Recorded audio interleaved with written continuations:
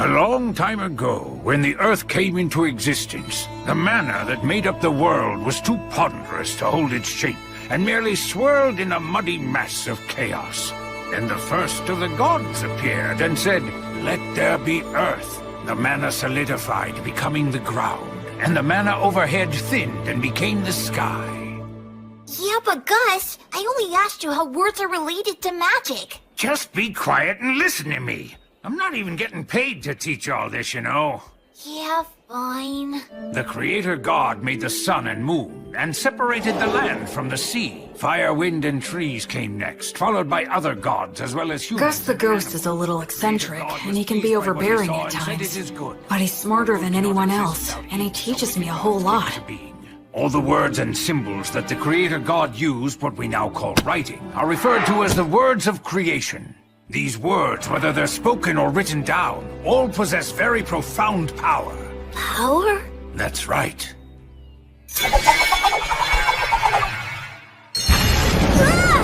If you write the word Ignis, it defines the existence of fire, and then if you speak the word Erasmus, that is, the word which means erasure, the fire will be extinguished. And that's what magic is. The power of words. Magic.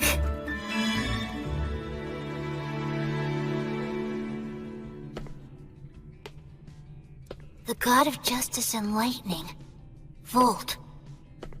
The Earth Mother, Mater. The god of fire and technology, Blaze. The god of wind and commerce, that's Whirl. The goddess of water and greenery, Rhea Sylvia. The god of knowledge and light. Ancient words of magic offered up to the gods. Words of creation. Oh, I get it. Parts of the inscription are scratched out so the word's powers won't activate. Gracefield.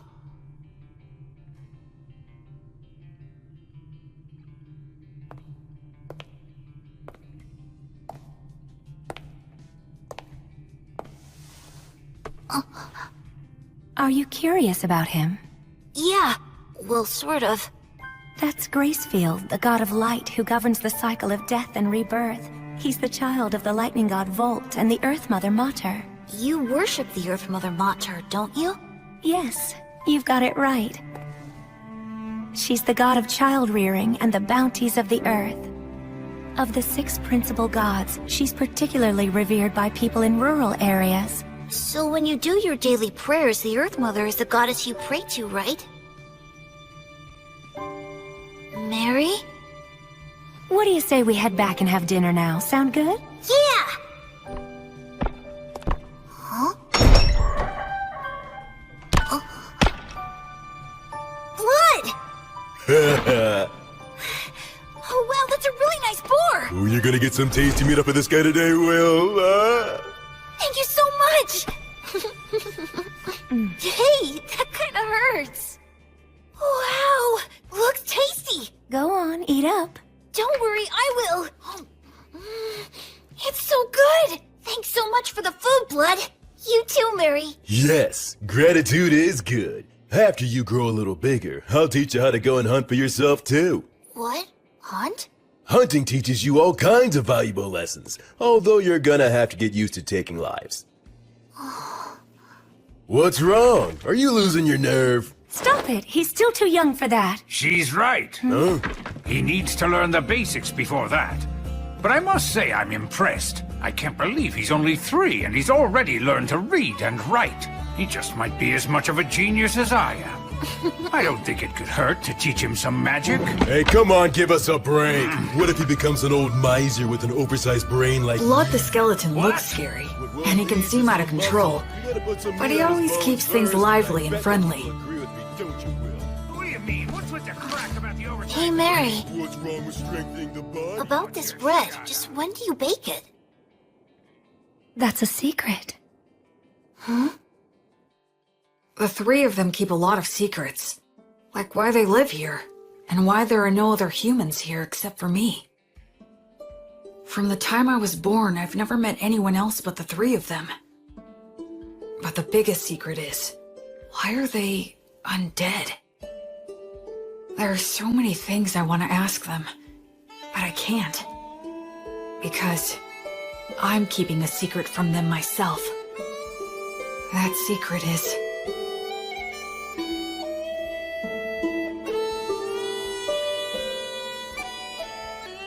Thanks for dinner! that I'm a human who still has memories of my previous life. My memories are vague and murky, and I can't get them into sharp focus. A ceiling? A monster!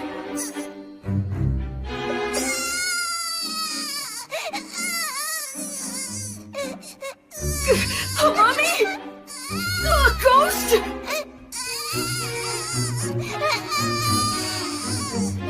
They're gonna kill me!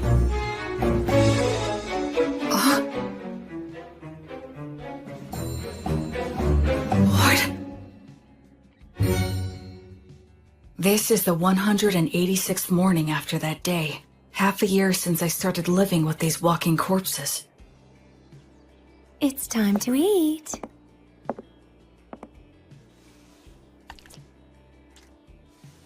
What a good boy you are, Will. Oh, are you feeling full already? I can't speak it very well, but I can generally understand the language that they speak now. Shall we go take a little walk outside today? Outside? I've never been outside before. She smells like incense. I wonder what it's like outside the temple.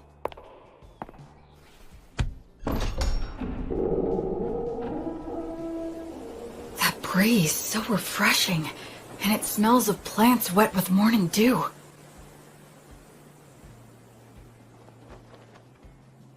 Isn't it beautiful out here, Will? It really is beautiful. There, it's all right. There's nothing to be afraid of. At first, I thought I'd fallen down into hell. After living such a hopelessly vague and empty life, such a punishment wouldn't have been a surprise. No, I'm wrong. This is no punishment. It must be the grace of God. I feel like something that I'd wastefully thrown away without a second thought was given back to me once again. Oh, Will, my sweet, tender little boy. This time, I'm truly going to live.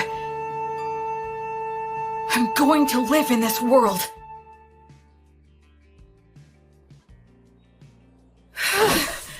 I'm finally done. We gotta build your muscle and stamina first. Without the strength to back them up, your skills are useless. Well, couldn't you say that making up for your lack of strength is a skill? Listen, do you really think you could knock me down? Well, no. With the right skill, you might be able to knock me over, but there will be times when that skill won't work for you. But you can't separate your muscles from your body. The brute force that muscles give you can solve most of your problems in life. Learning skills comes after that. Understand? It seems like muscles are kind of masochistic, huh?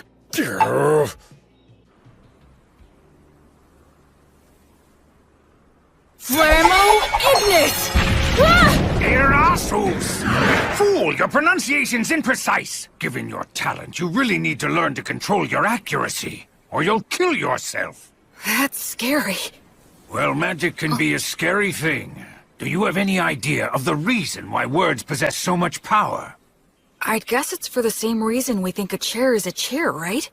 Indeed. After all, when we see a wooden stool that has 4 legs, no matter what color it might be or whatever kind of wood that it's made of, we don't even think of calling it something like 4 sticks in a round slab, and we wouldn't call it a table. We just instinctively categorize it under the chair label. So in short, what that means is that words are what define and differentiate the way things are. Of course, I'm just repeating what someone told me. Huh, you know, Will, it seems you might actually be a genius after all.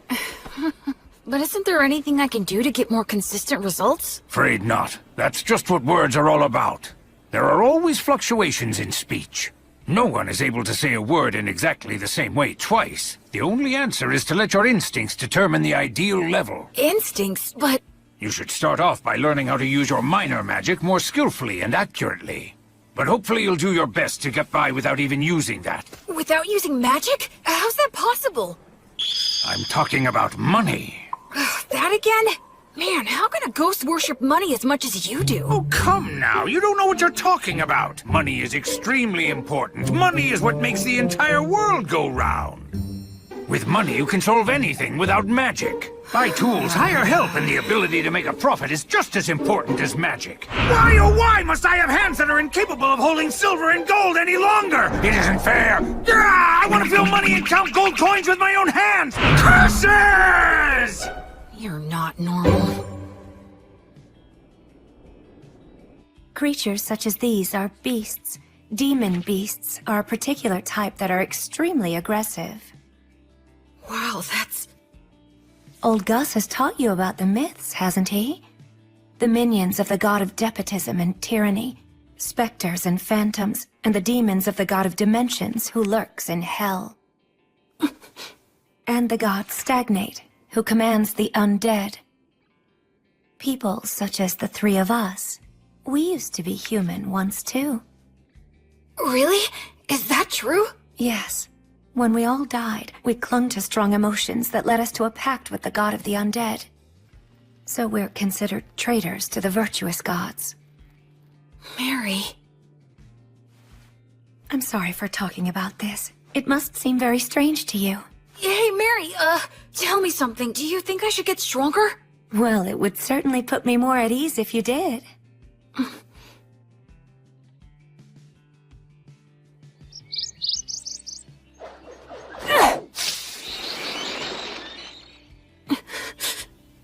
Don't make it suffer. Just snap its neck quickly.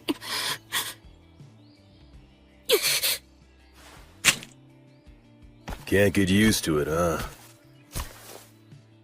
I don't like killing. Am I just being naive? Hey, I don't like it either. Huh? I don't like taking lives, whether it's a birds or humans. But these guys provide necessary sustenance to keep you alive. In life or death situations, you need to put your feelings aside and just go for the kill reflexively. That's what it means to be a warrior. In battle, it determines whether you live or die. Okay, now let's bring down a few more. Blood really is a lot like a father to me.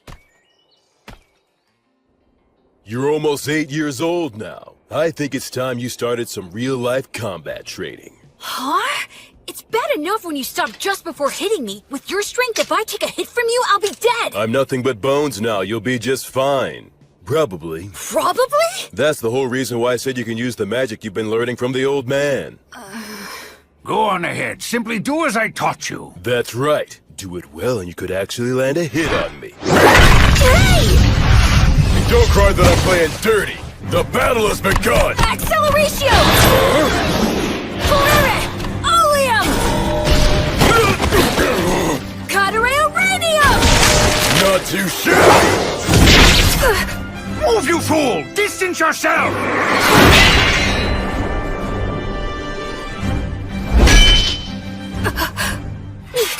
Come on! I told you never to close your eyes during a fight, didn't I? I'd like to say that you've got a long way to go, but frankly, you surprised me. I thought you'd just randomly unload a bunch of crazy magic on me. Gus keeps on telling me that I should learn to use minor magic more skillfully and accurately. Not just relying on sheer firepower. That's exactly the style that was used by the renowned sorcerer who went by the name the Wandering Sage. Are you talking about Gus? Yep. In his time, he exterminated monsters, calmed raging rivers, and rediscovered ancient languages. That was all long ago. You were once known as the War Ogre yourself. And Mary was known as the Daughter of Mater. At one time, the three of us. Yeah? Never mind. That subject runs a little too deep for right now. You were just a baby not so long ago. Look, just keep on learning and become even stronger. Oh, blood. On the day when you brought a human child back here, my first thought was that you shouldn't have even bothered. But it occurred to me that if I educated him, he might be of use. Hey, old man! Nothing that I said was incorrect.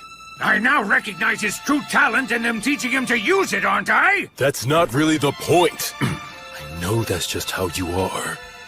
And frankly, I wouldn't expect you to change your ways now. I even think it suits you. But what you said wasn't necessary. Can't you imagine how it feels to hear that? You're right, it was quite thoughtless of me to say that, and I'll be more careful in the future. So I apologize to you, Will. Oh, it's okay. It didn't bother me. I can't believe it. Gus apologizing? Gus? It was rude of me to get all aggressive like that as well. Sorry. You being impolite is nothing new to me. What? Well, you might not be fully conscious of this since things have been this way for as long as you've been truly aware. But nevertheless, you know you're not like the three of us, right? Yeah. I'm the only one who breathes and who has a warm body. Though that part of the story is true, there's a lot more to it. I'm sorry. I can't explain it to you yet. I know. Listen, please don't be too upset with old Gus, alright? He never bothers to choose his words very carefully or show consideration for others. I'm really not mad. I have a whole lot of respect for Gus. Is that so? You know, you've got a big heart, Will. Once your body has at last grown big enough to match that heart of yours, then you're able to accept things as they are. I'll explain everything. Okay. Blood was genuinely angry at Gus for my sake. I wonder, could I have gotten angry on someone else's behalf in my previous life? Huh? Thank you. Blood, Mary, Gus. All three of them aren't really alive anymore. They're undead. Will? Huh? It'll be 100 years before you can land a hit on me from behind! But right now, they're my precious family. Gus is in charge of my academic education, and Blood teaches me how to fight. But Mary is the one I learn the most from. She may just teach me the little everyday things, but they're important too. Will? Huh? Can you take care of things here? Oh, it's almost time for your prayer, isn't it? Yes. A few times a day, Mary sequesters herself inside the temple dome. I've been told that I'm not allowed to go into the dome while she's in there. Alright, it's time for your physical education. I can't even lift my arms. Mary? The bread? Why is she carrying it out of the temple? About this bread, just when do you bake it? That's a secret.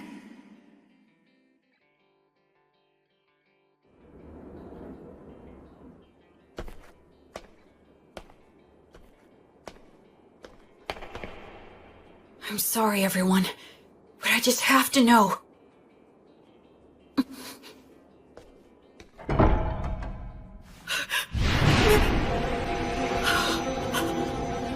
No, I don't want to feel that again. I don't want to lose anyone again.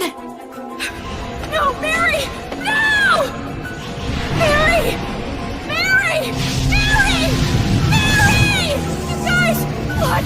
Gus! Come in here quick! Help Mary! Help her!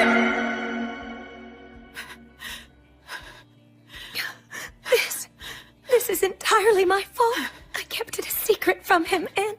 I'm sorry. I was careless. All those times we told him to be careful. Will his arms heal? Thankfully, his fingers didn't adhere to each other, but scarring is likely to be unavoidable. Mary... Will, I'm so sorry. It's my... No, it's not. It's my fault for prying. So don't apologize. I'm just glad that you're all right now. Oh, Will. The smell of incense that surrounds Mary always calms me. Why'd you try to look in on her? I just got curious. I thought that I finally might be able to find some kind of hint about what you guys have been hiding from me. I told you I'd explain someday. Blood! Be quiet, Mary! Well then, Will, anything else to say? No, I'm sorry. From now on, check with me or Mary before you do anything. Okay. That said, the way you jumped in there to help Mary was impressive. Those scars will be your badge of manhood. Well, I am your student. But all that got you was unnecessarily wounded. Still, out of respect for your lack of fear toward the fire, I'll teach you this. That bread is a gift from the Earth Mother Mater. It's essentially the goddess's divine protection, her blessing. You can call it whatever you like. Then why were you on fire? Because I betrayed her, the fire is simply a consequence that I must suffer. The god of death, Stagnate, with whom I formed a contract, is the enemy of the Earth Mother Mater. In fact, all three of us formed a contract with him, so just coming in contact with her divine presence causes us to burn. That's sad. I don't expect to be forgiven. Why do you still pray to her? Is it just for my sake? Oh no, Will. It's not. I had been praying to the Earth Mother every morning and evening long before I ever met you. That's my daily ritual. Doesn't it hurt? Of course it does. So much that I could cry. Mary. But even though I've betrayed her, and that is her retribution, I must endure the pain. I shall still continue to revere the Earth Mother. Mater never says anything to me, but every single day she blesses me with bread for you. That alone is more than enough of a saving grace for me. I'm so sorry I didn't tell you, but I certainly hope that you'll continue to eat the bread that's provided for you. Yes, of course I will. But also, I'd like to ask you a favor. What is it? From now on, I wish you'd let me pray with you. Oh. I just wanted to be able to understand what Mary goes through, even if it's only a little bit. That's why I asked her for that favor. The original creation was destroyed by the evil gods that it had brought into existence. It was then that the infamous age of war among the gods began. The giant statues in the temple are of the virtuous gods, right? That's exactly what they are, to a human. What does that mean? Among the legends told since ancient times, there is a battle between the lightning god Volt, the king of the gods who governs order and judgment, and his elder brother, the war god Illtreat. The elder brother had the advantage in the beginning, but Volt, with the divine protection of his wife, the Earth Mother Mater, banished the war god to the depths of the earth. The war god continues to lurk within the earth today, vigilantly plotting his revenge. There are other similar stories, but all of them take the same general shape. Now, what are your thoughts? Isn't that story just a fable? You think? Ruling in this world starts with violence and despotism, but eventually, agriculture starts to thrive, and law and order begin to reach everyone. But over time, that can also lead to violent overthrows, or something like that. I see. You are very sharp indeed. Volt, the god of order and judgment, is a virtuous god. The war god, on the other hand, is considered an evil god. But if that order becomes corrupt, Volt could become an evil god, and by defeating that corruption, Illtreat could become a virtuous god. In short, the concept of virtuous gods and evil gods is ultimately a distinction applied by those who place their faith in them. I suppose the priests would not be pleased with me for saying so, however. Naturally, you must not speak of this to Mary. I won't, don't worry. Besides, the gods normally think about things based on different standards than ours. It's impossible for one with a human sense of good and evil to gauge their true intentions.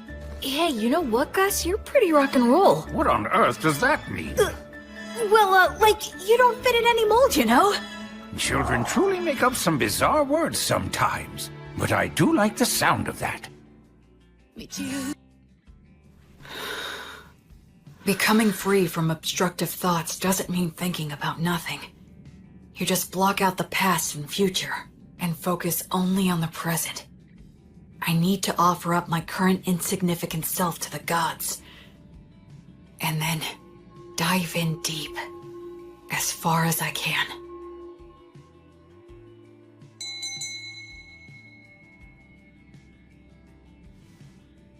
The 5-day silent prayer you've undertaken is now concluded.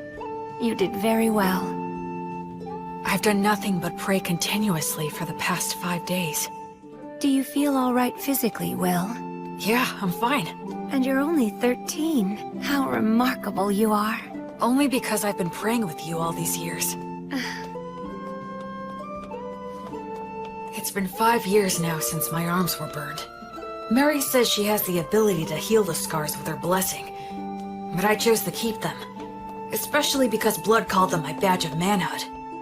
I'll prepare all of your favorite foods for dinner tonight. All right! Memorize all of this by tomorrow. Huh? Gus's lessons became more difficult. There was a lot more to keep track of, but I persisted and stuck to it for all I was worth. And then his lessons became even more intensive. It was as if he wanted me to get so fed up that I'd quit. Still, Mary and Gus were nothing when compared to... Okay now, let's move on to our main event of the day. What is that? This guy is your opponent. I got him in the woods. That's not what I meant! What's the problem? It's just a low-ranked demon corpse. Demons can become undead too? Okay, go. Wait a...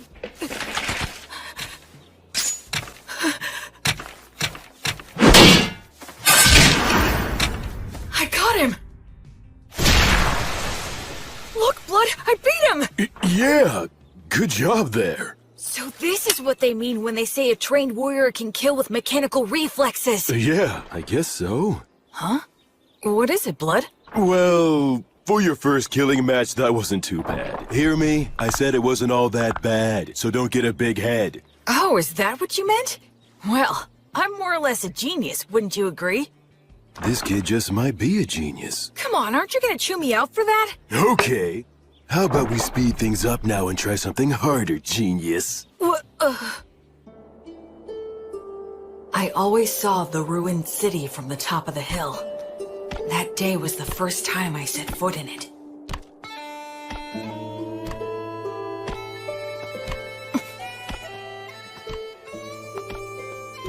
I didn't know there were passages like this underground. Yes, humans and dwarves used to inhabit this place. Their blacksmith helped me out a lot. But now it's solely a danger zone that's filled with mindless wandering undead. That's why we never allowed you to enter here before. This spot should be good. You've got your stuff with you, right? Yeah. The shield, sword, jerky, bread, and water skin. Those things will be everything to you. Okay? Now escape from here. Huh? I'll be waiting for you outside. Don't you die now. Wait a minute, Blood! He can't be serious! Lumen!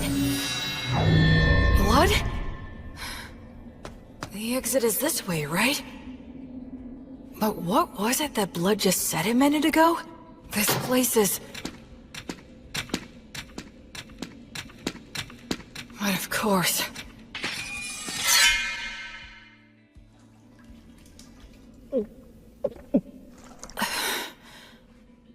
I'm pretty sure Blood is testing my overall practical ability here. I didn't know being alone could make me feel so empty and anxious. I'd forgotten about that fact, even though I'd spent all of my previous life alone. Ever since I came here, I've had either Blood or Mary always there by my side. In this world, people reach adulthood at 15, so I'll be striking out on my own soon. That's probably part of why all of their lessons have gotten so much harder. If that's the case, I want to give the best results I can. I want them to boast that I was a pupil worth teaching and that they're proud of me.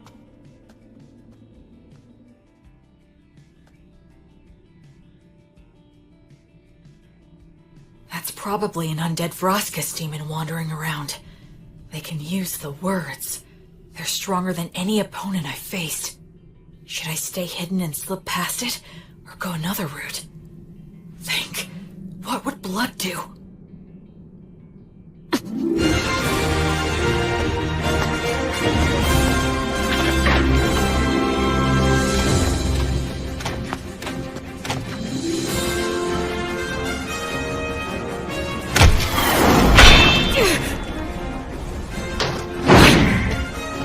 It's strong.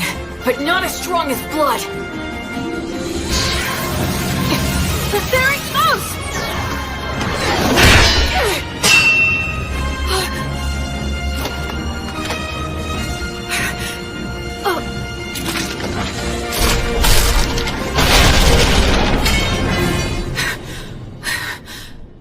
Oh no, this is not the place to be stuck without a weapon.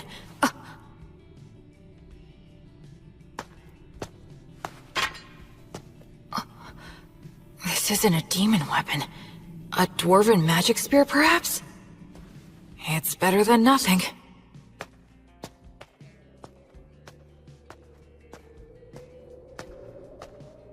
can feel a big draft in here.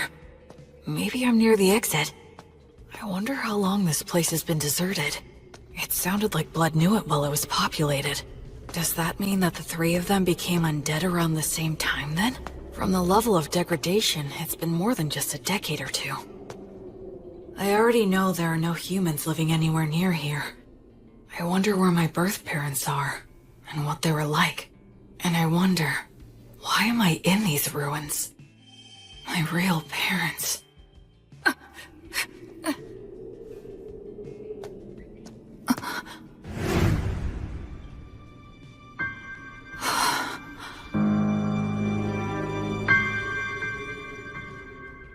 Gus? You're Gus, right? How come you're not saying anything? And also, why are you glaring at me like that? Did Blood tell you that I was here? Or maybe this is another lesson of some kind. It's a lesson, right? With conditions for... Expergiski!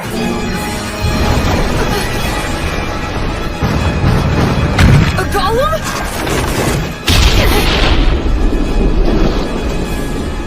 Gus! He's serious. I'm aiming for...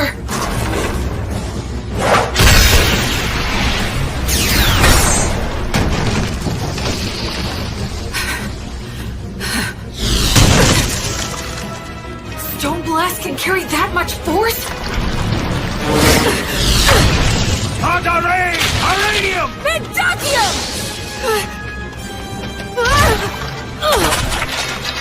Grace magic? Since when could... His projection magic is way too quick! A double cast? Groby Goose! Mendacium! Somnus! Mendacium! Why? Gus, why? Expergiski! A triple cast? I'm gonna be killed by one of my own parents and I don't even know why! This can't be real! No! No! No, no, no! I don't want that! I don't want to die! What can I... Alright! This spear should work on a ghost like Gus! He's the one who tried to kill me first! So no one can complain if I kill him! Pierce! Pierce! Pierce him! Kill him!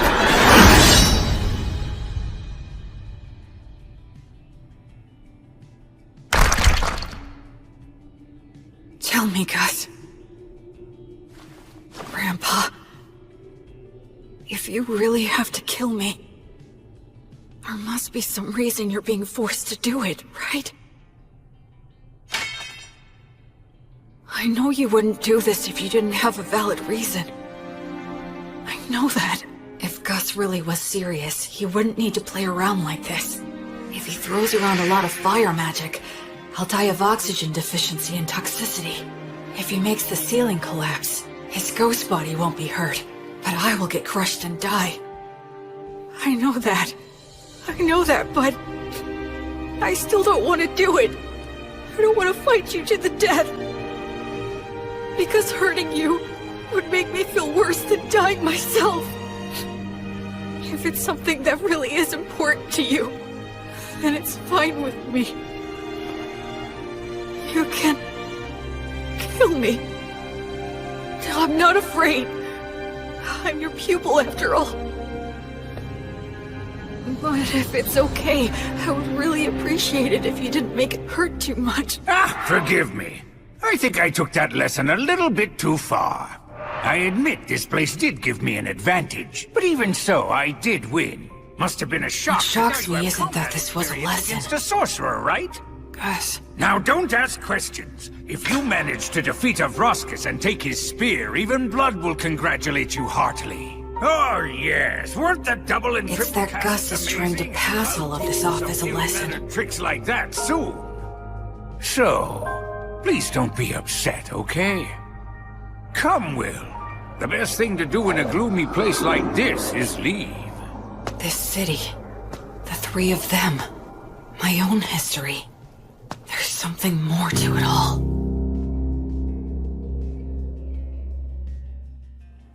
Oh my! Will found a fine spear like this beneath the ruined city? Yeah, the steel is so vivid and bright and shiny. It certainly is a good sharp blade. A short spear made to be highly practical, truly the work of dwarves. In addition, it appears to have several words engraved on it. Perfect for our lesson on appraisal. Yeah, can't wait. Gus hasn't brought up that incident in the ruined city at all since then. There must be a specific reason why he won't talk about it. That's why I decided not to tell Blood or Mary. Later, I appraised the spear with Gus, and we found that it had the name Pale Moon. Words of creation are engraved on both the spearhead and the shaft.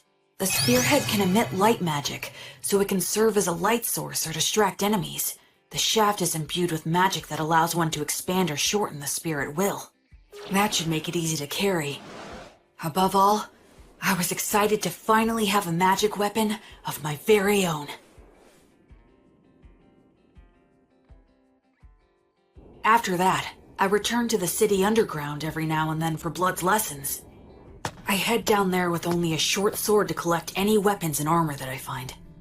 It was tough at first, but I can handle it without any trouble now. Even if I encounter Vroskis or a similarly strong enemy, I don't struggle anymore. Huh? So is this all there is? You have acquired more than enough knowledge right now. I have something new that I would like to teach you. I'm learning something else? You will enter the city underground and collect coins.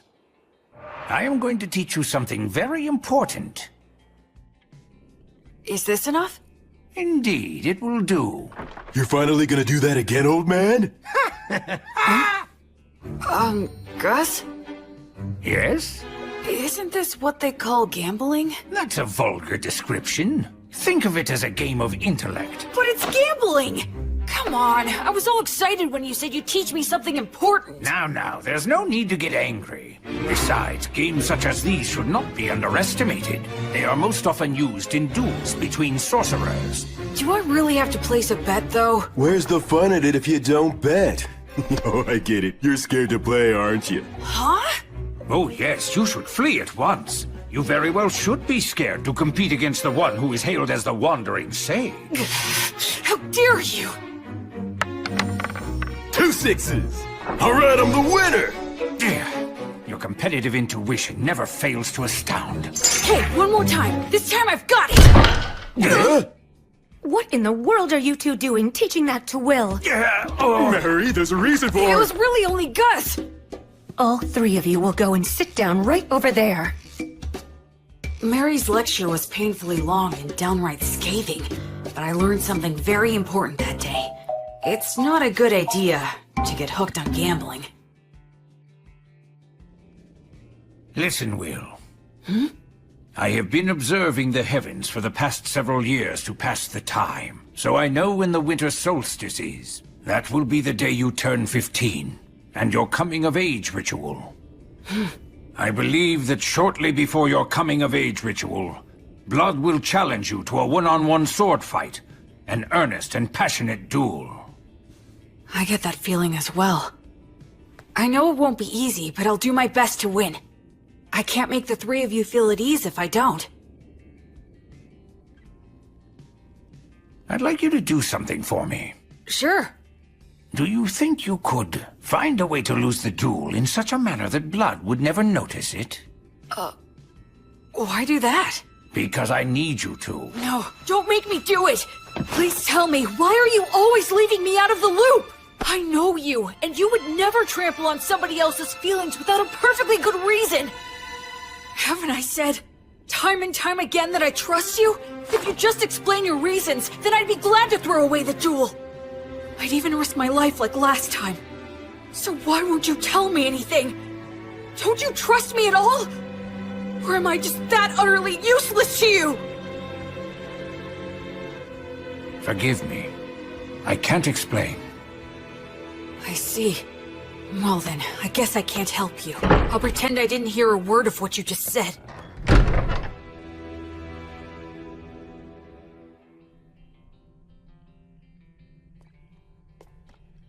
In your coming-of-age ritual, you will need to swear an oath to one of the gods, and decide which one will be your guardian deity. Will? Is something wrong? No, nothing. Anyway, which of the gods do you recommend? The one that is the most widely followed is the god of justice and order, the lightning god, Volt. But you worship the Earth Mother Mater. Blood worships Blaze, the god of fire and smithing. And Gus worships the wind god, Whirl, right? That's right, and what you swear to them is very important. I swore to Blaze that I would train every day and try to grow stronger. I swore to Mater that I would live in such a way that would honor and preserve her will. How about Gus? There is a god of knowledge that exists, but he says he swore to the wind god that he would do as he pleased, that he'd just go out and enjoy life. He hates being bound by anything, frankly. I wonder if he really is enjoying his life. Sometimes being very smart can also make you rather transparent. I'd say that goes for both you and Gus. When you swear an oath to a god, that earns you some divine protection, correct? Yeah, the stronger your vow, the easier it is to earn it. But they also say that you will be destined to experience many hardships in exchange. So don't swear your oath hastily in the heat of the moment. As they say, either you become a hero, or you die. An oath, huh?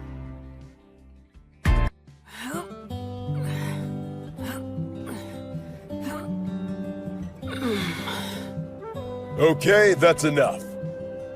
You've gotten a lot stronger. So what are we gonna do today? Can we spar? Nope. Today is all about this. What is it? Here you go. Take a sniff. Why do you have this? I thought we could drink it together. I made it myself by mixing honey in with some forest grape juice. That honey wasn't exactly easy to get, you know? Is there something wrong? Nah, just come winter solstice, you'll be an adult.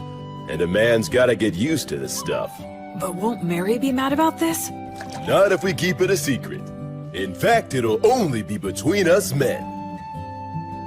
Okay, let's drink. All right, here you go. Cheers!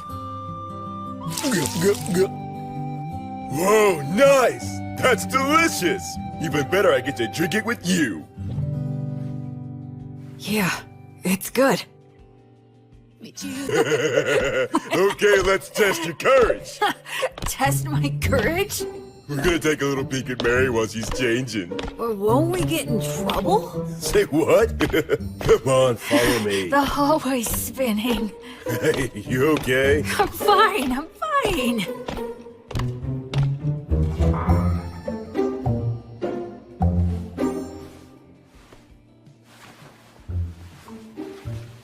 I can erase my presence easily. This'll be a piece of cake. Wait, you idiot! Who goes there? Oh, crap! Blood. What's the meaning of... Oh, you really stink. My goodness, what did you make Will drink? Well, it was just... we were just gonna have a little peek while you changed. What? What do you think you're doing, you idiot?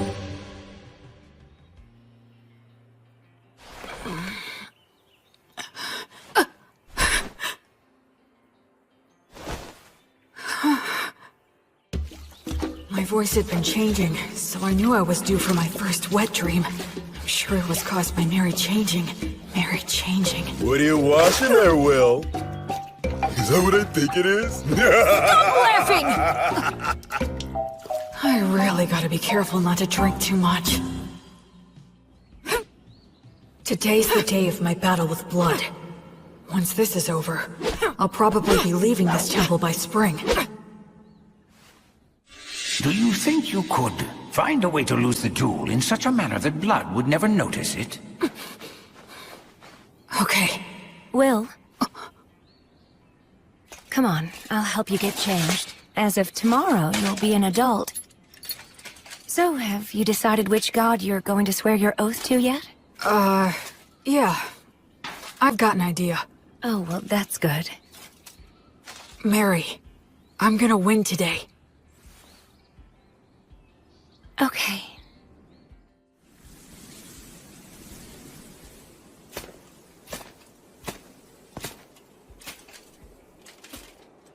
Where's Gus?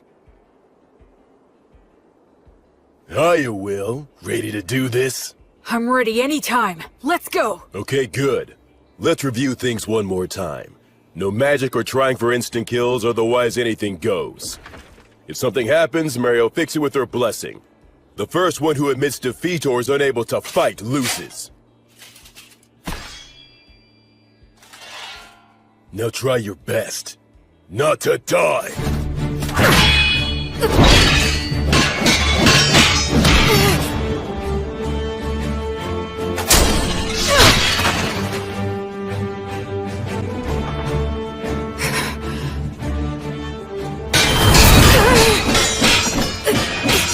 He's like a storm. If I take just one solid hit, I'll be out of the fight!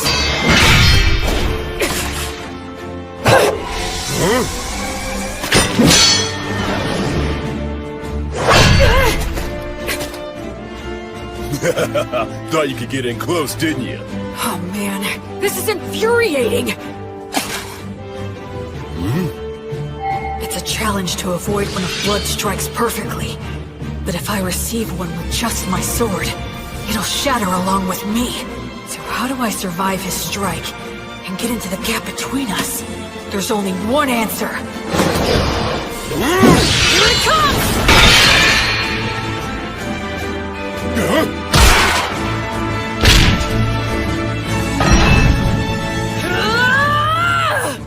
Will.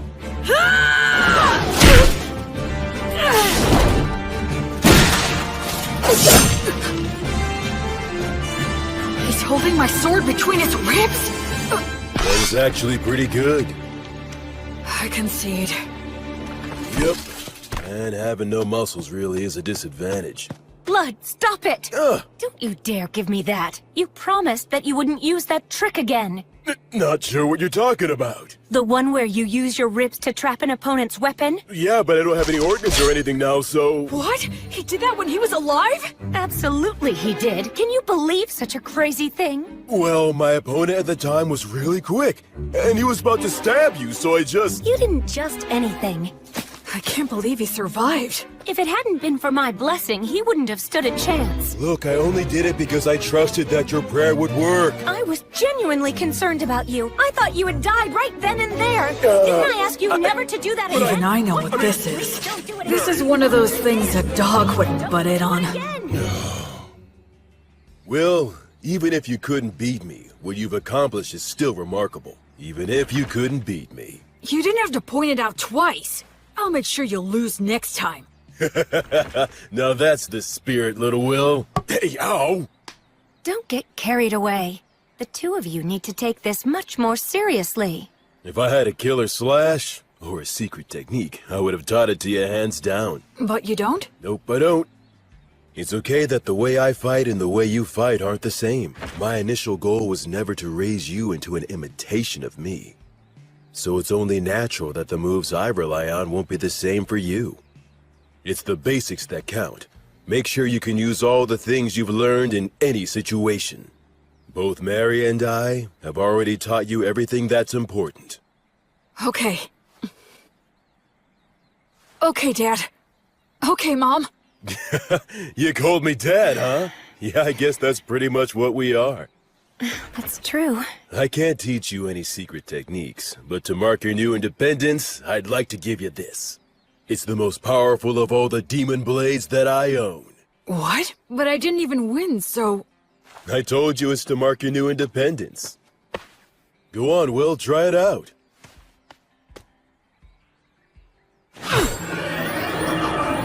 It's called Overeater, and it ranks at the very highest level of demon blades. It can even cut down one of the gods' echoes, so long as it can reach them.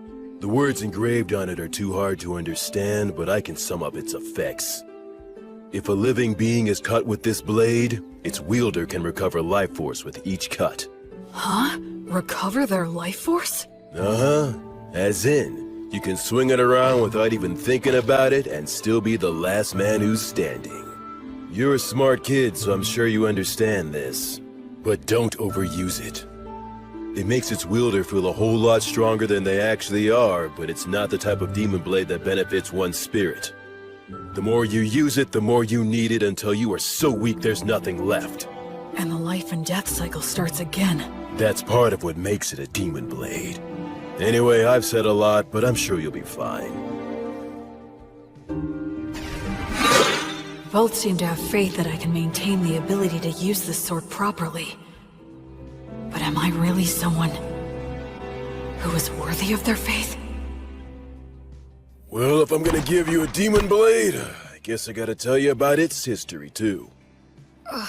And of course, I'll tell you what you've wanted to know all along. What? He's talking about what I've wondered all these years. You are a grown-up now, after all. I promised I'd tell you once you grew up. Your mind and body have become plenty big enough by now. Listen up. It's the tale of the king among demon kings who tried to conquer this continent. He's the one known as the High King of the Eternals. It's also the tale of the defeat and death of many heroes, including our own. It's the tale that explains the reason that you grew up here. The undying blade fiend, the king among kings, the purest evil, the inexhaustible darkness, the rider of war storms, all names for the High King of the Eternals. Approximately 200 years ago, all of the demon kings led a great uprising. An army of countless demons invaded our precious continent of Southmark. All the continents were crawling with demon kings, generals. They were the kinds of demons you really don't want to see showing up anywhere. Demons were here? And these swarms of demons offered up massive amounts of flesh and blood during a number of great rituals to their deity, the God of Dimensions. In response, the minions of the God of Tyranny ill-treat, and those of the God of the Undead stagnate, also became active all over the world. The virtuous gods expended a great deal of strength in a series of battles, intense enough to change the entire map. I know that you learned geography from Gus, but don't think it's the same now as it was then. Because of that, even we don't know much about how the other continents were back then. But what we know for certain is that the High King went on a rampage in Southmark. The High King sure has a lot of scary nicknames. Frankly, they don't even come close to the truth. His abilities were absolutely insane. He could turn any blood he shed into soldiers, and any flesh cut from his body into commanders, in unlimited amounts. In other words, he made demons from his own flesh and blood. That's some serious hacks. What does that mean? It means he's a cheater. Blades are the only thing that could harm him. Using arrows and magic wouldn't even leave a mark. His weapon of choice was Overeater. He was a madman who'd roar with laughter, creating armies by cutting down enemies and getting cut himself. Eventually, he came to be called the High King, meaning the king of all kings. This city was once a vital hub for lake transportation, but it only held out for a matter of days before it fell. The High King made his home in the city and mass-produced demons, who took advantage of the water routes to attack all the surrounding settlements. Nobody could kill the High King. The destruction of the continent of Southmark was assured, and just when everyone had begun to believe that, Gus came. Augustus, the wandering sage, suggested that now was the time to strike down the High King. Why would Gus say that now was the time? Was it even possible to kill the High King? An army of demons, a demon blade, the city underground, Blood's combat techniques, Mary's blessing, Gus's tactics. Gus was... I get it. You understand? Really? You do? Yeah, I think so. Gus was hoping to pinpoint the enemy's location, then invade via the underground with a few elite soldiers and steal his demon blade in battle. It was most likely the only way, since the High King couldn't be killed. The premise was probably that he could heal using the demon blade. However, the demon blade is a weapon that can be stolen, so stealing it would change everything. To do it, Gus would use great magic to wipe out all of his minions and face him one-on-one. As long as Mary kept them both healed with her blessing, no new demons would appear. From there, Blood would do what it took to steal the demon blade. This was certain to be successful. How can you be so sure? Because the proof is that you own the demon blade. And that's how the High King died, I guess. After that, then... Not exactly, Will.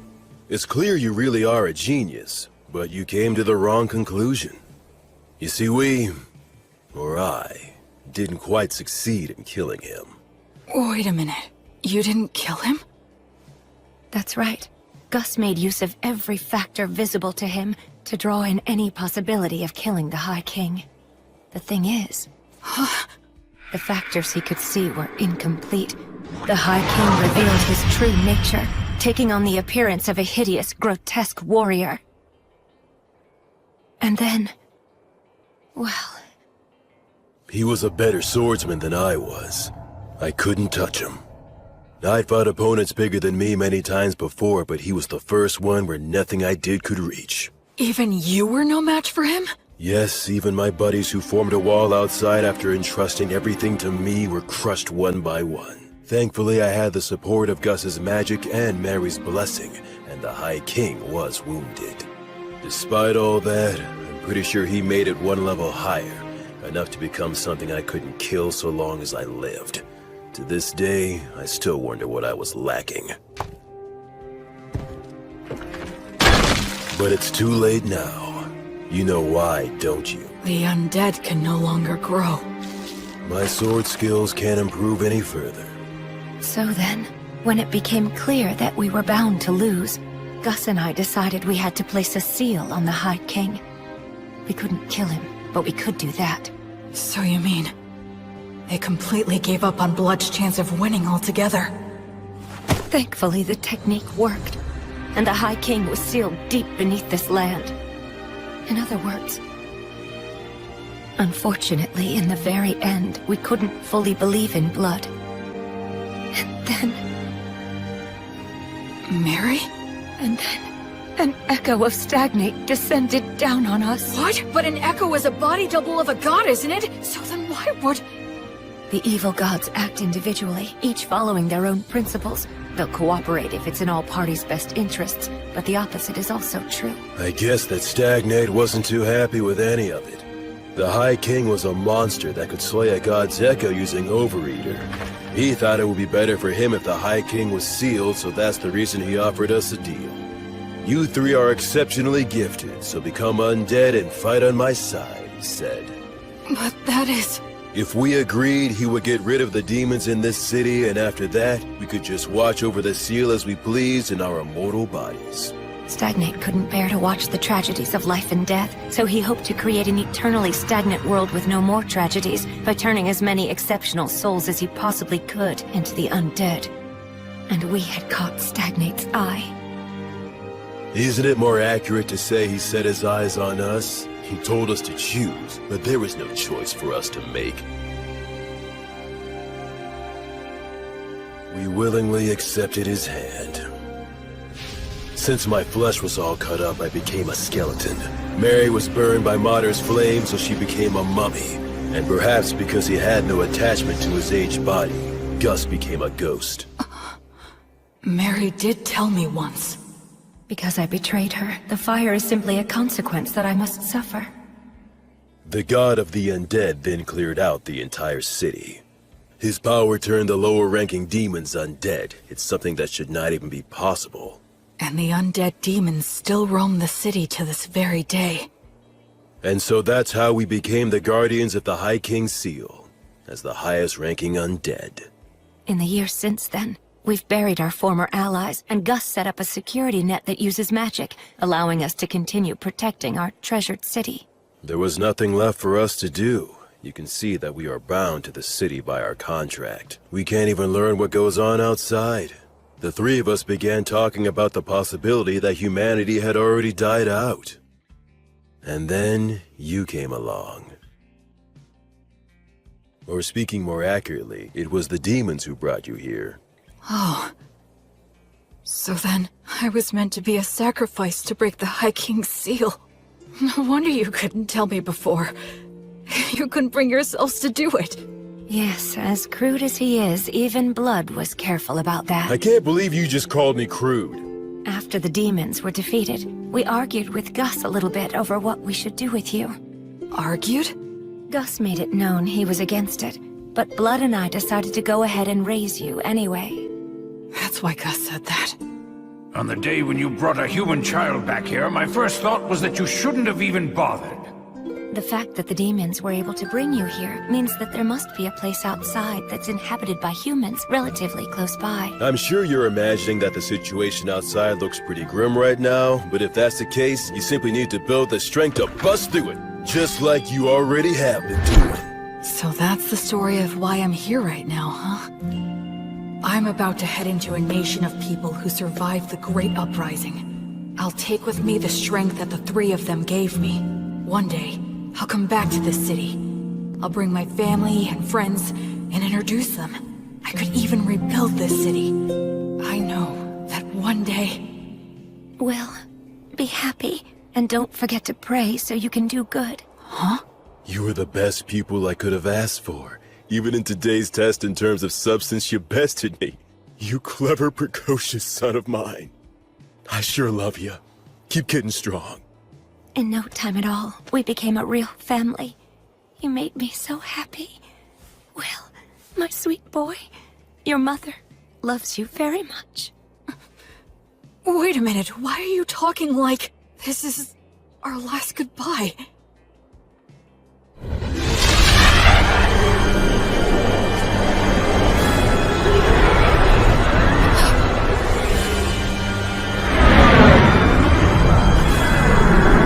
Have you said your farewells, heroes? Yeah.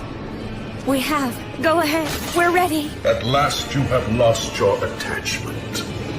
In accordance with our contract, place your souls in my hands right now. I can't do anything. I can't move. Why? Please, please move. What's done?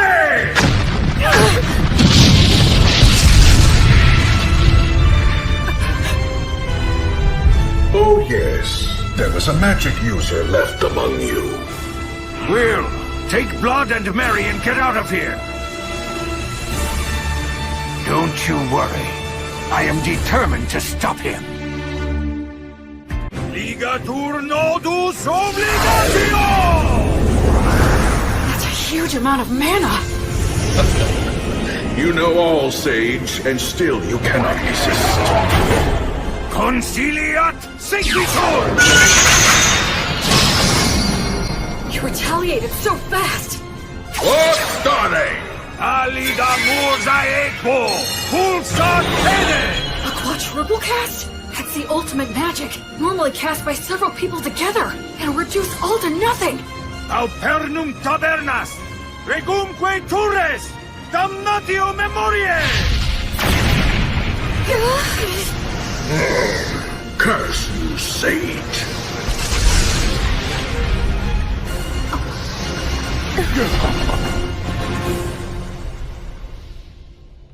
Quaerere, ambulare alle vita, noli fugito. He didn't get a hold of your souls, did he? Nah. It seems not. That must have been terrifying for you.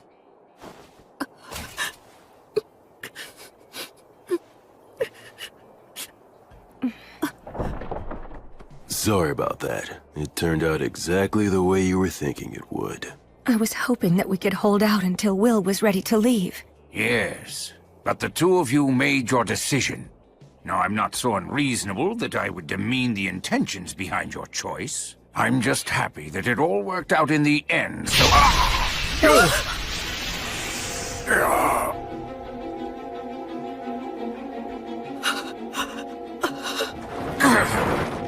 Old man!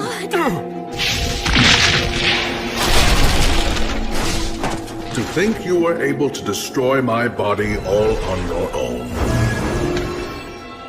Had I not initially divided my strength into two bodies, I would have been really hindered for quite some time. I commend you. It's true you are a great sorcerer who has exceptional abilities. Stagnate. Let me go. Stagnate? What a shame it would be if I destroyed you now. I'll wait until you've lost your attachment. Now, Gus! as for you... You have my gratitude. It's all thanks to you. Well done. These great heroes formed contracts with me. They became the highest ranked undead. With one condition, that when they eventually lost their attachment to the High King, then they would become my servants. Because of me?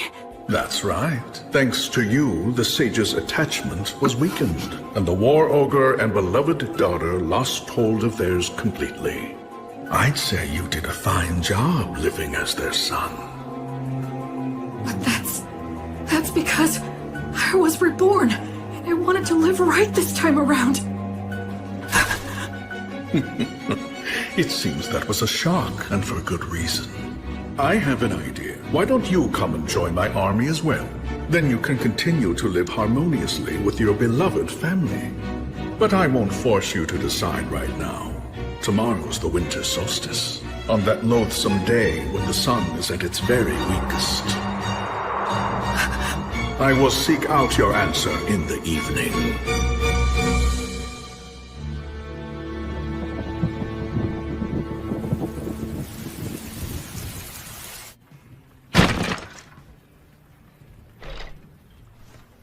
It was me. I took Blood and Mary's attachment away from them. When Gus was against raising me as a baby, when he taught me excessive amounts of knowledge, when he tried to kill me, when he asked me to lose on purpose, it was all to stop the two of them from losing their attachment to the High King. Still, when Gus tried to kill me, I think he was conflicted. But I was living without a care, totally oblivious. I just sat comfortably on Gus's mental anguish and Blood and Mary's self-sacrifice. I was so excited to be living my life right this time. All I did for my parents was cause trouble. I didn't do anything in return for them, right up until they died. Why would it be different this time? They're gonna die because of me again. I've only caused trouble, and I've done nothing in return. Someone who dies in vain isn't going to be reborn any better. I'm sorry.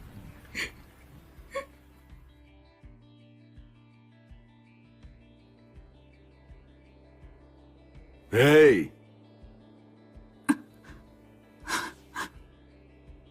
Damn, your face is a wreck, boy. My goodness, it is. Get up, Will. You shouldn't sleep on the floor in the middle of winter. I'm so sorry. Don't be, Will. We all end up paying off our debt for the dumb stuff we did a long time ago. Though it was old Gus who knocked the debt collector into orbit, blowing off his contract and failing miserably. A contract that's forced on someone by extorting their weakness is no contract at all. He deserved to be knocked into orbit. I've got to admit that it was rather exhilarating to see Stagnate's pale face slowly being erased. Well, you took one of them down. Perhaps the strength of all three of us could take the other one down. Now that's the spirit. By all means, that sounds like a great plan. They're faking it. Well, would you look at that? It seems that you're all grown up now, Will. Get out of here already. You'll just have to be content with the idea that your farewell gift is everything that we've taught you so far. I'm sure you'll be just fine, Will. Absolutely. Those are my thoughts as well. You're wrong. You're all wrong. I'm not who the three of you think I am. Talk to us, Will. I have these memories of a past life. I was a totally worthless person. So when I was reborn, I thought that this time I could live my life right. But I made you three suffer without ever knowing it. Even in my past life when my parents died, I have no idea how I felt. Because I can't remember. I can't remember anything. After all the trouble I caused for them, I don't even know if I cried. I'm worthless. Trash. Once again, I can't do anything. I can't give you anything in return. I'm nothing but useless garbage. Will, you must grit your teeth.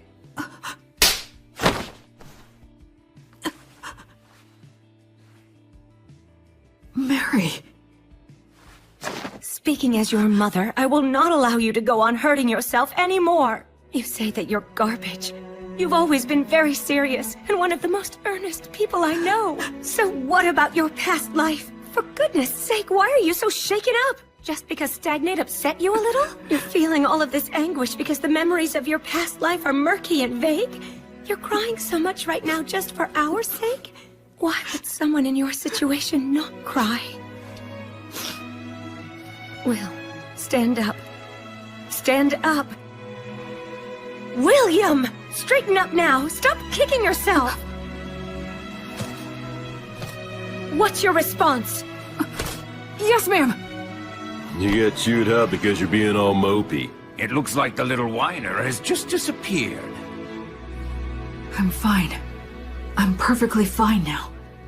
Mary was here to protect me. So, I have a favor to ask. Please allow me to protect all of you. Virtuous gods, I will soon go and fight an evil god for the sake of my beloved mother, father, and grandfather. If you would see fit to observe my efforts, please grant me a bit of your protection.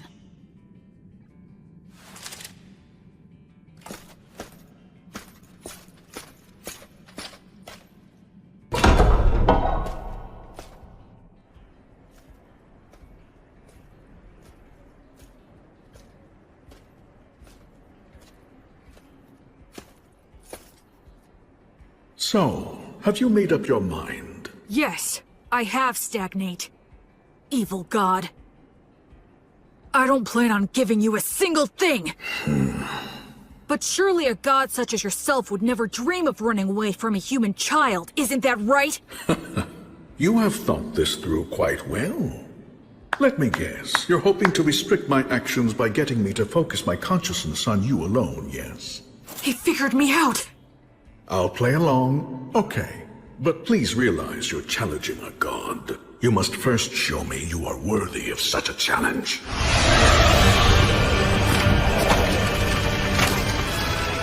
Can this be? Those three said when they became guardians of the seal, they buried all their allies who had been sacrificed. But where? It's obvious. Right here! I am the god of the undead. Undead god Stagnate. I lead an army of undead soldiers. Yeah? So what if you are? Then I'll just take them all on!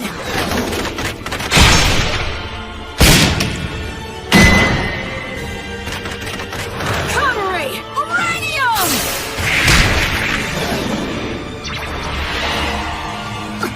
Acceleratio!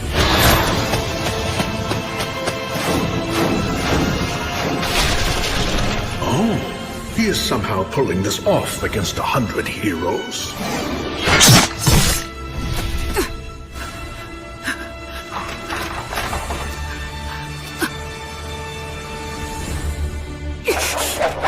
Hold! Well, well. I thought I'd be dealing with you and the three heroes. I'm impressed. Tell me, young man, what is your name? I'm Will. I see. I'm asking you again, Will. Won't you join me? I have taken a liking to you. Your strength, your backbone, everything about you is desirable. I would be happy to welcome you as a general in my undead army. What are you? If you make the choice to come with me, I will free your body from an unpleasant death. You will be able to live closely and harmoniously with your three family relations. There will be no goodbyes or sorrows. If we conquer this dimension, your relationship will last for all eternity. Isn't this world unfair? With its endless and absurd tragedies, I wish to overturn this harsh reality, to create an eternally kind world, free from the horrors and threat of death. I don't think he's lying. I can actually detect a sense of warmth in his words. Come over, Will. Enter a contract with me exactly as they did.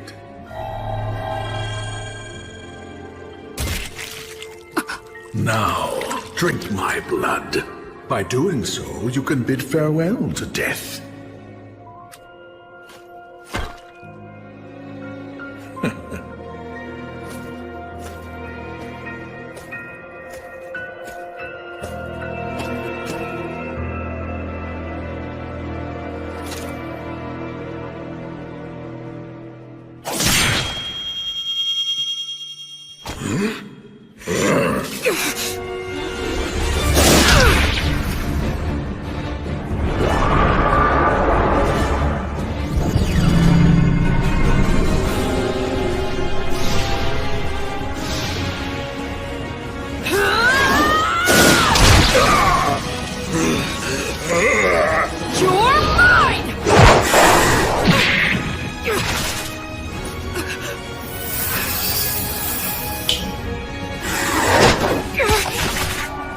First the sage, and now you.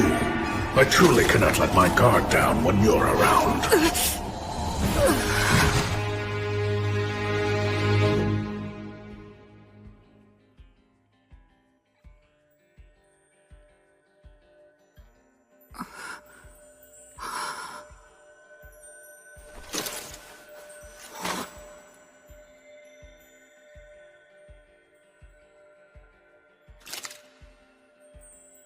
Did I die or something? This place feels very familiar, as if I've walked through here before.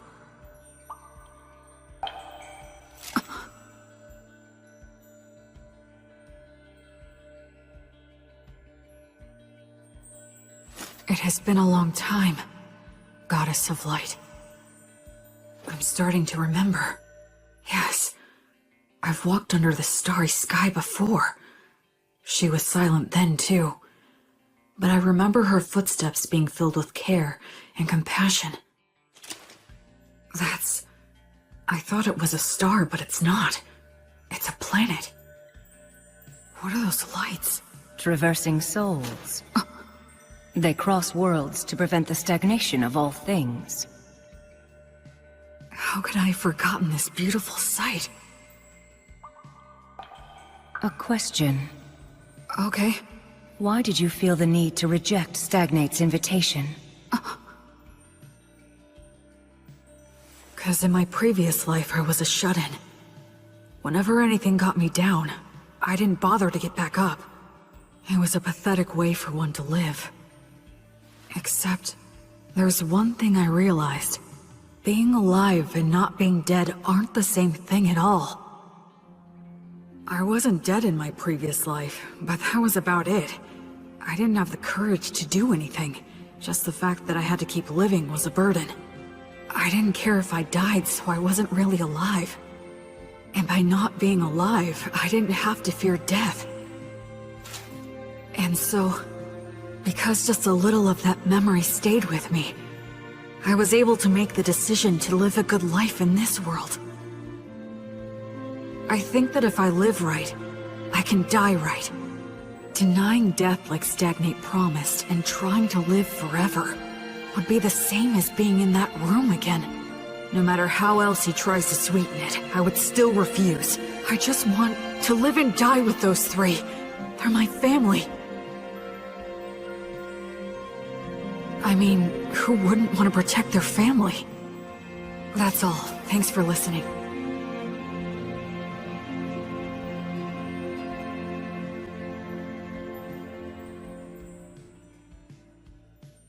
You are William, child of blood and Mary, a soul who has crossed worlds.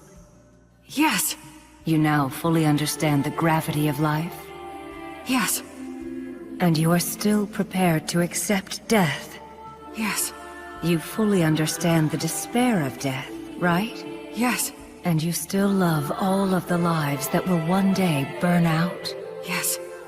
I finally realized the meaning of it all. Thanks to your grace.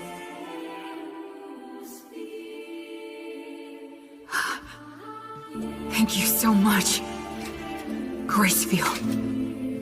I have heard your sincere wish. William, so long as you do not forget your resolve, you've got what it takes. Wake now. Make your oath and we shall walk together. Until your life ends, and I come to guide you once again. I shall be your guardian deity.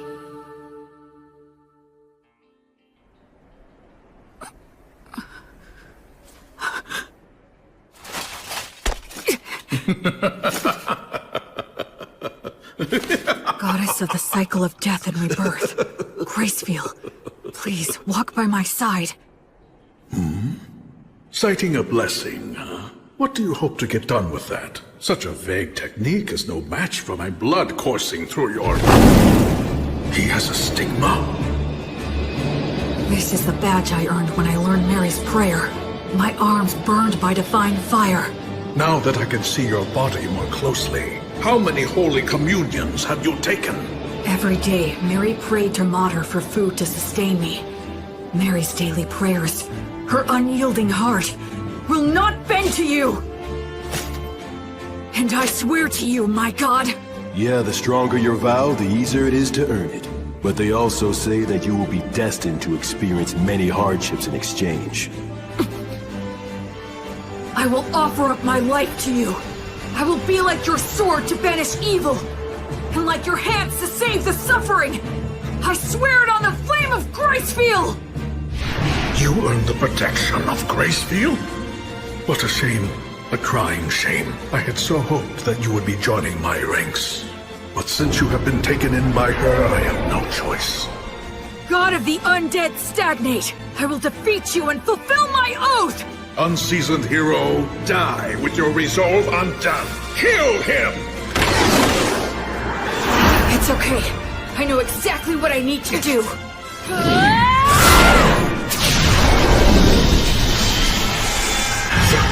The divine torch?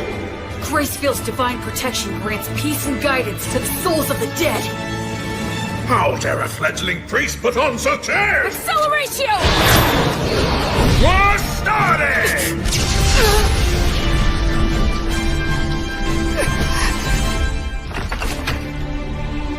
Where will he come from next? If he makes any careless moves, I'll leap straight at him and deal the finishing blow. Stagnate is consumed by the desire to kill me. We're on even footing. If I fight him now...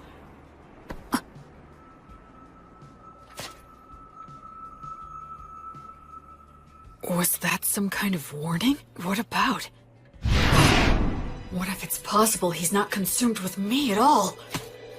No, the temple! Acceleratio! It was all a bluff. He was pretending to be consumed by rage, and then threw up a cloud of dust. It's Blood and Mary that he's really after. Hey, blood!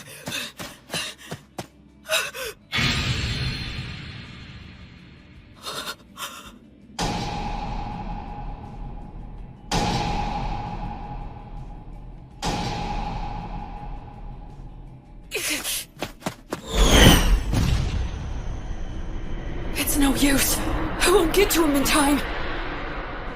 I borrowed the strength of a goddess, and finally managed to stand on even footing with him. But then I fell for a trick like that, and now it's all over?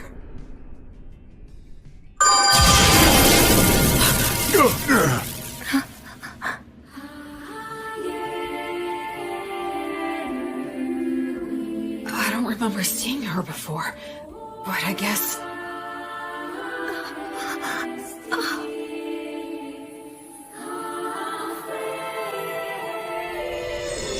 Suddenly, everything was clear to me. Mary had been forgiven all along. Mater never resented Mary for a second. Mary didn't seek forgiveness even once, nor did she ever expect lenient treatment. That's why Mater continued to watch over her and admonish her as she wished, and she's kept that up for 200 years, never revoking her divine blessing, until Mary could finally forgive herself. What mother wouldn't protect a daughter in danger, who's devoted her life to worshipping her? The Earth Mother Mater that Mary reveres is truly a great goddess. In this moment, Mater has granted me Gracefield, Goddess of Light! Grant this soul peace and guidance! The divine torch guides souls into the cycle of death and rebirth, but it still can't completely defeat Stagnate. So what I need to do is... What? That's right. Since these two aren't resisting, the divine torch will guide them back to that cycle, which means I have to protect them! Delay the cycle! Flummox the guidance! And in the moment when he erases my technique...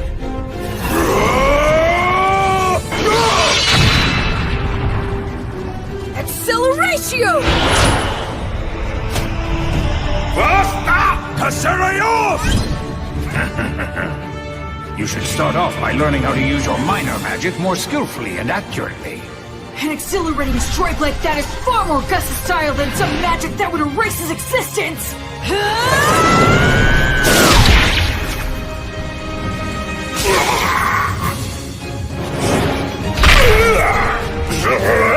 Curse you! Curse you!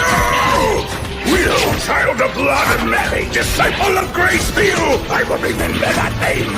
Until you surrender to me, your knights will bring you to rest or repose! That's the kind of thing a third-rate villain would say! God!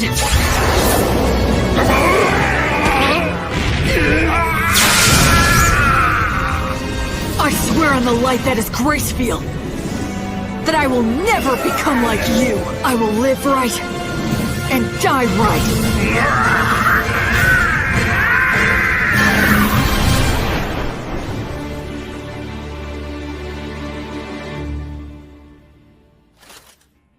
Quaerere, ambulare alivita, noli fugito, etiam sigillum.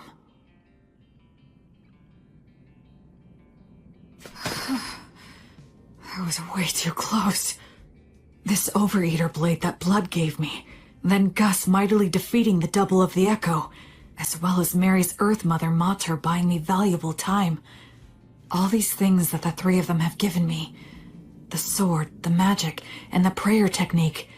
And most importantly, the part that's my essential core as a person. If I'd been without any one of them, I never would have stood a chance. It's all thanks to the goddess's divine protection. And the three of them. Will. I'm so glad. You're all right. Mary. Oh. You did great. Thanks, Blood. You might not share bloodlines, but you're still the child of Mary and Blood. It's only natural you could accomplish this.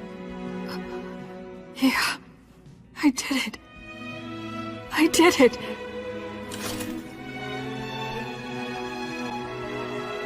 I protected them. I'm here now with the three of them. Alrighty then. Let's have a party. We can celebrate Will's victory and adulthood. Yes, you're right. Cleaning up here can wait until another day. Well then, in that case we'll have to break out the you-know-what from 200 years ago. You mean that good stuff from the dwarves? How long you been hiding that stuff, old Gus? Well, it seemed like a waste to let a child drink it. Is it good? Can I have some? Even I would drink it if I had a corporal body. You can fake it, can't you, old man? We're celebrating. Yeah, drink with us, Gus. Come on. Will. Huh? You must be careful not to drink too much. If you repeat what happened last time, I won't show mercy again. Yes, ma'am. The same for you, Blood. Of course. What on earth are you doing? Anyway, this old man'll go and get it. I guess we should go too. Yeah. Go. Huh? Mary and Blood. I guess we can't after all, huh? It certainly seems that way, but that's how it goes. We lost our attachment, denied selling our souls to the god of the undead, and insisted we wanted to remain undead. We knew this could never last. Yeah, that's for sure. I wish we could be spared just one night, but I guess that ain't happening. To be honest, Gracefield has been exceedingly easy on us. Under normal circumstances, we might have vanished instantly. What are you two talking about? Listen here, Will. This is the end for Mary and me.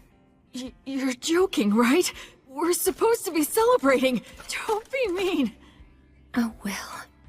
You're a very clever boy, and I'm sure you understand. Sorry about this. We're really sorry.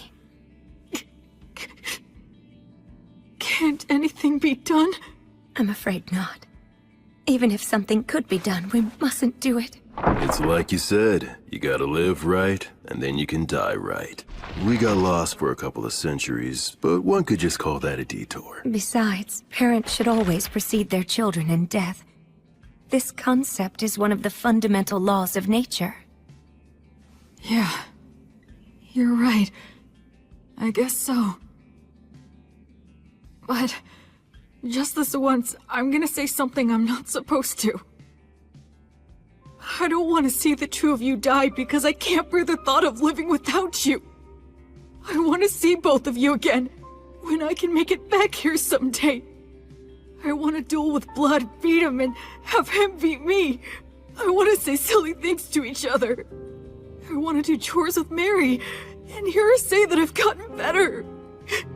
I want you to meet my children and my grandchildren someday, and I want you to teach them lots of things too. It's just cruel to say that you're going away now. I don't want you to. If you do go away, I have no idea how I'm supposed to go on. Don't go.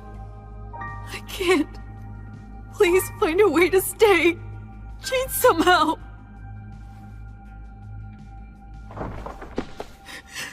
Hey, there's no need to be selfish now. Blood is right, Will. Be reasonable.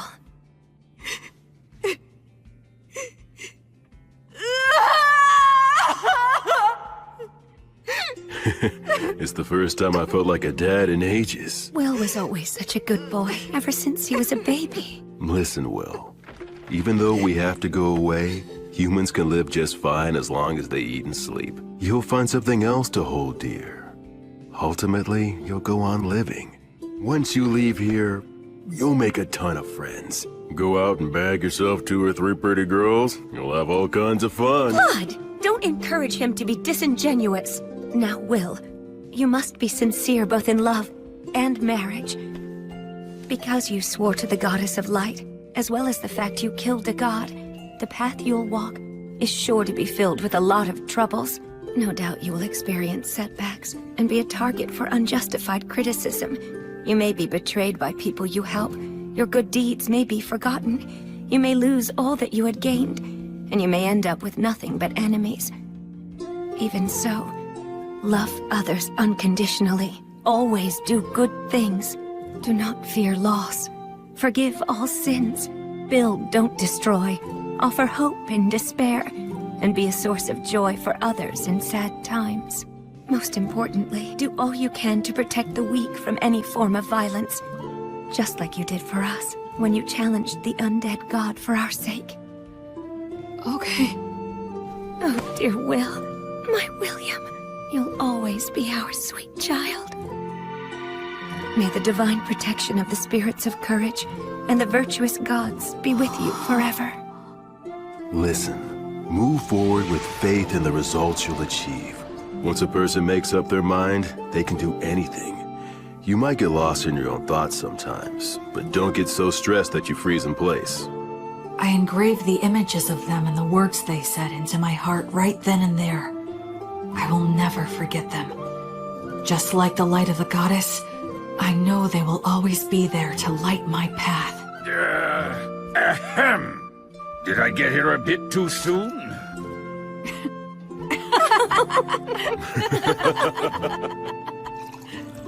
After that, we all celebrated my victory and my passage into adulthood. The first drink I had with all 4 of us together left a lasting impression. It had a strong burn and rich aroma.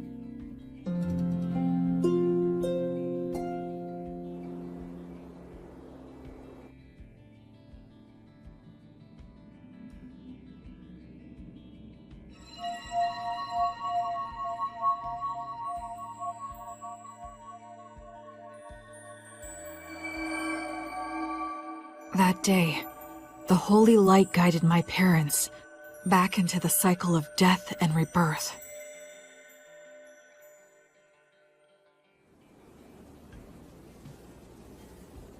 Yep, the view from right here is the very best there is. Mary, Blood, I know you're not here anymore, but I'll still come back. Just to let you know how things are going. If I make friends or start a family, I'll bring them here. I'm determined to become an adult who can tell you with pride that your child is living really well. So for now, I'll be leaving for a while. Are you all done? Yeah. By the way, how come you didn't die as well? That was cruel! Are you aware that you just wished death upon an old man? You're evil! Aw, you're bumming me out. But actually, I was just thinking about how all of your wonderful treasures would be mine if you died. You're an evil grandchild! The evil grandchild just outed himself!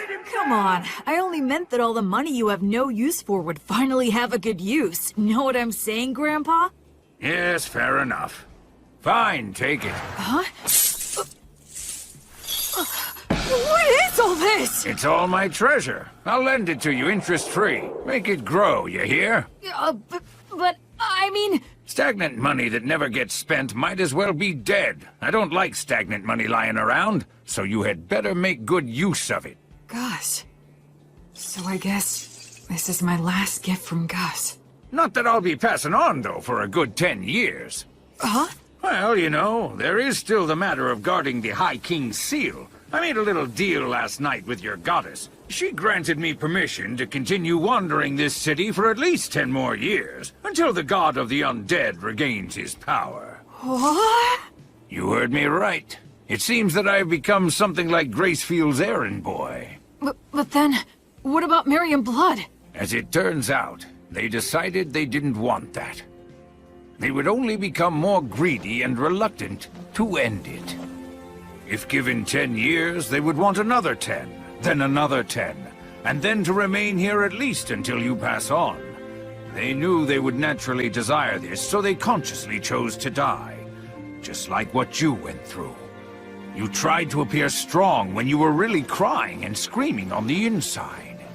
Granting a position for that greed to just one old man is quite enough. You really are rock and roll, Gus. What will you do with the seal in 10 years? It'll be up to you to figure that out, if you can. You're dumping that on me? It seems that the worship of Gracefield has gone out of style in the world outside. She had to use a great deal of strength recently, just intervening for us. So the future of the Goddess of Light will depend on your efforts for sure. I haven't even left and I have a 10 more baggage, physical and mental. One of those hardships I'm destined to suffer.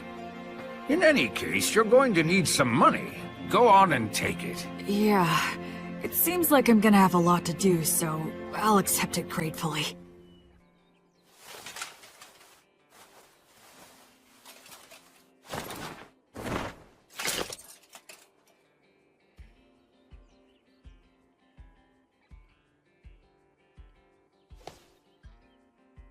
This is it. I'm leaving.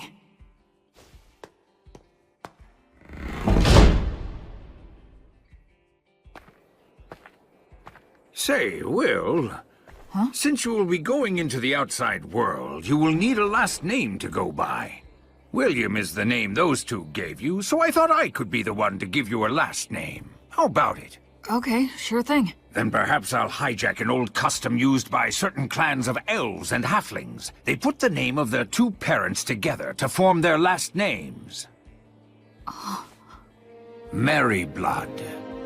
You are William Merryblood. William Merryblood. You will always have them with you, wherever you are. Thank you, Gus. I like that name a lot. So cool. You take care now, okay? I will. Oh, and I'll add a G for my middle name. You fool! You don't need my initial! What did you learn in those classes of yours? Well, you are Gus after all. Old Man Augustus is far too much work to spit out. What a hopeless grandson you are. Well, so long then. Goodbye, William G. Merryblood. See you again sometime, okay, Gus? Goodbye!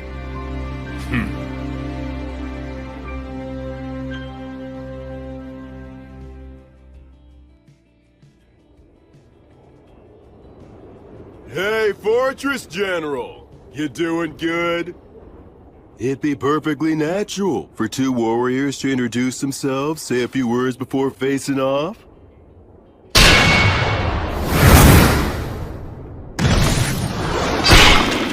But of course you demons are always so damn rude.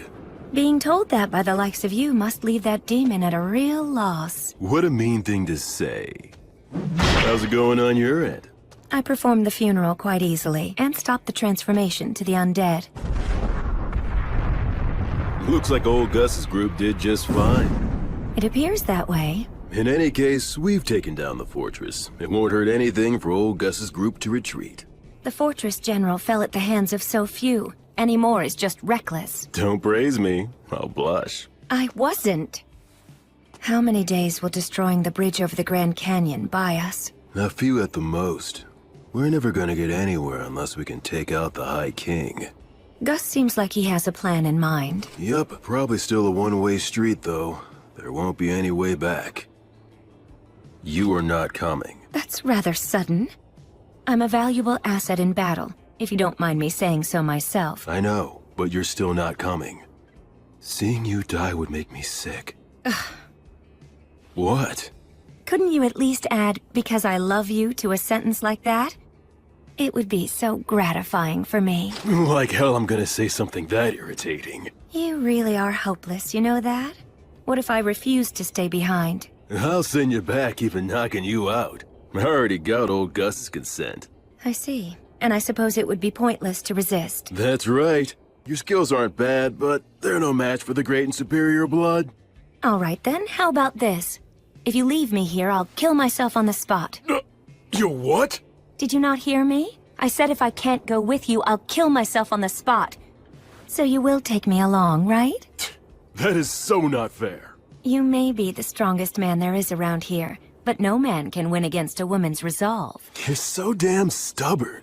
Man, I landed one crazy woman. We haven't even done anything, and you're already calling me your woman? Listen, Mary. If I return alive, let's find some quiet, peaceful place to get married. Okay. I would love to. I'd like to have a quiet house someday. Maybe on a hill with a view. That sounds nice. I'm sure the breeze would feel good. And we could start a vegetable garden. And if we end up having a kid, we can ask old Gus if he'd be willing to tutor them. Despite all the resistance he may put up, I believe he would agree. And if our kid turns out to be a boy, I'll teach him how to fight. Between that and old Gus's magic, he can become the strongest man, even stronger than me. What do you think? I would be terrified he'd turn out to be a strong and clever failure. Oh, that's harsh. And I suppose my role will be to teach him all of the smaller things in life. Our kid's gonna be adorable. That's right. What name should we choose? I've got one for a boy. I hope it's not some weird name. It's a perfectly good name. Remember, he'll be our kid, so he'll probably have an unbending will. And there's a name that means helmet of will. William. William. What a fine name. I really like it as well. Will, my little boy.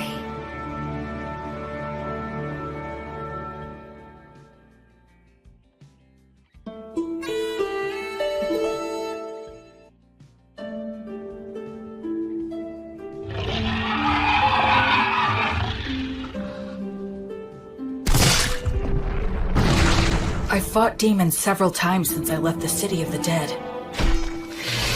As someone trained by Blood and the others, and after fighting an undead god, everyday demon riffraff are nothing to me.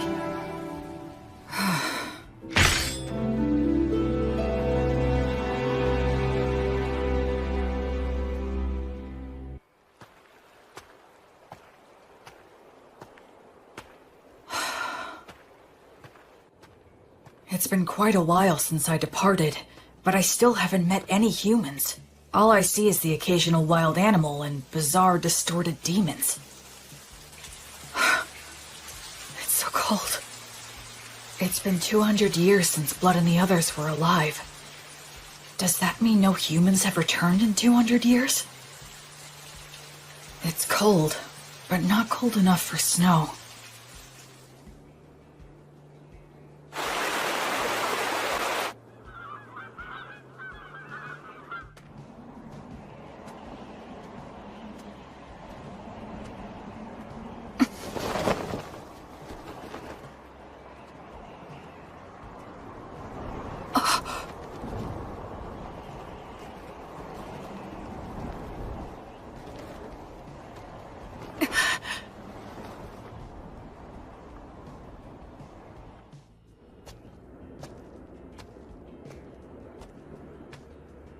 But there aren't any people.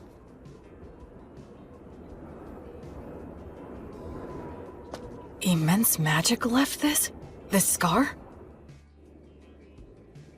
Gracefeel, goddess of light. Bring guidance and peace to the souls who are wandering this land.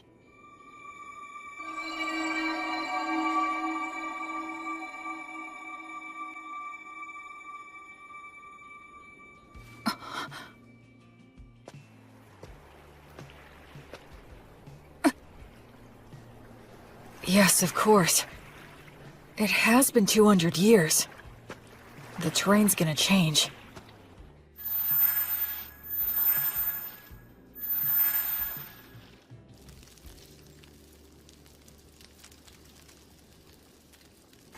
I'm running out of preserved food. But I can get bread by praying for the blessing. And I can purify water so I can survive for a while. I sure hope I reach someplace that's populated soon.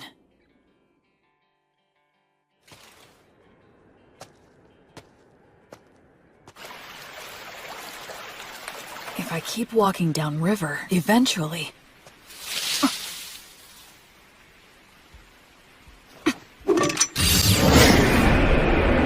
A demon? Wait, no! It's a huge boar!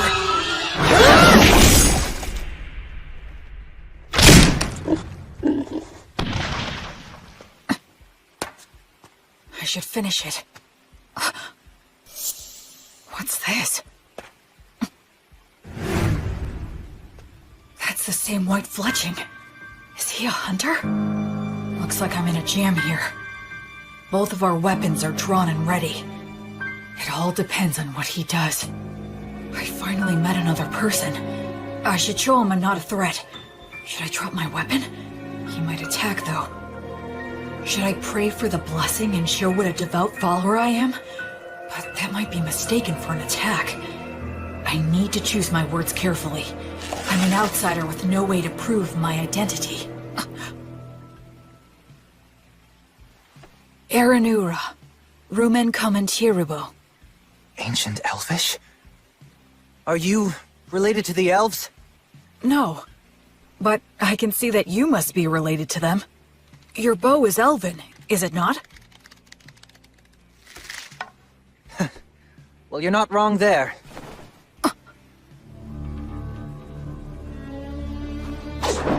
So what?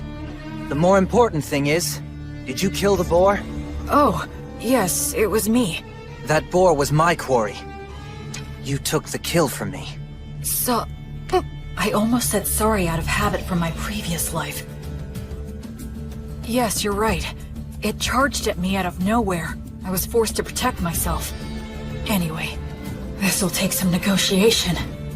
I'm the one who ended up killing it, so I think I have at least some right to it.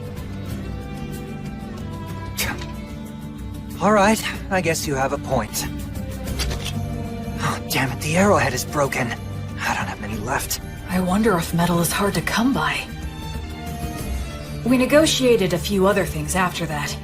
The silver-haired half-elf was a skilled negotiator, so I was sort of at his mercy for the most part. But he agreed to give me the boar's shoulder, in exchange for helping him butcher it. Wow, you know your stuff, huh? I'm sorry. You have my gratitude. We'll make good use of you. You're so devoted. Well, at any rate, this front leg will be all yours. That's it for the portions. Okay. I guess we should eat the liver now. It'll go bad fast. Oh, I've got a pan we can use. Flammo Ignis. Hey, you're pretty impressive with your hands. Kind of. I should keep my magic a secret for now. So, now we just wait? Yeah. Earth Mother Mater, and the virtuous gods, we give generous thanks for your grace as we partake in this meal. Please bless the food that is here before us, that it may robustly nourish our bodies and our souls. You really are devoted, huh? He doesn't seem to be much of a believer. But I'm the one with memories of my past life, while he seems closer to nature. It's so hot! Good stuff. This is the best.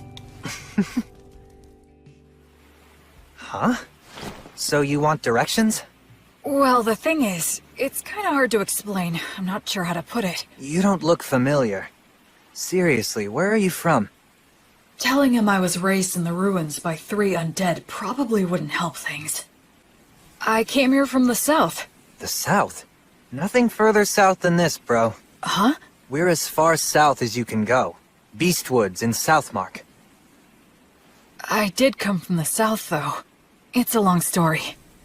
Oh, so you're one of those adventurers who scrounges for treasures in the ruins. Yeah, something like that. And then you got lost in the woods. I've never seen an adventurer who's so absent-minded. Whatever.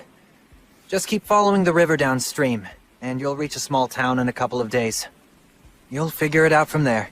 Thanks so much. Yeah, well, good luck. Hey, if it's on the way, do you think we can stop by the settlement that you're living in? I mean... No. I want nothing to do with you. Take a hint. Yeah, of course not. Who'd want a total stranger in armor like this following them home? I'm sorry I asked. You better not follow me. Will you be okay with no light? Don't worry about it. It's none of your business.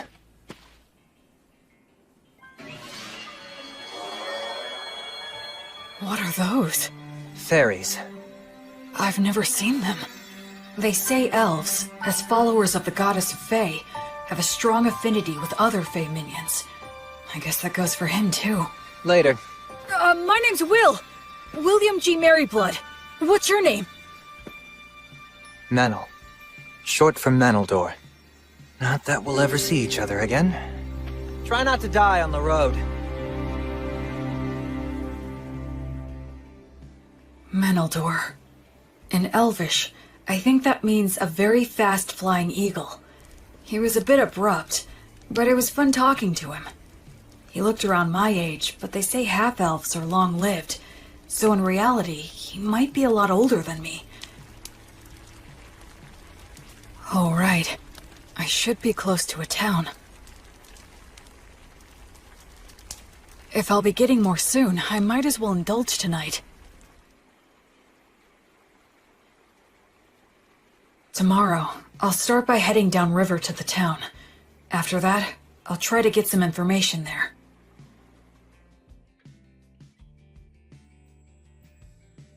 O light, my heavenly light. As you travel, I pray strongly for thee. Bring light to the faraway darkness. Be blessed.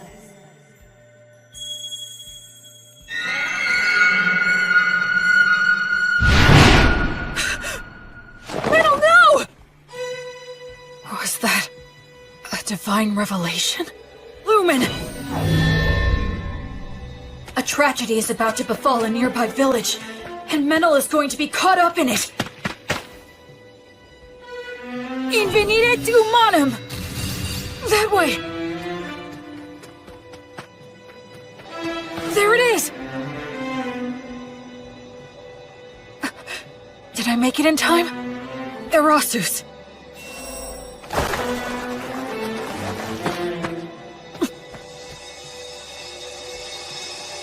I thought I saw something shining in the forest right now. Sure you weren't just seeing things? Thank goodness. If I tell them I know Menel... Quick, hide! Get behind me! Huh? Hurry up! Are they raiders? Will Menel's village be attacked? Will he get caught up in disaster? No. A divine revelation is up to the interpreter! Oh no. It can't be. How could I have been such an ignorant fool? Meneldor isn't the victim of this tragedy. He's the perpetrator. Go. Secure the village. I'll deal with this one. Menel, what are you doing? I thought I told you not to follow me. Die. Everyone wake up! Get out here! We're under attack! Get your weapons! Acceleratio! Gnomes, oh gnomes, slip underfoot! strategy against someone who can use fairies. In that case... He doesn't even realize that if your muscles are built up enough, you can solve most any problem by force! Damn it. Salamander, burn him alive!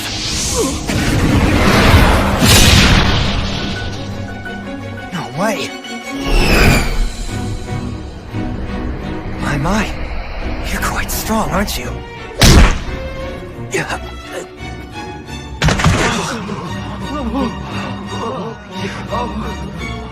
I need to subdue them all, before anyone gets hurt or killed.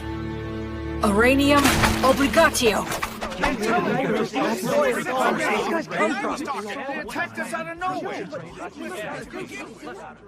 hate to let a warrior priest see us behaving like this. Thank you again. We appreciate all your help from earlier. Pleasure meeting you. I'm John. Likewise, my name is William.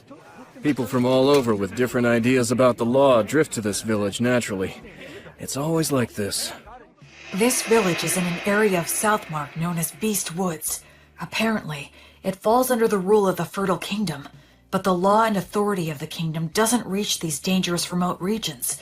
So the area is dotted with villages populated by criminals, fugitives with no relatives, adventurers who scavenge the ruins, and other outsiders. Of course, I'm one of those people myself. So, what's going to happen to them? I'm not sure. Your guess is as good as mine. They're all from a neighboring village, which is about a day's travel from where we are right now. Neighboring village? Neither of our villages are all that well off, but I thought they at least had enough stored up for the winter. And we have always gotten along well enough. Also, that silver-haired half-elf is a well-known wandering hunter in these parts. He's helped us get rid of dangerous beasts lots of times. But this... Settle down now. Everyone's worn out from all this chatter. Time to take a break and have some water. This is our chief elder, Tom. Good day, warrior priest. John has told me all about you. Please allow this old man to also offer his gratitude. Oh no, all of this is because of the guidance of the Goddess of Light. Oh, well, in that case, I must express my gratitude to the goddess as well. Now, warrior priest. Is it safe for me to assume that if anything more were to happen here, that you would protect us? Yes. I swear on the light that is Gracefield that I will protect everyone here. All right, then we don't need to worry about our safety if those ruffians attack again. Now listen, everyone, I believe we should wake them all up and ask why they've done this. Do you all agree? We should hang all of them. That'll be hard if you care. Prisoners like these guys ought to go quickly. But it's dangerous to do that before we know anything. Maybe the warrior priest here can help us to decide. It seems like he wants to question them before proceeding with a plan. The demons. Our village was destroyed by them. Many died. Half of our village is gone. Our women, children, and wounded were left with no food or any shelter in wintertime. If we're gonna die with just the shirts on our backs, then... I'm the one who suggested the raid. I knew we'd lose against the demons. We would be better off looting a village and going somewhere else rather than dying. An old lady in that village named Marple helped me out a lot. And this Marple, what became of her? She died. I see.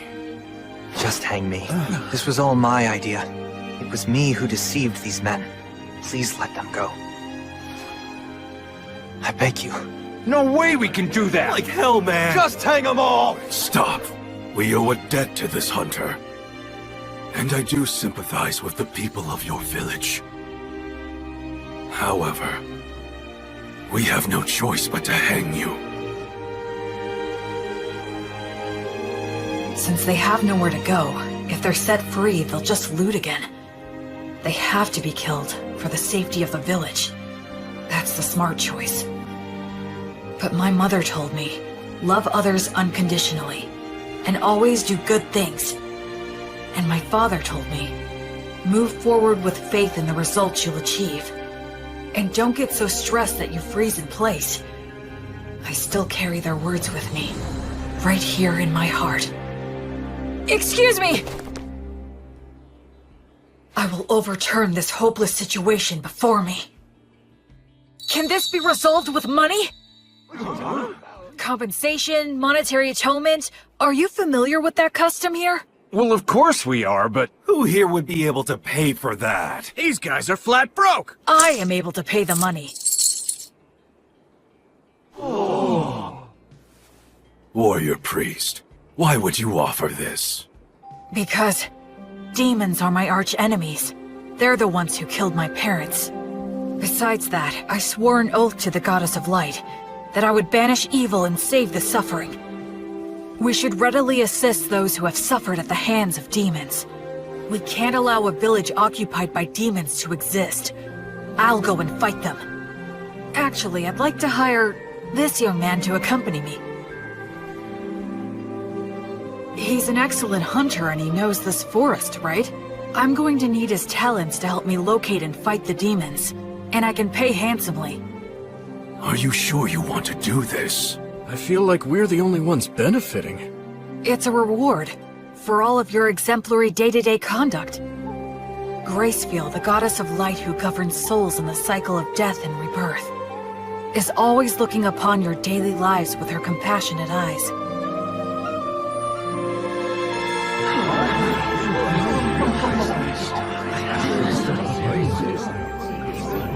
Then let us untie them now.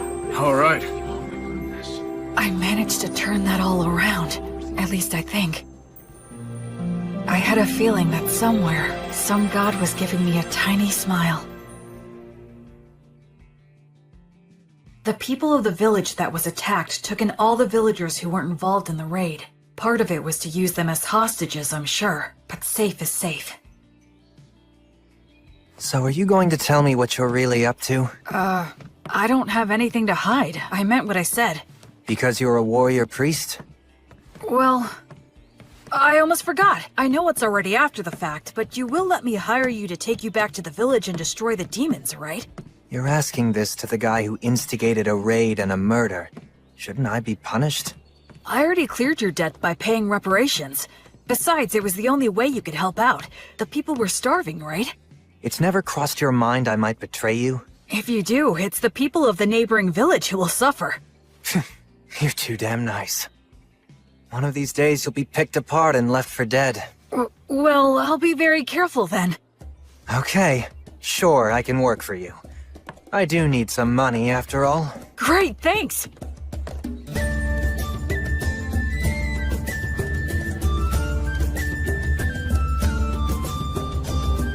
So, what are you gonna do for the time being? Huh, Mr. Bossman? Our challenge is that demons have occupied the neighboring village, right? I guess we'll just charge in. We don't have much time. Oh, what, are you insane? There are a lot of them, and they've got demon beasts. You got a plan? What are our odds? It'll be fine. I'm used to them. Well, you are right that we have to hurry. The people who died might have turned undead by now. If that's true, I need to return them to the cycle before they get lost and end up stuck here.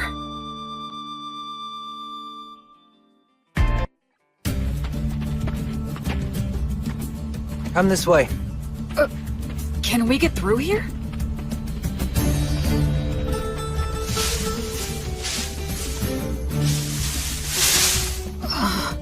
This is perfect. We'll camp here tonight.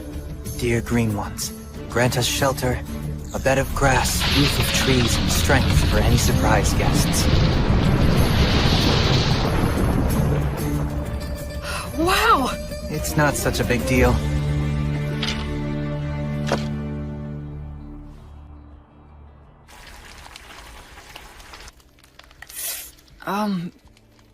You're awfully quiet. Did I do something wrong?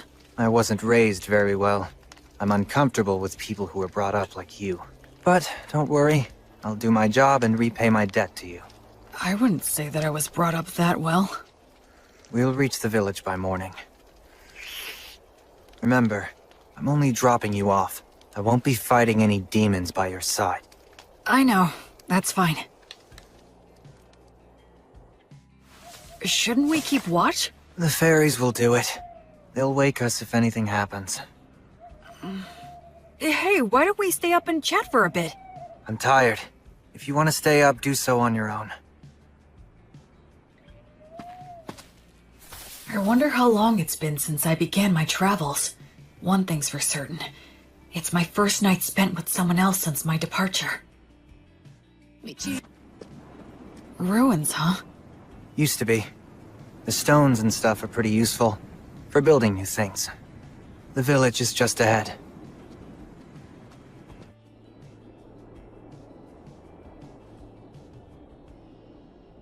They're here. Yeah. I'll go and scout it out. You stay put.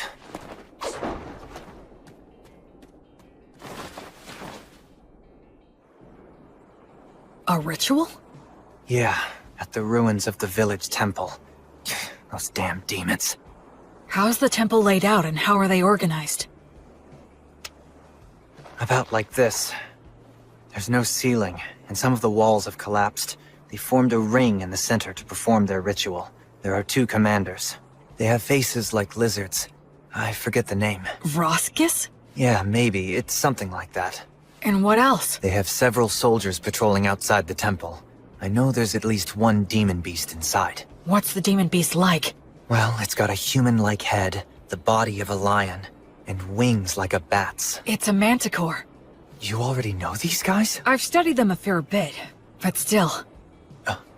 I'm glad there's not more. Excuse me?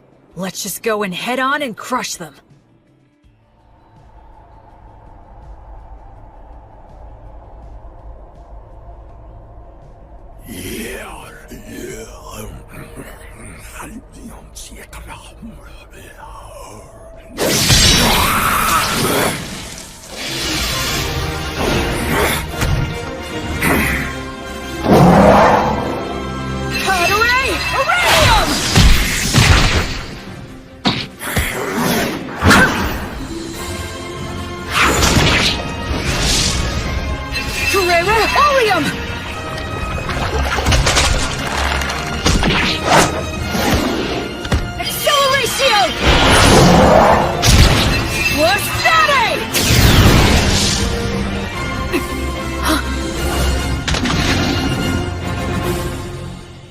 Hey, I thought you said you weren't going to fight.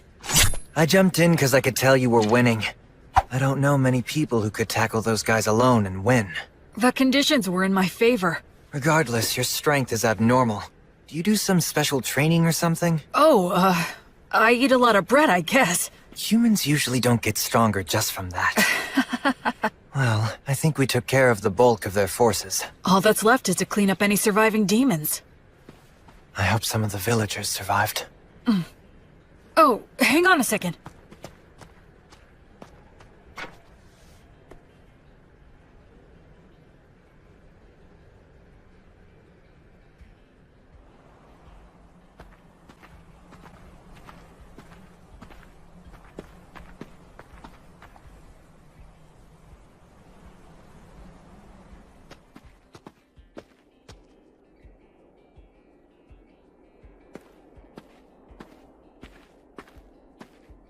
Brother!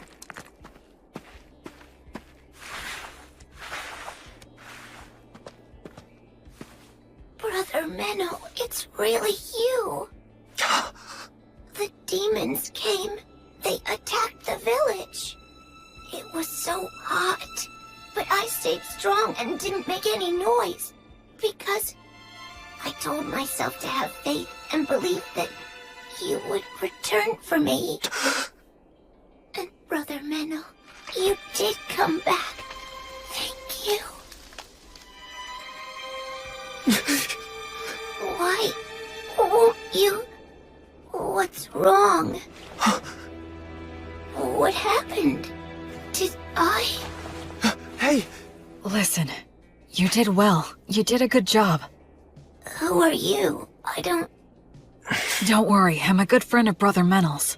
I'm sorry. He's a bit unsteady on his feet because he's very tired.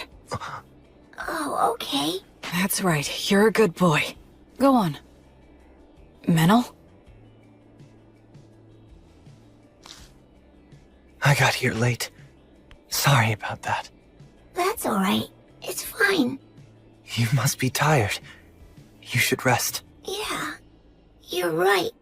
I do feel kinda sleepy. Sweet dreams, little one. Goddess of Light, Gracefeel, grant him some peace.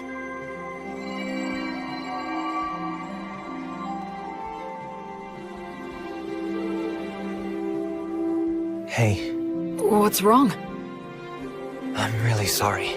Sorry for what? I underestimated you. I thought you were just some rich boy who happened to earn a god's protection and got cocky, spouting mindless cliches. Anyway, I'm sorry. Don't worry about it. There was still a distinct look of pain on his face, but Menel also had the faintest of smiles. He didn't hesitate anymore after that.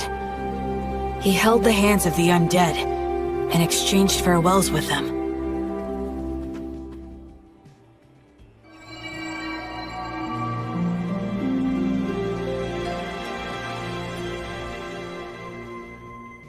I think we checked all of the major locations.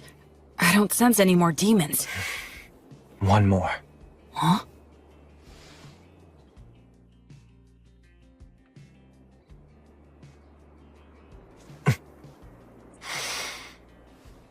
Hey!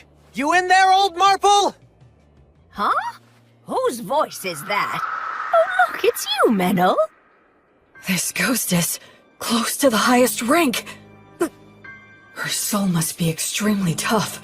If she resists, my power might not be enough.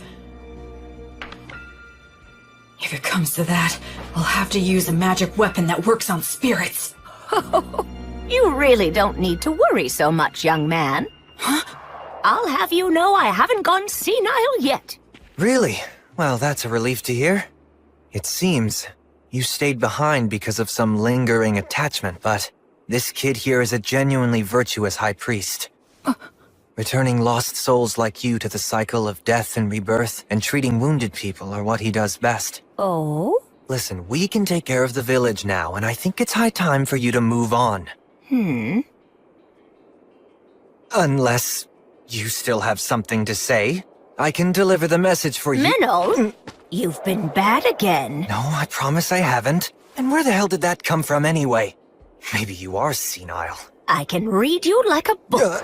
What's that supposed to mean? You're lying, that's what. I can always tell when you're lying.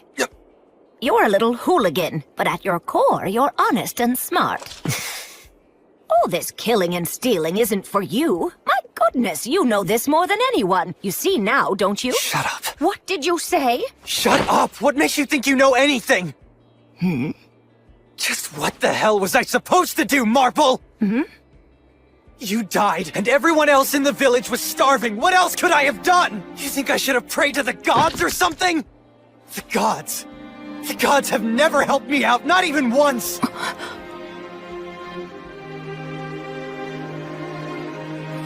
Damn it! Damn it! Damn it! Damn it! Damn it!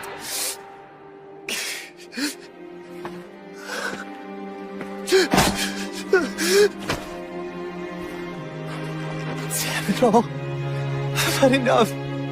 Just let me die with you. The life of a half-elf is too long for me. Those with elven blood live for hundreds of years. Even after they lose the people and places they love, it still doesn't end. They can't leave. Listen to me, Menel. Now, Meneldor. Despite all that, the gods have given you a second chance. It's your last chance. Stop living like some useless bum. You may hate the gods, but remember that the gods will never stop loving you, even if you don't notice it. They will always shine their light, never growing bored or tired of you.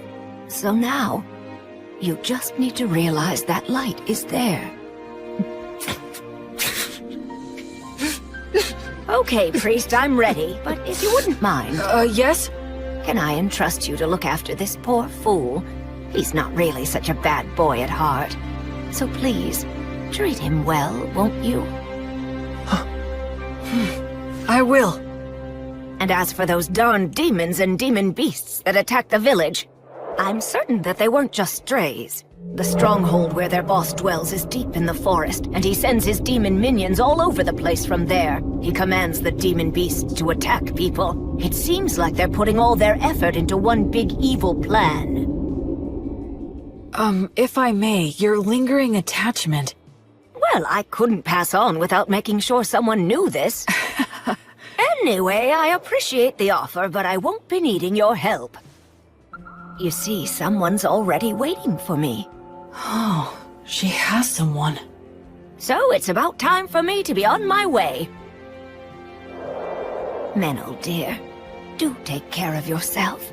So many things happen in this world that can never be taken back again. So stand up and put your best foot forward. There are things you need to do. Damn it. You old woman. You're so selfish. Oh, well, so are you. Oh my goodness. What are we going to do with you?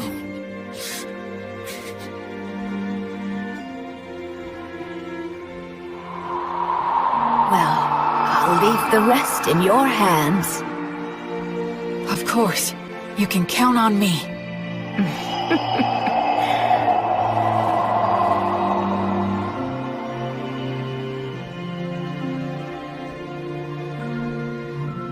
The present state of this world is dark.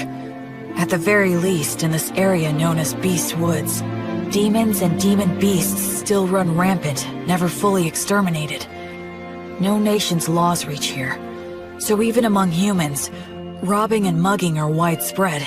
Certainly, as an outsider just passing through, I'm not obligated to do anything. I could just walk right by it. But as you travel, I pray strongly for thee. Bring light to the faraway darkness. Be blessed.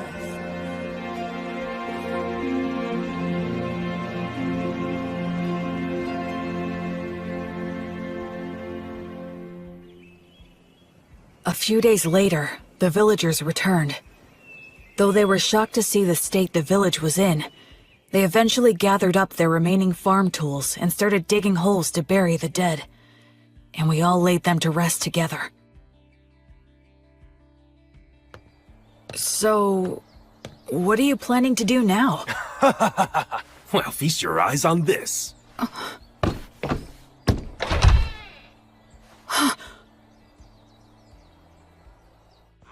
Just for tonight, we're throwing a bit of a party to mark our return to our village and honor our fallen. And since you're the savior who got our village back for us, we would be honored if you could join us this evening. I'd be glad to. Oh boy.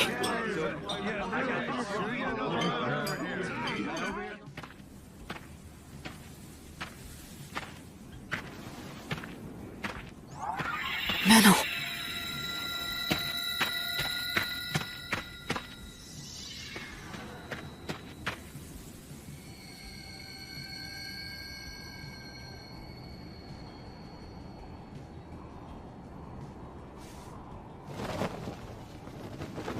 Hey. That's a beautiful view. Looks are deceiving. Those ruins are actually an undead nest. Countless adventurers have gone in, but none have ever come back. Oh, I see. Okay then, I'll go there tomorrow. Huh? Were you even listening to me? Yeah, you said it's an undead nest, right? If it is, I need to go and return them all to the cycle. I forgot who you were for a sec. Being around you throws me off my game. And here I thought I was a much more indifferent person than that. A little late to say that after the way you were wailing earlier. Well, why are you saying that to someone who's already depressed? Hey, Menel, what was Marple like? Can you tell me about her? She's strange, exactly like you saw her. I was born up north in Grassland, in the great forest of Erin. That's where all the elves live. My mother was a woman of insatiable curiosity. She took off somewhere outside the forest, Came back pregnant with some stranger's child. Then she gave birth to me and immediately died. I grew up at a different pace than everyone around me. And the thing with my mother didn't help. They said I was a disgrace. And since I didn't fit in the first place, I ended up fleeing to the forest. Of course, the world outside was no paradise either. But luckily for me, I could use a bow and arrow as well as knives. And I could see fairies. When I ran into enemies that wanted to eat me, I had the skills to kill them instead. If I didn't, most likely I'd be prostituting myself out in some back alley. You do have a pretty face. What's that? Nothing. Go on. Anyway, I became an adventurer and slowly made my way to Southmark, where there were a lot of old ruins still. But a member of my party betrayed me in a fight over the loot we found amongst the ruins. He poisoned my food and I nearly died. I killed him with my own hands. But all of them except me died anyway. I didn't even know where I was wandering off to. It was near that village that I finally passed out.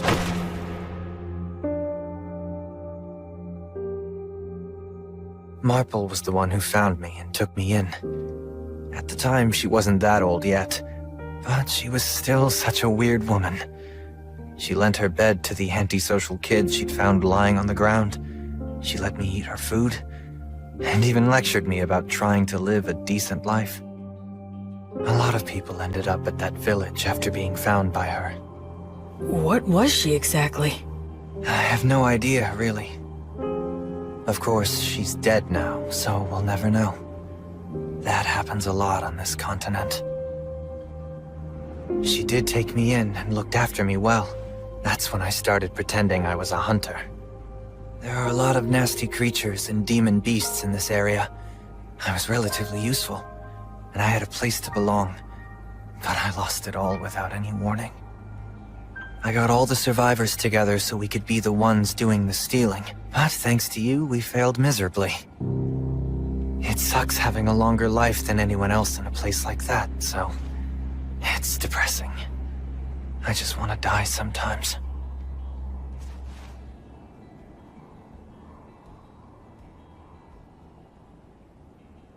Well, I suppose I'll get back on my own 2 feet soon enough. Huh? What? Stop making faces at me. Huh? Just saying that there's a huge difference between your priest self and your normal self, huh? What?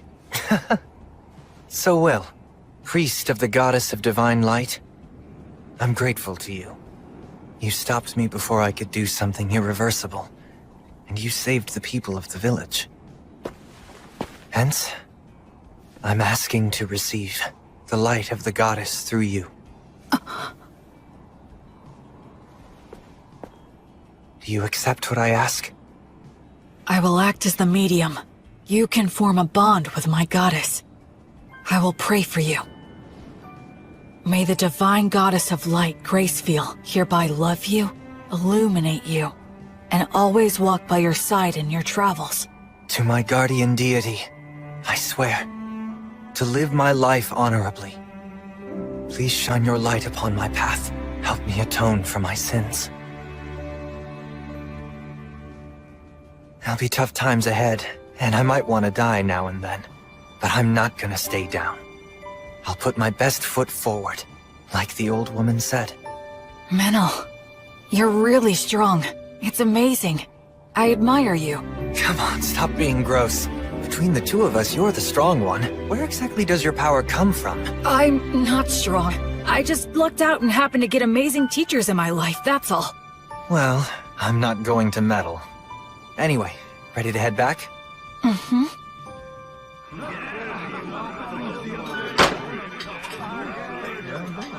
Blood. Mary. So, I think maybe I just might have found the very first person I could call a genuine friend. This looks bad. They stole all of the livestock.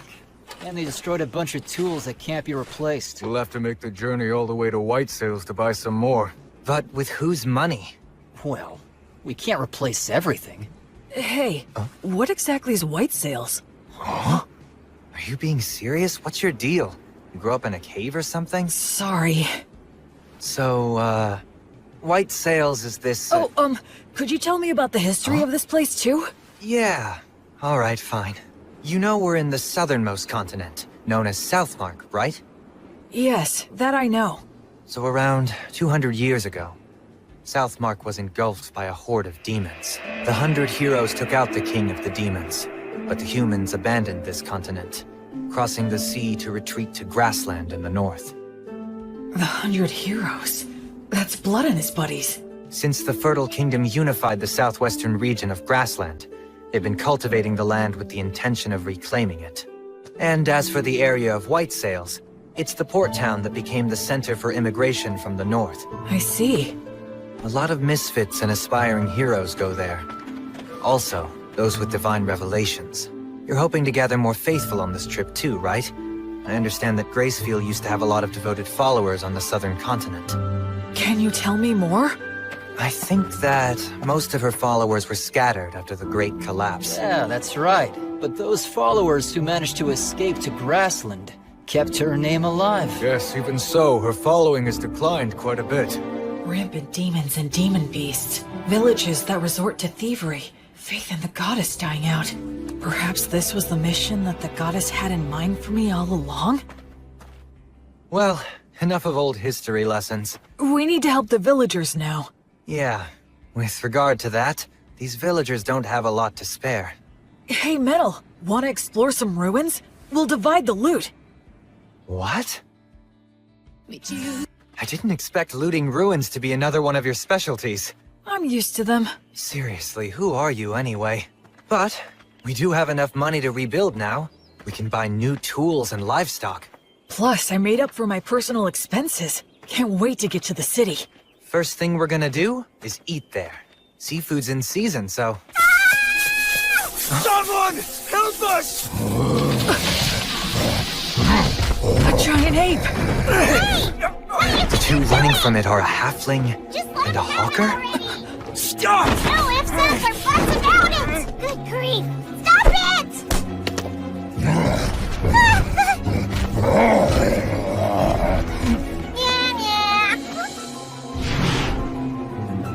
Who are you? What is this dangerous? Blood told me that when facing a wild animal, the moment you break eye contact, you lose. Well then, come at me if you're going to. We can do a little wrestling.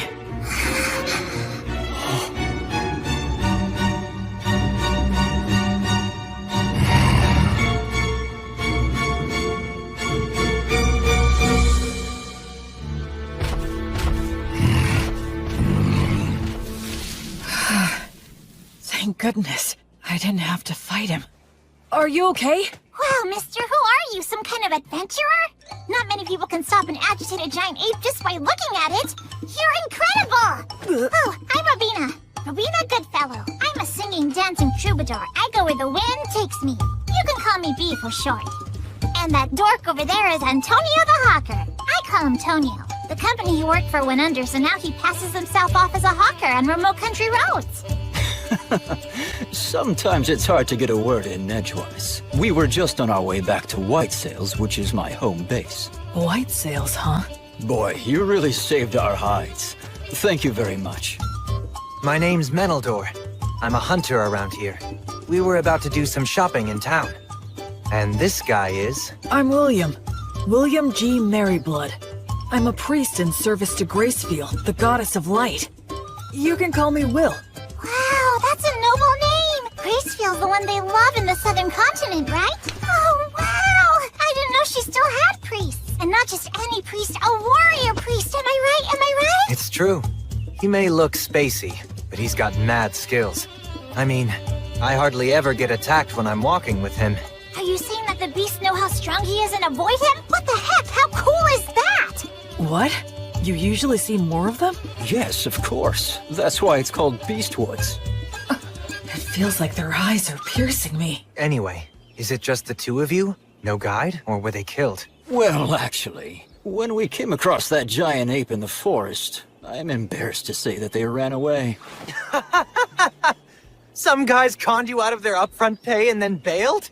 You need to get way more savvy about people, Mr. Peddler Guy. I'm rather ashamed. And they made a big old racket when they ran too. It was really nuts. Giant apes don't even normally attack. They just look scary.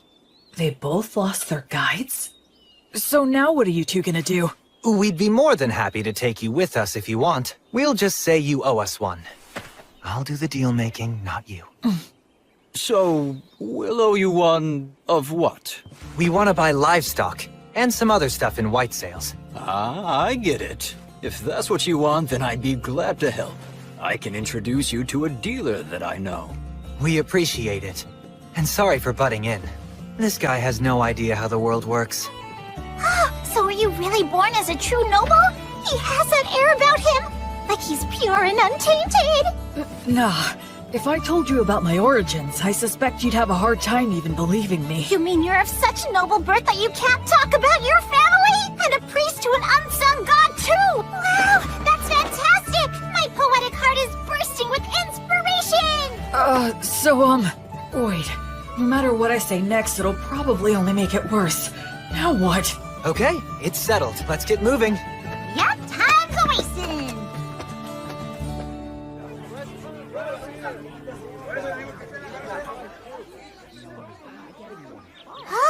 This place looks perfect! Woohoo! Introducing B! B and Tonio warmed up to me quickly. Tonio has a gentle demeanor, and he's good at getting close with others. As for B, she doesn't seem to have any boundaries when it comes to people. Ahem! It is now time for me to sing you all a song. I'm counting on you to clap along for me, and you collect the donations, Will. Sure! You got it, B!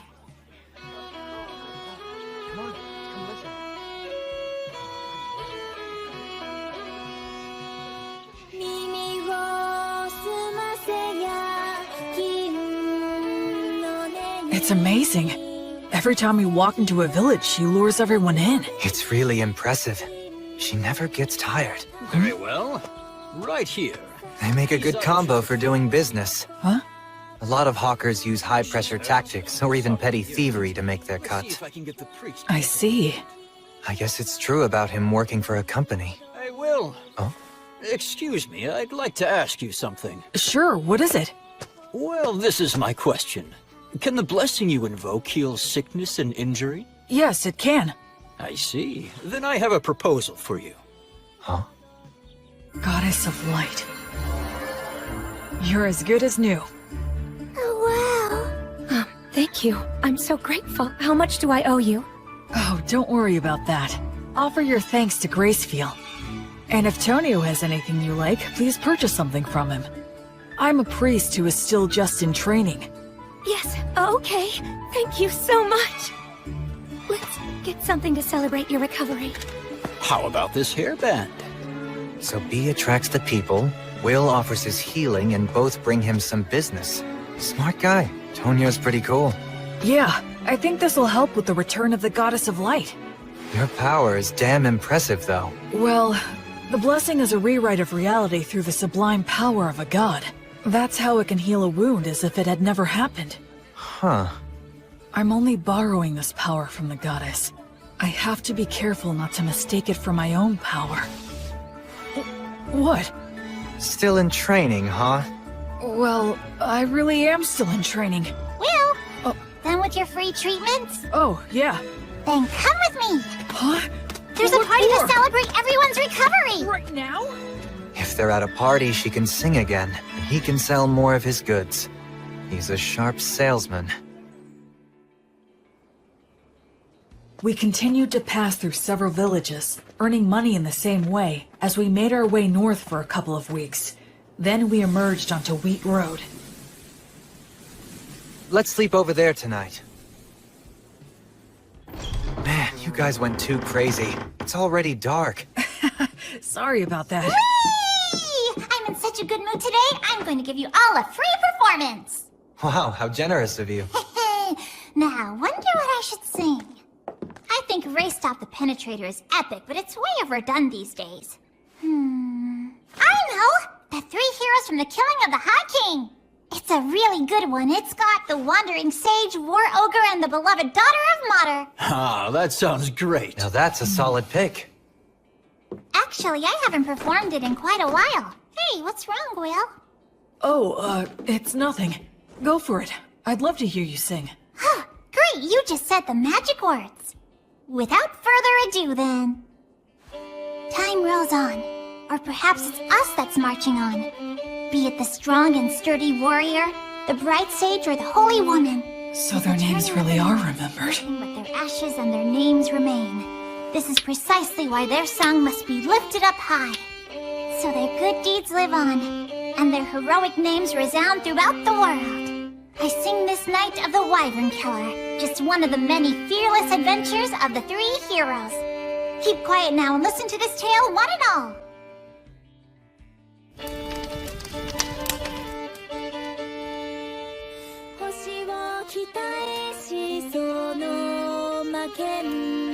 Jeez, Blood.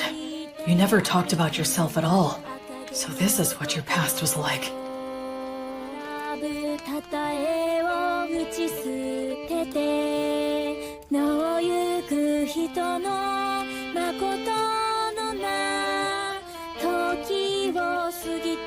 I guess no one knows Gus's real name was Augustus.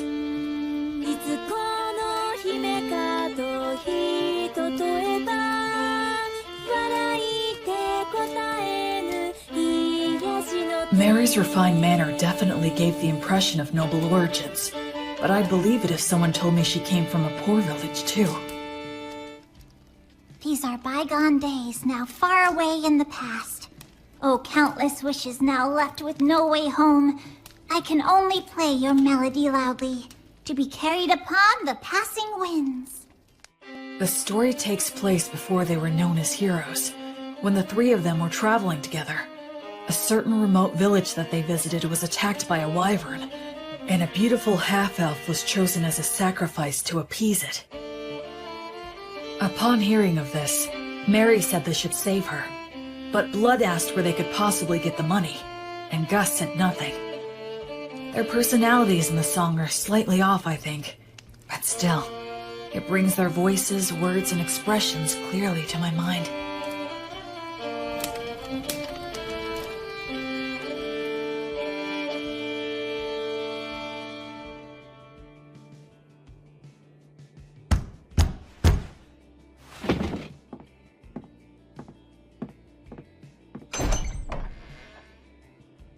Who might you be? You think we're gonna take on a wyvern for that amount?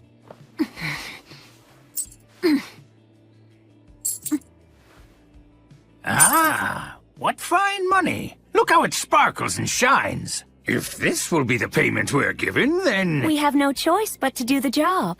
Oh, damn, you're such pushovers. There's no profit here. I'll pay more if it's not enough. You can sell me to a slave trader if you want! You think even that's enough?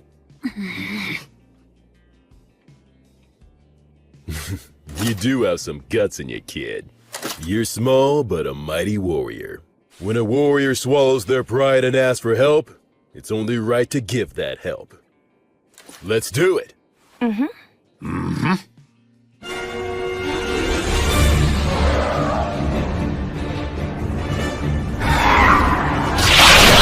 Ligatur! Nodus! Obligatio!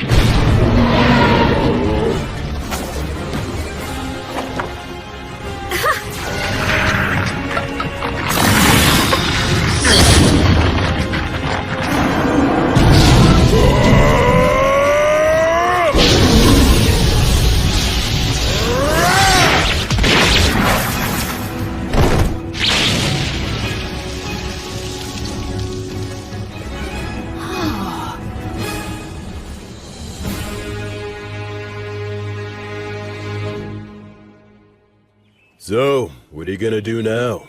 Neither one of you can stay in that village anymore. We'll manage. Then take this with you. Old Gus here carved words on it. That'll serve you better than some cheap good luck charm. You certainly can't be a warrior if you don't have at least one dagger with you. Please, take this as well. Take care of yourselves, and be good to one another. You will face many difficulties, but never forget the value of perseverance. But this is more than what I paid you. We can't accept it. Ha! Who said we're giving it to you? It's an investment, merely a loan. A loan? Listen, you two must live the best you can and build up fame and fortune for yourselves. If your names reach our ears someday, well then, we will come to collect what we've lent you, plus interest. In case that should ever happen, I will leave you with my real name. It'll be our password, too. So listen well. Thus, the boy and girl learned the true name of the Wandering Sage, known to no one else in the world today. Hand in hand, the boy and girl began to make their way to the city, while the three heroes walked back down the road in search of bold and thrilling new adventures. That's the end of this sweet song. But there's a follow-up to the story. Count Dagger of the Fertile Kingdom, his actual surname was Wizard's Dagger. To this day, an elderly half-elf woman still waits at his mansion. Does that mean? She believes someone who knows the sage's true name will hopefully come to her one day, so that she can return what he lent to her, along with what he lent to her husband. She plans to offer her thanks to him when that day comes. That's what this story's about. A story of three great heroes that still echoes to this day. What's wrong? Will, are you crying? No, I'm not. I'm not crying. Aw, come on now. It must have been Bee's great storytelling that moved you to tears, huh? No, it's not that. I promise you. Ah, don't be shy. There are still so many people in this world who fondly remember the three of you. There always were. That makes me happy beyond words.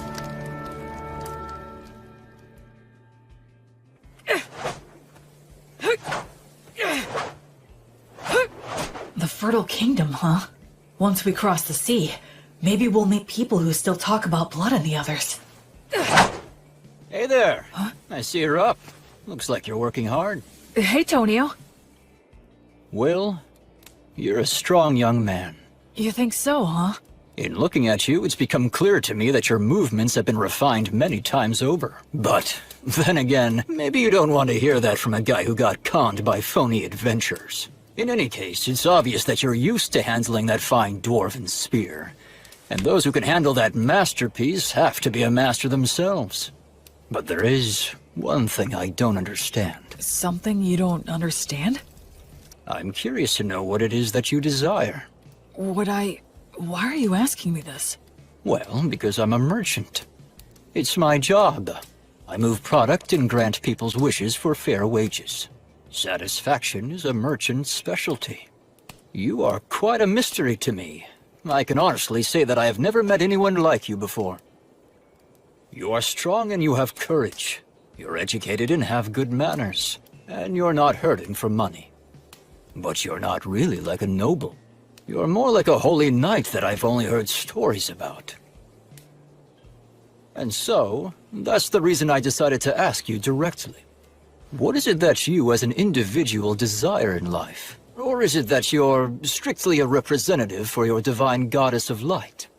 I had a happy little life up until now, but I lost it shortly before I set out on my own.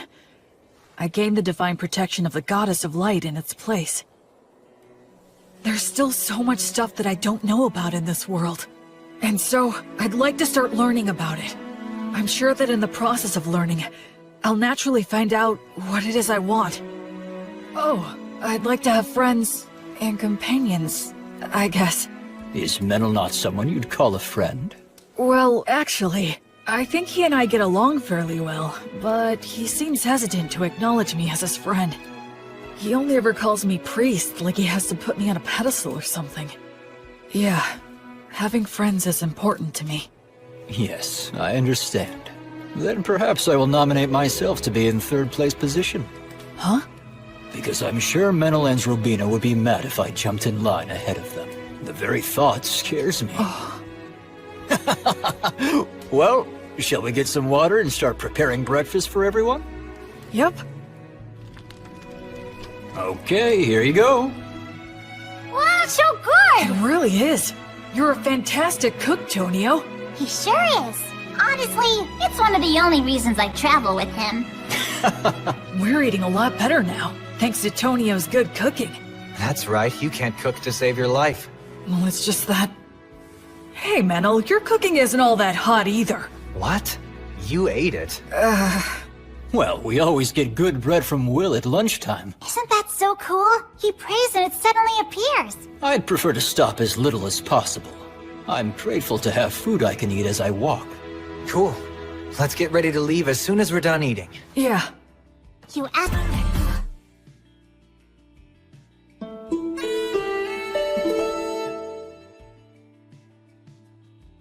All right! We finally made it to White Sails! Haven't been here in a while. What do you think? It's amazing. So there's no entry inspection or toll? That's right. It's the policy of the city's ruler, His Highness Ethel.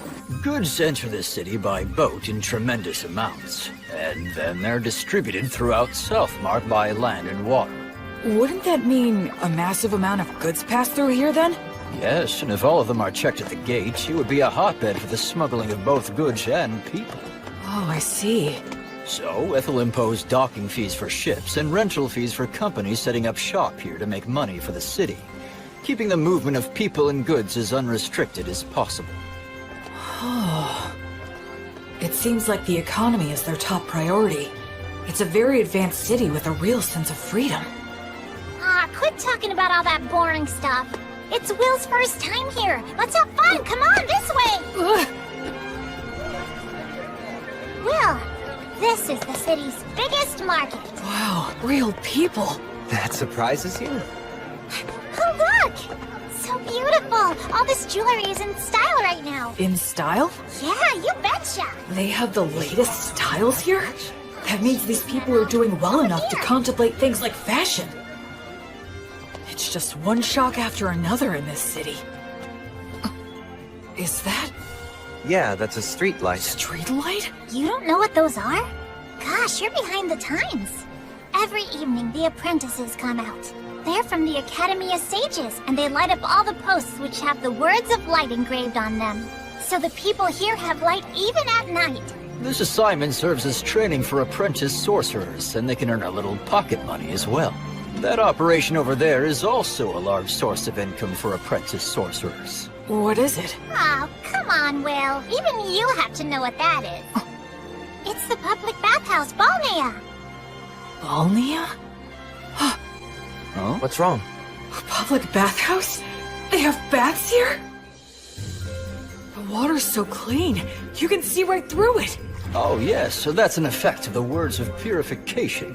Instead of the massive amounts of fuel it would take to heat the baths, they can use words of heat. That's amazing. So it's less like a bath and more like a sauna and a cold water pool. But still, it's incredible. The breeze feels so nice. I used words of purification to keep up good hygiene on the road, but it's great to have an actual bath. Boy, it feels good to have a bath after so long. That's for sure. I just hope things don't get all messy again now. What are we gonna do next? One of the best things ever! I'm always so hungry after a bath. You two must have been super starving, huh? The food is quite good here.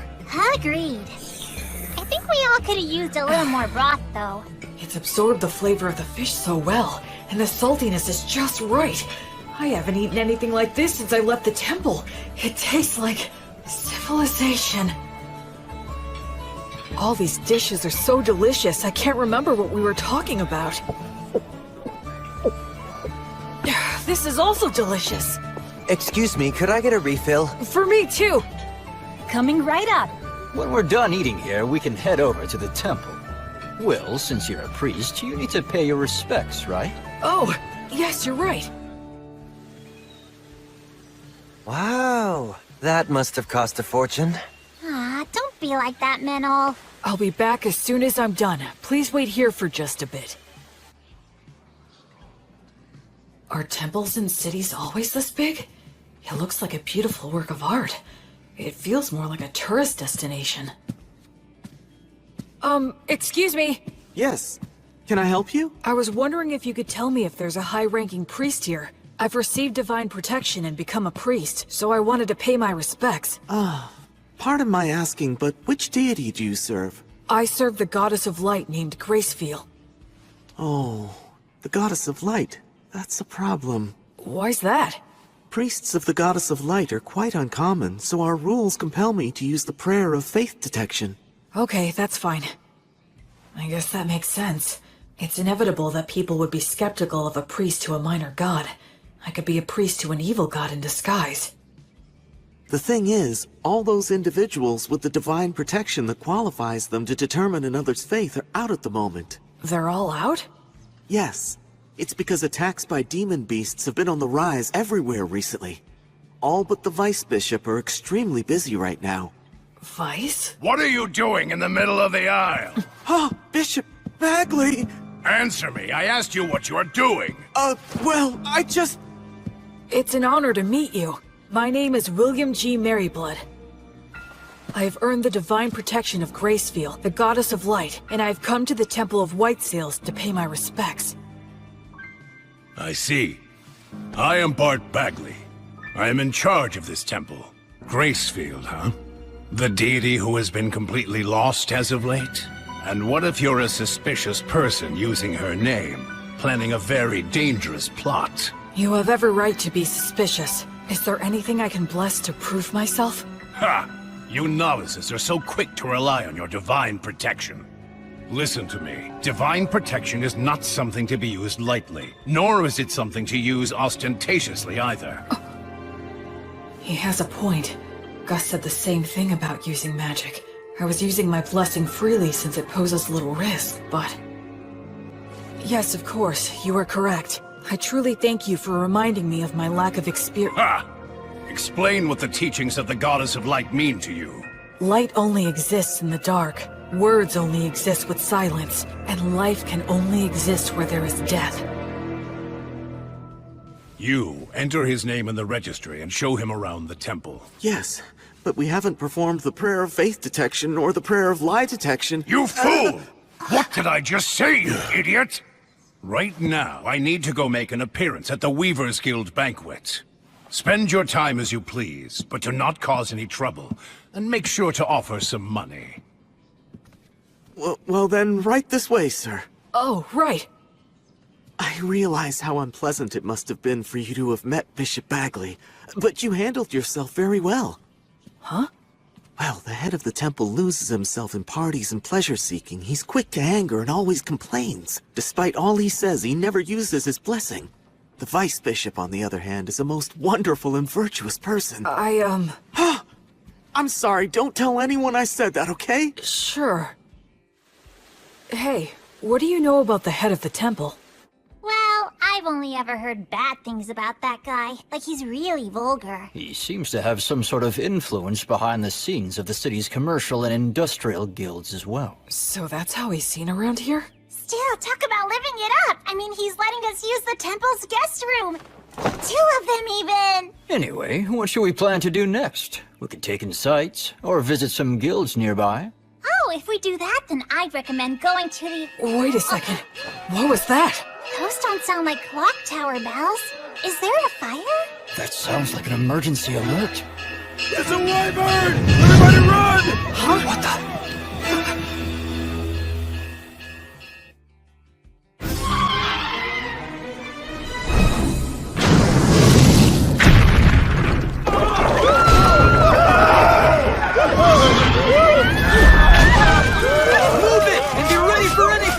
Someone come help us! He's pinned under rubble! What's going on? Stop pushing! Where is my child? Oh, gods.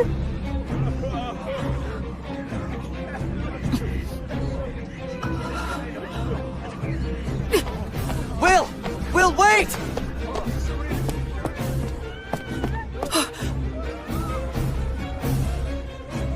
Why is a wyvern here? Fire! He said all the high-ranking clergy are out right now.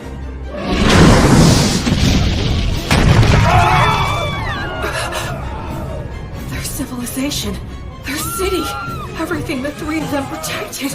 A place where people can live freely. Verba! Volanto! Tony Truce! It missed. But among the words I can use, these have the furthest range. I'll just have to keep firing until I hit it. What are you doing, you idiot? Why are you shooting off high magic like that in a blind fury? You'll get yourself killed! But nothing!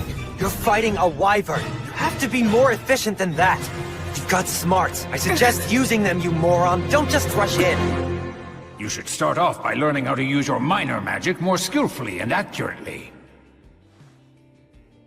I got it. All right, then. Think. What can I do about this wyvern using all that I know? Menel, would you help me? I need you and your fairy magic. Right. B, Tonio! Huh? Please work with the people nearby to get everyone clear of the temple's front garden. I'm going to bring the wyvern there. Your Excellency, you must take shelter below, quickly! How could this happen? Dozens of people, if not hundreds, will die. Sylphs, sylphs, maidens of wind. Your steps are the wind steps. Your song is the wind's song. Sing in chorus, sing in rounds, cheer and applaud. Your sweet harmony shall spread the words of origin in the 10 directions. Verba, Volanto, Conciliat, Sequitur, Tone Truce, Auranium.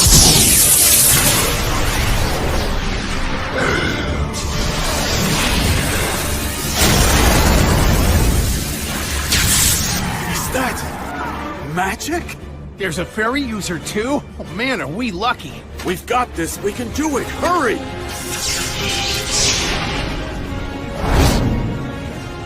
I'm probably not hurting it that much. But that's fine, so long as the wyvern identifies us as its enemies. Almost all beasts of this type are highly aggressive. Even in situations where they could get away, they'll choose to take the offensive. Here it comes. Truth is, the rest of the situation depends on how close my skills have come to theirs. Goddess, I now fight for the sake of my oath, to banish evil and save the suffering. Pray, pray, be as unbreakable as a diamond, for eternity, for all eternity. Reject all that is evil, on the flame of Gracefield, goddess of light!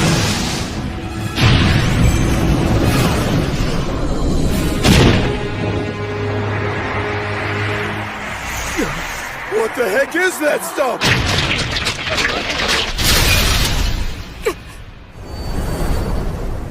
Sylphs! Beautiful maidens of wind, dancers in the gale! Show those ones foolish enough to fancy themselves better dancers the bitter taste of art!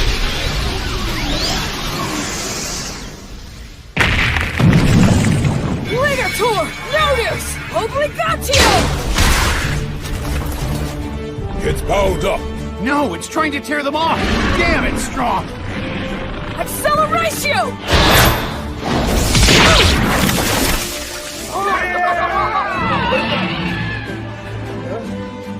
Unbelievable!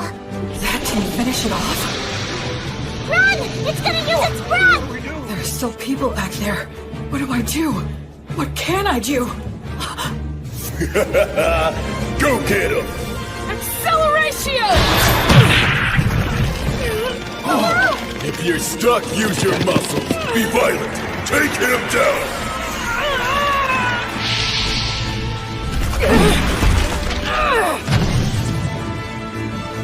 A neck throw?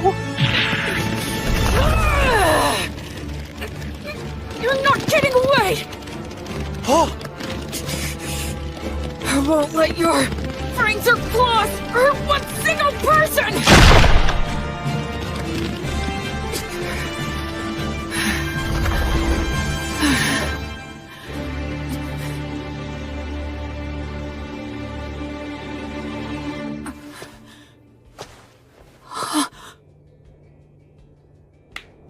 Well done! Excellent work! I praise you and give thanks to all the gods for allowing me to serve a great hero such as yourself. It's the birth of a new wyvern killer! A brand new hero! Sing his praises with your applause!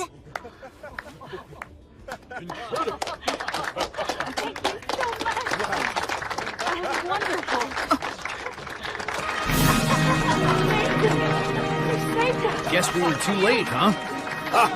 I had no idea so many magic users and a warrior strong enough to kill a wyvern were staying here. It is truly divine providence.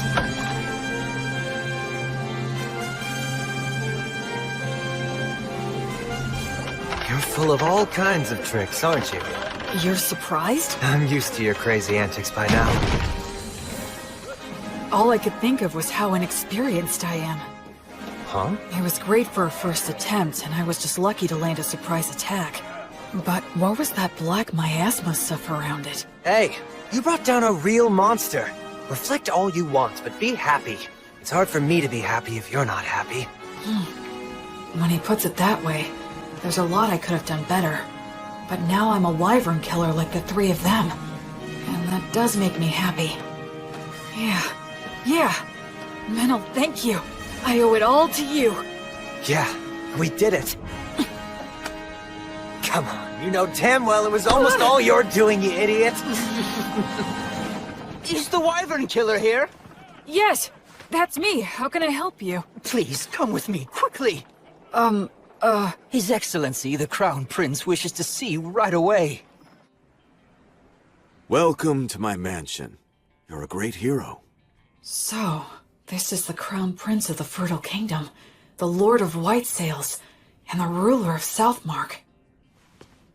It's more than I deserve to stand here in front of you, Your Highness. I came immediately when I heard your request. My name is William G. Merryblood. Oh, you are well versed in the old etiquette. I assume you are of high birth, correct? No, if Your Highness could please refrain from asking about my origins. That must be some story. So be it then. Please, have a seat. Thank you.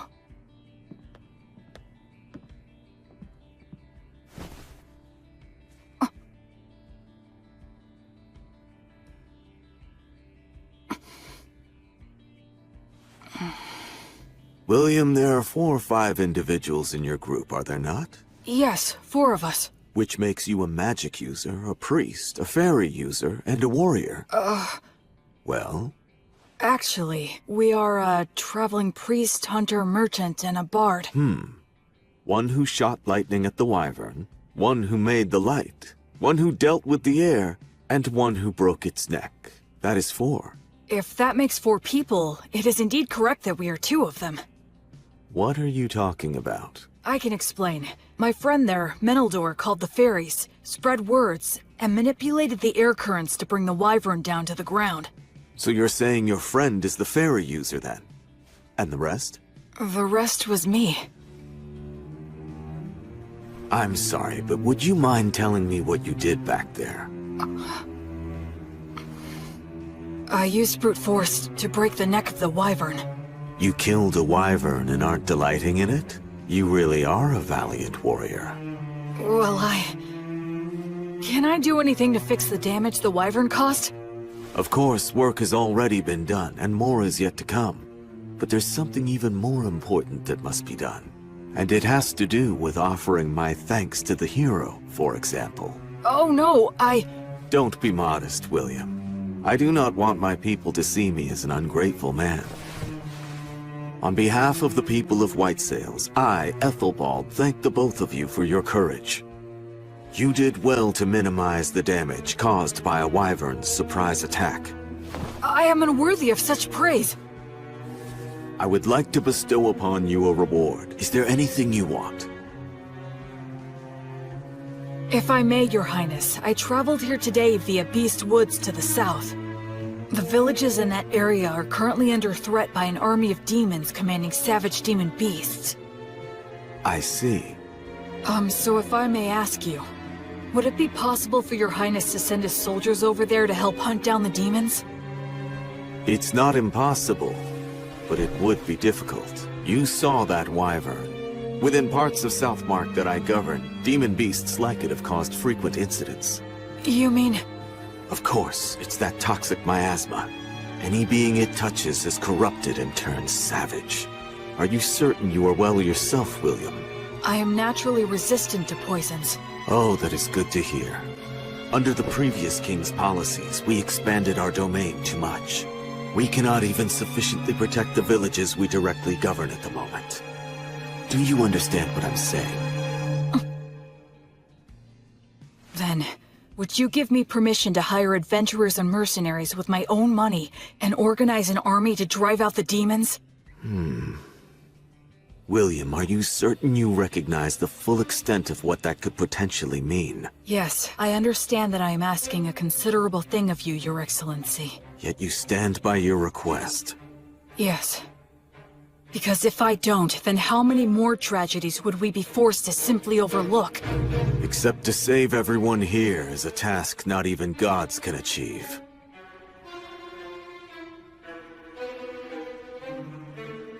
Honestly, if only you were some nameless man making this audacious request of me. You are right.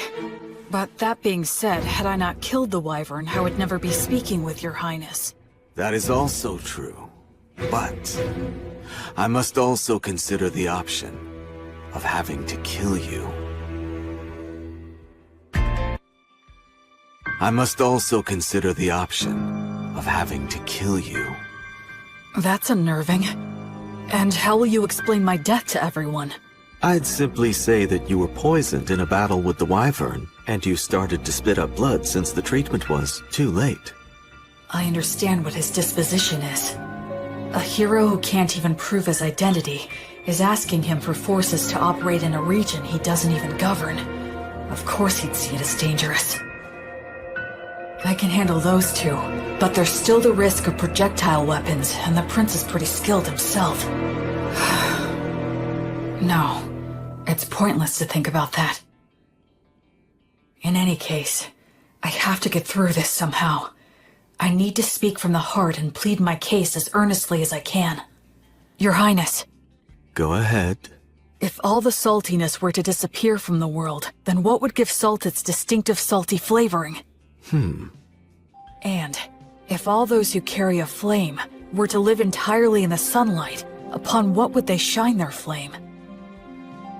For my part, I'm fortunate to have received a part of that flame from Gracefeel, the divine goddess of light. I firmly believe that the ones who carry that flame are the ones who should march first into the darkness.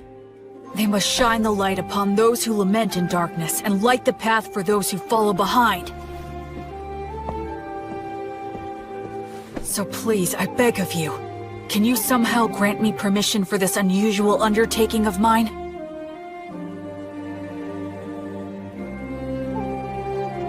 Young William, this path will only lead to despair. It won't work, and even if it does, you will pay the price. But I have some business with that despair you're speaking about. Oh really? And what is that? I don't like how its face looks, so I want to go and kick it in as hard as I can.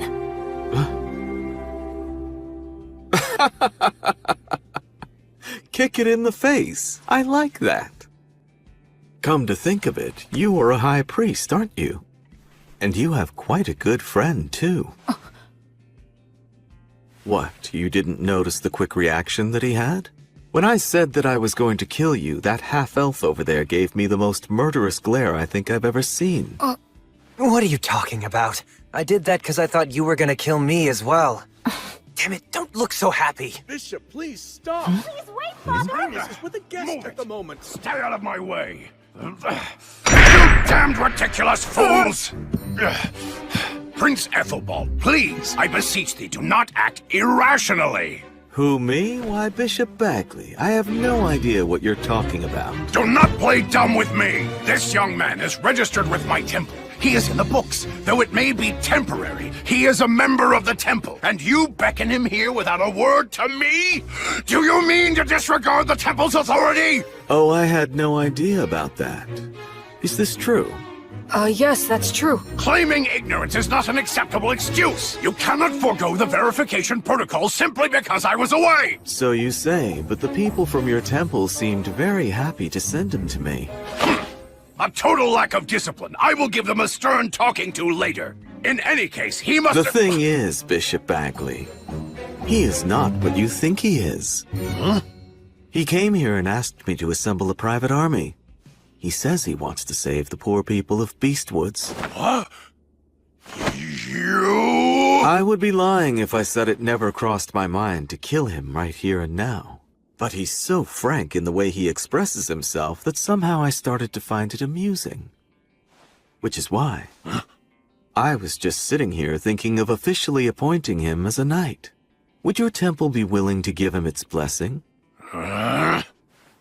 You know, he would become a paladin. The temple and I can share the profits and responsibility. What do you say to that idea? What? Of course, naturally, he would fall under our joint authority. You could always have him excommunicated if need be. That's not even the issue we're talking about! The temple can attest to his character. And as the wyvern killer, he should have no problems with all the rest. This is proceeding too quickly. I'll return to the temple and think it over. Would that be all right? Yes. But it would make me truly happy to see this happen, Bishop Bagley. I have taken a liking to this young fellow. Assuming I do decide to become his patron, you can spare me your silly games. You, novice boy, we're leaving now! Right.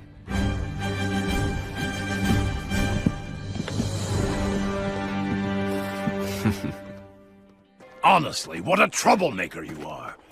Demanding a private army. What's the old geezer's deal? Menel, actually he's... Especially you! You're a novice! How dare you take matters into your own hands? So what if we did? It's not like you're our boss or something, mister. Excuse me? I'm the head of the temple, in case you forgot. So what? You want to fight over it? How dare you speak to me that I'm sorry. My father's on edge because he's had unresolved issues lately. No, I apologize for my friend's behavior. Anyway, so you're Bishop Bagley's daughter then? Yes, I am, though we're not related through bloodlines. At one time, the bishop was in charge of a temple in the capital city that accommodated a large orphanage. Ah, yes, I got it. When His Highness Ethelbald asked my father to relocate here, I came to this continent along with a dozen or so other families. So that's what happened. He's in a position where he can throw his weight around. He has connections everywhere, and he has loyal subordinates, too. Bishop Bagley! Thank you for all your help. Your intervention with the Crown Prince saved us. Thank you. I did nothing to warrant your gratitude. I only defended the temple's authority from the Crown Prince's utter selfishness. You just happened to be a part of that. Besides, when he's amused by something, he has a habit of doing absurd things. It's a real problem. But be that as it may, I still must respect his royal stature and worldly authority.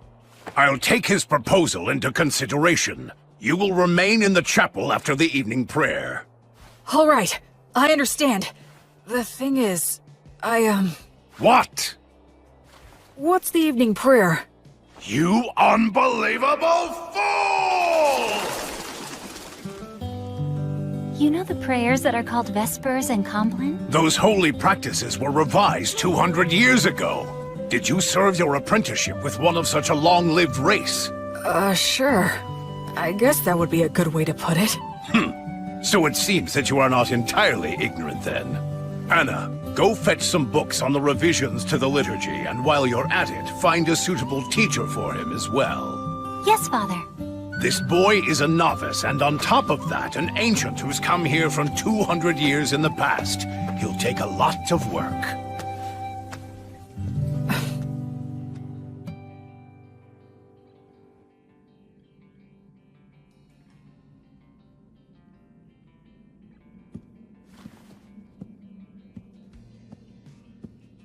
Greetings, Bishop. Wait here for a moment. Of course.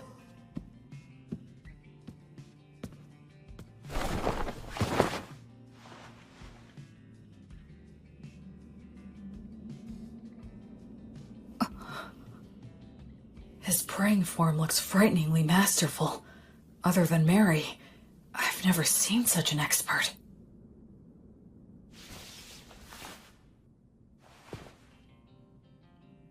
Now then. What is it? As head of the temple, you have earned a high level of divine protection, yes? Equal to my own, if not even higher. The people of the temple told me that you don't use the blessing, and when you pray, either you don't let anyone watch, or you don't apply yourself fully when others are present. Why is that? Ha! Foolish novice. Just what exactly do you think the blessing is? Divine protection from a god. Well then, why did a god bestow divine protection upon you? You think it was to give you special treatment? Not so, correct? To act through you. Understand? It is the god's wish to be able to achieve something great through you.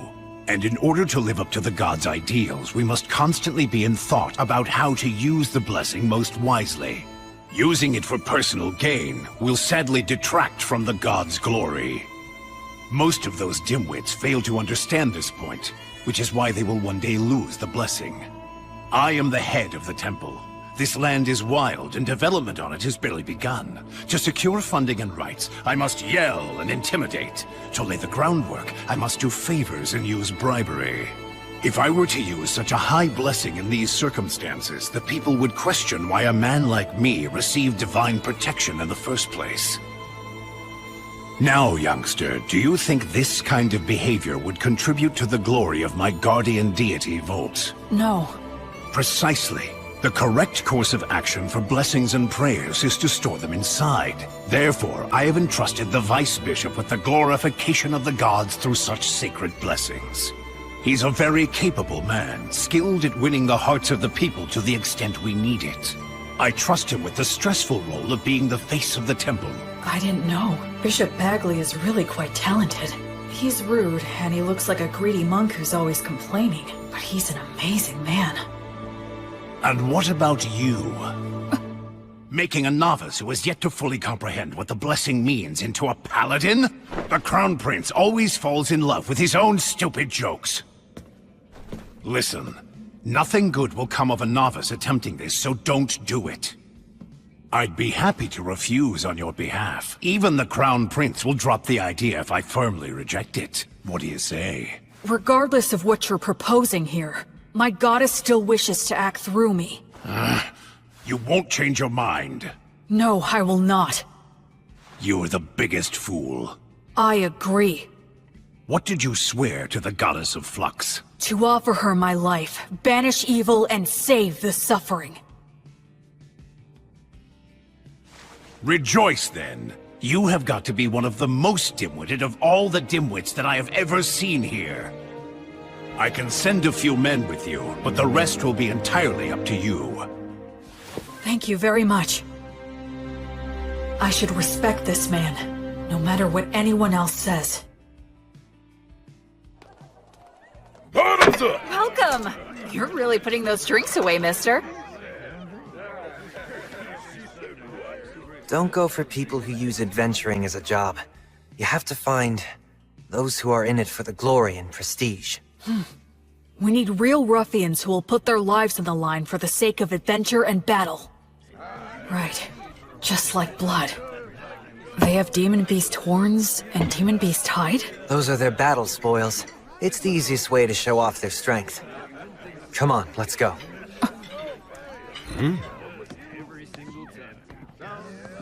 A red-headed boy with a friend who looks to be half-elf? There's no doubt.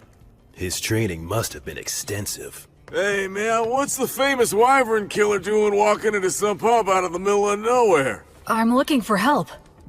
Exploring Beastwoods? Low pay, your reward is glory and praise, and there's no guarantee you'll survive. We're doing this for a living, you know? We're not taking this quest, right, guys? Yeah, man, don't be so stingy. Shut up, you blowhards.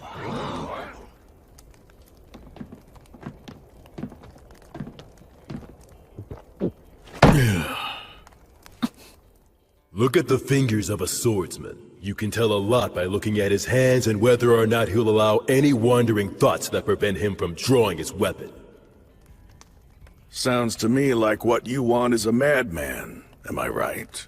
Not a bunch of blowhards with good manners but no skills, or who picked up the etiquette and patience to do any job, but who are just a bunch of shitheads who have no fear. The worst kind of scumball adventurers who'll risk their lives for the dumbest ideals, right? Yes, that's the reason we've come here. Hey, you hear that? I called it from the start. Bunch of damn lunatics. Gotta buy our drinks for a change. Yeah, that's right. What do you hope to get out of exploring Beastwoods? Where are we going? To the ruins or the forest? We don't deal with small potatoes. We want the demon boss. The leader of the demons running amok in Western Beast Woods. The subordinate demons are thought to command demon beasts. That's a big fish. It is. The location is unclear. Just finding him there will be hell. And we're talking instant death if we're ambushed during the search. That is highly likely. In other words, this is gonna be a nice, fun, stupid little jaunt into the woods.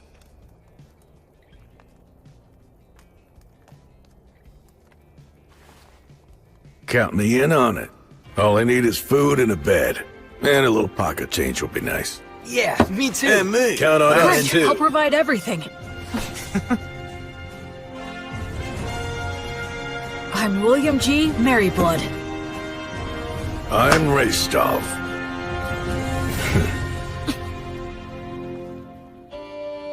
Whence cometh this disciple?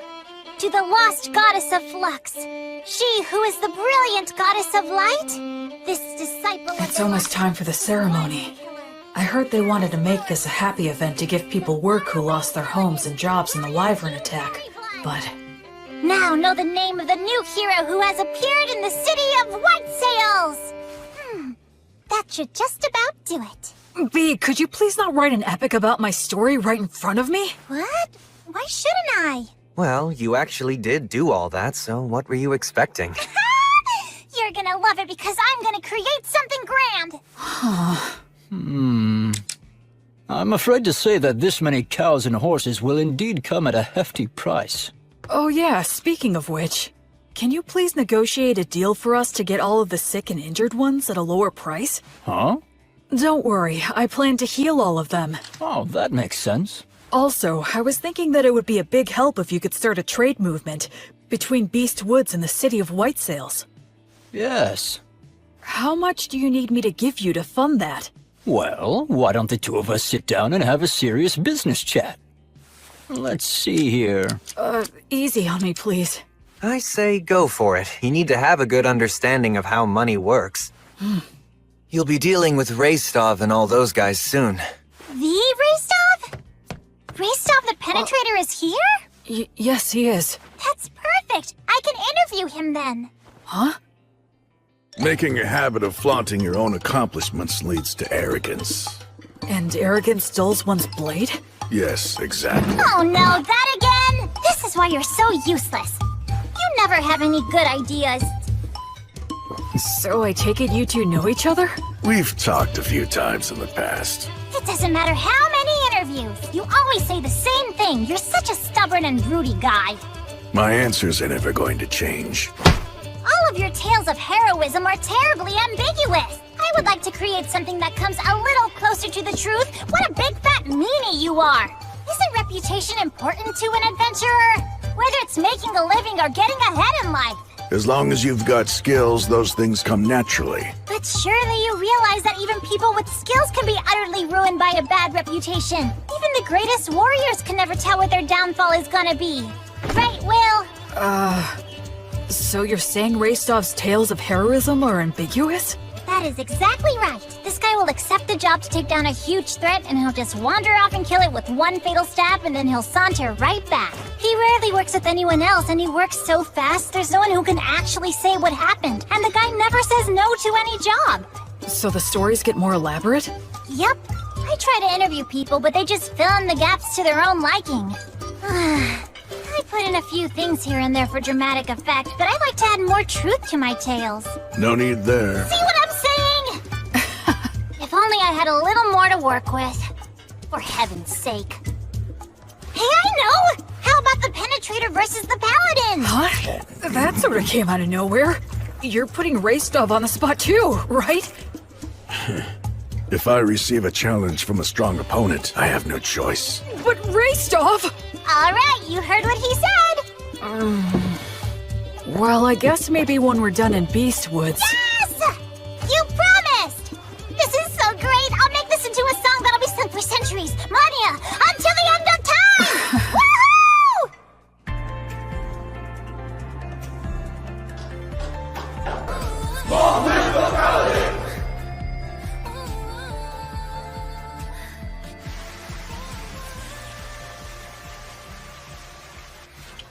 Vice Bishop, thank you for blessing me.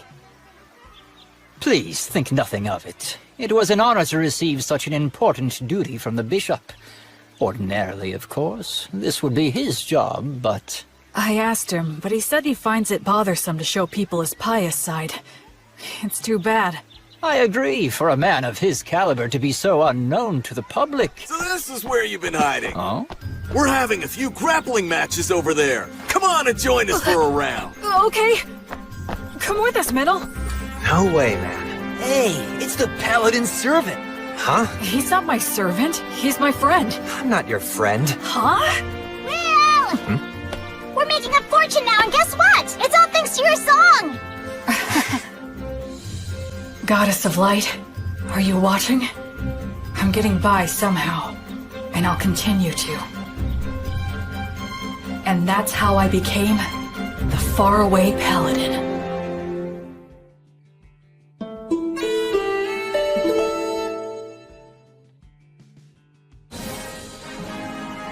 A lot of things happened very quickly. Having obtained official permission from the Crown Prince and the temple, I set off with my team of rowdy adventurers to begin the process of exterminating the dangerous demons and demon beasts infesting Beast Woods. In areas that were relatively safe, we brought human helpers and supplies. Two things that every poor village needs. The village is within sight! Yeah! A village with access to supplies becomes much more productive. Even if it was in debt, it should eventually turn a profit. Tonio handled all of that with remarkable skill. It was also Tonio who arranged funding for our activities by soliciting donations and contributions. You know, maybe I'll go on to become the head of a trading company. Yeah, please go big. And when I do, I'll be counting on your patronage. Officially, this is just the case of a lone priest doing charitable work. That way, no one gets offended. Of course, all of this means that I need to remain loyal to the Crown Prince and to the temple.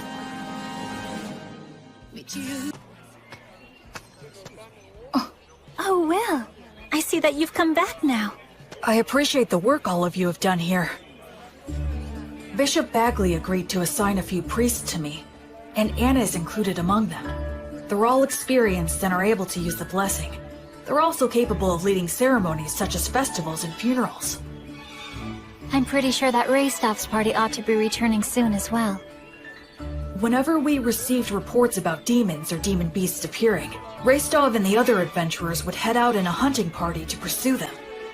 Incredible! They were all killed with a single fatal blow. No wonder they call him the Penetrator. Can you do this to wyverns too? If one's within my sword's reach. I would intervene in any disputes between villagers and try to help them settle things peacefully. You know, I wasn't really planning on doing all of this. Well, the thing is, once you've done it the first time, then you're kinda stuck. Word of my intervention spread, and I was called to intervene in other villages' disputes. My unexpected role as an arbitrator suddenly gave me a lot more to do. Whenever I had to visit other villages for benevolent purposes like that, or I had a message that I wanted to get out, B proved to be a really big help.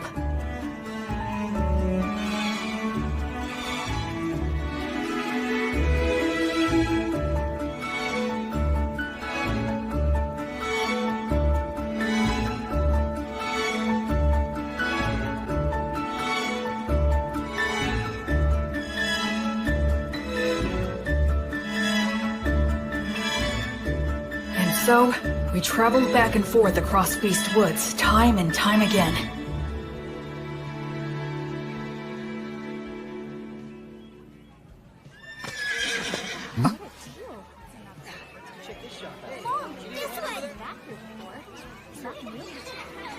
The atmosphere's so different now. This whole area has become relatively safe, so it's getting a lot more merchant traffic.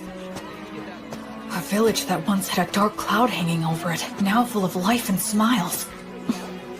Gosh, I finally understand now. Money is extremely important. Money is what makes the entire world go round. With money, you can solve anything without magic. Buy tools, hire help, and the ability to make a profit is just as important as magic. Everything you taught me was exactly right. Making people smile and giving them hope is more magical than actual magic.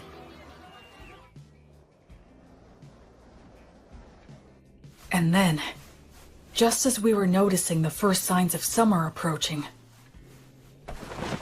Hey, Will. What is it? Pip's party went west to do some recon, and they haven't come back yet. So how long... They were planning to spend no more than 10 days investigating, but it's 2 days past that. Pip and his party. They're very talented hunters. All right then. We'll go and search for them. You, Menel, and I are definitely going to go. And... do you think you could put together 2 parties? They need to excel in forest exploration skills. I'll gather them right away.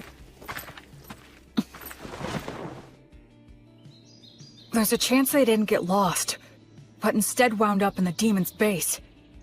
And if that's the case... there will be a battle.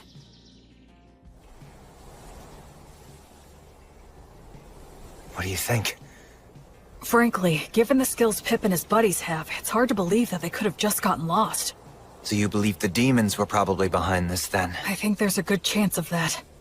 If we beat them, things should settle down here, too. I just hope that they're all right. Hey, Will. Huh? I should... say thank you. Oh, for what? For a whole lot of things. I just have a feeling that I would have hit rock bottom if it hadn't been for you. It's thanks to you that I'm here now, and that I actually have a respectable reason for living my life. So, well... I owe you my thanks. Oh no. I should thank you. I knew nothing of the world, and you saved me. But you know... What is it? You could look at me when you say it. Shut up!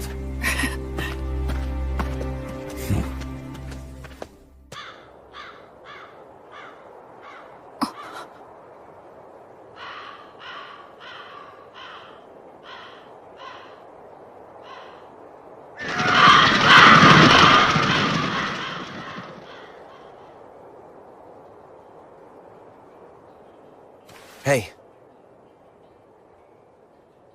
It's huge. So what made this? I don't know. It looks even bigger than a manticore. Maybe a stray living in the valley? Or, Well, at least they died fighting a big one. Pip, Harvey, and Brennan must have been pretty happy about that, although I guess they had a good reason to be pissed off, too. Yeah, like, we didn't get to kill it. They died a good death, worthy of adventurers. Go on, drink up. Virtuous gods, please grant rest to their weary souls. Gracefield, goddess of light, I beg you, please, grant them peace and guidance. Will, there's a head missing. The damage is so bad it's hard to tell, but it was probably just eaten up. Yeah, I'd bet on it. No, wait. Huh? Did he toss aside his gear as he ran? Why go deeper into the valley, though? If the path to the forest was blocked, that's the only way. He had no choice but to run deeper down. Yeah, I guess that's true.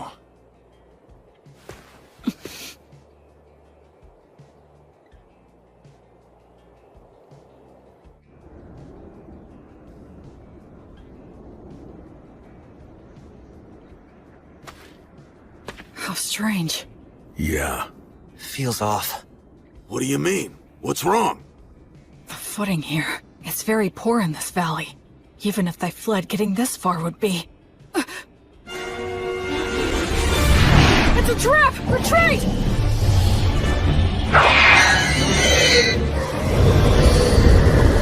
Fall back!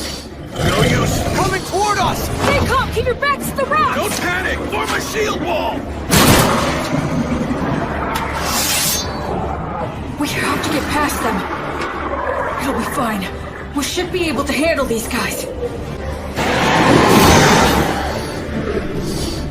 Hey, Menel! Yeah, what? I'll help us with magic and the blessing.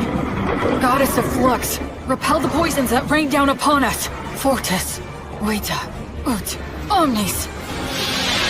Appreciate it. Yeah, thank you.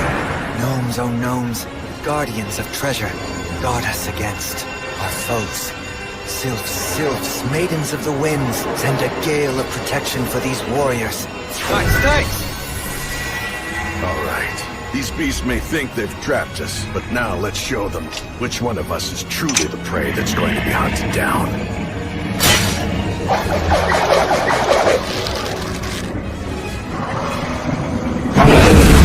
Shoot now!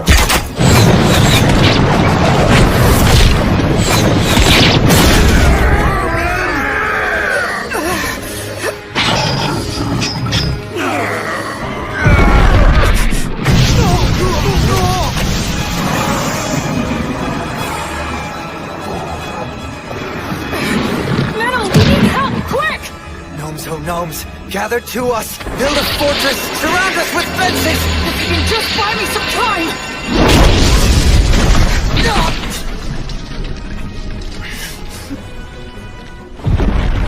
No, don't!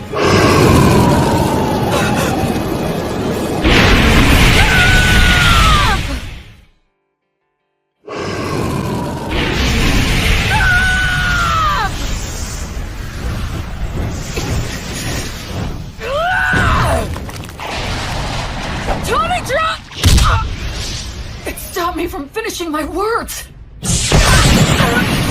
What happened? Misfire? Why? Everything was going so well up till now. And yet, where did I... What did I do wrong?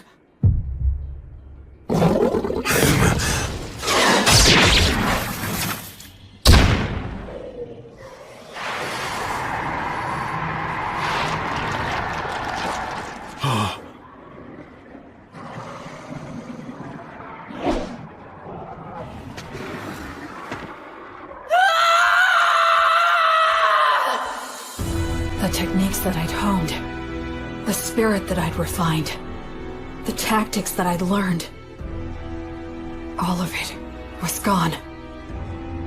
All I could rely on was blind fury and the abilities of my demon blade. As I hacked away at the enemy again and again, it was an ugly, unsightly battle that just made me want to cry.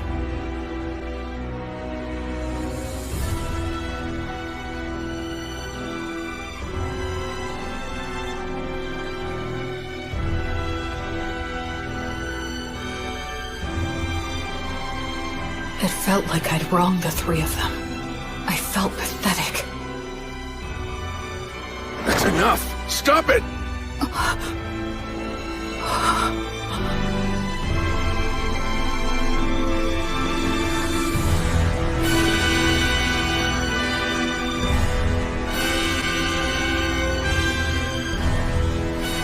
Go! Quick! He'll Menildor! He'll die! Menel!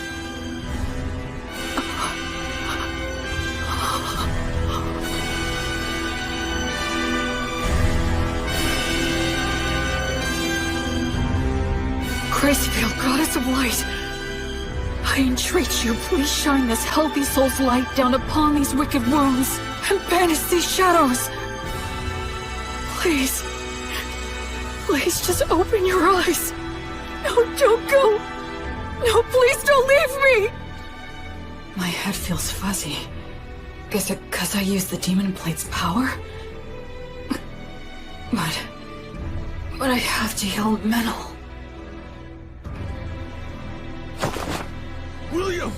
Snap out of it!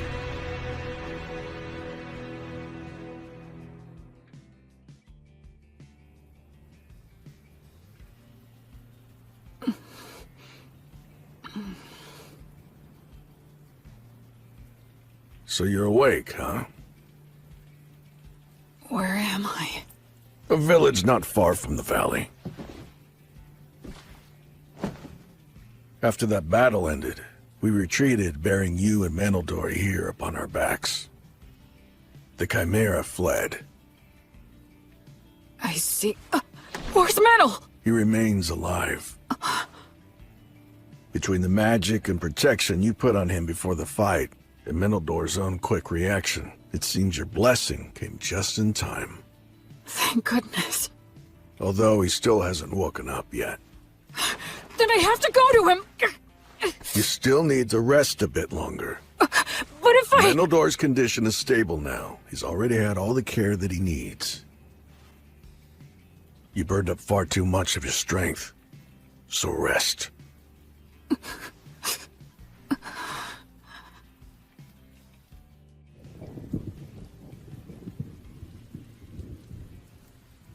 Where did I screw up?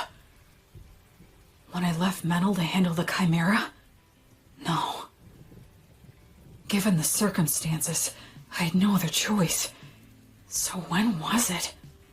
Was it just getting caught in that trap in the first place? If I'd been more careful, and took the time to send out scouts in every direction, we wouldn't have wandered blindly into that valley. We had plenty of people at our disposal. Up until that point, we'd been successful, and we were rattled by finding some of our men dead. Maybe all of that led to a simple lack of caution. No, I think I'm missing something. Some kind of fatal flaw. So they retreated, huh? Really? The wyvern killer and the penetrator? I heard they ran into some absurdly huge mixed-up demon beast called a chimera. Wonder what they're gonna do. Also, that elf mix was hurt bad, wasn't he? Yeah, he's really got it rough. When you're stuck with a monster like the wyvern killer, no amount of lives is ever gonna be enough. Yeah. A monster? Yeah, guess I am.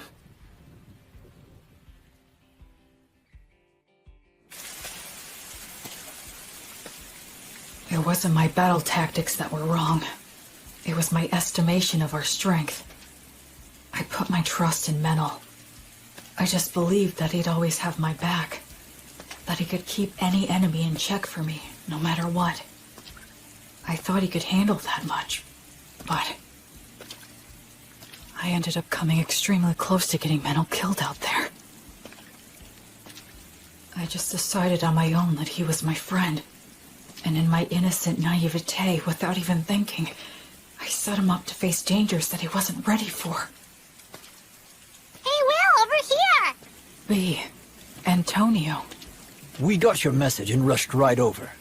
And also, Anna will be coming and is due to arrive here with the priests later on. I see. Hey, Will, know what? We heard you saved Menel's life earlier. I can't believe it! You ran into a beast as impossibly tough as a chimera, but you still beat an insane number of magic beasts and even saved Menel's life! You really are absolutely incredible! I doubt that Menel and the others who have been stuck with me would agree with that opinion. Huh? I'm going to see him.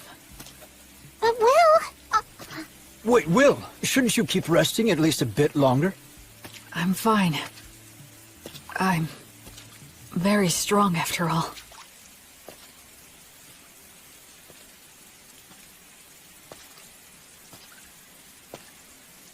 Ever since I left the city of the dead, people have said things like that to me, touting my strength in no uncertain terms. But every time I've just laughed wryly and shrugged it off.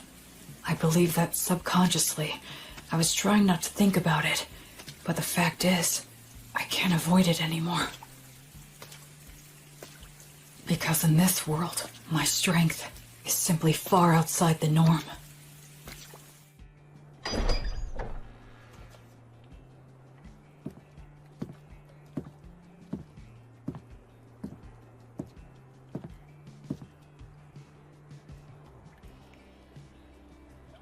This is my sin. Menel, I'll fix you up right now. Gods, please take pity on Menel and heal him. I'm sorry, Menel. I just wanted a friend who could be my equal. I wanted what the three of them had. Comrades who had each other's backs, supported each other, and respected each other. But maybe I was just trying to force that on you without even realizing it.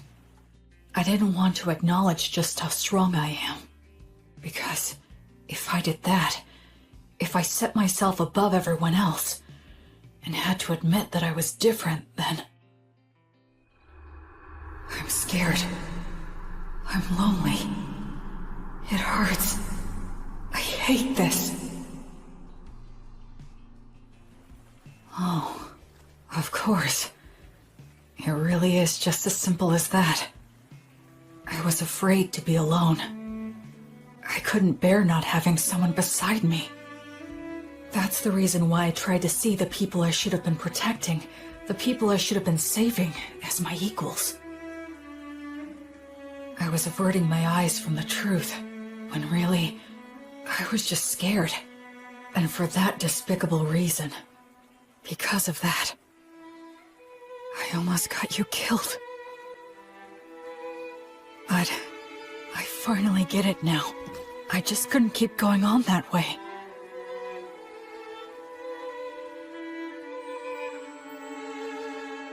Oh, Goddess. Are you here because you're worried about me?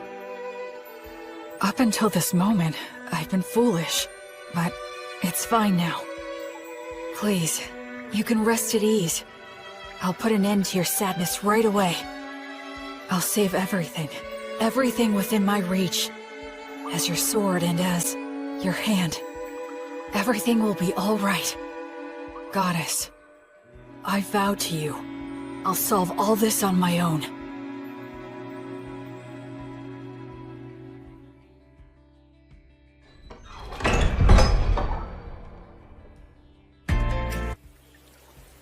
Where do you think you're going, huh?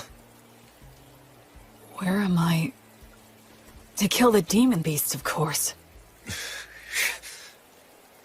Alone? Yeah, that's right. I doubt you can keep up with me. Which is exactly why I need to protect him. Look, don't worry. It's okay. I'll take care of everything. I'll kill the Chimera and the whole herd of demon beasts. And if there are demons controlling them, I'll kill them too. You see, that's just the kind of monster I am, apparently. Look, Will. Stop screwing around! Wake the hell up, idiot!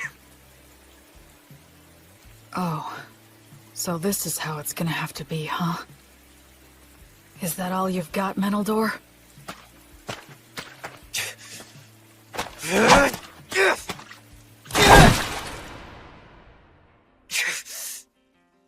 Damn it!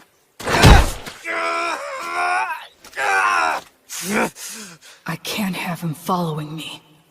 Damn it! Damn it! Damn it! Damn it! Damn it! I guess I could just break one of his arms.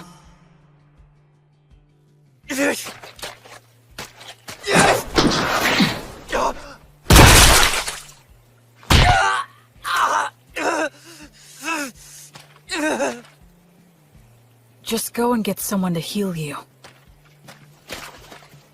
I'm not done. Oh, yeah? You're more resilient than I thought.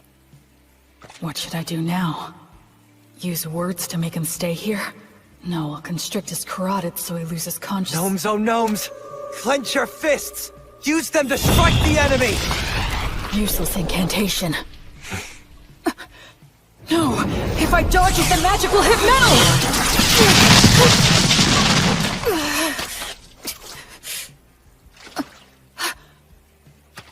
What's this crap about fixing everything alone? You're only being a coward!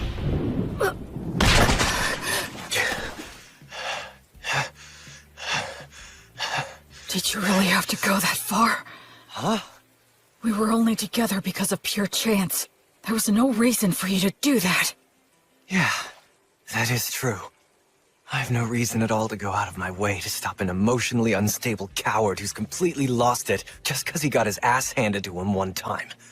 So then... But still, you're my friend. And friends stick together.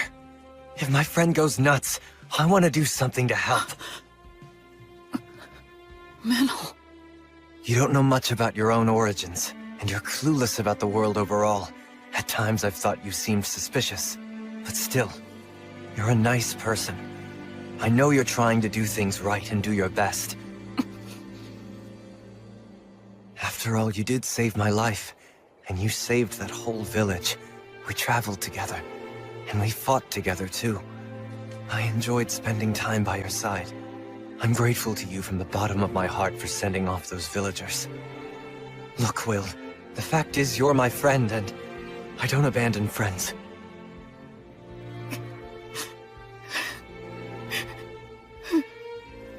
Well, you still want to fight? I surrender. I know that I'm still weaker than you now, but just you wait. I'll catch up before you know it. Menel. And soon enough, I'm going to prove that you are no monster.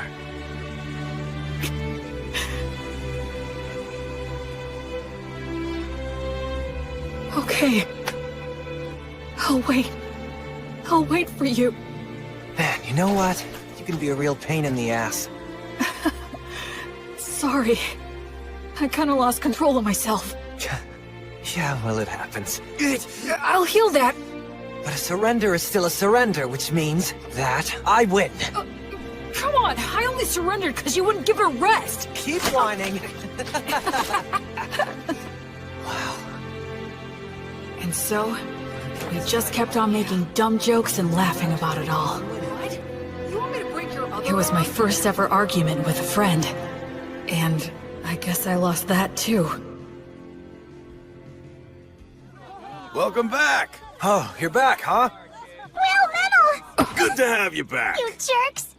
You had me worried! I'm sorry, V. Will. Huh? If you don't mind, do you think that you could please tell me just what happened? Sure.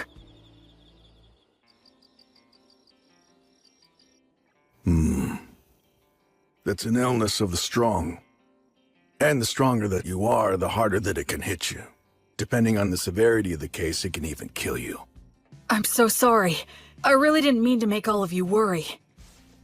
Anyway, I'm all right now.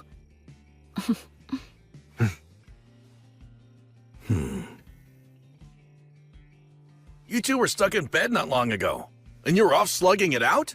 We even set a trap for a surprise attack. That Chimera's got no chance. I've got a debt to repay to that bastard. I won't be shown up like that. You mean you're gonna go fight that thing again? That's right. We're gonna have a little rematch. I won't get beat up and just leave it at that. I'll split its head open. I mean all three of them. Chimeras don't occur naturally, so there's no doubt that this thing is the product of a demonic ritual. I say we take them all out at once before they can escape. You want to go after it this soon after it roughed us up? I won't just give up and leave it like this. Let's bust them up good. All right. Guess we should round up some help, huh? This'll be a good, fun, stupid-as-hell adventure! A silver coin for a demon beast's head. And 10 gold coins for the demon bosses!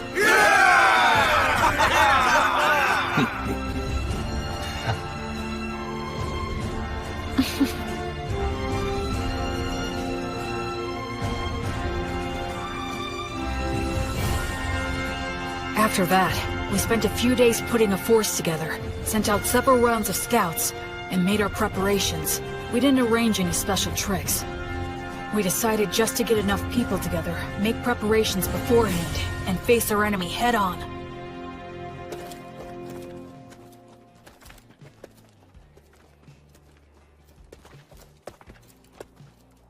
Let's set up our formation and our gear here. Anna and all of you other priests, please support us from here. Yes, sir! When we're all ready, we'll send our front line to the battle zone!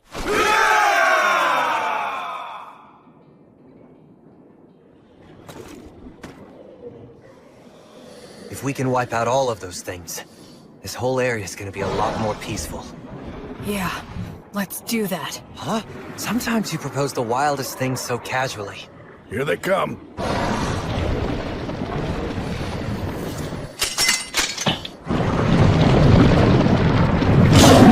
I've got your back. Thanks. I'm counting on you, Menel. We'll break through head-on! By Volt's blade of lightning, let us triumph! Burn bright! raises flames of courage! World, send us a tailwind of good fortune! Virtuous gods, grant us protection! Shoot! Sagita Flavium!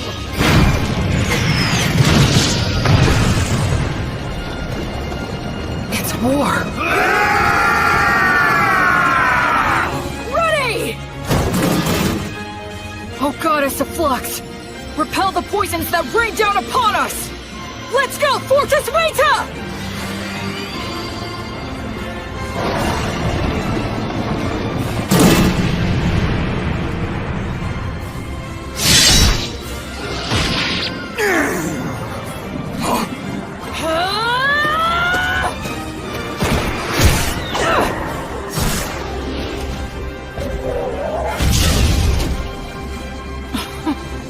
How could I ever think that I'd fix this all alone? I was never any more than one factor in this battle. The battlefield's not so easy that only one person is enough, no matter how strong they are. By the flame of Gracefield!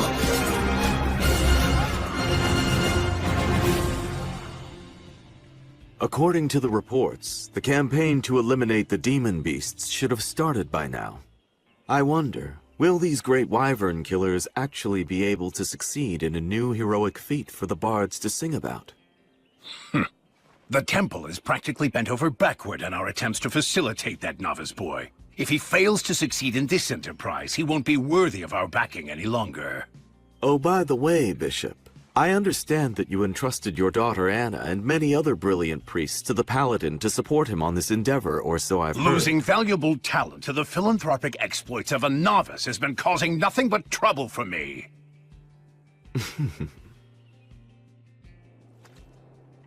What's this? The remains of an abandoned monastery? It looks like we're the first ones to make it here. Be careful. Watch for traps.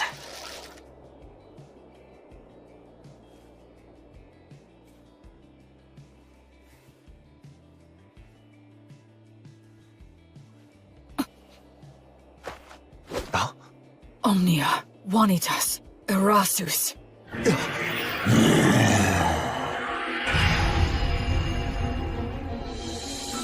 Hi there. It was laying in ambush with invisibility? Be careful, Will. This thing's pretty damn smart. Do you think that maybe it's got some demon in it? You're after the High King? Oh. You know the High King's seal, do you? Are you a warrior sent by one of the gods, then? That answer, I'm certain now. Basically, this is like taking a square on a chessboard. The city of the dead, where the High King was sealed, isn't yet under control by either side. If the demons manage to take control, they'll undo the seal, and disaster will ravage the continent again. But if mankind takes control, the seal will likely become even stronger. The demons are in a position where they need to keep Beast Woods permanently devastated, and keep it in a state of chaos, destitution, and lawlessness. That's why they're commanding demon beasts to attack villages and keep the pressure on. They can't let mankind advance any farther south. They can't let people head in that direction. They can't let them think that there's hope in the south. If you consider the existence of their king, it's incredibly easy to figure out what their objective is. In the name of the goddess of flux, I will destroy all of you. Oh yeah, but wait. There seems to be some sort of mistake or perhaps a misunderstanding. A misunderstanding, huh? That's right. That's the truth!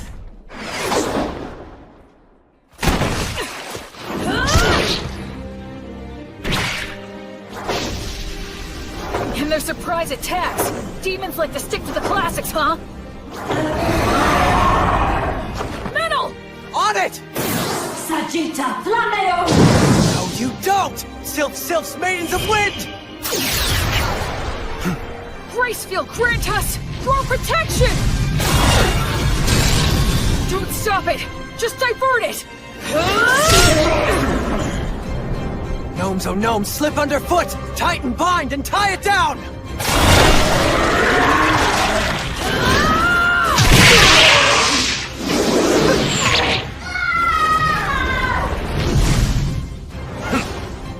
It has 3 separate heads.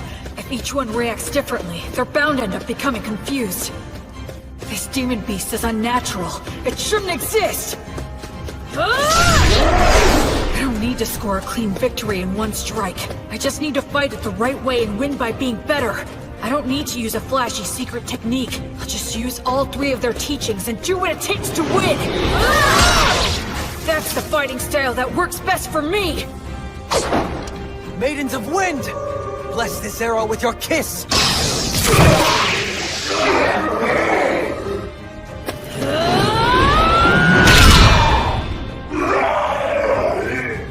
That's 1 down!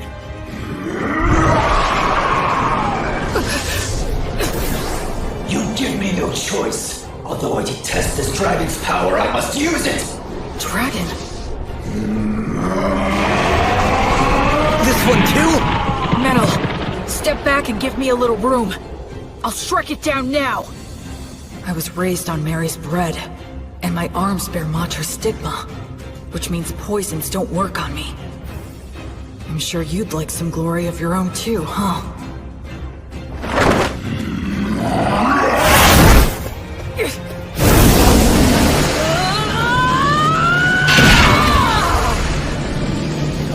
Gnomes, oh gnomes! Clench your fists! Use them to strike the enemy!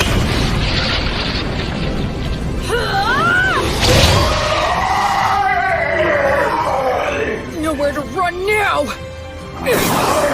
Acceleration!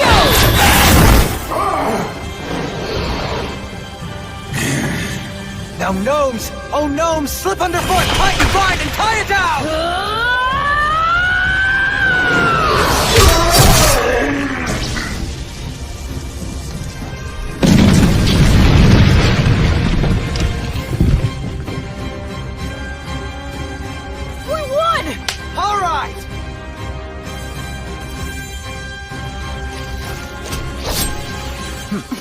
On to the next one. Yep.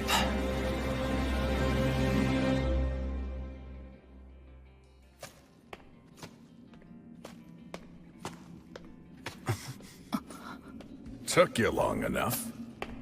Raystov?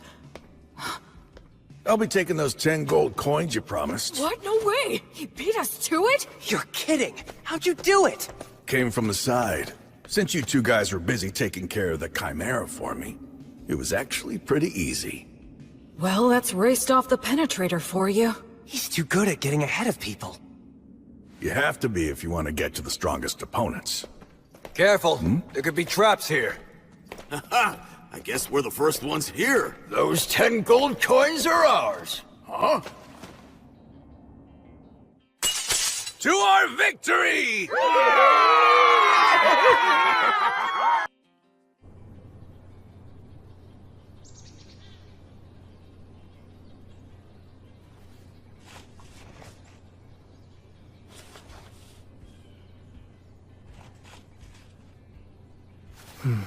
You're awfully cheery about a little stack of papers, Will. You could tell, huh? Yeah. You're grinning and caressing that paper the same way that someone might touch a woman's body. Is that the stuff those craftsmen gave you? They said they were the best of the trial sheets they made. You really are happy, huh? Well, the way I see it, these are the future of this town.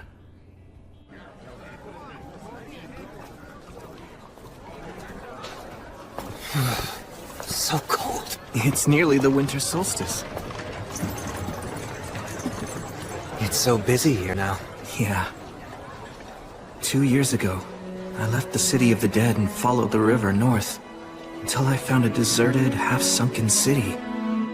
Now, 2 years after rebuilding began, people have given this place the name Torchport, the Port of Light. Hey, Will, what did you mean when you said that paper was this town's future? We have to do more than cut down the local trees and sell the lumber to white sales. Eventually, we'll run out of trees.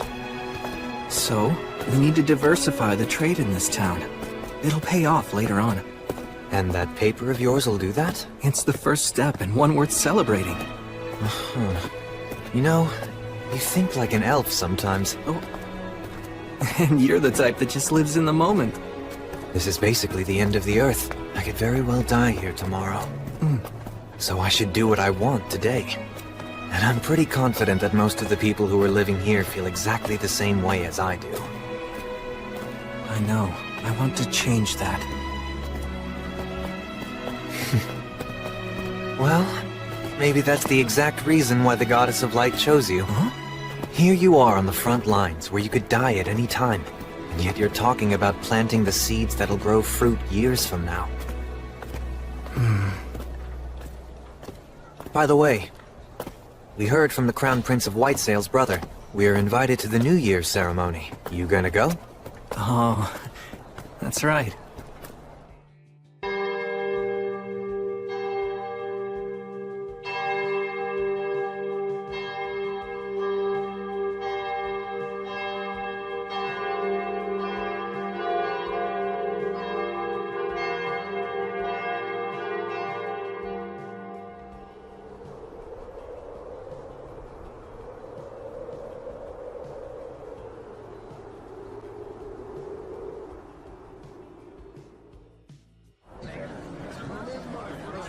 Wow! Pretty! Well, did you enjoy the Winter Solstice Festival? Yeah, it was fun. Although I'm worn out. All that going around, greeting important people with a smile. It isn't as easy as it looks, huh? Luckily, Menel put my outfit together. With that and the help that I got from Bishop Bagley, I managed to pull it off. I wish I got to see Menel in formal clothes. Actually, why didn't he come with you? No, I invited him. But he said, shut up, at least let me sleep in today. What about you? Make a little money? Of course! This is the Troubadour's most profitable time of the year!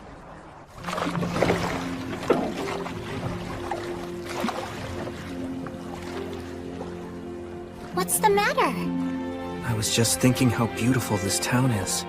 But villages around the Beastwoods are so poor. We have to work a whole lot harder. Will. Oh.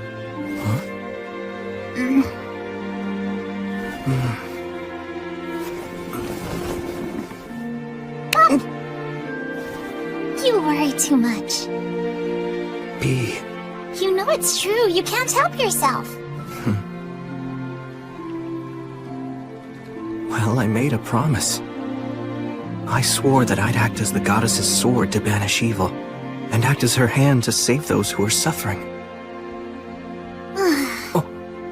Listen, of course it's very noble of you to pursue kind-hearted goals such as those.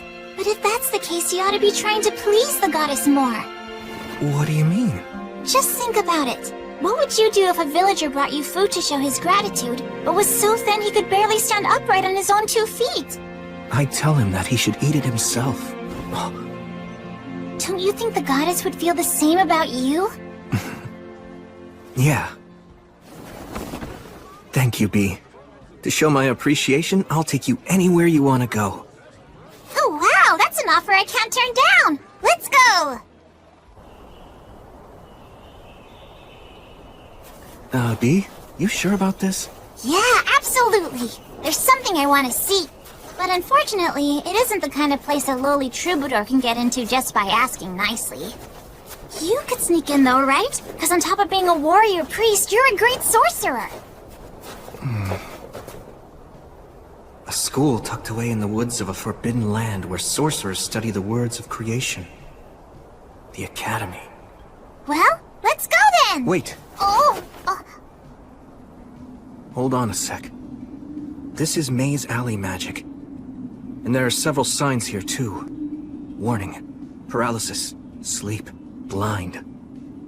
Yeah, we can't go in there. Wait, what? But shouldn't you be able to get through it? Come on! Use some of your brute strength! If we tried to force our way in there, it'd end up raining blood. And not metaphorically. It's set up to keep out the uninvited. I see. Well, if even you can't get in, then that's that. Let's head back into town and go. We can't sneak our way in, but... Yes, Will? Let's just go up to the front door. Yeah, that's a great idea!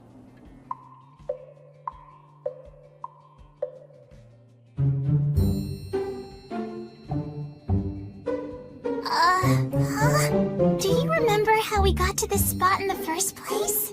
I mean, I know in my head where it came from, but... It's okay.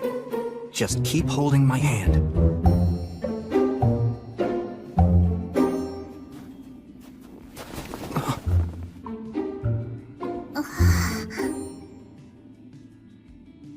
Well, this is just being mean now. So, where do we go? Which is the right path? Ne, fronti crede.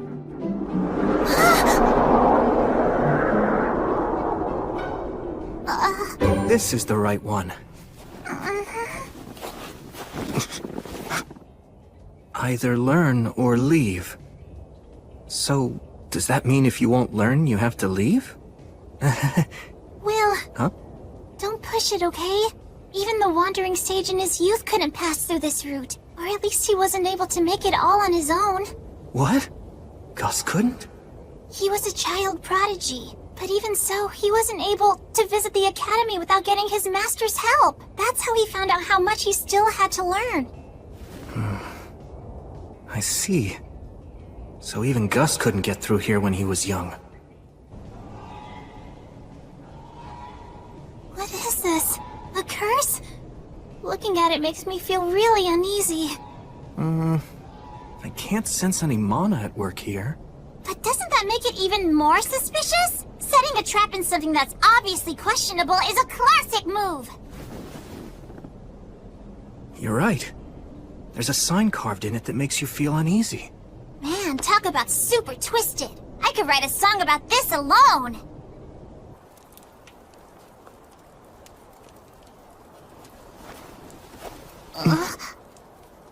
Oh? What's this? Visitors? It's a pleasure to meet you, sir. Allow me to introduce myself. My name is William G. Merryblood. And I'm B, Robina Goodfellow. And you, good sir? Would you kindly tell us what your name is? Oh, I'm just an old man who's got a lot of years built up behind him. I'm the groundskeeper at the academy. I don't really think that my name is worthy of giving to a paladin. More importantly, you must be cold. Why don't you join me and rest here for a bit? Sure, thank you very much. Tell us, kind groundskeeper. Do we still have far to go to get to the academy? That's your destination? Why exactly do you want to visit the academy, young lady? You don't appear to be a new student. There's something I want to see. Oh, is that so? Well, from what I understand, only sorcerers are allowed to enter the academy. It's a rule. We were hoping to ask if they might make an exception for us. We would only need a quick look. Well, I hope you're able to get permission. For now, toast and eat these. They'll warm you up. Wow, thanks so much! We're very grateful.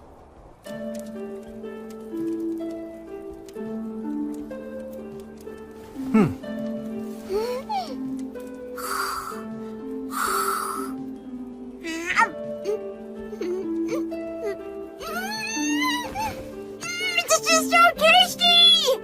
It's goat milk cheese, right? That's right. It really is good. Incidentally, I've heard that the Faraway Paladin knows how to do magic. That's true. I can't deny that I have learned a bit. As the Academy's groundskeeper, I do witness magic from time to time, of course. But nonetheless, I'd be very interested in seeing firsthand just what sort of magic you're able to perform. I see. I think I'm being tested. I'm sorry, but I can't use my magic simply to show off. Please understand. Even if I beg to see it? Please forgive me. Has that always been your stance? Yes. My master taught me that. I want to uphold his ideals as best I can. Well, in that case, might I ask a favor of you? Yes, of course. Last night's snow has left all the trees quite damp, so my fire just keeps on smoldering today. It's rather tough on these old bones of mine. I'd really like to have some dry firewood if I could. Do you think you could prepare some for me? I could have solved this problem easily if I simply spoke the words of drying. But can just use a fire to dry out the damp wood. That's common enough knowledge. I really appreciate this. It's so nice and warm. Now then, I have a question I'd like to ask the two of you so I can get your opinions on something. If great magic were to exist in this world, what do you think it would be like? Maybe it'd be magic that brings people happiness. Oh? Whether it's the simplest words used to raise a smokescreen, or a highly elaborate and intricate artistic sign. If it was woven with the prayer that's intended to bring someone happiness, I think that's plenty great. What an intriguing opinion. And just why is it that you feel that way? That's easy. It's because that's the way Will always uses his magic. It's a part of the reason why I like him so much. Although I will say he also tends to set aside his own happiness. I'm not too crazy about that part. B. Yes, I see. Splendid.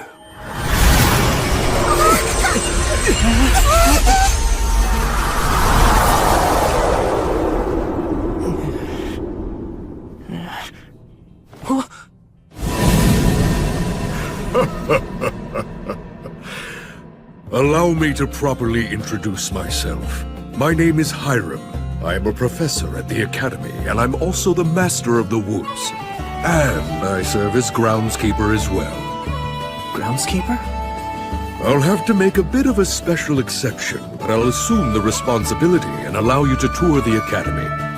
Now then, young lady, what part of the Academy was it you wished to see exactly?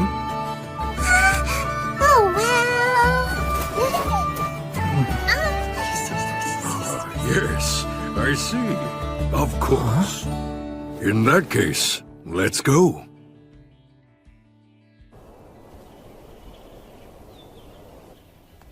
Huh? Wait, hold on! What is that? There's a doll out there cleaning! That is a golem created by a previous master of forms. It's quite a handy thing to have. Incredible. It moves so gracefully. Even if the mana here is very stable, I can't imagine the amount of work that must have gone into it.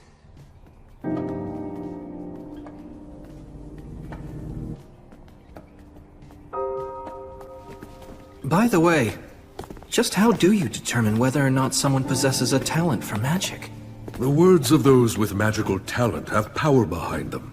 Although both our words of creation and the everyday words that we use in simple conversation have the same roots. The words of a child who possesses true talent just naturally make things happen. I know about that.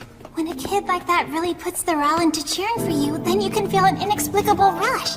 Or if someone who hates you says mean things to you, you can actually end up getting hurt. Exactly.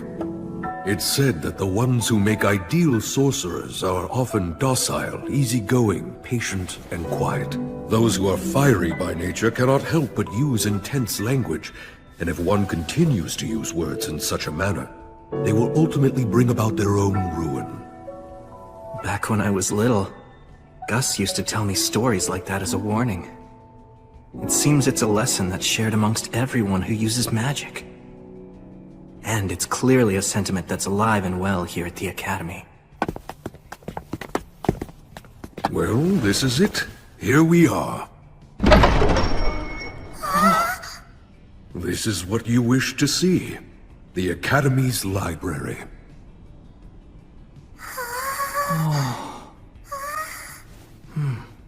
I personally authorize you to browse anywhere you might wish, except for the forbidden shelves downstairs.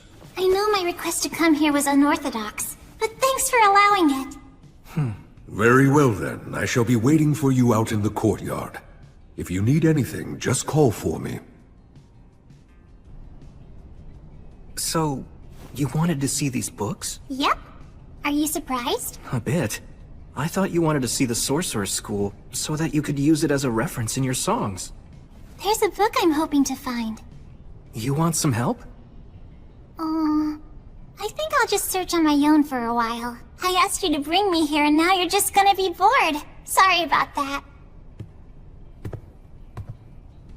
An Introduction to the History of Magic. I learned a lot from Gus, but I wonder what's changed over the past 200 years that he wasn't even aware of. Huh? B? I'll carry those. Thank you. Huh? A record of Academy graduates and a collection of local historical records?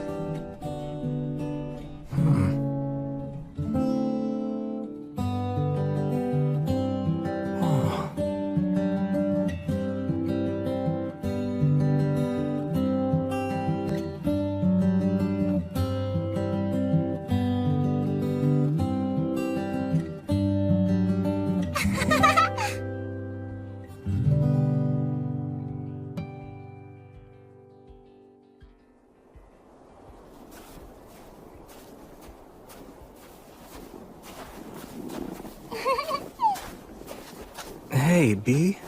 Are you wondering why I was looking for books like those? Back in the past, a long time before I ever became a troubadour, I traveled quite a bit with someone else. She was a lady with dirty blonde hair and eyes the same beautiful blue as the sea. We ended up together only by chance, but we got along pretty well. Later on, I came to learn that she was an amazing sorcerer. Apparently, she was traveling all over the place searching for lost signs in any ruins she could find. But she was so nice that she took on a lot of people's problems along the way. It wasn't like she was famous or anything, but in certain places, she was known as a hero. I was having fun, so I made all kinds of detours to stay with her. When it was time for us to go our separate ways, we waved at each other and said, "See you later."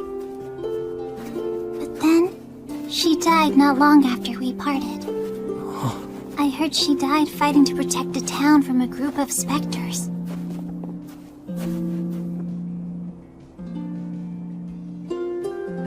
I'm sorry. Oh, don't get the wrong idea. It isn't that I'm feeling upset because she died or anything. I mean, yeah, of course I'm sad, but she'd made up her mind, right? I'm not really big on regretting the choices other people make. But even so, I can't just sit around and let that kind of resolve be forgotten, can I? She was a hero. So many people mourned her death. But even that grief was washed away by the passage of time. And she was forgotten. Eventually, nobody spoke her name again. This world is full of dangers. Every hero who is born is one day quickly forgotten. I guess that's just how it works. But still, they praised her and thanked her, and when she died, that was it. I can't stand that. Someone's determination isn't something to use up and throw away! So I've been singing about her to keep her story alive. And along the way, I realized something. What's that? Those songs about heroes, they create hope. Do they? Those songs tell people that there's someone out there trying to save them with exceptional strength or magic. That there's someone who's fighting for them. That maybe there always has been. That brings a lot of hope to people. It's just the same as the 3 heroes that you're so fond of. And maybe like you too. Hey, look! That's what heroes are! They're like guiding lights! Wherever it is you walk, there are people who will follow after you.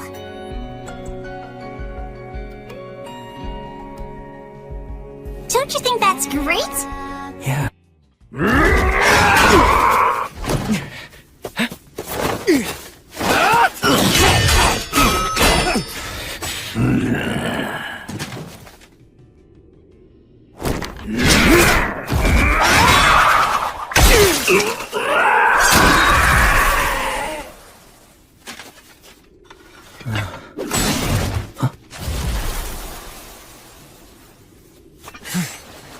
Got a new sword out of it.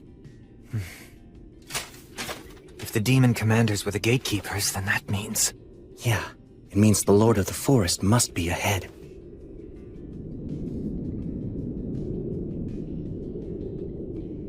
Let's go. Yeah, got it.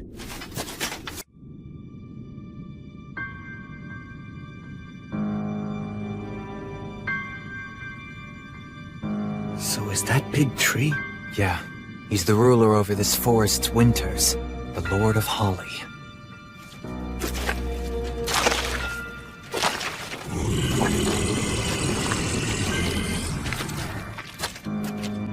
Are those words of creation? No, actually. That's a curse. Those are blasphemous words. What's happened to my gatekeepers? What do you think happened? I see. Let me guess. You're the Faraway Paladin, Sir William. And you are the one called Menaldor of Swift Wings. And you must be General Carnunos. If you two celebrated heroes have come here, we don't need to waste any time. I'll see to it that you die right here and now. A few days ago, on the summer solstice, I saw snowdrops that were blooming out of season. And that's where it all started. Crown Prince Ethel of White Sails asked me to find out why it was happening, so we came here to look into it. And that's what we found.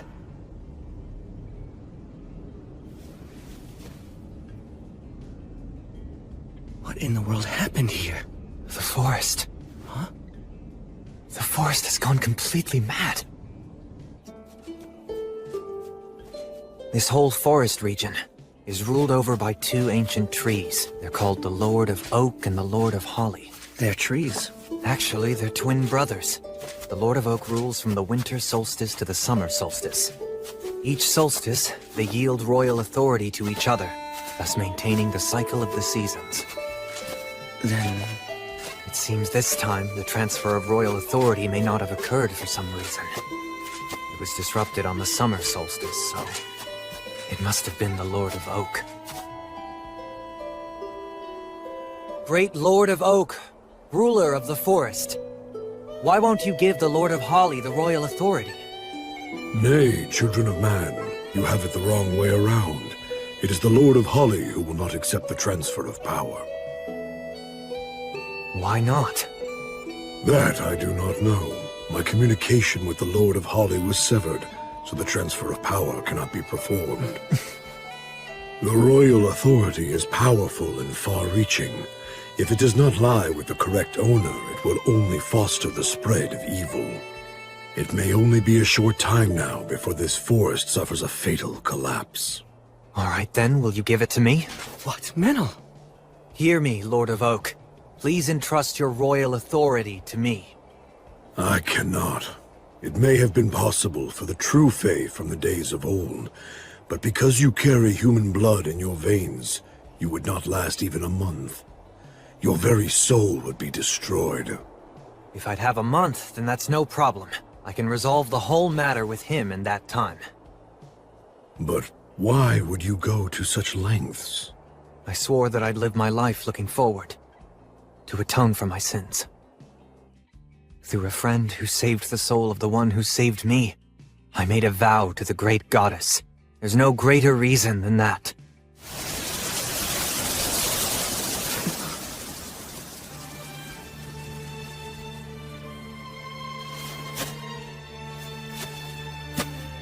That path leads to a trial, a secret rite known only to this forest. I'm afraid that you, agent of the Goddess of Light, do not have the right to participate in it. Yes, I realize that. I'll wait, however long it takes. Rest assured, I'll be back soon. So don't you worry.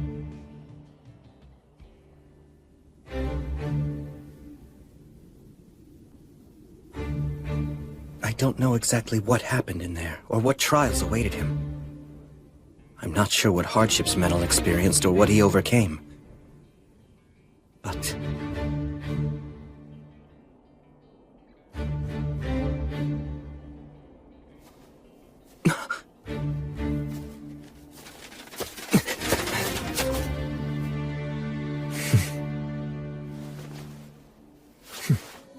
that was how Menel received the royal authority.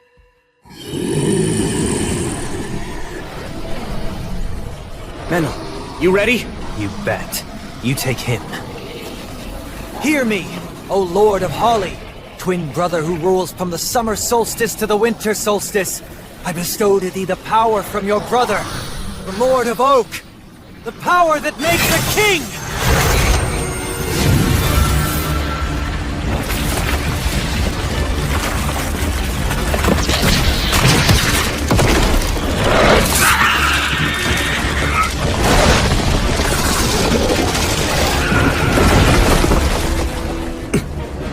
You're going to regret that. I can't believe that you have already won over the Lord of Oak! You're done. And now for the forest! By Gracefiel's light! By the goddess of the cycle of death and rebirth!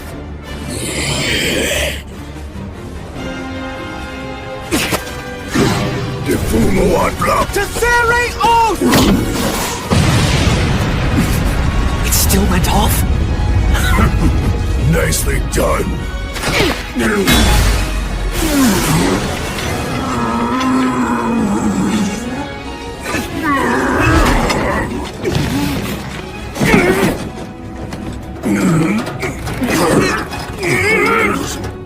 Are you really human?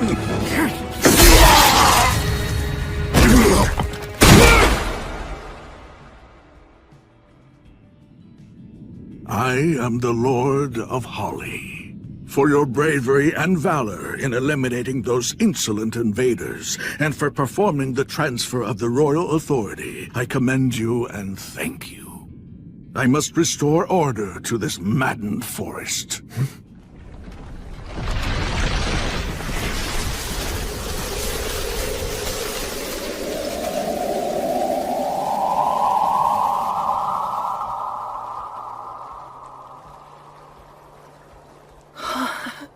He wields that insane amount of power as if he's just casually waving a hand. Child of both elf and man, you will be like me one day. Huh? You forged a contract with my brother, the Lord of Oak, after all. Though only briefly, you held the authority to rule the forest. Your human and Fey blood, along with the power within you, is already inclining toward Fey, bringing you closer to being a suitable vessel for a Lord of the Forest. Huh? I had zero intention of doing any of that. That is what it means to entrust the royal authority to another, young Sprout. Worry not. This does not mean that you will transform right away. So long as you do not neglect your training, then it might well be over 100 years before you become a new Lord of the Forest. Can I refuse? It is possible. If you wish it, you may still die as a child of man. Make sure you give it plenty of thought. And you, child of man, disciple of light. Yes, sir. There is something that I must tell you. Do you know of the mountain range to the west whose rocks have turned red?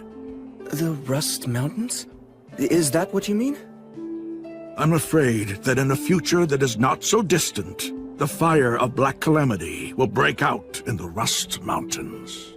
The flames will spread and may even consume this land in its entirety. What are you saying? Those demon beasts came here from the Rust Mountains. That whole land is now a nest of demons. It's a land where the enormous Lord of Hellfire and Miasma sleeps, making his bed from the riches of the mountain people. The Lord of Hellfire and Miasma? Whether you choose to fight it or accept it, be prepared. That day is not far off now. This is both a warning and an act born out of duty.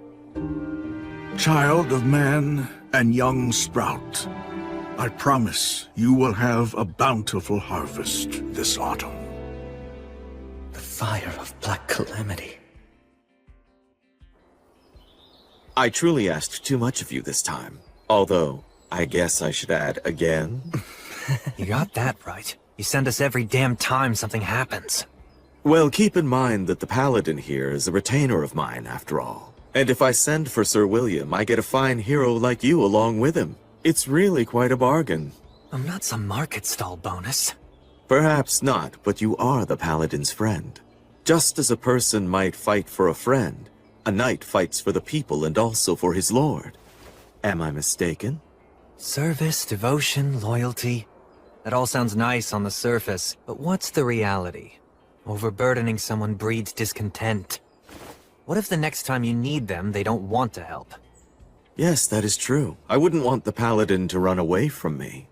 So I have to make certain to compensate him very generously to ensure that he sticks around. Exactly. That's just the kind of attitude that you need. It's important.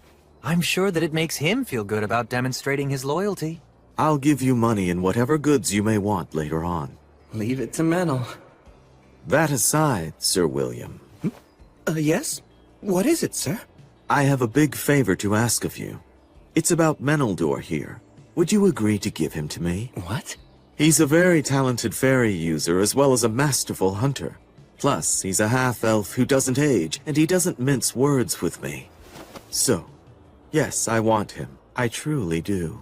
But, Menel isn't property, Your Highness. Apologies, Your Highness, for making you wait. Thanks for coming, Bagley. Good to see you again, Bishop Bagley. Ha! Victorious yet again, I suppose. My word, hero. After all the flattery for your peerless acts of valor, I thought you'd have become reckless and lost at least once by now. Moving on now. Why don't you give us your report on this incident, Will? The fire of Black Calamity will break out in the Rust Mountains. The flames will spread, and may even consume this land in its entirety. That's what the Lord of Holly warned us of earlier. I thought the matter of the demons and demon beasts had settled down. Now there's the fire of Black Calamity, and the Lord of Hellfire and Miasma. I have other concerns too. There's also that story you told me about the demon's High King sealed in the City of the Dead. It's simply one issue after another, isn't it? Honestly, never a dull moment here. Tell me, Hunter, this Lord of the Forest, exactly what sort of power does he possess? Can we actually put our trust in this prophecy of his? Call me by my name, old man. You're in no position to talk! Could you two please try to get along? With this insolent brat? Oh, please, spare me your jokes. Give me a break. I hate pompous oafs like him. But even so, he does make a fine business partner, doesn't he? Well, I do admit that he is quite talented. I wouldn't be sitting here with you otherwise.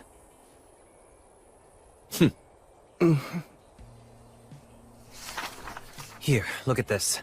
The Lords of the Forest rule the entire region adjacent to this ley line. A lord can be a spirit dwelling inside a great tree or rock, an aged beast that's acquired intelligence, or one of many other forms. But regardless of their appearance, they've all lived for at least a century or two. Essentially, they're a forest's heart and mind, and they know everything that happens within their domain. If a prophecy is from a Lord of the Forest, then there's most likely solid grounds to support it. It's more like a forecast. In that case, this seems like a matter that we should treat as a high priority. Yes. So now, the Rust Mountains, the dwarf capital that's in ruins, has become a nest of demons, huh? That's perfect! Huh? Because that means we can fight them with our full force! Look, we know exactly where the problem is. A desolate, hostile land with no innocent bystanders. Which means, this case is perfect for me. Yes, that's true. I suppose you're right. Would you handle this matter, Great Paladin? Yes, of course. Oh, for the love of... If a Lord of the Forest promised you that there'd be a bountiful harvest, we can assume that we're safe until autumn at least. First, we should gather information. I'll ask my troubadour friend, and talk to the dwarves living in Torchboard as well. Can I entrust all of this to you? Yes. For the time being, this matter must remain a secret held only between the four of us. Right, not a problem. I'm sure it'll all work out. When you say it like that, it makes me feel like it actually will. Just don't get cocky after all this hero treatment and let your guard down. You want to know about the Rust Mountains? Yeah. I want to learn everything I can about them. A troubadour song doesn't come for free, you know. What's my info worth to ya? Tell you what, if we end up having to go to the Rust Mountains, you'll be the first to know any stories we hear. Is that good enough for you? Okay, that's an offer I can accept. First of all, 200 years ago, The Rust Mountains were known as the Iron Mountains. They served as the home to the Iron Country, which is the nation where the dwarves once lived. They were mountain folk who followed Blaze, the god of fire and technology. It was a powerful country that used to be included as a part of the Union. The Iron Country, huh? But then, it was lost in the Great Uprising 200 years ago. The dwarf leader, the monarch of the mansion on the rock, led his men to stop the demons' advance. Many powerful warriors battled against the demons, but they all died fighting on the mountain. A lot of blood was shed, and many weapons were shattered.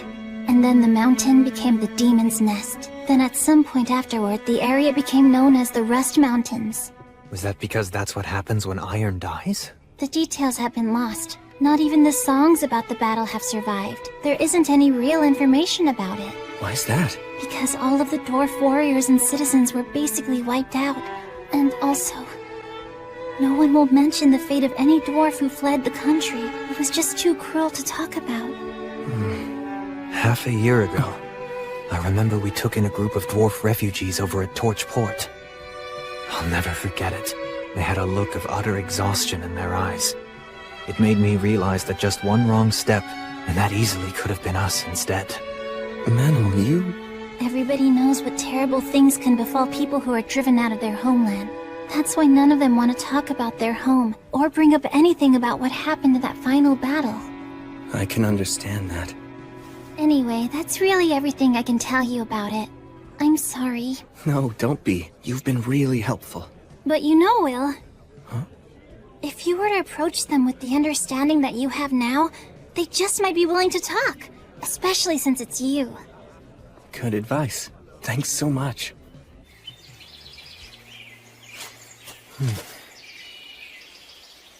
This way.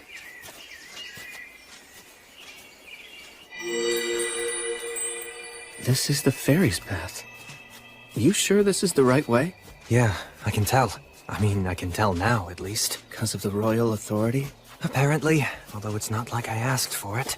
You know, if you and I end up getting separated, then I'm done for. Oh, don't worry. There's no way I'm going to lose you. If you wander off, I'll just drag you back.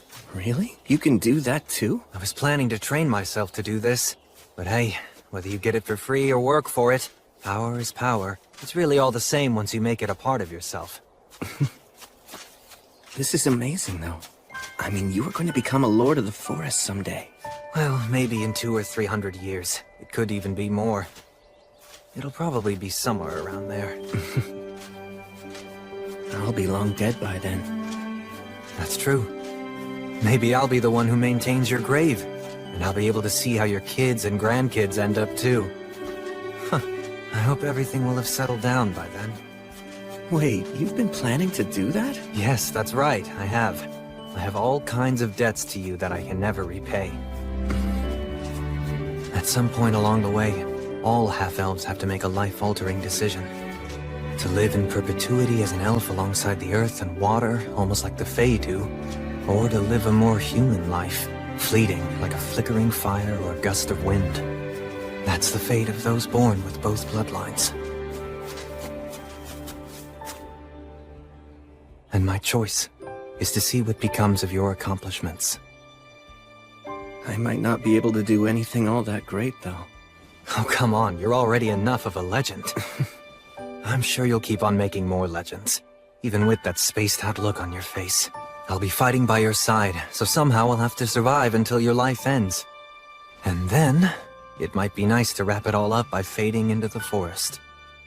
Of course, first I'll have to say something totally cool to make myself look good. I bet you'll be a legend. Yep, the both of us. Doesn't sound too bad, right? Yeah.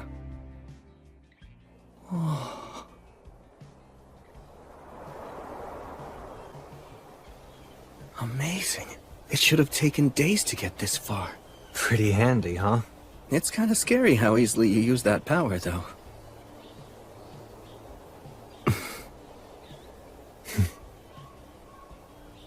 Well, we made it.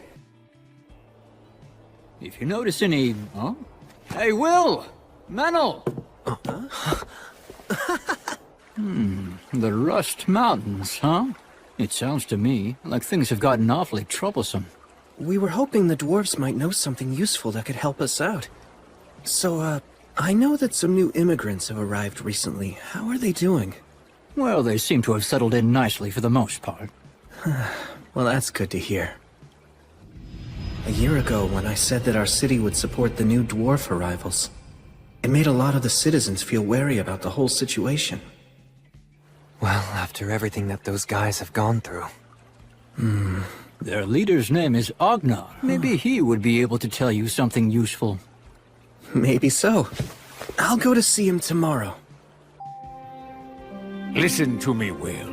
Today we are going to discuss the spirits. Through the words of the Creator, even before man or the gods came into being, water, fire, wind, and trees came into existence. Every one of them possessed a definite will of their own. And those were spirits? That's correct. And because they had their own will, they chose to divide themselves up into two groups. One aligned themselves with the unstable phenomena that are the lords of the sea and forest, choosing to live long lives. And the other chose the human way of life, opting for definitive lives and deaths as beings with bodies of flesh. Those affiliated with wind, water, and trees consulted with the goddess of the forests, Rhea Sylvia, leading to the birth of the elves. The spirits of earth, stone, and fire longed for human craftsmanship, so they consulted with Blaze, the god of fire and technology. This resulted in the dwarf race. That's the reason why dwarfs are such excellent craftsmen as well as being superior warriors. Yeah, those guys are the real deal. Tell me more about the dwarves! Please, Blood! I'm not sure there's much more. They can be a rather quiet lot, but they know what the meaning of true courage is. It's constantly on their minds, in fact. What is? Making sure they know what's worth fighting for, even if doing so means throwing away their own lives. When they go into battle, it's like their souls are on fire. They have no fear of death. I have genuine respect for dwarven warriors. The ones that I met and did battle alongside, at least, they were true warriors.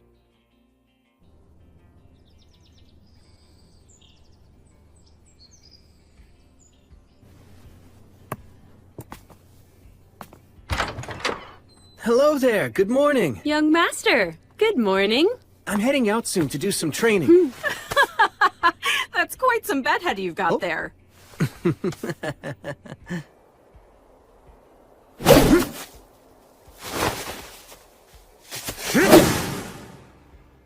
As usual.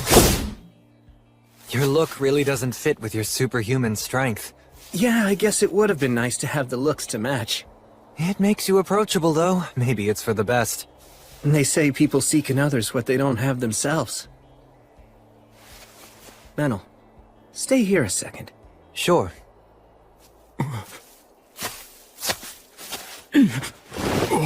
Hey there, good morning.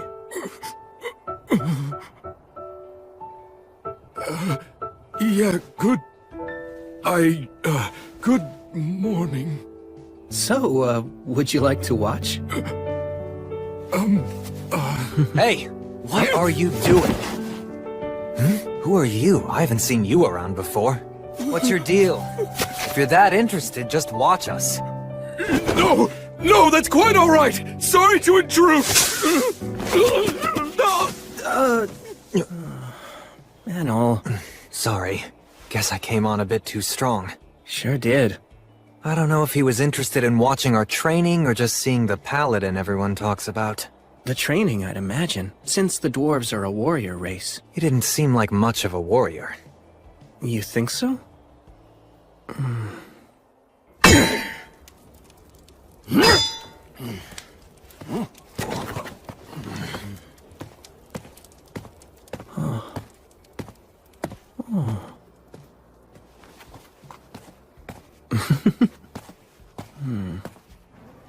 Welcome!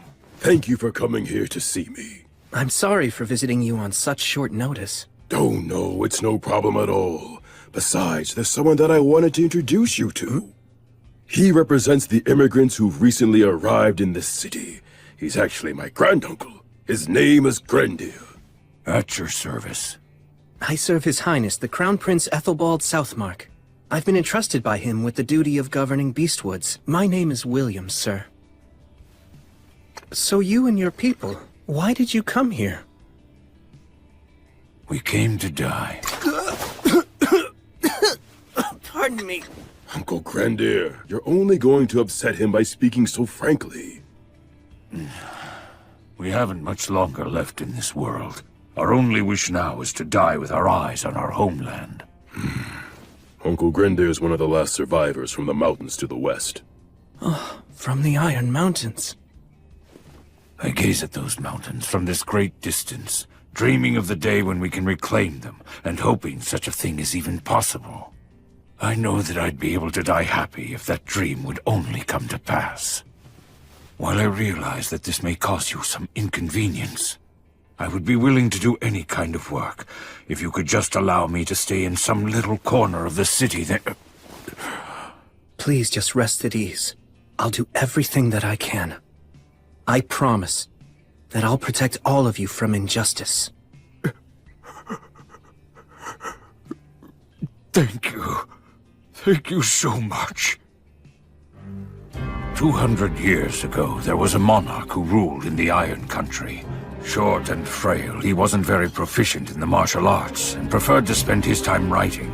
His name was Arvanger, the last king of the Iron Country.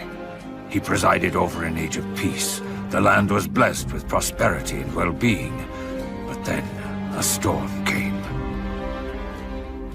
From the depths of the abyss came an invasion of demons that was led by the High King of the Eternals. When the fires of war encroached upon the Iron Country, an emissary from the demons appeared. It demanded that our people agree to follow the High King. Today's our last day to respond to their demand. If the only difference is who sells us weapons, does it really even matter? Those demons can't be trusted! We must fight them to the death! But if we're dragged into war, our children will die! What are we to do? I will make the decision.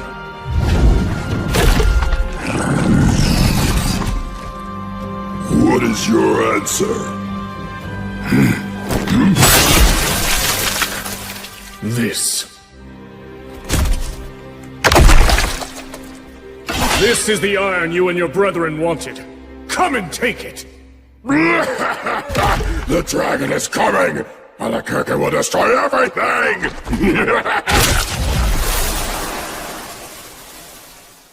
I will not allow it. We will draw the demons of the abyss here and slay them in the bowels of the earth. This chamber will be their tomb! Yeah! Those who are not warriors or are still inexperienced ones, you are to retreat from the Iron Mountains. My people, I will die, and all of the warriors who remain here will likely die as well. But still, we must not let the Iron Country die. It pains me to issue such a selfish order. It tears my heart in two, yet issue it I must. Even if you lose your homeland and drown in regret and disgrace.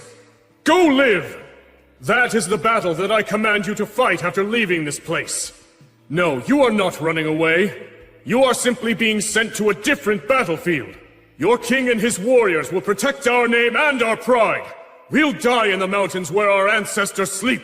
All of you must abandon your pride and stake everything on living. Do not let the flames in our kilns die. Go live. Live and keep fighting that battle until we may reclaim our land. That is my final order. That tale is the legend of the Iron Mountains handed down to us. I wasn't even born at the time when that terrible atrocity occurred. At the time, we'd only recently become royal guards. We didn't even get to fight. The only thing that we could do was obey orders. And we left amid the bitter cold and the treacherous path. My child, my joyful child, who was always smiling, encouraged us all to keep going. But even they could not smile any longer, and they passed away. I can no longer even remember how many died. Yet somehow I survived. I made it through that time of chaos. and lived 200 years. And now, you have returned this land to the hands of man. And not only that, you have even shed tears with me. We can return home. Someday not far off, we can fulfill our king's decree. How noble it feels to be able to continue believing such things. Sir William, thank you. Thank you. Arvanger, the king of the Iron Country. And what about the dragon he spoke of? Bastard! Hey, stop it! Stop what I said! You're causing a disturbance! Hey, take this outside! Shut your hole, damn it! Hey, hold him still!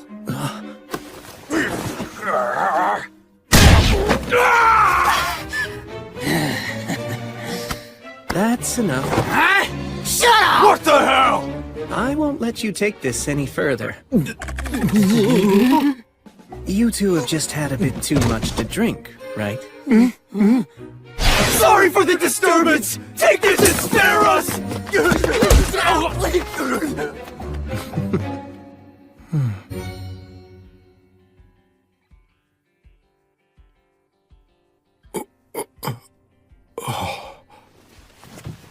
Oh, you awake? What's your name? Rue. Oh, it's Rue, huh? Let me introduce myself. My name's William. It's a pleasure. Well, it looks like you're okay.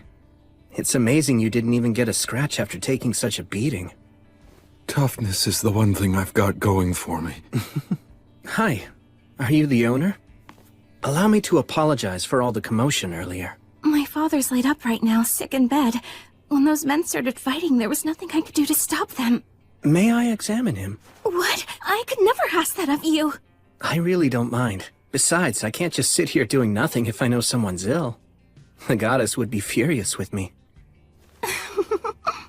Okay, I'll be back in a little, Rue. Please rest here a while. Right.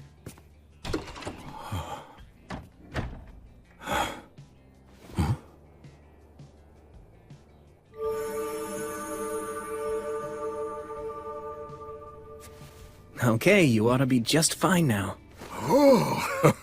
Thank you so much! I received this healing power from the Goddess of Light. So you should thank her. Yes, of course! Oh, wait. I have an idea. Please let us provide a nice meal for you. Yes, please! That would be great! To tell you the truth, I actually forgot to have dinner tonight. Huh? What are you doing?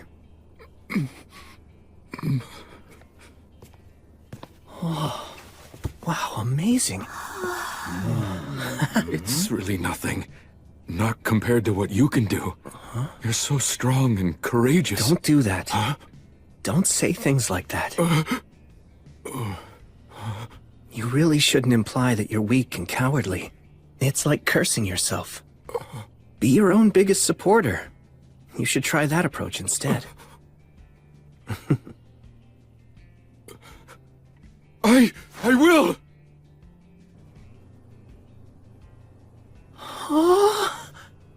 Enjoy it before it gets cold. Thank you very much. Earth Mother Mater, and all of the virtuous gods, as we now partake of this meal, we give thanks for your grace. Please bless the food before us. Now then, cheers. Yes, cheers.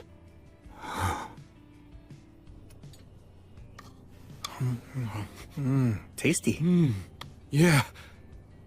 Tell me, why were you here anyway? Well, you see, I just migrated here, and I guess I kinda wanted to get my bearings. So I was sort of exploring. There's nothing unusual about wanting to look around. Yeah, but all the other people in my clan have been keeping busy. You're talking about Grender? You don't need to worry about that. Actually, I just happened to come from speaking with him in Agnar. You are remarkable. You're just so strong and dependable. I'm afraid I'm nothing like you. Then, why don't you give it a try too? You can get a certain degree of strength by eating well and training. Dependability comes from good choices and habits. I believe that we met for a reason. I'll tell you what. Try considering this idea. Become a Thane. You could work for me if you want, if that's something you're interested in. Wait, really? Do you actually mean that? Just tell me what you want to do. As long as it's what your heart desires, then I want to help you achieve it. To be honest, I might just cause trouble for you, but still. Yes, please. Let me learn from you.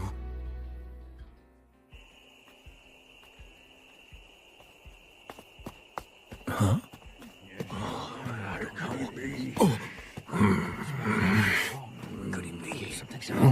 Young master!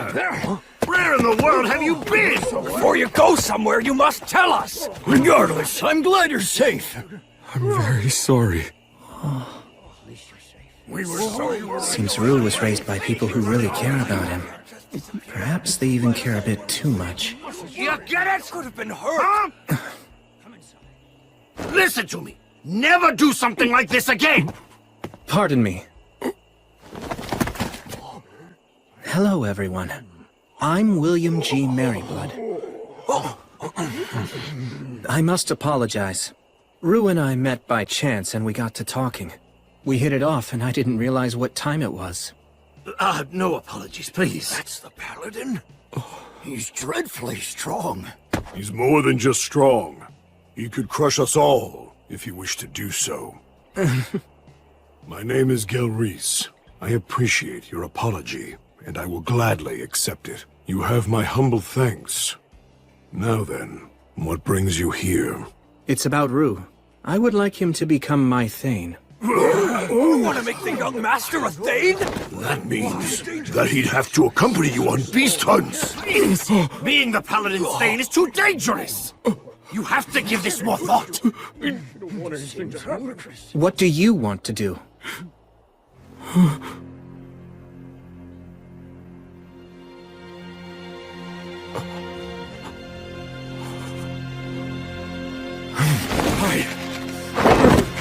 What I want is to learn from him! To learn what a warrior is! To find out what courage is! To discover it with my own two hands! If I never confront danger, or never even take a single step on my own, what can I ever know about being a warrior? What can I really know about having true courage? It's simple. I want to be someone I'm not ashamed of. For our ancestors! If I know nothing of battle, or of courage, or of conducting myself nobly, can I call myself a dwarf? It's final! I've no intention of ever reversing my decision!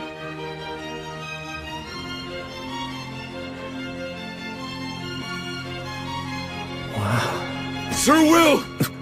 I beg of you, accept me as your Thane right here and now!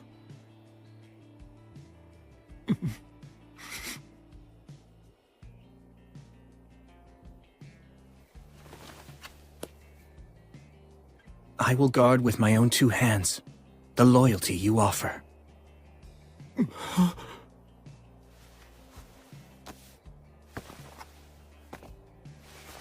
As you just heard, Rue's given me his oath as a Thane.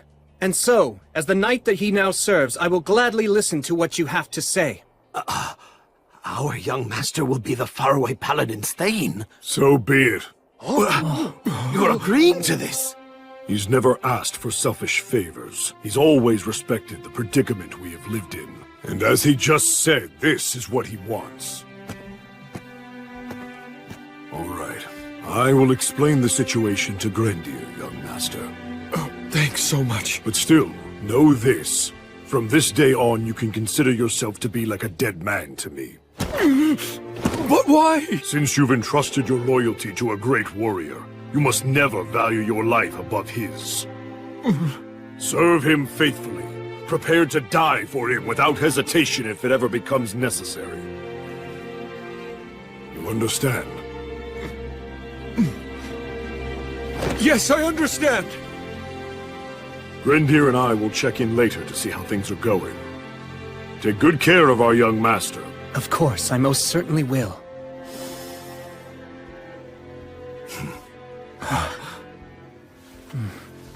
I'm looking forward to this. Yeah, same! Let's talk about your pay now.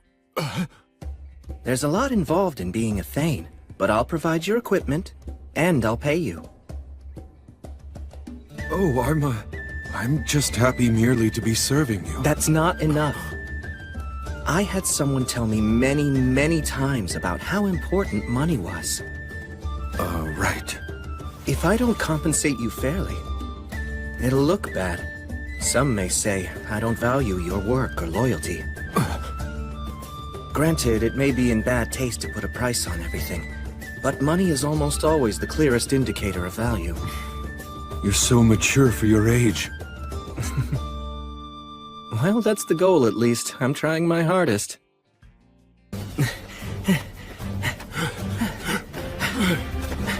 Are you doing all right? I'm just fine! Great, we'll do one more lap then. Okay!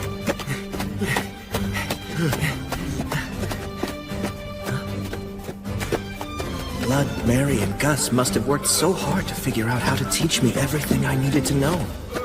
How'd they train me so efficiently? Last lap, full speed! All right! Well, all I can do is keep trying my best, and maybe I'll reach their level someday.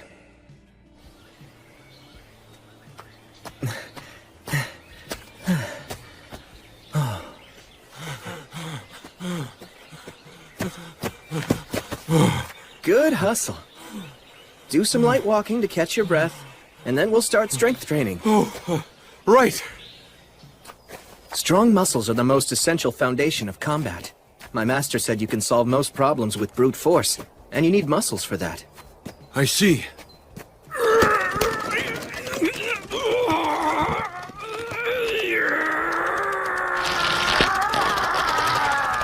Okay, that's good. That's enough strength training for now. Will we do this every day? Yep, we worked on your arms this morning, but we'll alternate our training. We'll focus on different muscles on different days. Yeah, I guess that makes sense. Actually, later on, I'd like to do some practice swings with you to check your footwork and how you move your body. Uh-huh. But first...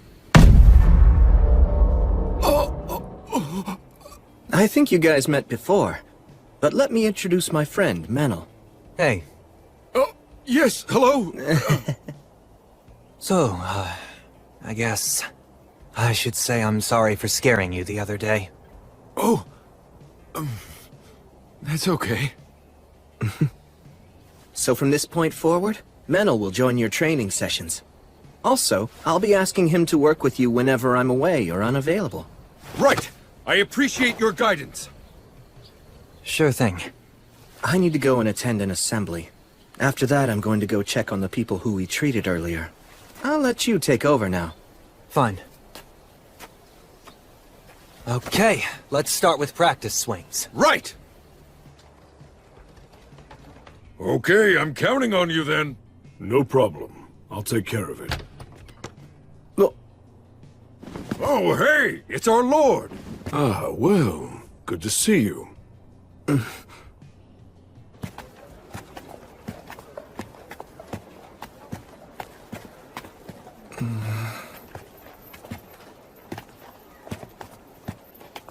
So, Gelreese, what were you doing at the tavern?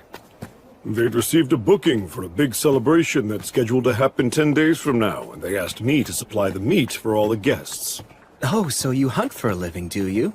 No, actually, I work as a mercenary. But thanks to that, I have some experience in handling crossbows and traps. So hunting is just like a side job? Something like that. Hurry up! That's right. Not so fast, kids. Okay. It's truly a fine city. Yes. People from many walks of life work to make it that way. You know, Paladin. Yes? There was a time when I was a warrior in the service to the Iron Country. I was inexperienced as a fighter, so I wasn't granted the honor of dying in battle beside our king. To fulfill our king's final command, we took up weapons and worked for many different employers to get by. Contentment was not easy to find. We traveled across many lands before finally arriving here in this city. Please, I beg of you, guide our young master and teach him as best you can. Yes. I swear on her light.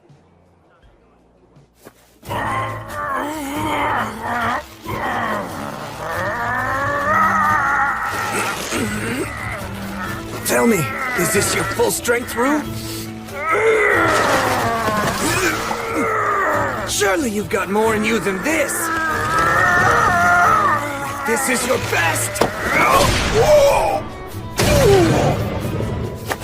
We're done. I'm afraid you've lost. Getting used to pain is just another part of training. How did you do that incredible move? You mean that last one? Hey there, Menel. Come over here. As your test subject? He'll understand it easier if he can watch it. I'm sorry to trouble you. Damn it.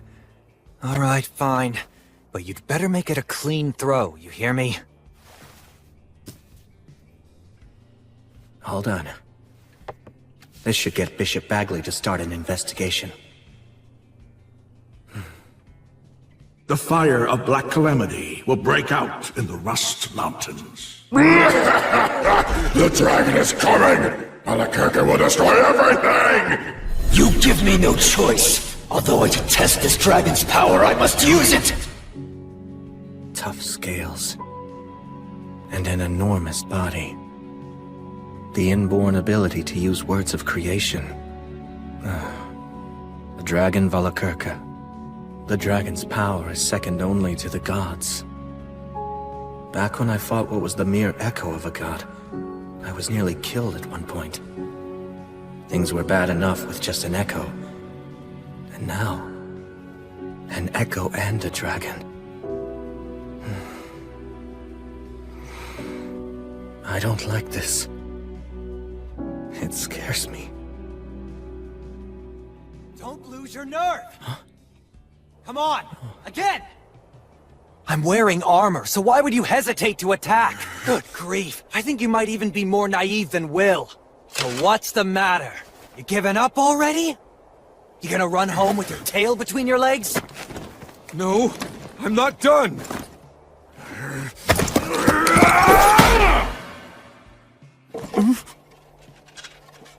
Right on my head and I barely felt it. Are those bulky arms just for show? Huh? Oh yeah, you're clearly scared now, aren't you? Are you gonna start crying and run away, are you? I won't run! Then strike again! And put some force into it, you weakling!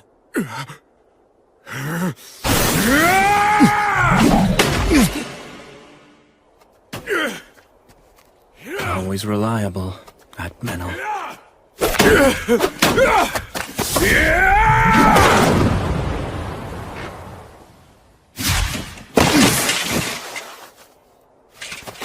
Ha!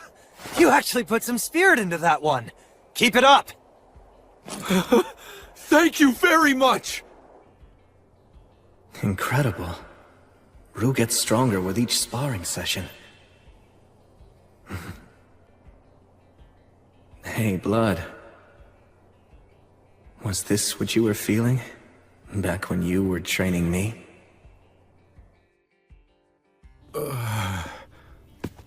Here you go. I don't know. I don't think I can eat all this. Then your training will go to waste. Force it down if you must. You need to replenish all the energy you burned up when you exercised. You can eat it slowly, but please, eat it all. Okay.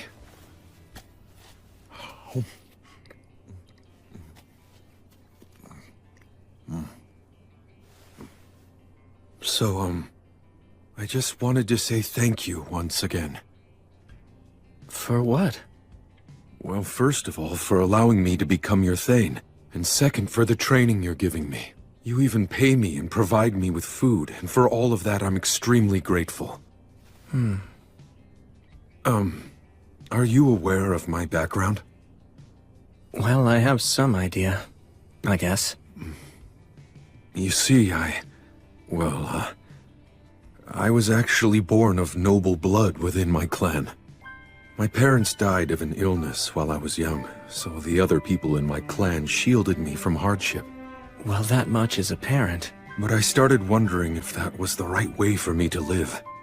I bear responsibility for my clan. Should I be so weak and so cowardly? Then one day, I heard a song that was about you. I couldn't stop thinking about it. I couldn't stop wishing I could be like you.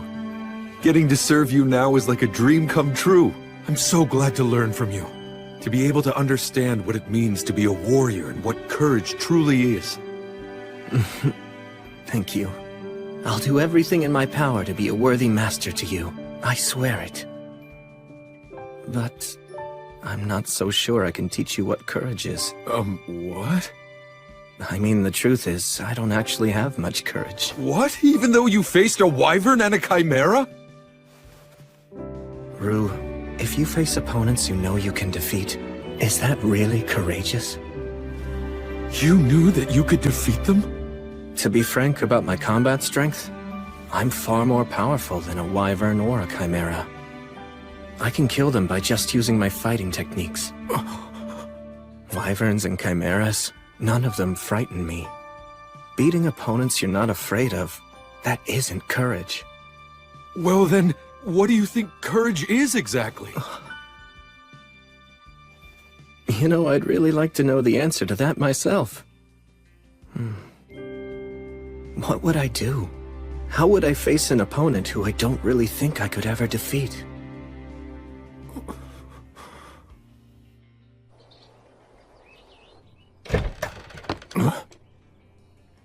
I have returned. Oh, Raystov! I'm glad that you're back. How'd it go? Nothing seemed especially out of place. Should I go see Anna and report my findings to her as usual? Yes, please. Thanks, Raystov. I'd heard you'd taken on a new Thane.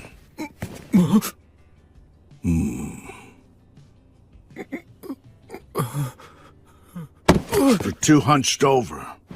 Your shoulders are too far forward. It makes you look weak. Pull in your chin, straighten your back, clench your teeth together. Don't let your eyes dart around. Look someone in the eyes or look at their mouth when you're talking to them. Right!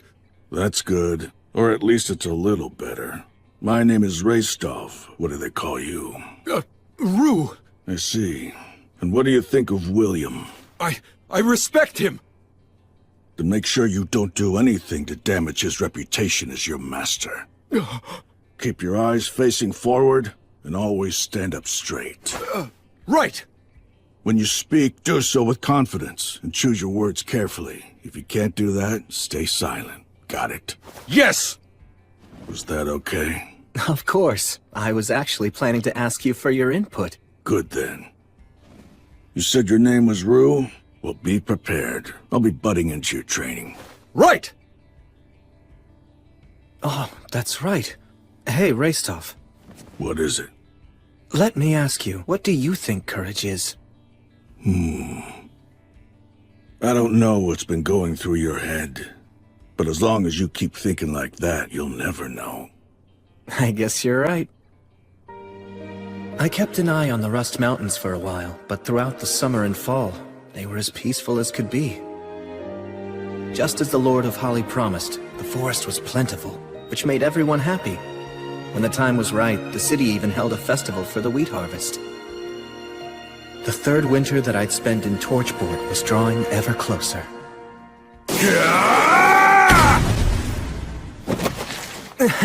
Well done! That was quite a good throw. Wow, thank you very much!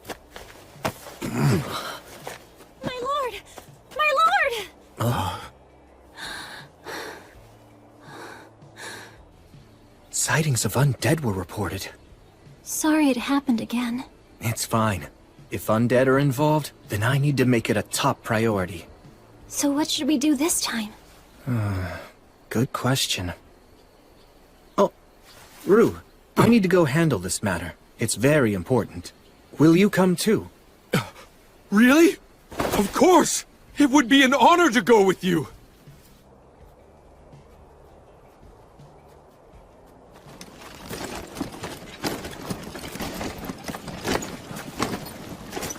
And one more thing. I've heard that dwarves can see in the dark, but don't rely just on your sight. Yes, understood. Quick quiz. Where are we headed to? To the west, towards Pillar Mound. Is that right? That's where the most recent sighting was reported. But it's deep in the forest, so it hasn't been fully explored yet. Right. The main reason is the fog, although no one knows why it's so thick. Whether it's the geography or a magical barrier. Let's remain cautious. Yes, sir.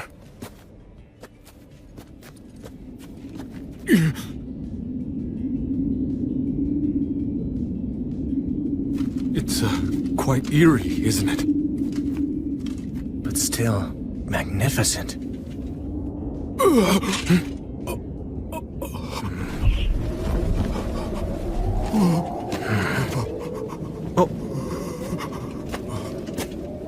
Sir Will! It's all right. Look closely. What is that thing? A gravekeeper, I think. A gravekeeper? This place is a burial site. Really? It is?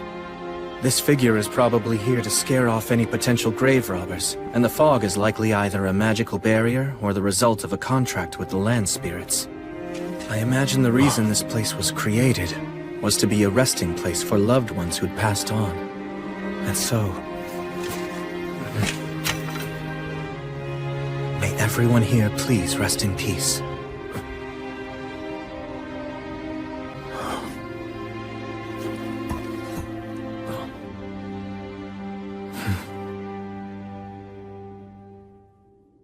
So, if the undead were spotted here, where'd they go?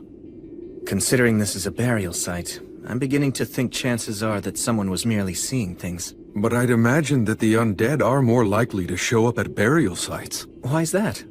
They all received proper burials. Huh? Those who've been killed and then hidden, or bodies left out in the open are the ones who tend to receive the god of the undead's blessing. I guess in a way, even the god of the undead is kind. The god of the undead can be kind? Yes, that's right. In a terrible way. But, sir, what exactly do you mean by that? Stagnate, the god of the undead, simply cannot bear to see people die miserable, hopeless deaths. Thanks to that, when facing a tragic death, all dying creatures are granted the right to overturn it. But, that's a... While it might be a blessing for them, it's a curse for others. But still, this remains a core belief of Stagnate's. That no one should ever have to die in misery. And if they do, they can overturn their death with the radiance of their soul. Sir Will, you, seem to know quite a lot about all this, don't you?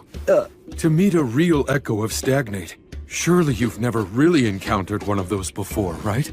Perhaps what you encountered was a herald instead. Sir, why won't you look at me? Well, I mean, how do I put this?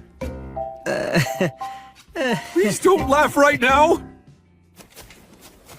It seems like someone was just seeing things. So then our search was all in vain? Is that?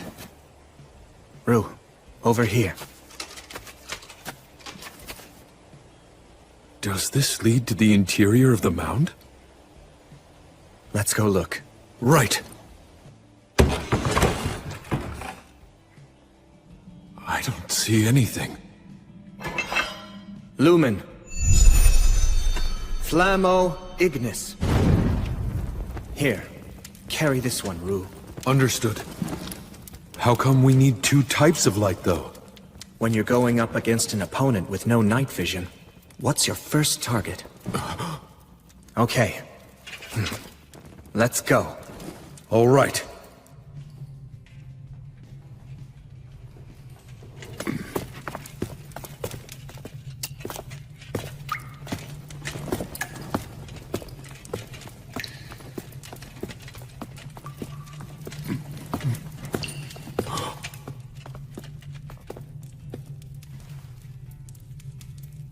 Does this lead to the innermost chamber, then? Yes, it's through here.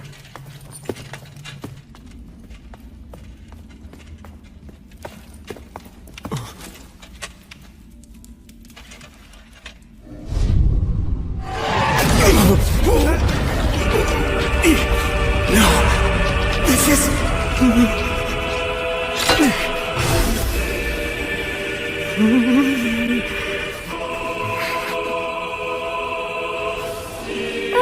Welcome. This is my home for now. Has it really been 2 years, Warrior of the Light? Stagnate, it's you.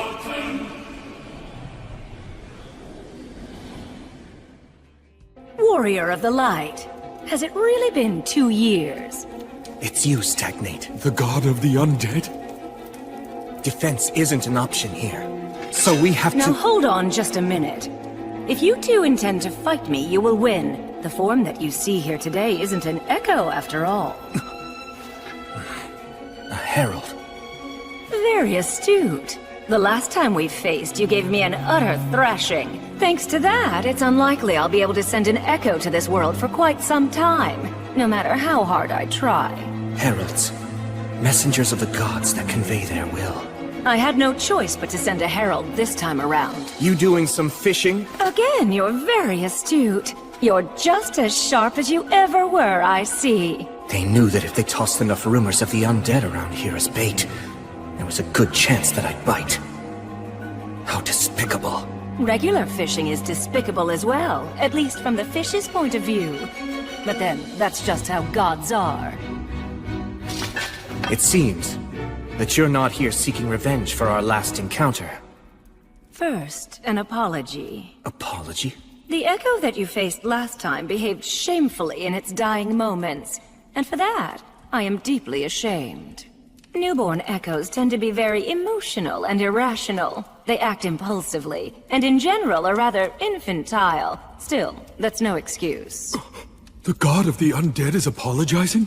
You know, young dwarf, that powerful warrior you're with actually managed to kill me. All that stabbing and being stabbed, what a fiery night it was. I wasn't aware that gods had such a fondness for jokes. Look, just tell me what you want. You're no fun. I mean, really, would it kill you to humor me a little while we chat? This god can speak the words. That's what makes them so dangerous. Brave warrior who defeated me. Paladin of the Light. This is my revelation.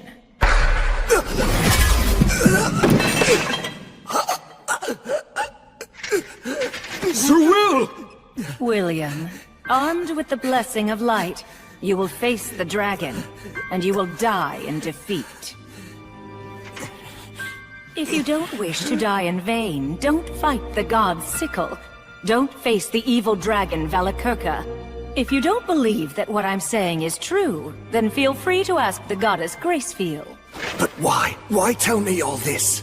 Because you've already proven that you have what it takes to be a true hero.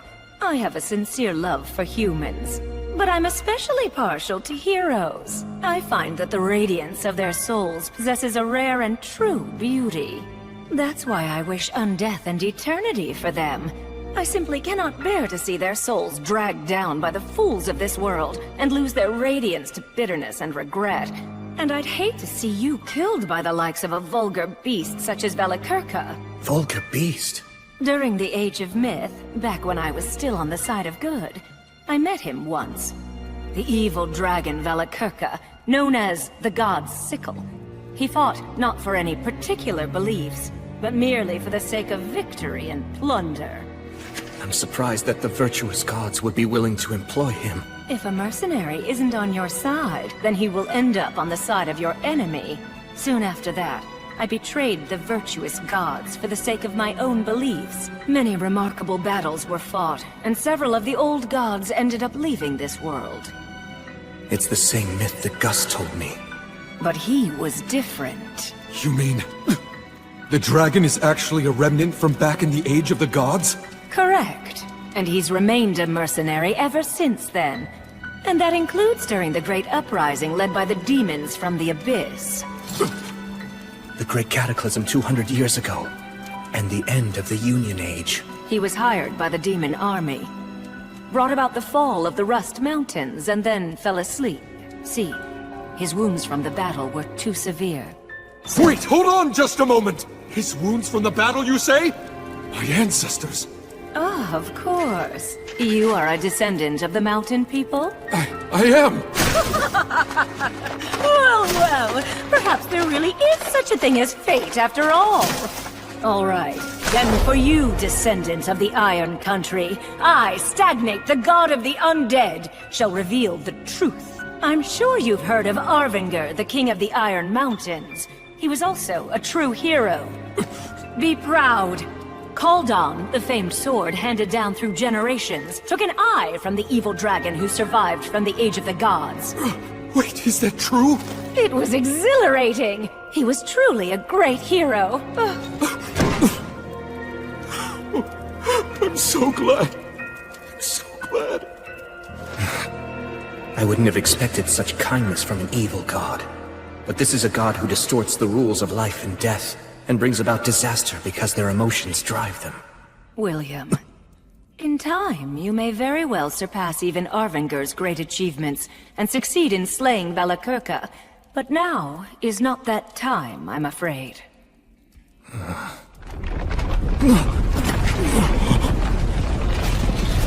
The dragon's sleep grows ever more shallow. The dragon's giving us a show of his power. Return home at once. Chaos is imminent.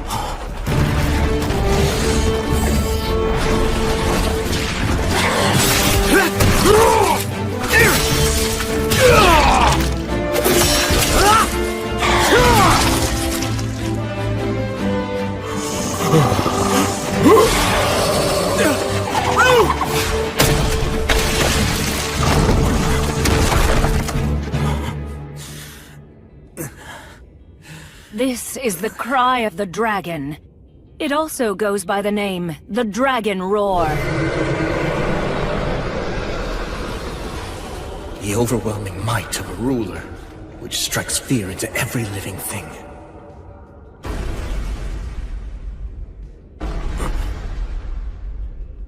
Something troublesome's coming this way. Even you will likely struggle some with this foe.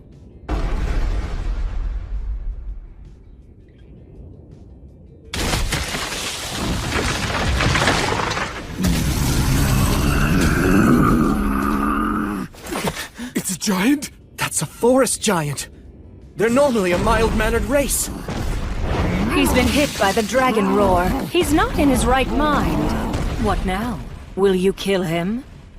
Of course not. You can solve most any problem with just brute force. But that isn't the only way to solve things. So will!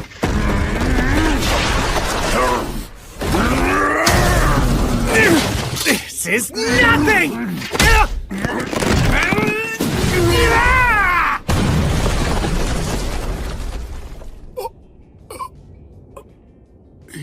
Just... Through a giant. Yes. Shine the light of reason upon the fog of confusion. I'm awfully sorry about my behavior just now. Can you make it home? I think so. Oguni Zoiku. E Sokse Uraka. Uhusama. Otenum Roshiatagaro. Let's see. Nogarado. Reo Yanaba. O Sedo. Yeah, it really is scary, but Oko Wendabum wentem benere kurana. Onawushum nezemanem ho shabe oko bascha. I am Gungar of the Jotun. Ogiho ye soyo William no ho ne ruhuso.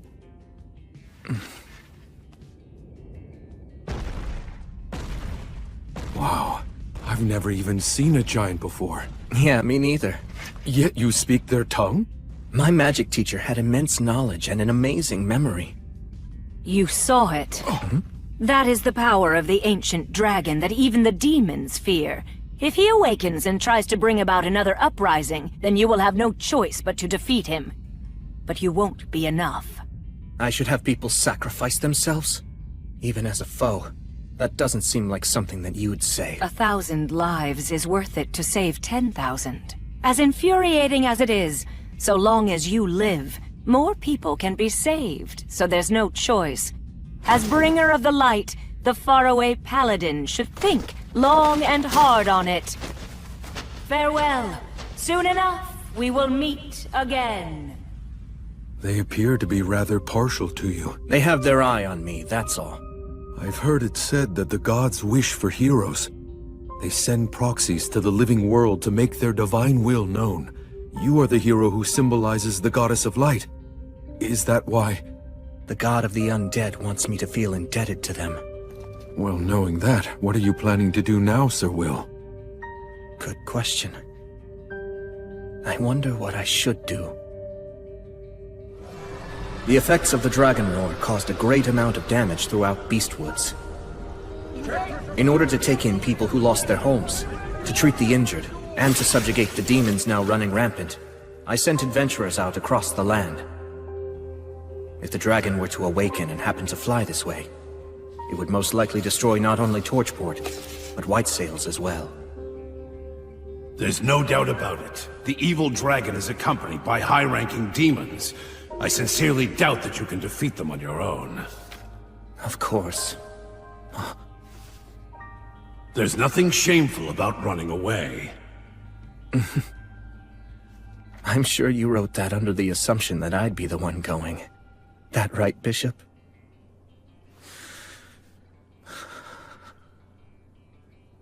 Goddess, if you would only tell me that there's a way for me to win. Or if you told me to fight even if I couldn't win. If you ordered me to prove my righteousness, I'm sure that back when I couldn't move forward, when I was mired in frustration, when time was just passing me by as I sat idle, I was reborn, raised with love, respected and acknowledged, and regarded as the central figure among my peers. I'm coming in. Wrestling with yourself again, huh? Yeah. So that's why you didn't notice. Take a look outside. We've got a bit of trouble. Huh?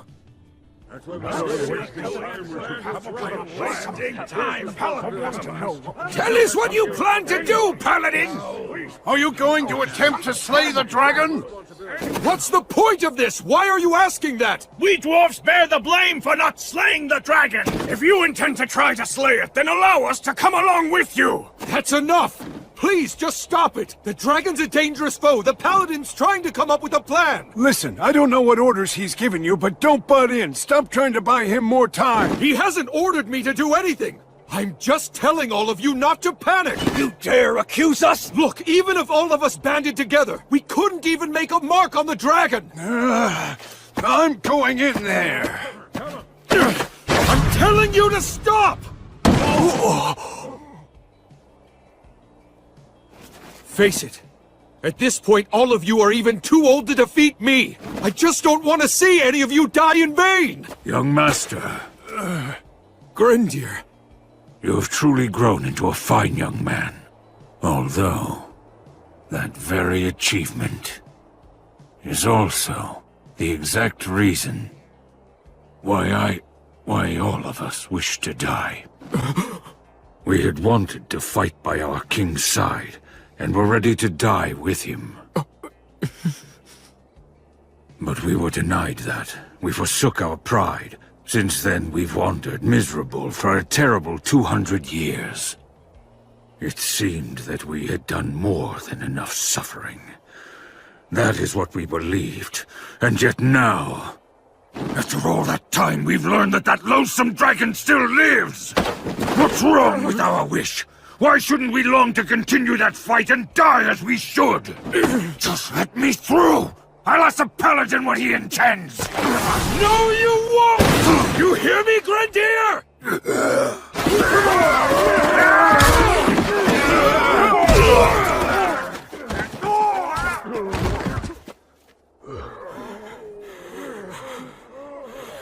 You want to know what's so wrong with your wish, Grenadier? The lot of you are already so fixated on dying that you aren't even thinking of how to win. That simply won't do. And you know that it won't. The proud warriors of the mountain should be willing to lay down their lives, but only for victory. All of you were the very ones who taught me that! Young master, young master, young master.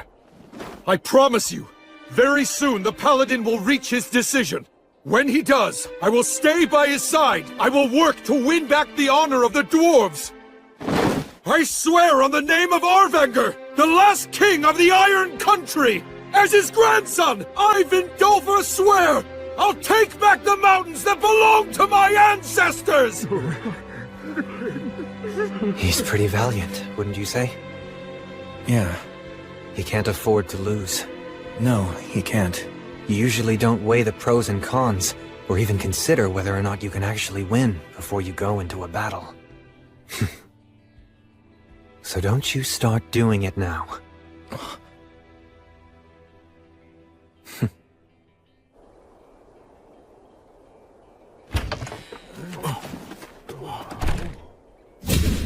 I will slay the dragon! I've made up my mind, that's what I'll do. Rue, Vindolfur, I commend your vow to reclaim your ancestors' mountains. Will you come with me? I had hoped you'd ask me that. I had faith that you would. With pleasure. Are you sure you want to say yes so quickly? There you go asking that, when I know you have every intention of following him yourself. Hey, guess you've grown a spine. But we're up against a dragon. Numbers aren't going to help. And we can't spare many of the city's defenses, so it's only you and me, and Will. We'll also need a guide who knew the mountains 200 years ago. I will. No! I will go. This is no job for one who wants to die. Besides, you have a standing commitment to keep our people united. I shall act as your guide. Thank you, Gelreese. I appreciate it. Count me in too. Raistolf! I came over here to see just what this big crowd was all about. It seems you're as sharp as ever. So that makes us 5 men picking a fight with demons and an evil dragon. Do we stand any chance? I doubt it. There isn't a surefire method for killing a dragon. We're at a disadvantage. Are you still willing to come along with me? Yes! That is right where glory and honor lie. That's what a warrior's true worth is. I'm already used to having to go along with your crazy ideas. Then let's go slay a dragon and take back the mountains!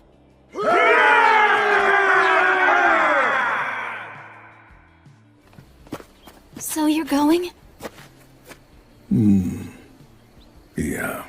Then please, try to stay safe.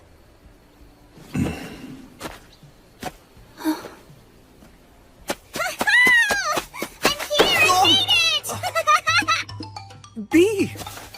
You're going to slay a dragon, right? Yeah. Well, then I get to write a song about it just like I promised I would, right? Yes, of course! Woohoo! I get to write a new dragon-slaying saga! It's a troubadour's dream! First, I'll spread a prequel song around. That'll help, right, Will? Yes, absolutely. Thank you. But don't give me a sad ending, you hear? I'll try my best not to, believe me. Yeah, make sure you do. Nobody likes tragic twists anymore. Huh? Don't leave me behind like that. Sorry about that. Anyway, I managed to secure the supplies that I figured you were going to need. You're saying you already knew that I'd be going? Of course, although I was still anxious that I might not reach you before you left. I was just procrastinating a bit. I'll write in your song that you were just waiting for the right time. That sounds cooler, right?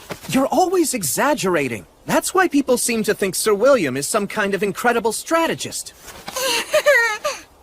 I hesitate and have doubts, like everyone. I don't want to die, and I don't like pain. But you're still going, right?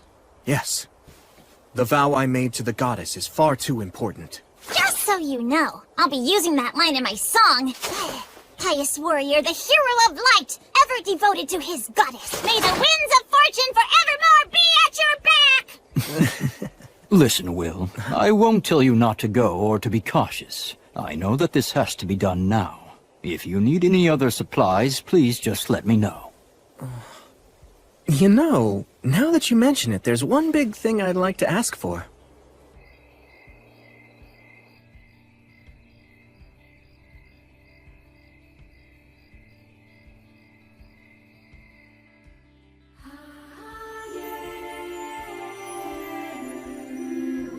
So, you're going? I must admit, I do not wish to see you die. I'm very honored.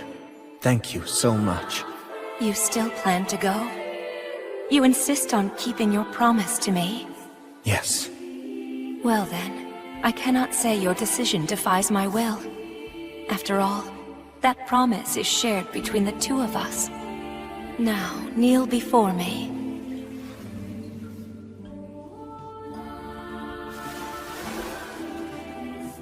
William, I command you. Do not be afraid. I am right there beside you at all times. Always remember that I am your goddess, and as such I will strengthen you, render aid unto you, and protect you.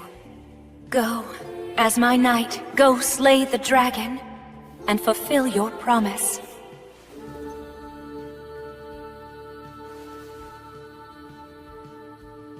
On your light.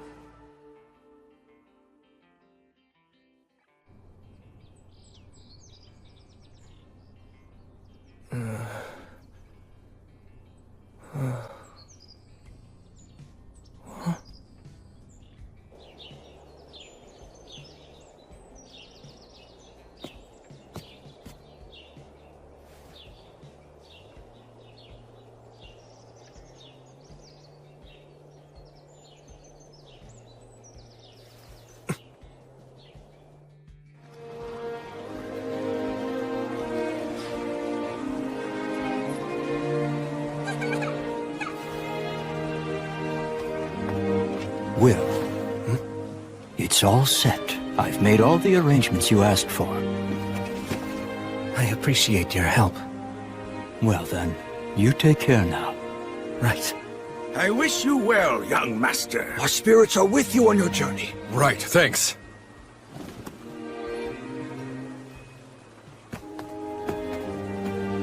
Come back soon. I'll be waiting here. Come on, can't you even be a little sociable at a time like this? Well, you know, just think of the stories I'll bring back. All right, here we go! Yeah! Time for the heroes to depart!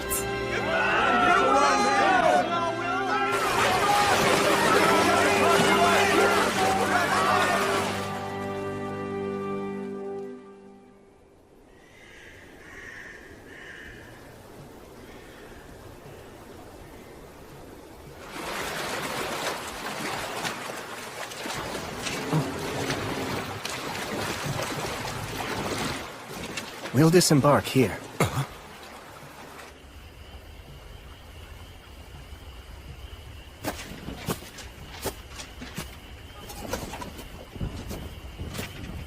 Okay, we can take it from here on out.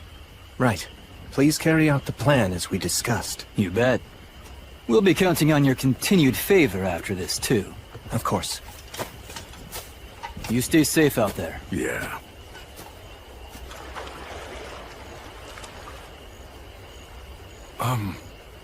Who were they? Also, what's the reason for us getting off the boat here? Should we not have gone at least a little farther? We've had a great start to our voyage downriver so far, but the demons will be on the move too. Marcus and his group will act as our body doubles to confuse them. Meanwhile, we'll head upriver. When did you arrange all this? I had Tonio put everything together for us. Marcus and his group also helped. So that's what you were up to. I checked with the dwarves, too.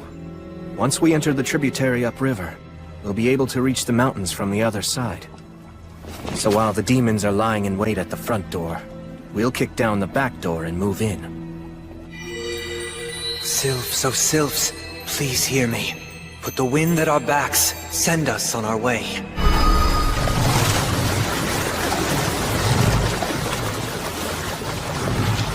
I put conceal and silence on us to make sure that we won't be easy to find.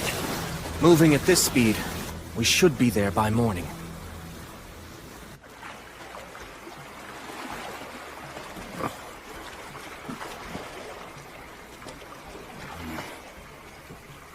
Hey, just relax. I mean, he always does this kind of stuff as if it's totally normal. Oh, no, it's just that if you go south of Torchport, there's a lakeside town that the High King took over, and it can be very dangerous there. I've heard that even veteran adventurers are helpless amid the swirling mists of magic. The suggestion that we casually break through that is incredible. It's remarkably courageous. Actually,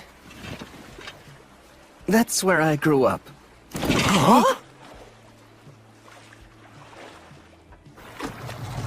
The three heroes still lived there? And they were among the ranks of the undead? Come on. The god of the undead stuff's real? Ugh, give me a break. I mean, I don't think we'll be attacked or anything. Some friend. Damn it, I can't believe that you never told me. I'm sorry. Oh, that's right. You did cry when you heard that song about the three heroes. I didn't cry.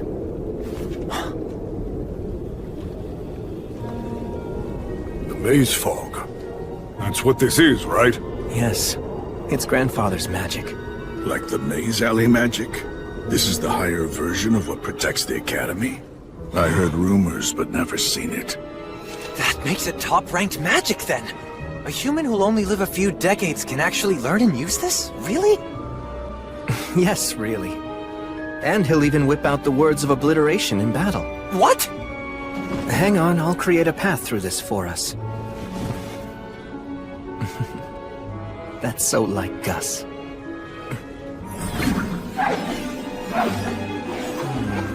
This word goes here, and knowing Gus, this'll be set up here. And this right here is a trap.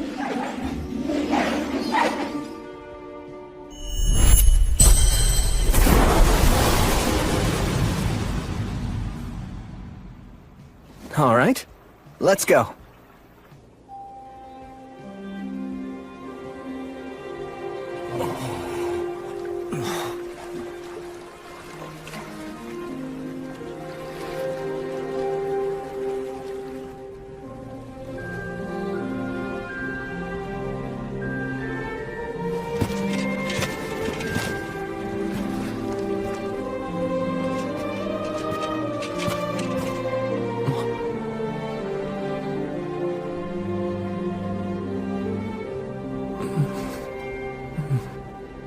Hey! Huh? Go on ahead. Thanks so much.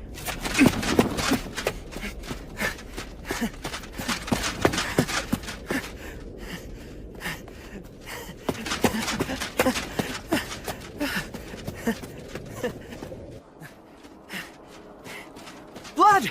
Mary!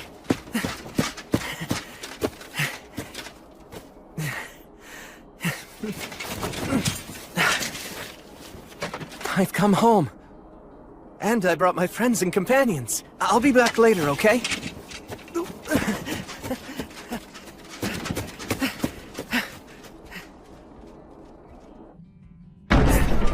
Gus, I'm home!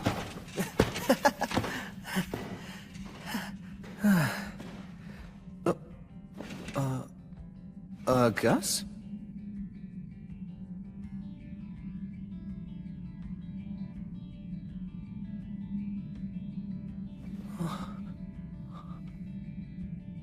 No way. It couldn't be.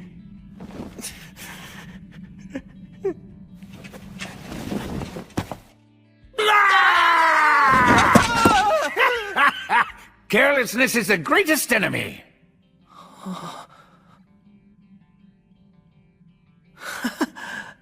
Will, did you make a ton of money? That's the first thing you thought of? How about something like, hey, you're still alive? I knew that the boy Blood Mary and I raised together would never die so easily. I wasn't worried about that. All right, fine then. Yes, I'm getting good, meaningful use out of my money. I'm the lord of the entire downstream region now. Hmm? A lord, you say? Oh, I see. What? You were probably taken in by some nobleman's widow. Oh, you poor thing. Why would you assume that? I earned that role using my own strength. I'm a famous paladin now, in fact. I'm impressed you got so far in so little time at such a young age with no connections. And? What of your love life? Oh, well, Wussing out, are you? Oh, how sad. And I so wanted to meet my great-grandchild before I moved on in the cycle. Why'd my grandson have to be a wuss who can't get a single woman? Hey, I'm not a wuss! Aren't there any opportunities when you're out adventuring? Like you save a bandit and find out she's a strong-willed girl in disguise? Or you help a peddler girl who's running from some guards? What's that look for? Done both. But they were all guys.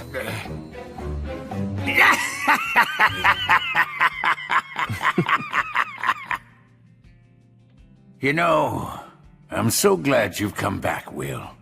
Welcome home.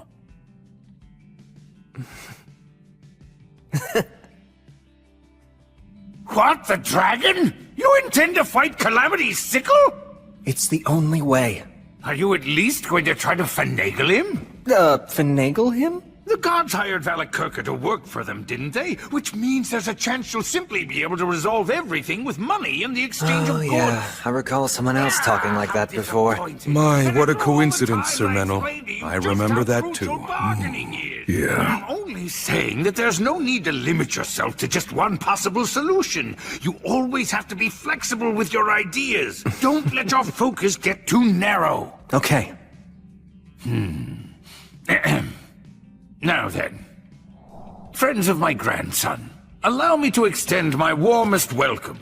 So please, I hope that you'll make yourselves at home while you're staying here. I never thought I would see you again. Indeed? And where exactly have we met before? 200 years ago, I was the soldier that the three of you saved after I fled from the mountains. I had no idea back then that you were the renowned wandering sage. Oh, you're that inexperienced injured soldier? Oh my word, you have really aged. Yes, indeed. I've grown old. Thanks to your help, I survived. I came to serve a new ruler. Now I'm able to walk the same path as your grandson, Sir William. How serendipitous.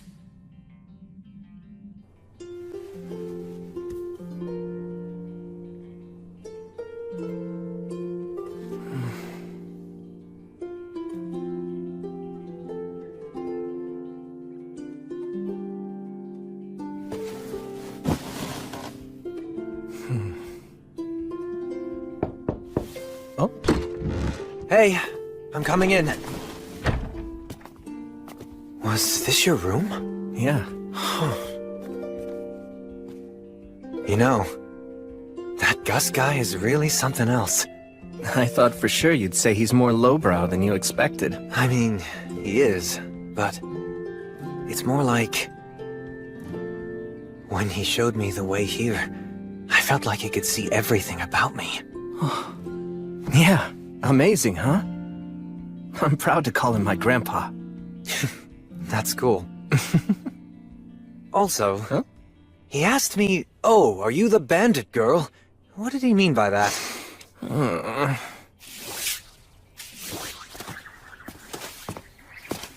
Gus, got a minute? Huh?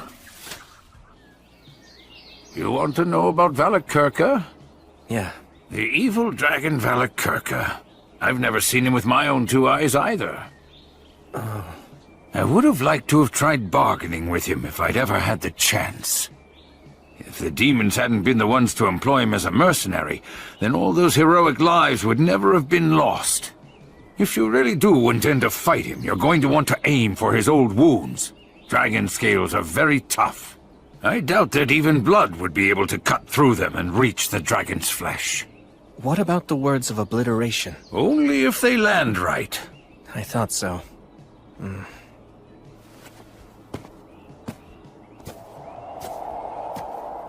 Do you know the reason why the true dragons of old could fly so rapidly, even though they were of such enormous size? Because words are able to race quickly through the air. Exactly. The dragons of old reside within myths. As such, they are far closer to the words than those of us who live today are. Which means if it comes down to a battle of magic, you'll lose. He has the advantage in magic, huh? His constitution, along with the physical strength and hardiness it provides him, are no joke. You're disadvantaged in close combat, too. To phrase it like blood might, he has got you beat in muscle. The typical strategy used to beat a dragon is an ambush. However, Valakirka is likely using the demons as an early warning system. I'm really starting to see why the god of the undead tried to stop me. Stagnate did, huh? Did a herald come to you? Yeah, in the form of a crow. Huh. Sounds like you've got an admirer. I hate to agree, but... Stagnate thinks the way all gods think. You can't keep up, and talk about being overly friendly for a god, and impertinent to boot. Although, I have to admit that I am still somewhat grateful. Stagnate gave me the chance to live as one of the undead and keep raising you, and allowed Blood and Mary to die happy as well.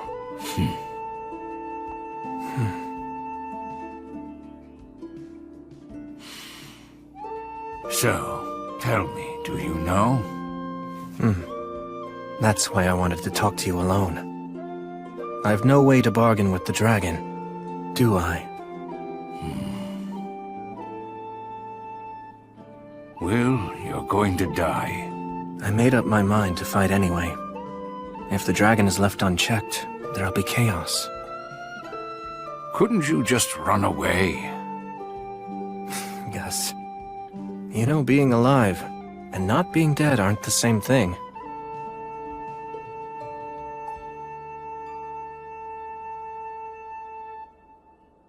Well, I guess there's nothing more I can say.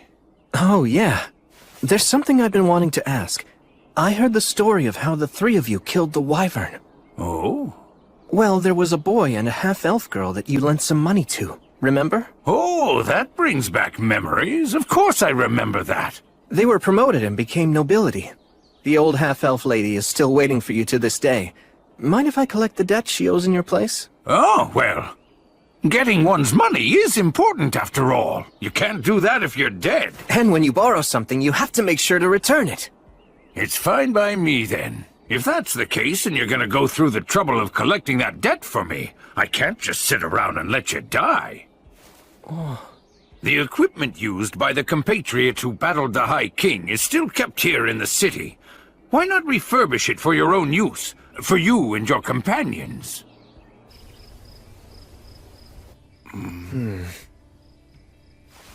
In here? Erasis. Delusion magic? I never knew that there was a door here. We couldn't very well let a child like you find out about this place. After all, you took matters to the extreme with Mary as it was. No way!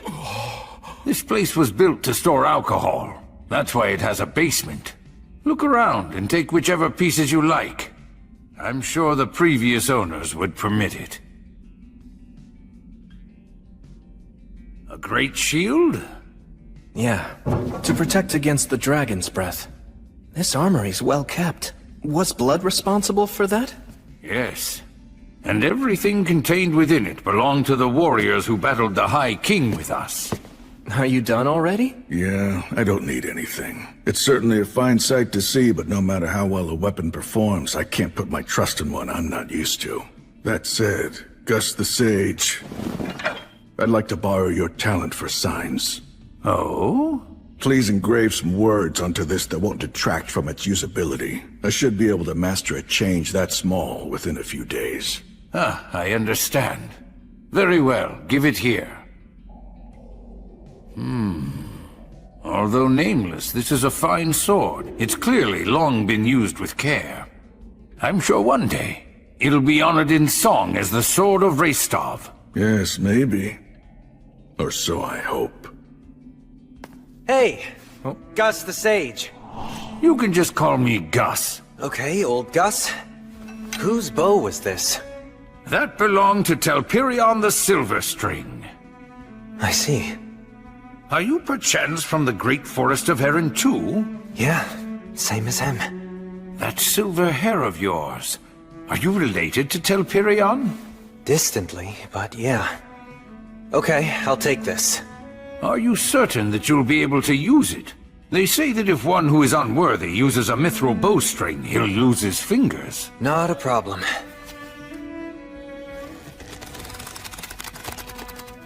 See?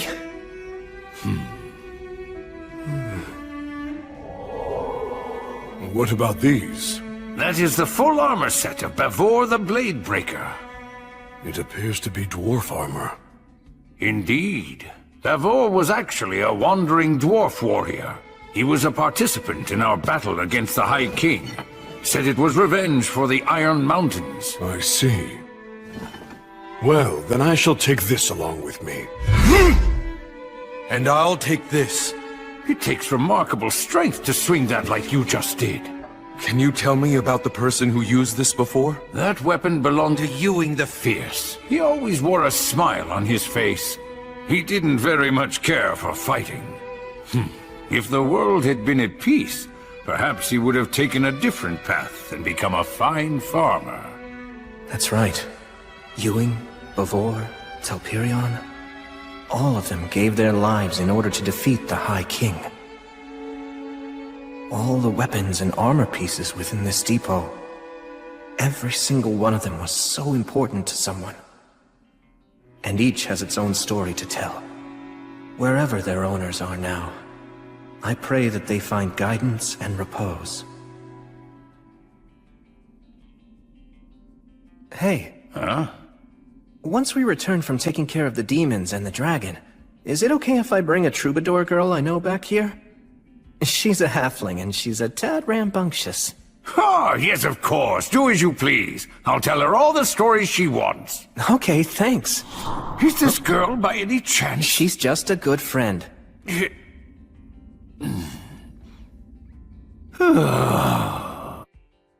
Al, take this. Huh? What's up with that dagger? Is the hook on the wrong side? Yes, you're right. The design's unusual. It's a right-handed stiletto. The halberd is strong, but it's unwieldy. Whose was it? Who did this dagger belong to? It was my father's. I can't take this! I mean, it's a memento, right? Yes, but still. I feel like it's better off in your hands. It's right somehow. It's okay. He gave me plenty. He gave me many valuable things. All right. Let's finish this before the others come back with the food. You could have just let me take care of all this myself. It'll go faster if we work together. Besides, you're royalty, aren't you? Well, only a name. Honestly, I've often wondered why I couldn't have been born to another family who ran something simple, like a workshop. Although if you'd been born to a family like that, you'd probably say to yourself, maybe I'm actually a prince descended from the royalty of some fallen nation, and it's my duty and destiny to rebuild my kingdom. I wish I could tell that version of myself that trying to rebuild a kingdom isn't as great as it sounds. Even so, you'll still do it, right? Yes, I will. In truth, all of my people long for their homeland. If putting my life on the line will inspire them, I'm happy to do it. I think that would be truly wonderful. But I feel like I've dragged you into my own problems. You haven't. I always knew that I'd have to fight too. If I abandoned this place now, I'd never be able to face my parents or Gus again. Besides, I want to do something I'm proud of. When I return to the Goddess of Light's side one day, I want to be able to tell her I lived my life the best I could, and show off a little, you know? So I won't run. I'll fight the dragon. It's because of you that I made that decision. So thank you. I ought to be the one who's thanking you. I swear on your father's dagger, no matter how this may end, I won't regret anything. I'm counting on you, and I trust in you. All right. You guys!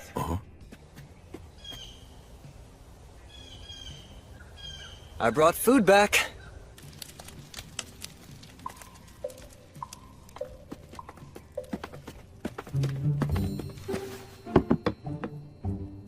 Hey, it's fine you didn't catch fish. Just a fluke. Yeah. Well, great warriors aren't always great fishermen. It was a fluke! Got it. Right. Actually, how'd you take down this deer? Oh, I concealed my presence and just kinda walked into it. Then, I fired by pure reflex, and it was almost as if its heart just drew the arrow right toward it. You have the blessing of the God of Spirits. He merely got lucky, that's all. And luck simply wasn't on our side. You know, you'll feel a lot better if you just admit that you suck at fishing. It was a fluke. That's right. You two just don't know when to give up. No, that's enough. Leave them be. Restov never changes.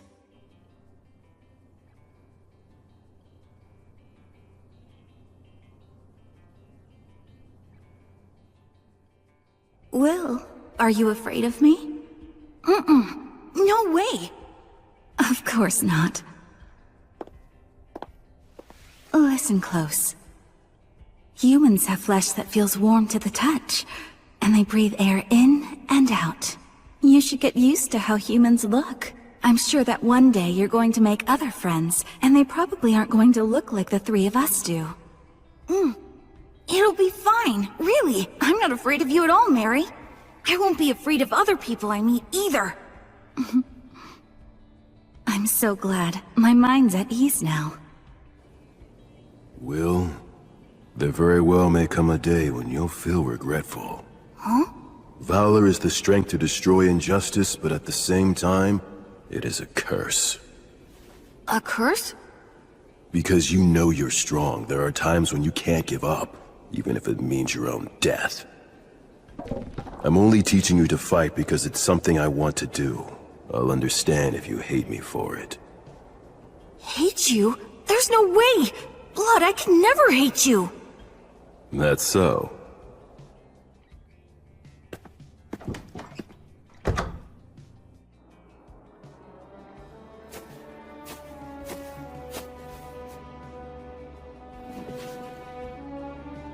I've come home. Mary, I actually made some friends. And it's all thanks to you, Blood, that I made it this far. It's tough not having you two around, but I'm managing. Because I remember the last things you both said to me. And that's what helps me see these things through. I have to leave now. Oh, Gus. So you're leaving then? In the morning. Valakirka is an absolute warmonger through and through. He can only survive amid the chaos of war. It's unlikely that you can avoid a fight. And besides, the only one who's even capable of posing a threat to him right now is you. Not true. The fact is, I'm not strong enough. At this point, a dragon could easily defeat me without using its full power. Chances are that you're going to die. Both you and your friends. And even if you somehow manage to survive, that doesn't mean someone else won't die. It seems this place is your last stop. You could run away. If I threw it all away to survive, it'd just mean I wasn't dead. In this life and my past one, I learned that that's simply not good enough. I'm pretty sure that all the others feel the same way. Al, Menel, Raistov, and Gelreese. They've all come prepared. Maybe even more so than me. Besides, in spite of the odds, we don't intend to die.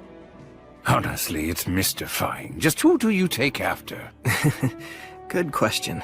Then you should attack the dragon as soon as possible, before his body has had a chance to fully heal.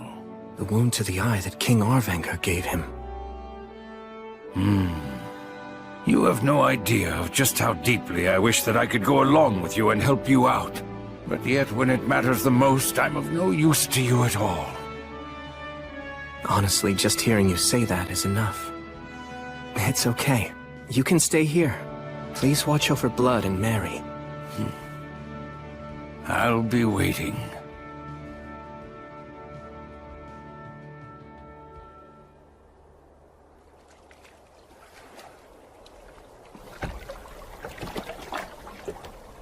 Let's go.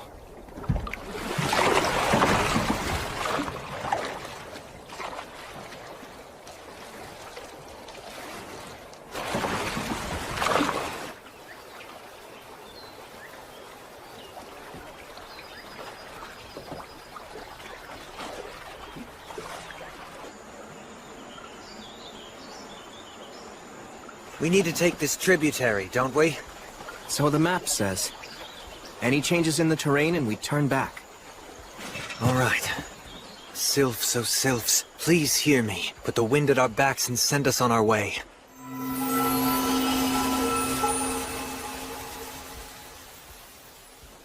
So tell me, any guesses as to what we'll find up ahead? I'm afraid I know nothing beyond the Great Collapse. Right, okay then. However, I do know that before the Great Collapse, there was an elven forest to the west of the Iron Country. It was called Lothdor. Hold on, Lothdor? As in Land of Flowers? You know the elven language. Somewhat. Gus taught me enough of it to get by. Lothdor, huh? I've heard of it before. Pass beyond the Iron Country, where dwarfs dwell within caves. Cross the shining Rainbow Bridge, and there is where you shall find Lothdor. Lyres of silver and flutes of gold sing the song of Remirath. What was that? A travel song from my homeland. That brings back memories. Although in truth, the Iron Country didn't have a very good relationship with the elves of Lothdor. Oh, because of the logging? You know the history well. It's just that something similar happened in my homeland. Skirmishes between our people grew violent on occasion. Sometimes we hated each other. Regardless of that, they still remained our neighbors. They excelled at song and the spirit arts.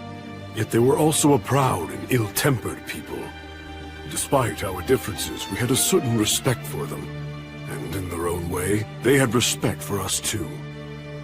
And during the Great Collapse? I only know they withdrew into the forest and kept resisting. They absolutely would not give up no matter what. Perhaps they managed to survive. Elves live long lives after all. And maybe...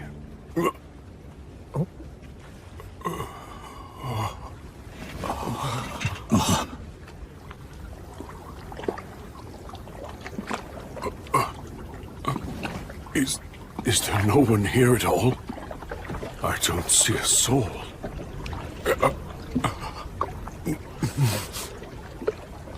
How regrettable. Looks like in 200 years, the flow of the river has changed. You know, this landscape looks rather familiar. Words of taboo. Yeah, if the elves really did sequester themselves in the forest, then there wouldn't be anything that anyone could do to discover them. So demons cursed the forest with rot. We must destroy them. You said it. We can't let them live. But first... Yeah.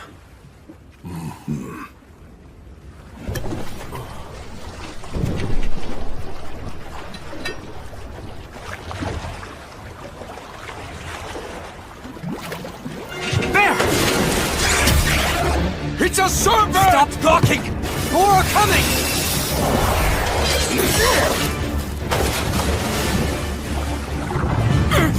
Metal, full speed! Yeah, I know! Sylphs, oh Sylphs, please hear me! Put the wind at our backs and send us on our way! Damn it! The response is too slow! Keep up the incantation! Raystov and Gelreese, take the port side! Al, you back up Metal! We're in a real pinch here. It's risky, but... Faster! Well!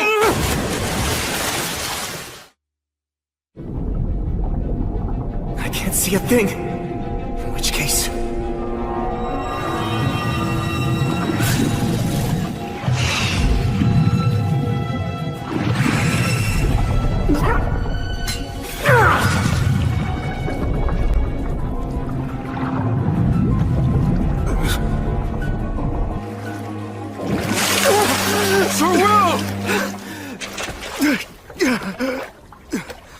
You all right?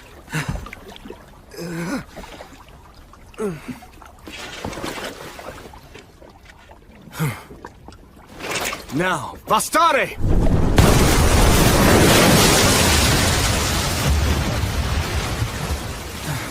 It's done. Man, you are merciless. I have to be. Menel, let's go, but move carefully. Yeah. I saw that the water turned clear all of a sudden back there. That was a prayer of cleansing. Isn't a prayer of cleansing only strong enough for the amount of water in a bottle or a small pond? That's Will for you. He's all in. Of course.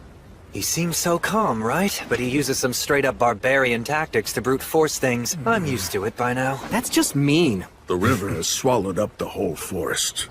The change in the terrain here is a real problem. Gelreese, do you see anything that looks familiar to you?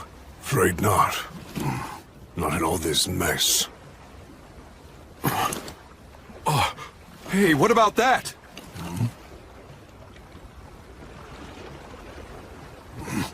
Going by that style of architecture, it's definitely elven workmanship.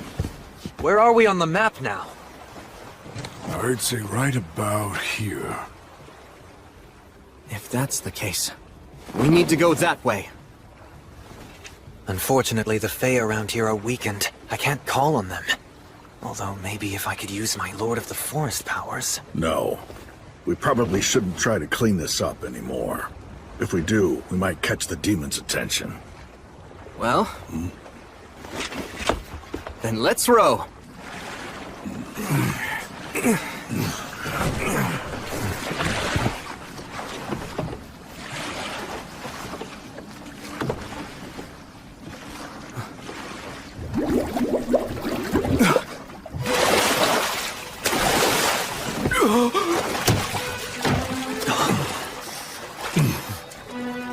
Enemies?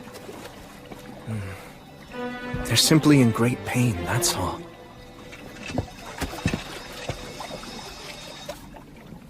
It's okay. Everything is all right. After this, none of you will curse anyone anymore. You won't haunt or torment.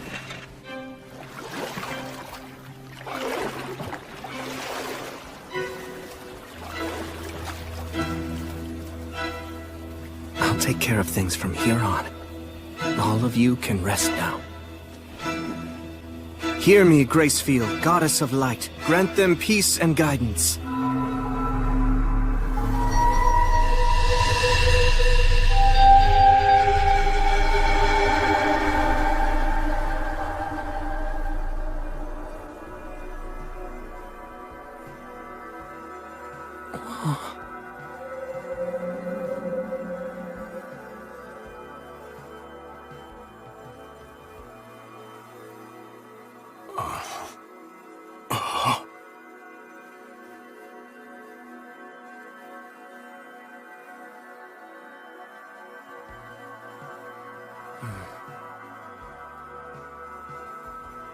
You're saying that we should go that way, as quickly as possible?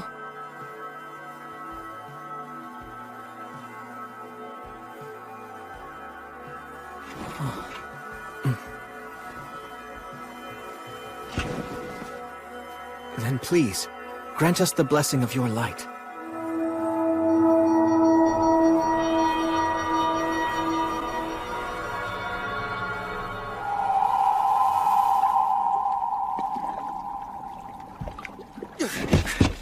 Let's go! Come on, full speed that way! Right now! Move it!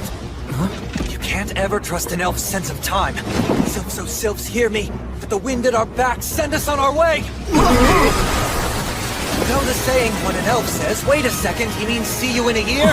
Well, it's actually true. So when someone with such a lousy sense of time says, as quickly as possible, that means... Oh, damn it, I knew it! Maidens of water, give your blessing, and race with us over the surface! Row! Hurry!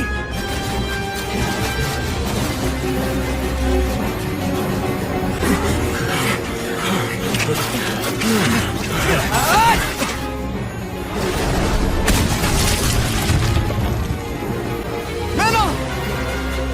Is she okay? She's not dead!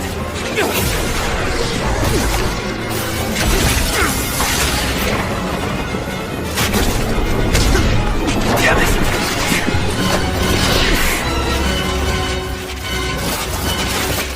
Brace yourselves, it's coming!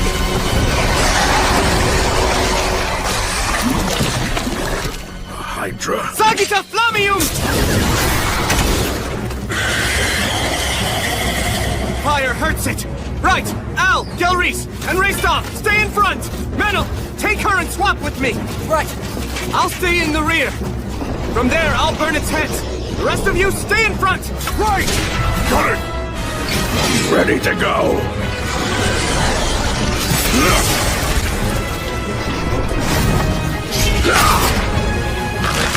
Sagita Flamium! Go now, young master!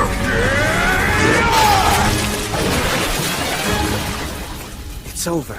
Well, looks like I'm not needed here anymore. Fine, I don't want to waste my arrows.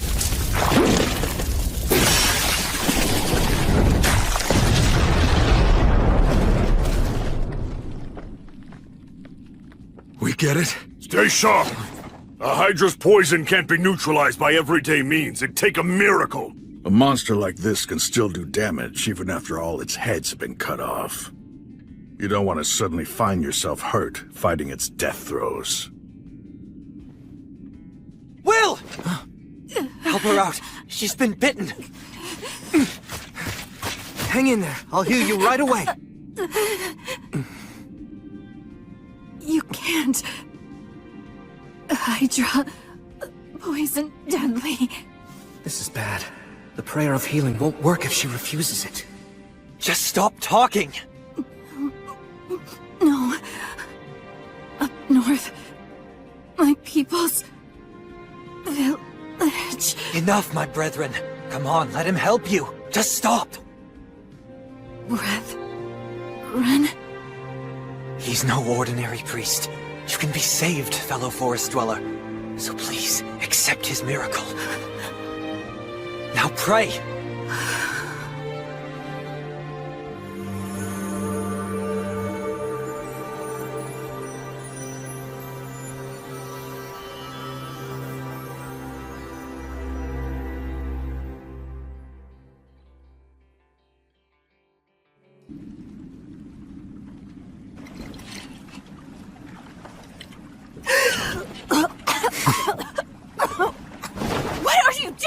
I was simply waking you up with an intense kiss. How's your head? Feel like puking?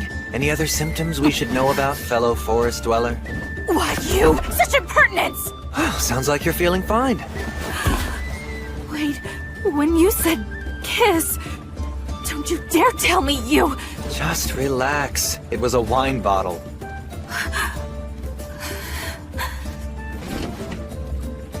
Erendra rumen komen tiarmo. Sorry for startling you. I wasn't taught a lot of manners. I am Meneldor of Isu. And I am called Dinalind of Remirath. I was named after the swift-winged eagle who appears beneath the silver moon. May our fateful meeting be singularly blessed. You are clearly a young lady who embodies the enchanting silence of the shining stars. So you can speak with propriety. Frankly speaking, elf etiquette really isn't my thing, and I think we should leave it at that. My deepest apologies.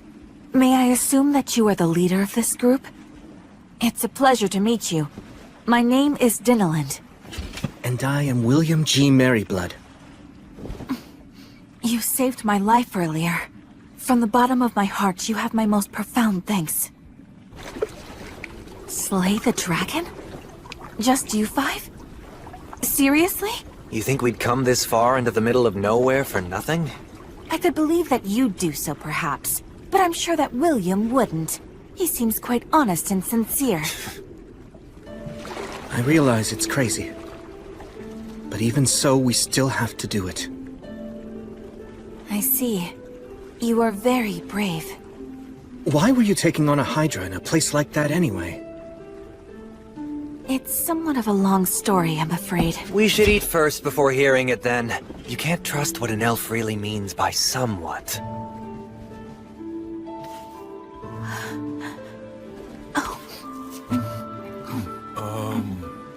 Is that okay? I just mean, I thought that elves didn't eat meat. Only some elves don't eat meat. The ones who don't have undergone a great deal of training to enhance their spirit qualities. This is delicious. You look like you haven't eaten in ages.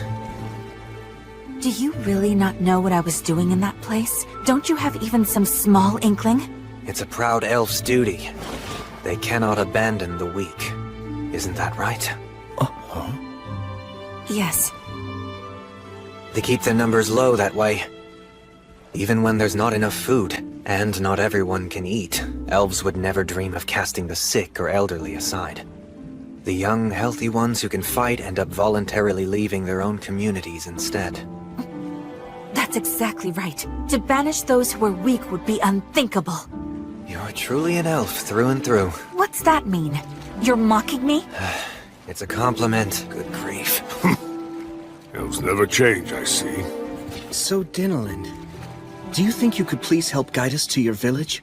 If you're able to show us the way to get to the mountains, we'll help you in any way we can. You can call me Dine.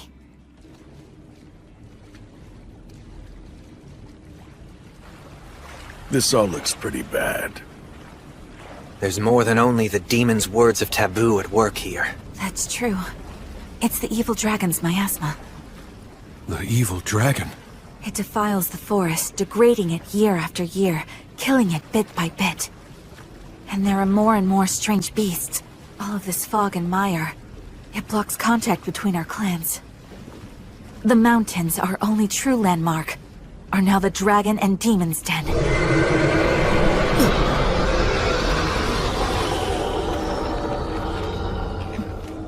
That sums it all up. But the dragon is supposed to be living in the mountains, right?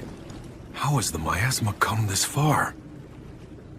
Through underground tunnels, built by the dwarfs. By using the tunnels, the dragon's miasma pours into every corner of the forest. So then we're... Don't be worried. Your people aren't to blame.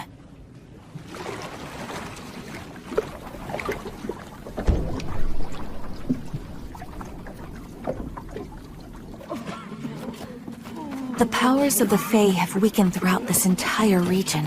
Because of that, the water, air, and food here have all been poisoned. Lothdor. The days when it was a beautiful land of flowers are long gone. So now, at best, it's the land of the half-dead. As a result, we never imagined heroes would come from the outside world to try to slay the dragon.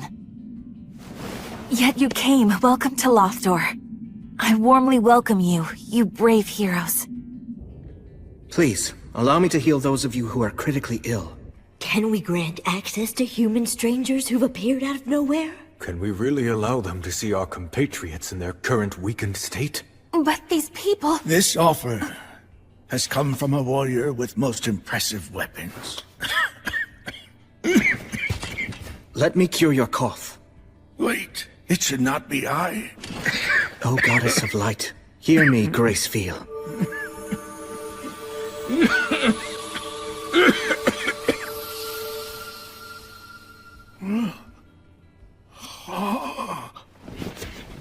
My cough. It's It's gone.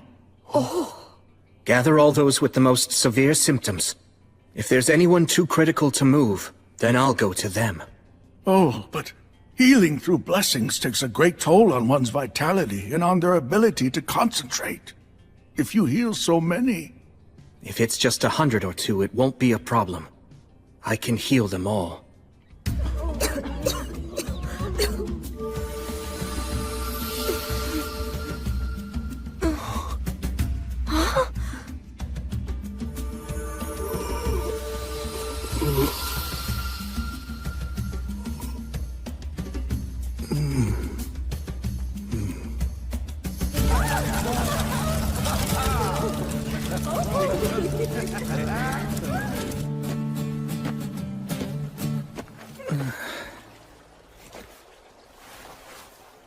Goddess of light.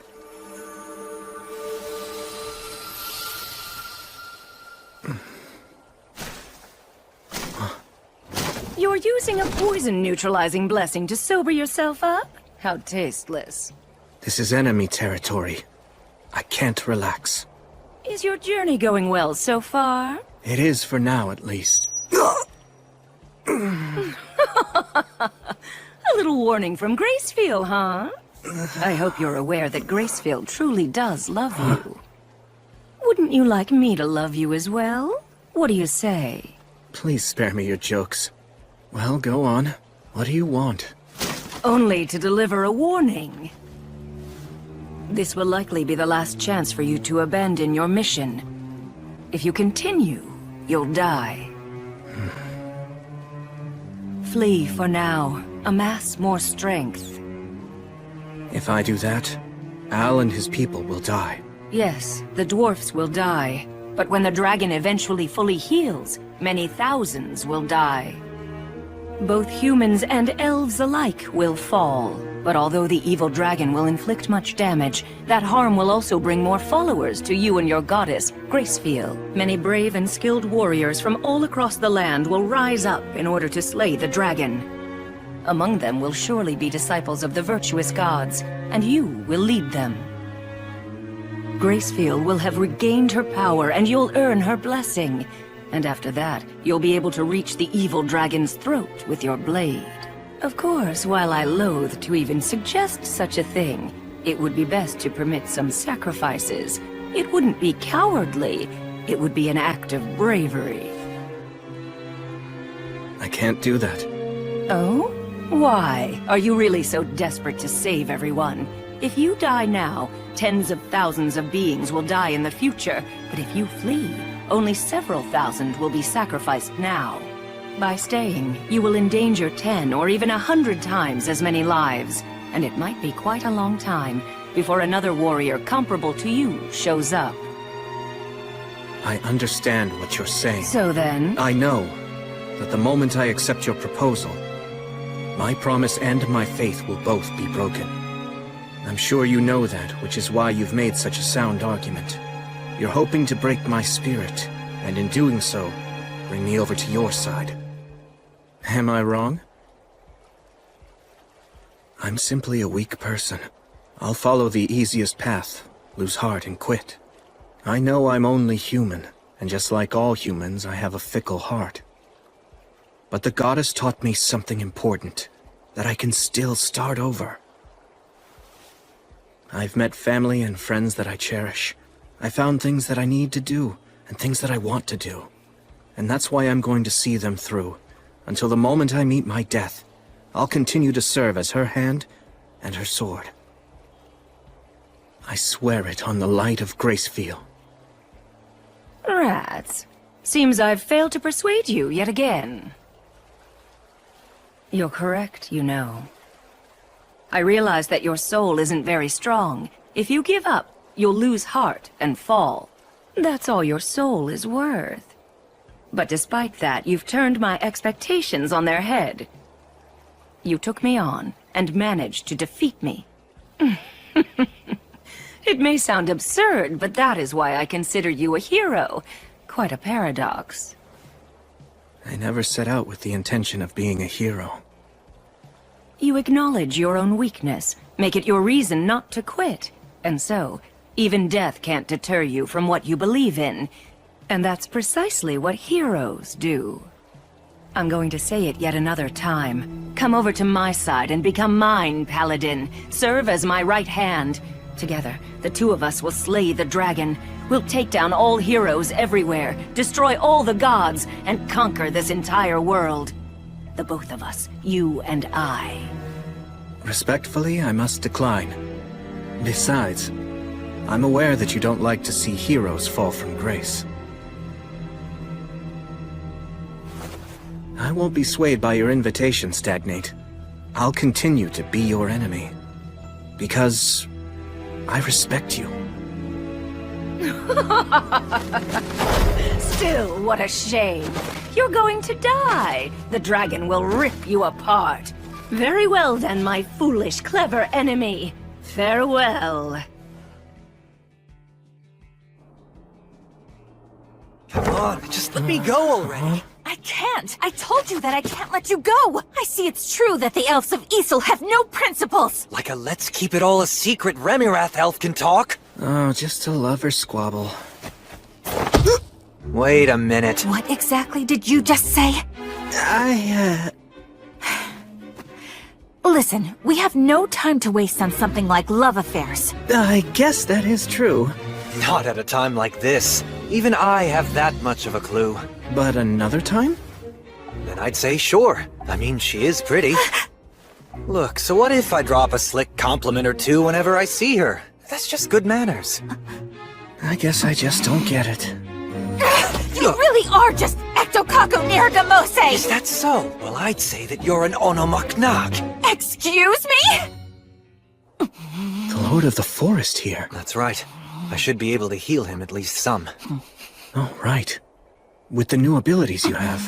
No, absolutely not! Okay, look. You know, Menel really can be trusted. I do put trust in what you two have to say. There's no telling just how many elves you saved last night, and for that I am grateful to you. Then why do you say no? Where the Lord of the Forest is, it's Demon Beast territory. To put it plainly, it isn't our land. Okay, then... What, we should just depend on you? You think we have the right to ask you to get involved in yet another battle when you're about to enter a different one? We should beg you to help us because we can't handle it by ourselves? And have you put off what you came here to do? No, I refuse to! I simply won't make such a shameless request of you! You see? That's an elf. Seems the elves truly haven't changed even a bit. So what do you think we should do? Do whatever you want to. All right then. Let's get started. Do you even know where the Lord is? He's pretty weak, but I can sense him. Please, Gelreese. Go round up Al and Raystov for us. And come armed. Right. Hold on a minute, what are you talking about? A demon beast extermination. But I just told you we aren't— But there's no reason to complain if we do it, right? And just so you know, a few magic beasts aren't anywhere near enough to defeat either me or him. Alright, fine then! I'll go call for some of our best talents, and don't you dare leave on your own! The demon beasts who've taken over the Lord of the Forest's throne are insect types. The earwig's defensive abilities are especially troublesome. Oh. That must be one of them! This will make for good training. It's a purple moth! They attack from the sky! Right. Careful! That dust is poison! Understood. Okay, let's go.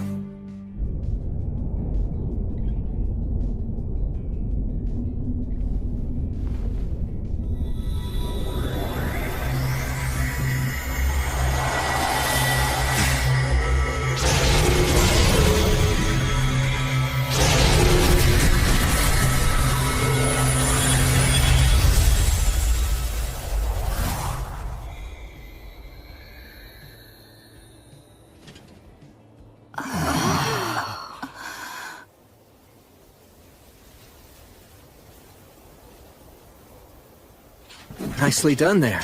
Of course. William? Are you quite sure about this? Why do you ask?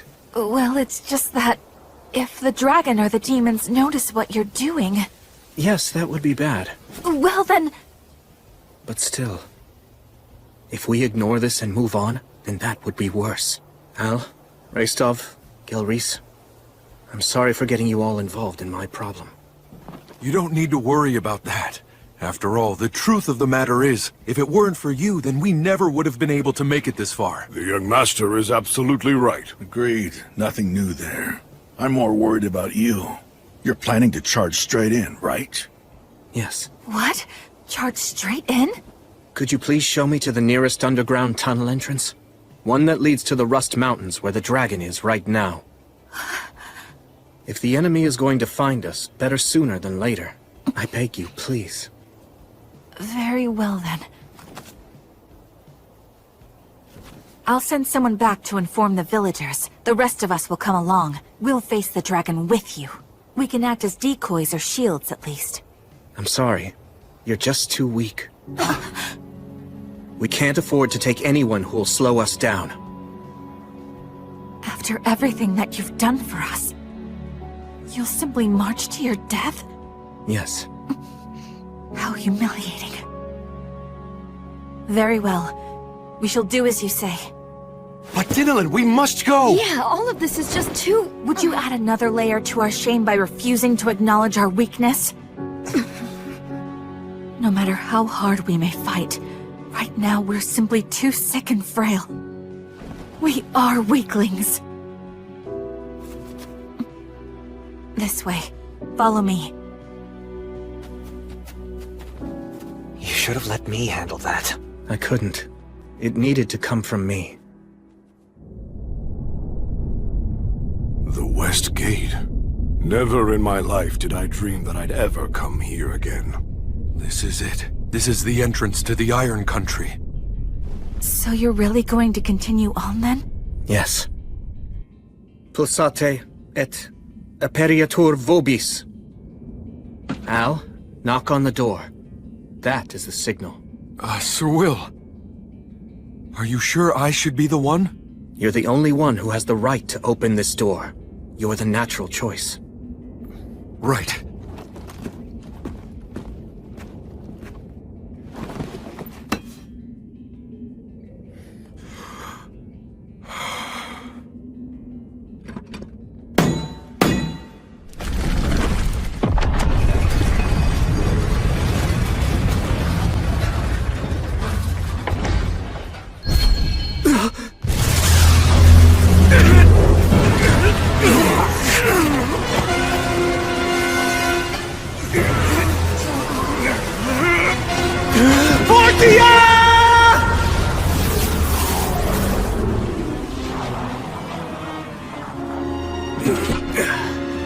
It seems that they did notice us. Calamity Sickle. The evil dragon, Valakirka. Damn it.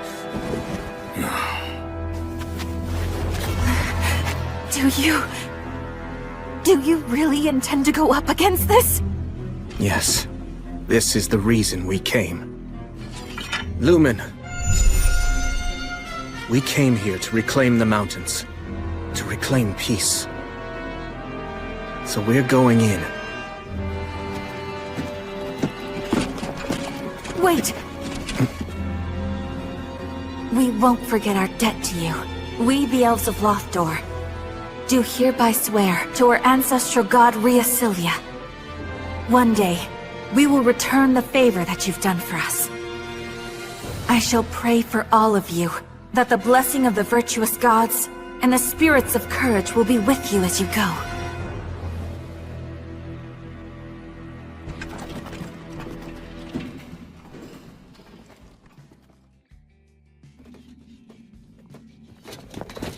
Wait! We won't forget our debt to you. We, the Elves of Lothdor, do hereby swear to our ancestral god Rheasilia. One day, we will return the favor that you've done for us. I shall pray for all of you, that the blessing of the virtuous gods and the spirits of courage will be with you as you go.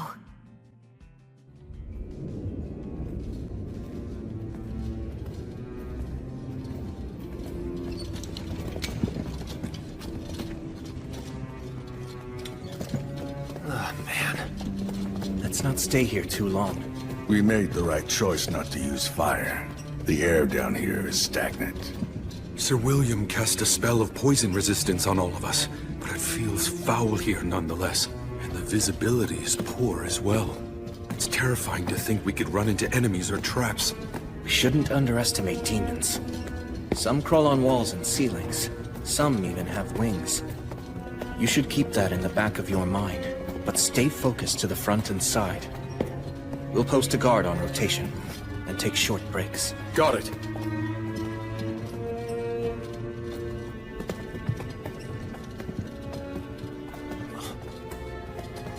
Hold it! A trap. I'll disarm it. Do you know where we are in these tunnels now? We should be close to approaching the Hall of Stone. The tunnels diverge drastically from that point. We're all good now. Come on. Okay. I'm surprised. Yeah. We haven't been attacked by demons, not even once. So, that means that we were wrong about the dragon and the demons? They aren't working together? We can't say that for certain yet. Maybe they're all assembled in the Hall of Stone up ahead. And they're just waiting there to ambush us. But if it turns out there's no ambush, it could mean that Al is right. Wait!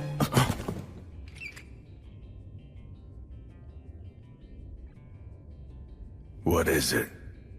I heard something. Like the sound of clanking metal. And footsteps as well. Do you think it's an ambush? Don't know. All that I can really say for sure is that something's out there. So, then does that mean this is, Yeah. Gelreese and I will go in first with our shields up to protect everyone. Menel, back us up from the hallway. Al and Raistov, stand by. Watch for a chance to charge.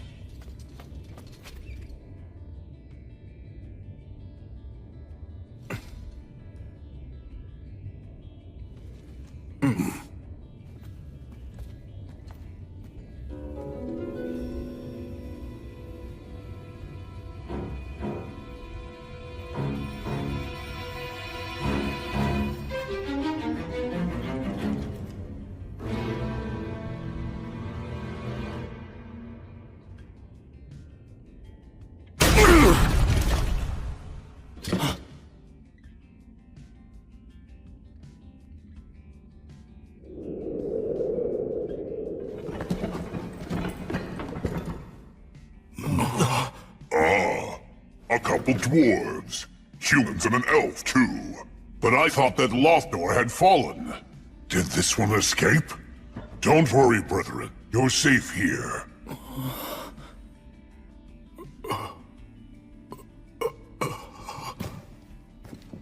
So, how goes the battle? You must have had quite a rough time.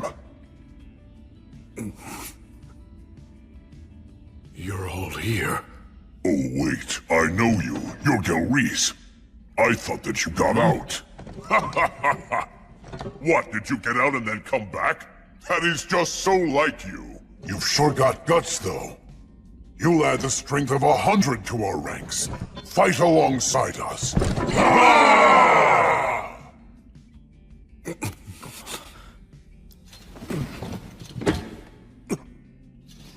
Al, you...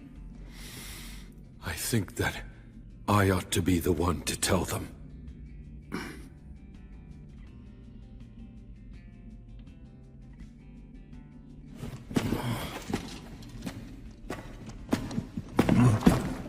Is this King Arvinger? No, he's not the king. The king should still be in the throne room. My name is Vindolfer! I carry in me the blood of Arvinger, the last king of the Iron Country! The last? He's not the last. We're still here. The Iron Country has not yet fallen. This is a fine estacade. You have prepared well. I can tell that you've continued to repair and improve it. That's right. It is the pinnacle of our engineering. We will not allow the demons to enter here. I see. But still,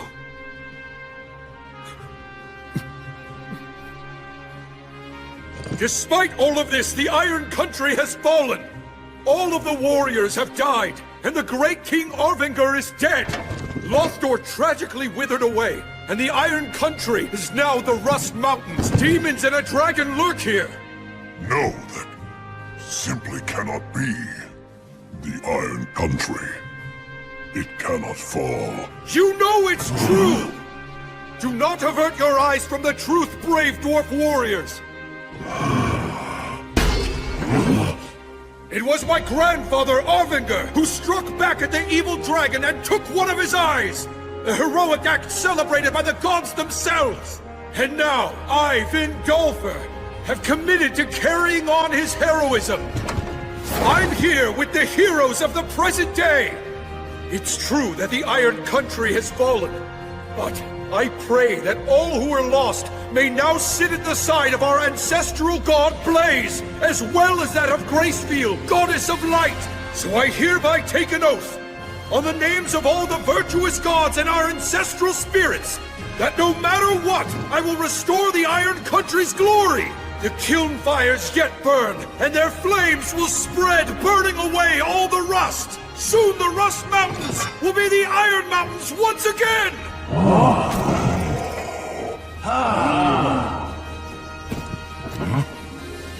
And so, I beg of you, please rest now.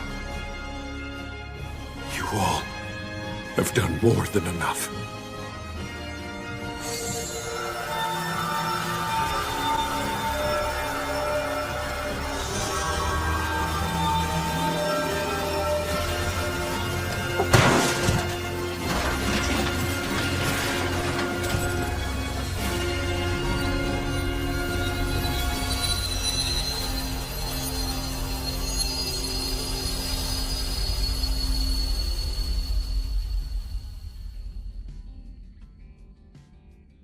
Good job. That was well said, young master. Now let's drive away the demons, and see to it you fulfill your vow. I'll make sure that I protect you even if it costs me my ancient life. I wouldn't exchange your life for anything. There's still so much that I need to learn from you. Such as about these mountains. And about how to fight. Who in their right mind makes pain-in-the-ass promises to rebuild an entire nation? Talk about dumb. Well, unlike the vows that you and Sir Will made, at least mine has an end in sight, so you know, yours is even dumber. But first we have to win, and then we have to survive. Yes. Sir Will, I'm sorry for the delay. Let's proceed. Your orders? You don't need to call me Sir any longer. Huh? I can't very well make a king be my thane. But... No! You are still Sir Will! The peerless knight I admire. I respect you deeply. I see. Guess I can't stop you then. What you did back there was commendable. I'm sure that they all felt blessed as well. Right. But should I also feel somewhat grateful to the god of the undead, or shouldn't I? Well, just a little bit couldn't really hurt, I suppose. Yeah.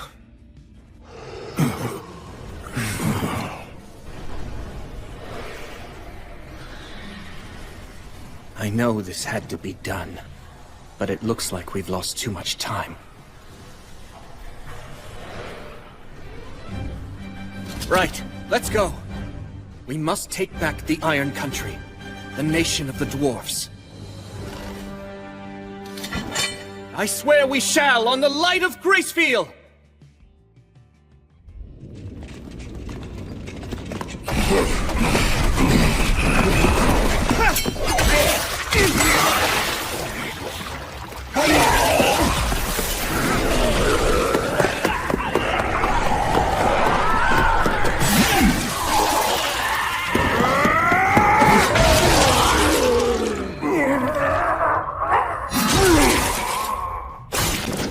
Take a right at the next junction! Right! Well, glad to see none of our guys on the front line are holding back. Will, you good? Yeah. We're not getting much pressure from demons behind us. I can handle it myself! Covering our backs on your own, huh? I see you're as brilliant as ever. Nice job. I'm really not, though. After all, I'm not alone. We're nearing the Hall of Light. The dragon's likely in the great cavern beyond it. I imagine demons will be waiting to intercept us in the hall. It's the throne room where the great King Ovinger delivered his final speech to our people. We must reclaim it. Yes. And we shall! If you say so, sure. I'll back you up. Yeah. Everything that was stolen should be taken back by its rightful owners.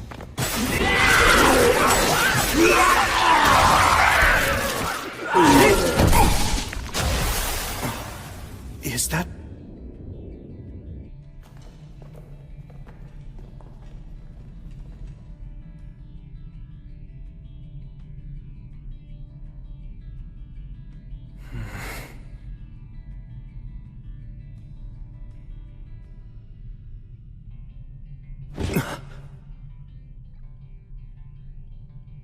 I think that's... the General. Scarabaeus.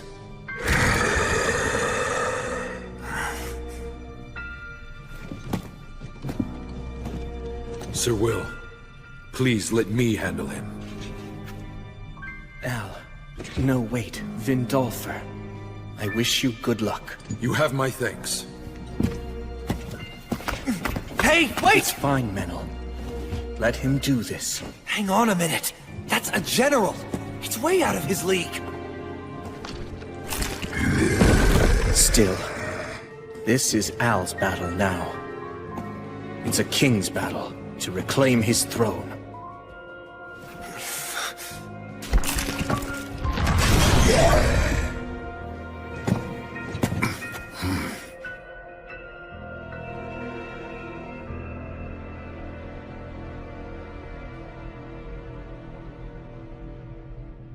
I don't like the look on its face.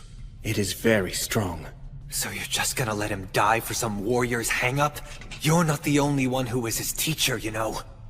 Yes, but it's his choice. Even if we wanted to interfere, I doubt we'd have the chance. I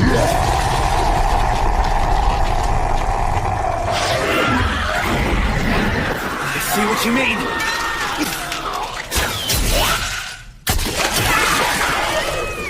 Hey, Al! If you can't handle it, just stay alive till we win! Don't die, okay? Right! Thank you for your kind offer, Sir Menel. But still, I'll win. I will defeat him! I swear on her light, and on his flames, that this denizen of the mountains will defeat you!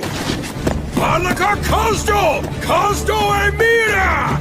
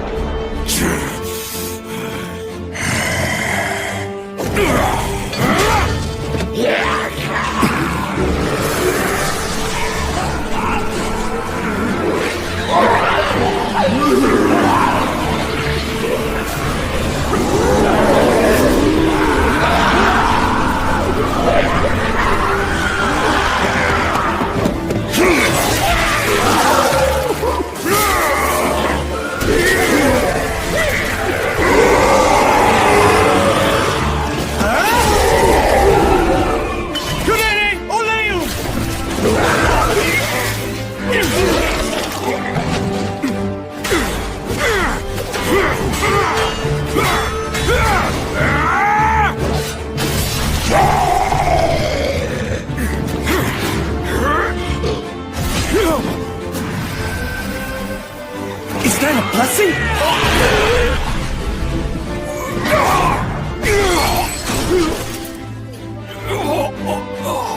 I want to use words that erase magic, but...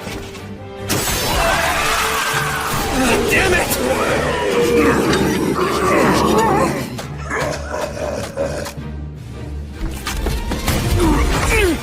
No! It's all right, because I will not lose this on my solemn vow and on the hopes of all of my brethren. I swear that I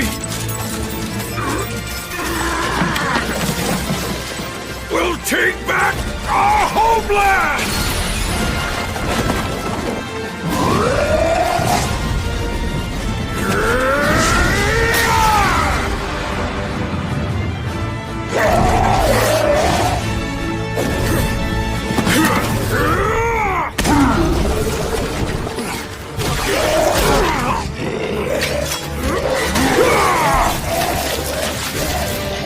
I'm going to take back everything you stole from us!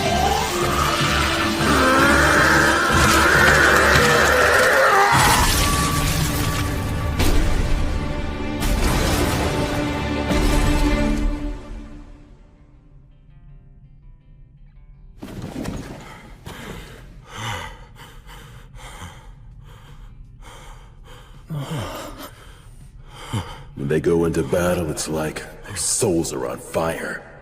They have no fear of death. I've won! The enemy general...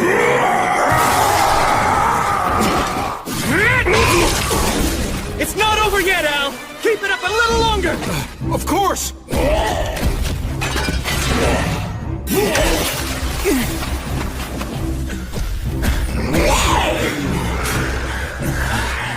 We're nearing our limit. But this is their last commander! Destined!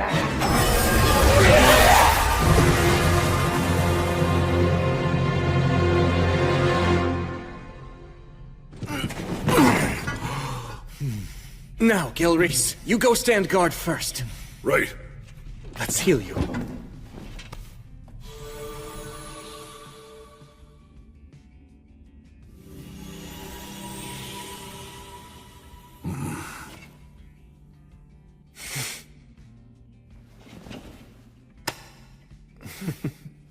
Man, I really thought that we were all dead meat there.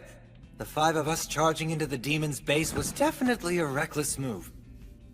Oh, that was well done. You did great, my man. Oh, no. I didn't really...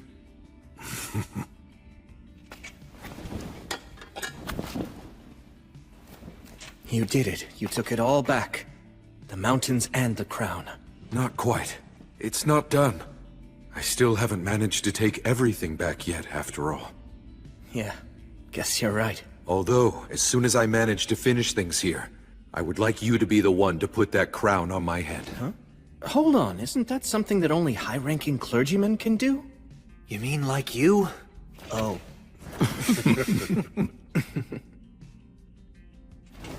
Let's go. Wait. Look at that. Scarabaeus' body is gone! But his head is still right there. Demons are supposed to turn to dust when they die. But even after he was beheaded... Let's track him down!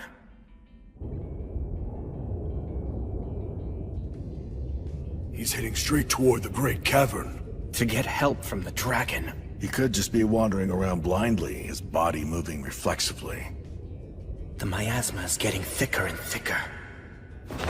Be careful, everyone!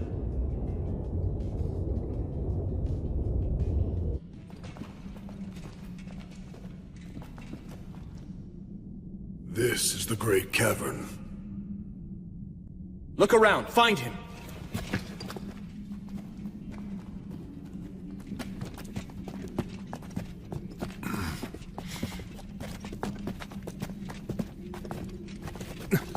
That's him.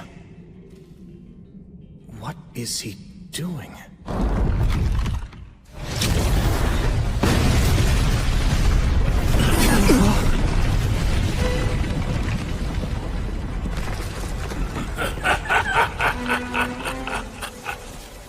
What a pathetic little weakling!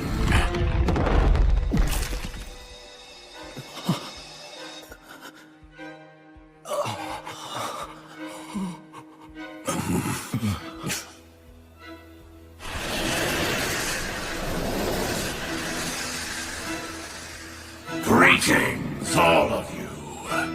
I welcome you to my bedchamber.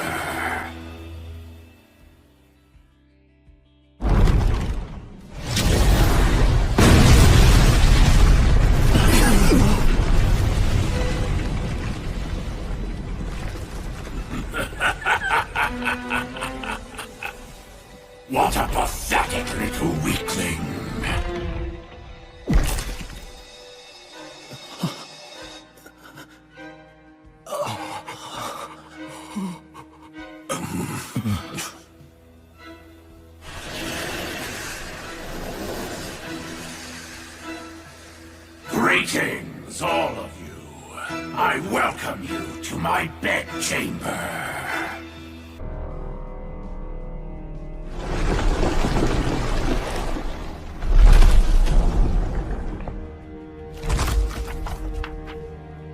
You there, weak one. The one who is destined to die here. I ask you, what is your name?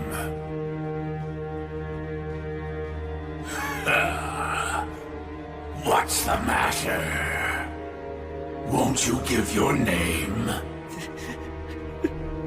Can't you even speak? This is an overwhelming predator.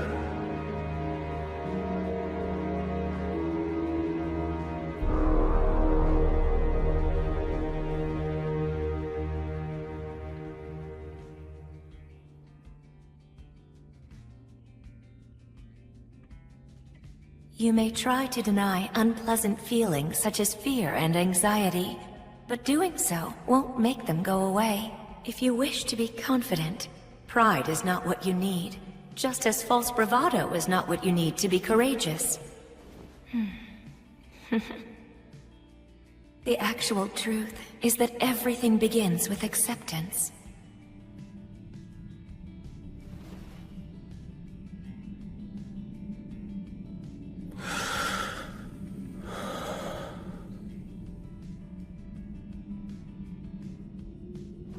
If you're going to ask someone's name, shouldn't you give your own first? Oh?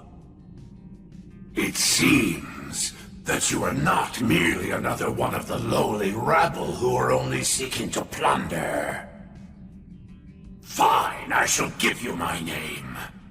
I am the Sickle of the Gods, also called Calamity's Sickle. I was born with the last flicker of a star. My life is eternal and everlasting.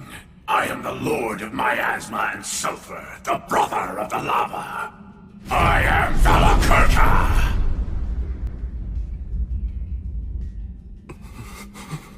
Now, answer my question. Who are you, small one? My grandfather was the Wandering Sage. The name my father bore was War Ogre of the Star of Leo. My mother's the beloved daughter of Mater. I'm known as the Light of the Hinterlands, the Faraway Paladin.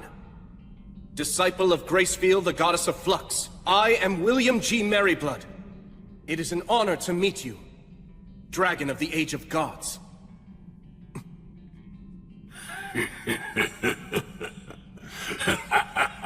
What serendipity! Such nostalgic names. Nostalgic? Had they been the ones who called upon me and established an agreement before the demons did, then perhaps we might have fought alongside each other instead of being adversaries. I sense a trace of the god of the undead scent on you, yet you proclaim yourself a disciple of the goddess of light. Yes, I see. Well, that explains the age disparity. Now then, I believe that concludes our introductions and inquiries. Yes.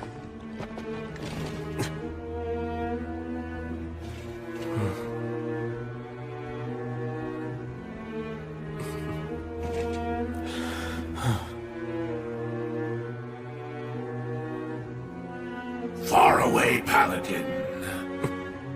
Do you wish to take me on as your servant? Why does that surprise you so? You and your companions destroyed the demons. You're a danger even to me, and that is inconvenient. Since that's the case, it's only natural that I would seek something new to depend upon for protection. Of course, I do have some ulterior motives as well. I'll have to ask for appropriate compensation.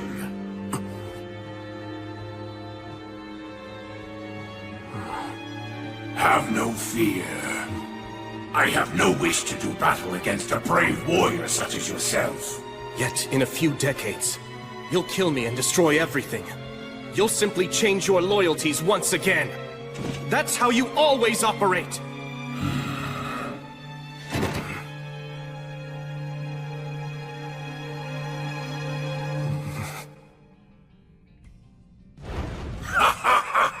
Splendid, splendid. You're completely correct.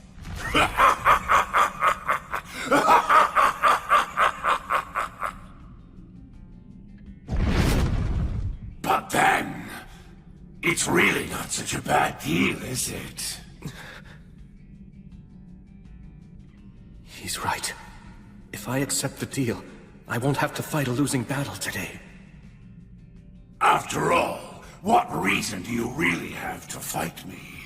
Did you not come to me armed with spear and determination because you perceive me as a threat to innocent people?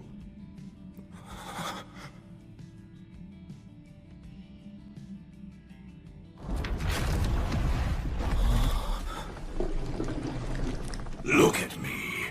Now I am no threat at all. I've bowed my head to you.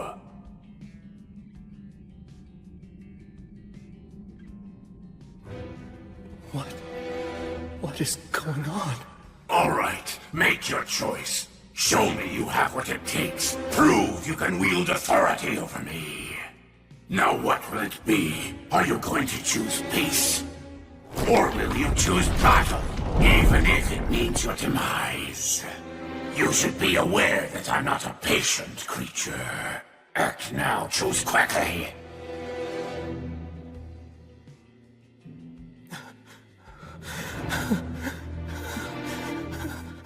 What is this?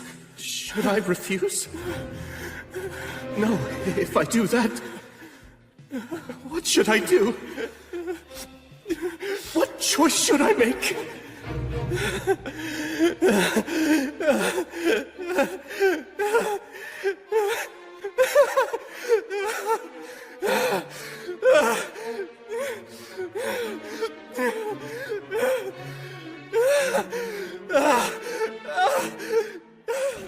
Someone...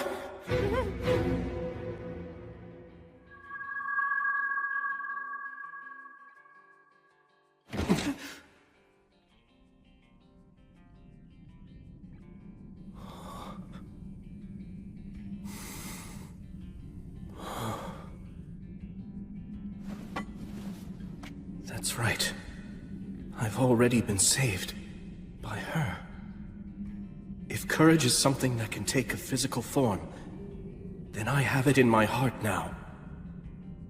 Menel, Raistov, Al, Gilreese. The outcome of this conversation will decide everything. Be ready!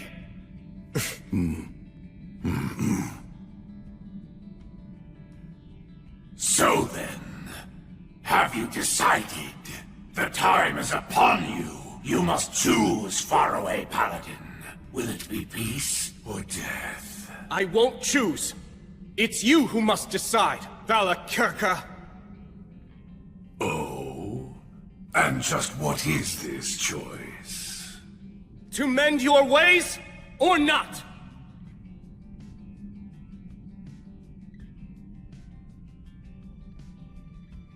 Let's be clear. The peace that you're speaking about, it's merely a limited peace between you and me. It's not specifically peace for me, or for the innocent people you mentioned before. Am I wrong?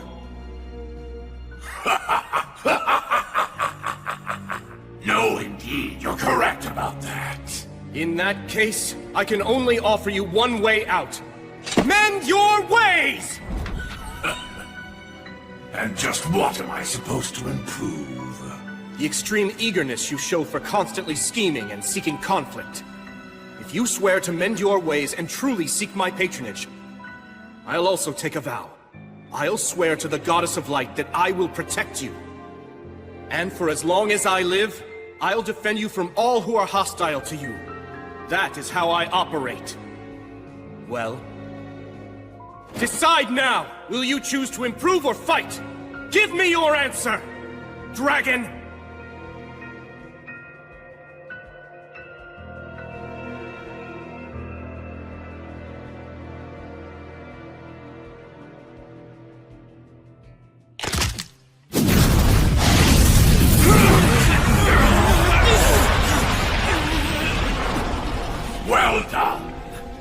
successfully answered the dragon's riddle. Good job, Faraway Paladin.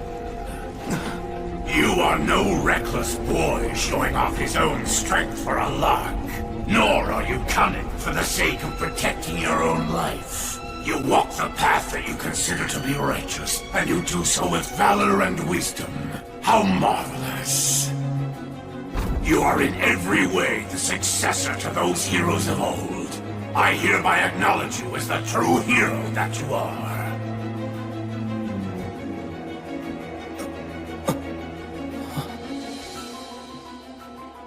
However, I refuse to meet your conditions. I won't change my ways.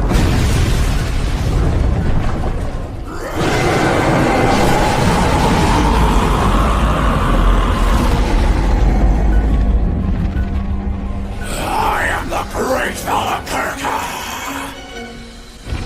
I am the sickle of the gods, also called Calamity's sickle.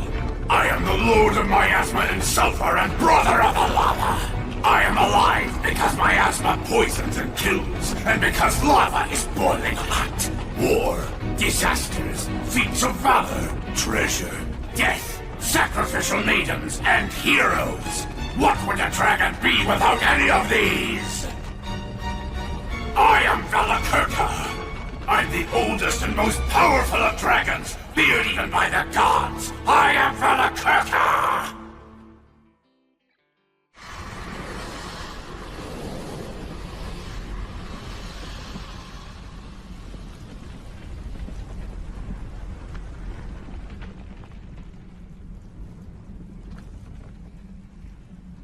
To the hero, and the warriors who follow this hero.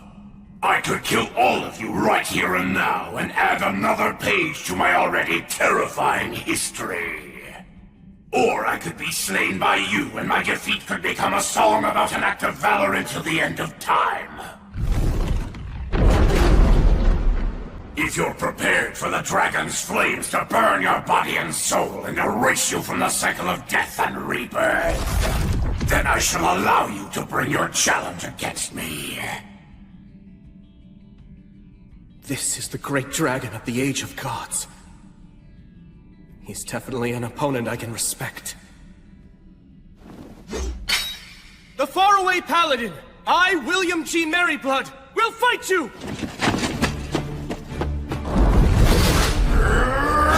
Acceleratio!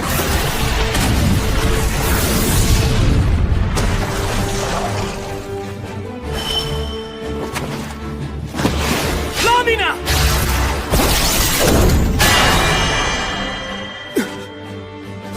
Dragon scales. If you really do intend to fight him, you're going to want to aim for his old wounds. Dragon scales are very tough. I doubt that even blood would be able to cut through them and reach the dragon's flesh. I can't keep chasing after blood forever.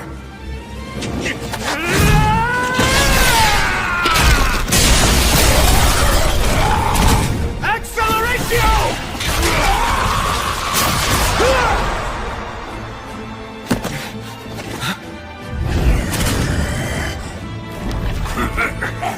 You can break through a dragon's scales, huh? What perfect light exercise! This should help keep me away! Hey! Will's not the only one you're fighting!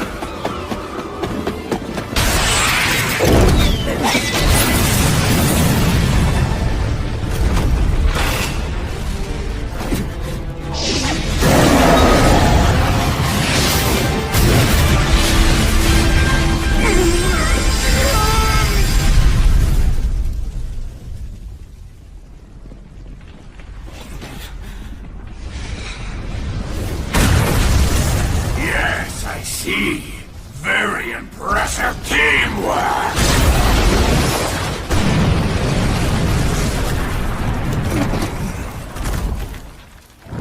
Flamo Ignis!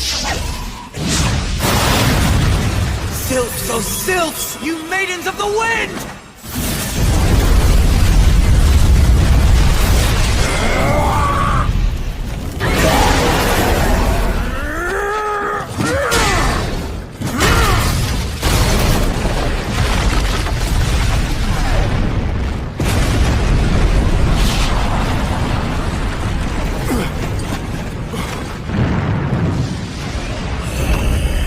Right now! Legator! Notice! Obligatio! Conciliat Sequitur!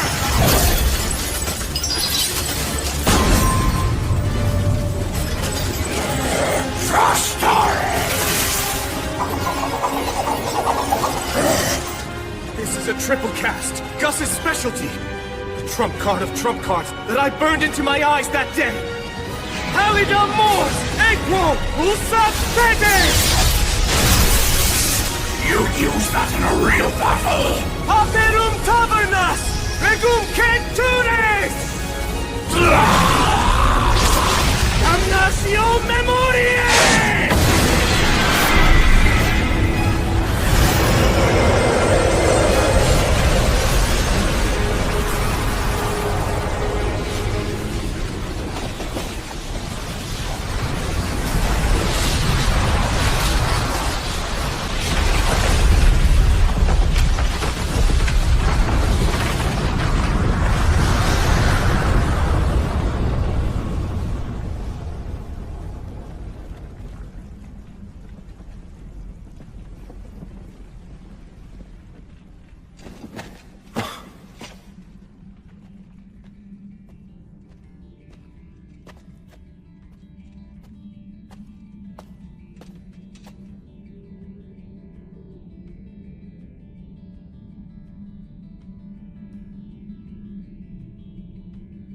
Did we win?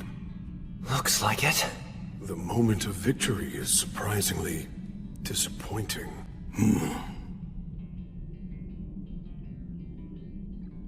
Huh? Hey, Will?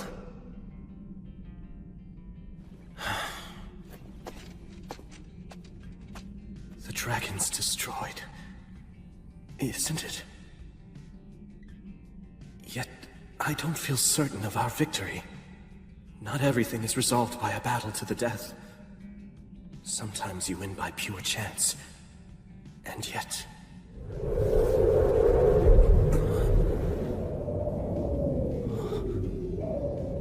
Is that wind? It's not over!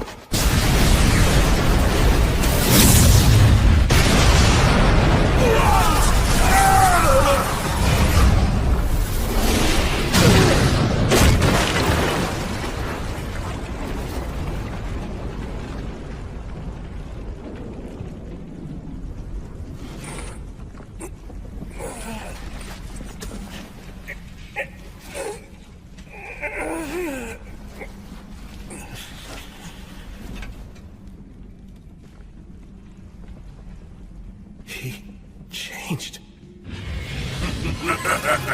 Precisely.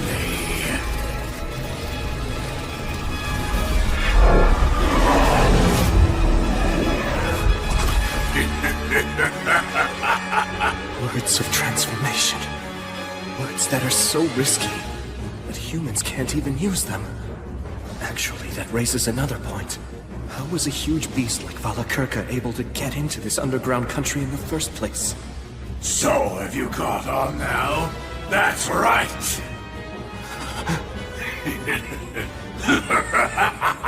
The words are all extremely well known to us dragons. Oh, I see. You'd hope that with the words of obliteration you'd be able to erase even someone like me. That all you needed was for your aim to be true.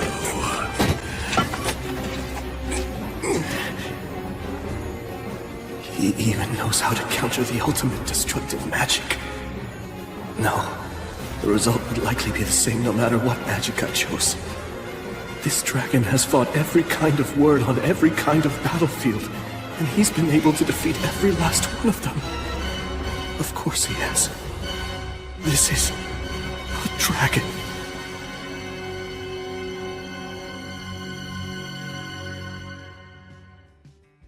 This dragon has fought every kind of word on every kind of battlefield, and he's been able to defeat every last one of them. Of course he has. This is a dragon. Well now, Faraway Paladin. You fought bravely, and for that I commend you. Out of respect for the spirited fight that you've managed to put up thus far, I have an offer. Do you have any interest in serving me? I see that you're wise to my intentions, but I'm prepared to give you a justification. Should you refuse to accept my proposal, I'll burn your companions' flesh and bones, and even their very souls, till they're nothing but ashes. Thus threatened, you can say that you had no choice but to capitulate to the dragon to save your companions' lives. Well, it serves as a good excuse, doesn't it? I have seen many humans with that very same look in their eyes. Even if I were to threaten to burn you to ashes, I know that you won't bend or falter. I can see that you're still trying to ensure that your companions don't suffer such a fate, while you continue to search to find a way out of this predicament. But no matter how hard you might try, all of your efforts are completely in vain. Am I wrong? Although, there actually is one single way for you to avoid giving it to me.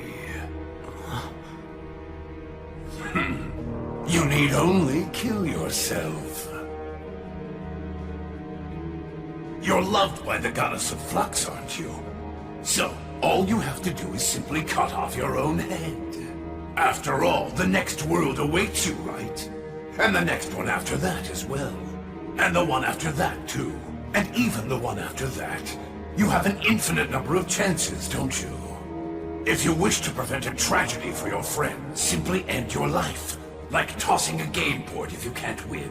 You can just tell yourself, not here, not now, next time. This isn't the right moment for me to fight. No way. I won't choose that. Very well, then. To be frank, if you don't place a higher value upon your own life than that, I don't want you in my service. All right, now choose. Will you side with me? Or will you fight me and in doing so, die? I can well imagine what would happen if I were to take your side. I simply cannot bow to you. Then your companions will die. We all came here prepared for that possibility. If any of us are lost, so long as just a single one of us survives to put a blade to your throat, that will be enough. But surely you see that you have no chance at all of winning this fight. Yes, I do. If I persist, use this blade, and strike you, thousands or millions of times, I'll win this battle. Am I wrong? Maybe you could, but only after thousands or millions of miracles come to pass. It doesn't matter how many thousands, millions, or even billions it takes.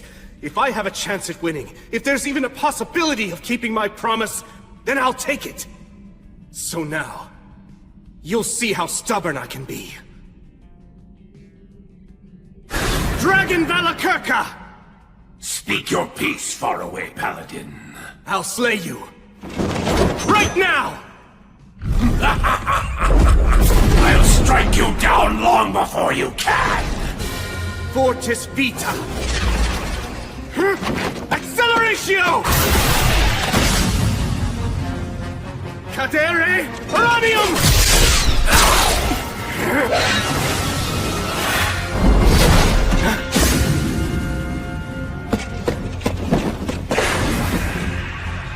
I need to try to keep them out of this. Verba Volanto! Tony Truce!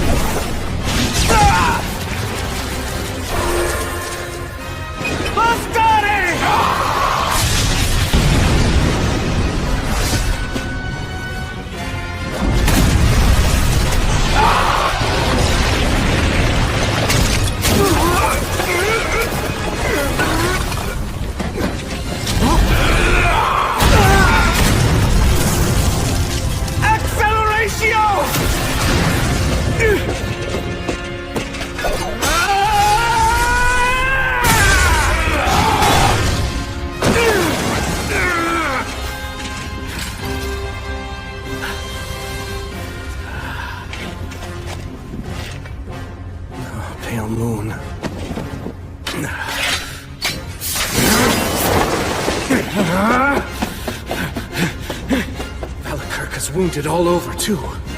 If I can just manage to stab him somewhere with Overeater and extract his life force. Truly a shame.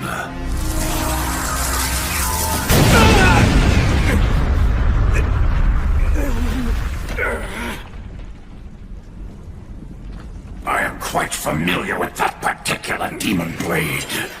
I know that it's indeed a legitimate threat to me. It's said to have been forged by the hand of a demon king in times gone by. It was created in order to confront and kill the High King, who was obsessed with swords. But despite its power, if one knows how it works, it can be defeated.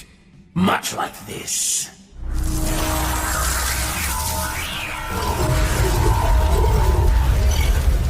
I guess he has no intention of fighting at close range anymore.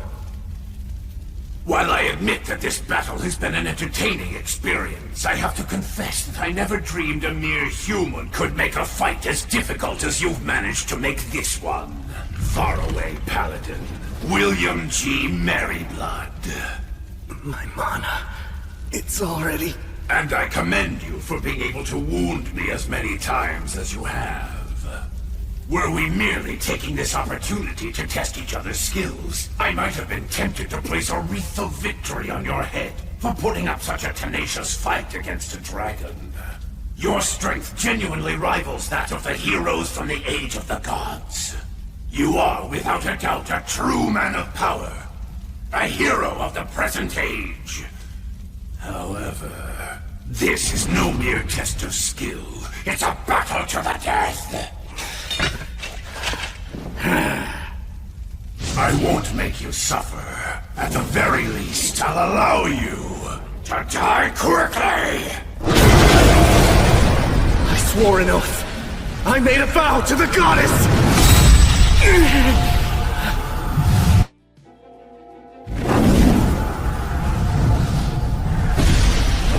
A herald, eh? So you're too weak to send an echo, are you? This is nothing but a pointless, wasted effort, goddess of light!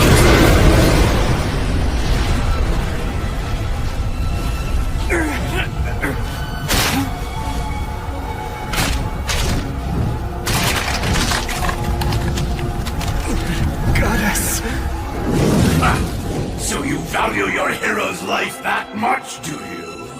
But be that as it may, the intervention of a mere herald from one single god isn't enough to change anything about the outcome.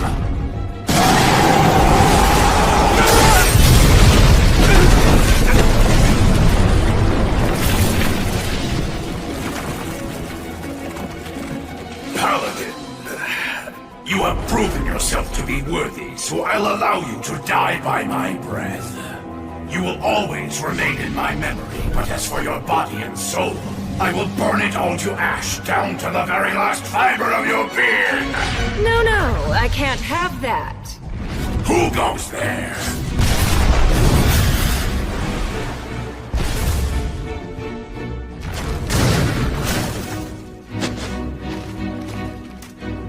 This hero is my prey. I've chosen him as my enemy. After having watched him fight, I'm absolutely certain about that. And I won't have him defeated by someone else right in front of me. The god of the undead here? Stagnate? Well now, evil dragon Valakirka. I believe you said that the intervention of a mere herald from one single god isn't enough to change anything. And you're right. I told him that too. That's the same prediction that I gave him. I said that heroes are insufficient, even with the goddess of light helping. That's true. There's no chance of slaying a dragon like Calamity's sickle. But you know, now that I come to think about it, I didn't consider what could happen if such an intervention actually involved two gods. I wonder what would change. Would a hero have a chance of winning? I believe they'd have at least some chance, Valakirka. Well, it seems that you're as talkative as ever, god of the undead. You and I are two of a kind. A detestable kind, that is. I feel as if we have similar tastes. But my taste is nowhere near as bad as yours. A life, a soul, only has value if it burns out in a final blaze of glory. What's the point of living forever anyway, you worldly fool? That itself is poor taste. Beautiful things should last forever. That's only natural. But you just destroy. My, what a lady killer you are, Paladin. Even in the age of the gods, I never saw the like. Just imagine, 2 goddesses rushing to your side when you're in peril. Wait, goddess? In the grand scheme of things, does it matter whether I'm a god or a goddess? After all, to someone who's a god, gender is only decorative. Right? Oh, come now, don't be so angry, Gracefield. I mean, where's the harm in enjoying a little perk like this? What's that? Why now? Is that what you're asking me? Well, after watching such a furious battle unfold before me, I'd regret not intervening much more. You did your fear in a fight involving the great and powerful Valakirka just for a petty reason like that? Why, you pathetic, hero-obsessed heathenist! Yes, precisely. This strange paladin, this hero who's standing before you, I think he's worth going mad for. Now then, this battle hasn't reached its conclusion just yet. So tell me, do you still have the will to keep fighting, William G. Merryblood? Come now, my foolish yet clever enemy, Paladin of the Light. Uphold your vow. Hold your conviction steadfastly in your heart. You said before that you'd fight until the moment you fell over dead. Surely that wasn't a lie, was it? Guess I have no choice. I can't get out of this, huh? Valakirka! What is it? Remember what I said? I'm very stubborn. Indeed, you are incredibly stubborn. Was it this persistence of yours that made the gods finally take action? I admit, you're truly a hero. Very well then. It seems that the gods have given you their utmost blessings and protection, allowing a mere man to stand as an equal to a dragon. And burning even a hero who's lauded by the gods is what makes me a dragon! So now, you merciful goddesses who oversee the soul, lovely maidens who have lost the protection of war, what safeguards are you planning to give to this hero? That is, how will you kill me? I won't give him any. As I said before, this man is my enemy, and he's declared that he always will be. So I have no reason to grant him any kind of protection. Oh? But surely you haven't forgotten, have you, Valakirka? You do know where you are right now. That's right. This is the Iron Country. The mountains where the regretful souls of the Warriors of Flame reside. Now is the time to return. Your compatriots, your descendants, have come back. They've brought one who is undeniably a hero, so that he may defeat the demons, challenge the dragon, and take back the mountains that were once called home. A warrior shouldn't wander asleep merely observing such an event. So now, come and take up the sword of vengeance. Set the fierce flames of your courage ablaze once again. Your time has come, Dwarven warriors!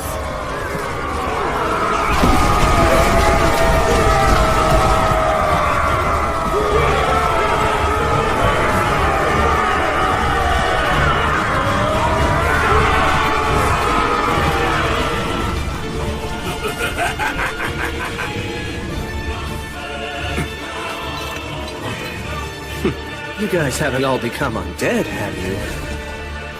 Relax. We're all still alive. That's right, as you see. We did cut it pretty close, though. That solo battle of yours kept the dragon distracted for a while. Then, with the protection of our ancestral god. Well, it took a while since I'm not used to it, but I healed us all. I see. Al, remember when you were fighting against that demon? You were in the divine protection of Blaze, the god of fire. Indeed. Sir William, what is all this? They're our allies. Reinforcements we can rely on.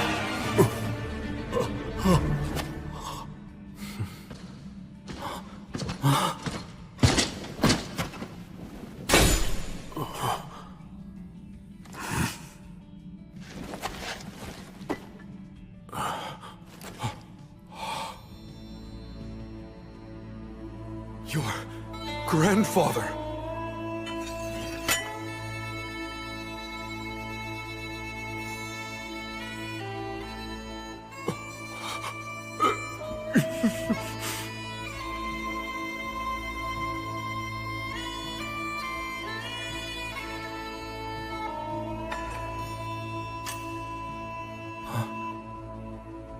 Hold on. Shouldn't you give that to Al?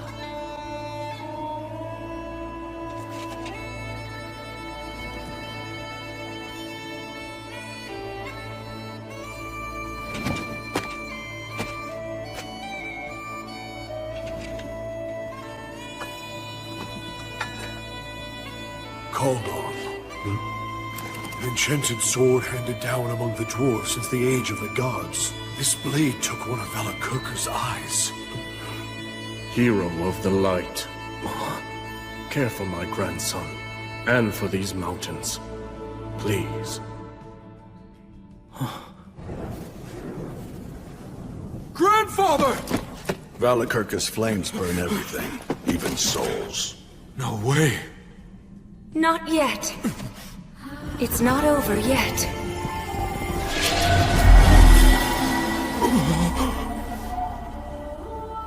Goddess, you... Hear me, all of you who cannot preserve your souls. You who've been burned by the dragon's breath and cannot return to the cycle of rebirth. You who were born into this world, lived well, and enjoyed life to the fullest. I bestow upon you this final blessing. If, even in death, even after your souls have perished, you still wish to pursue what is good and right, I shall guide you. Standing before you are the heroes of the present day. Gather within them!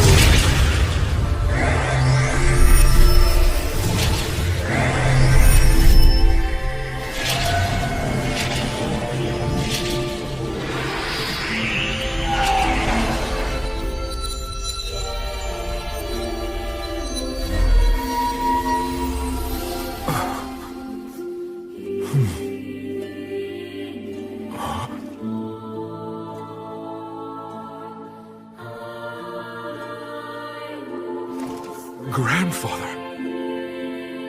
Even now, I won't apologize. But, my grandson, look after our country and people. I beg you.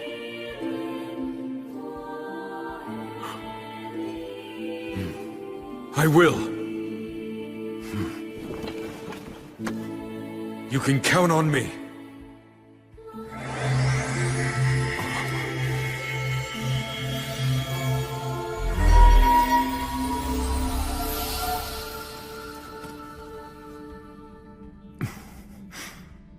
Sheesh. I guess that nothing's changed. She never could let me have all the fun.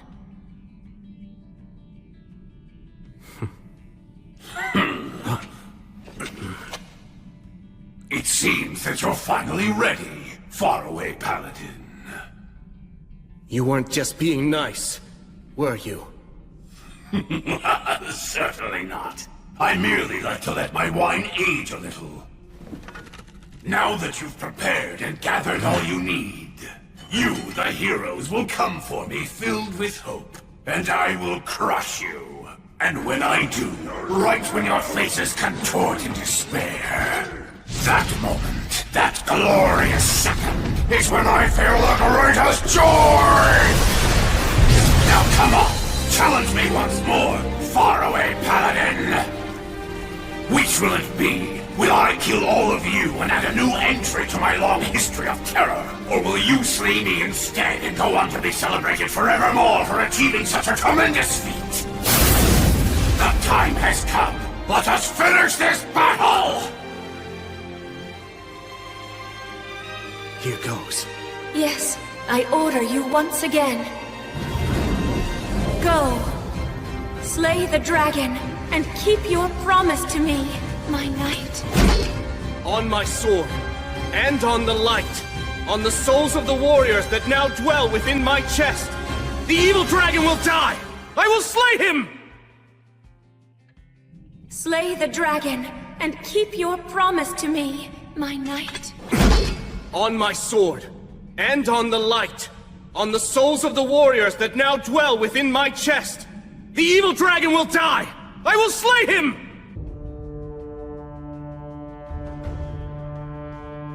Burn, flames of courage! It's time for retribution! Evil ends now! Bellator! Bellator! Fortis! Fortuna! Aduan!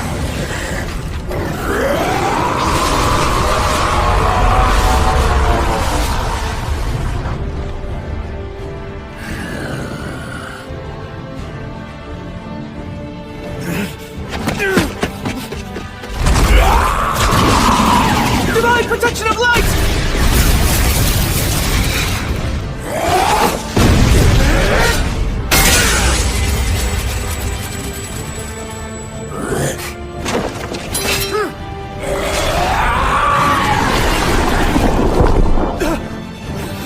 I'll crush you! Will, no! Sir Will!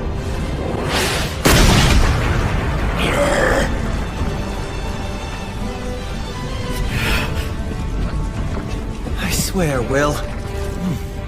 He's figured out the dragon's moves.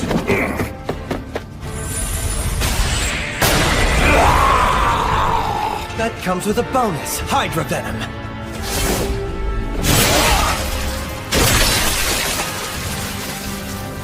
Now fire!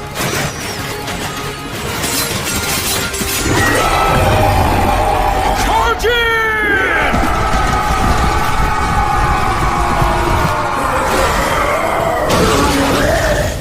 Quick, defend! Now burn brightly! Flames of courage!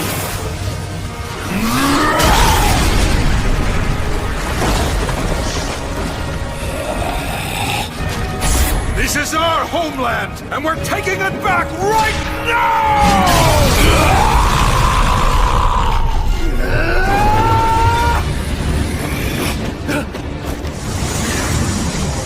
I didn't want to have to do this, since it will also harm my treasure. If he breathes on us, we're done! Brave warriors, this shall be your demise! Acceleratio!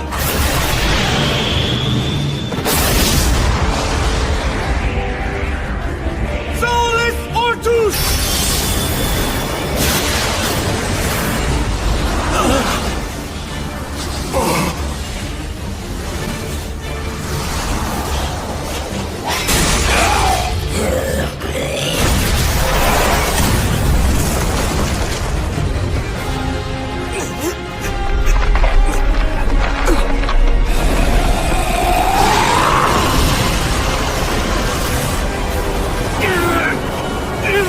If I go down with the dragon, that's fine.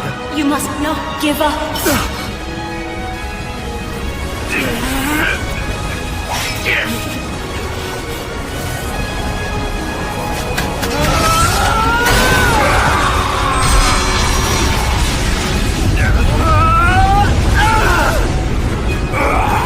I swore an oath to the goddess! I made a solemn vow to her!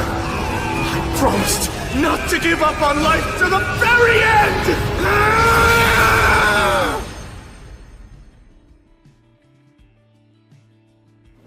Will. Hey, Will. Please, Sir Will. Huh? Hold on. Am I? Come on, speak to me. Will, are you all right? I'm just fine. Menno. You shouldn't get up yet. I feel really good for some reason.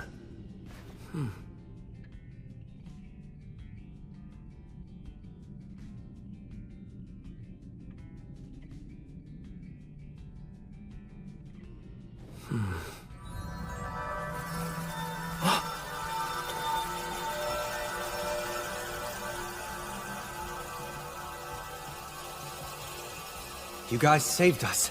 Thank you all very much. We appreciate your help. Farewell to you, my comrades, my ancestors. The young master and I will take over everything from this point onward.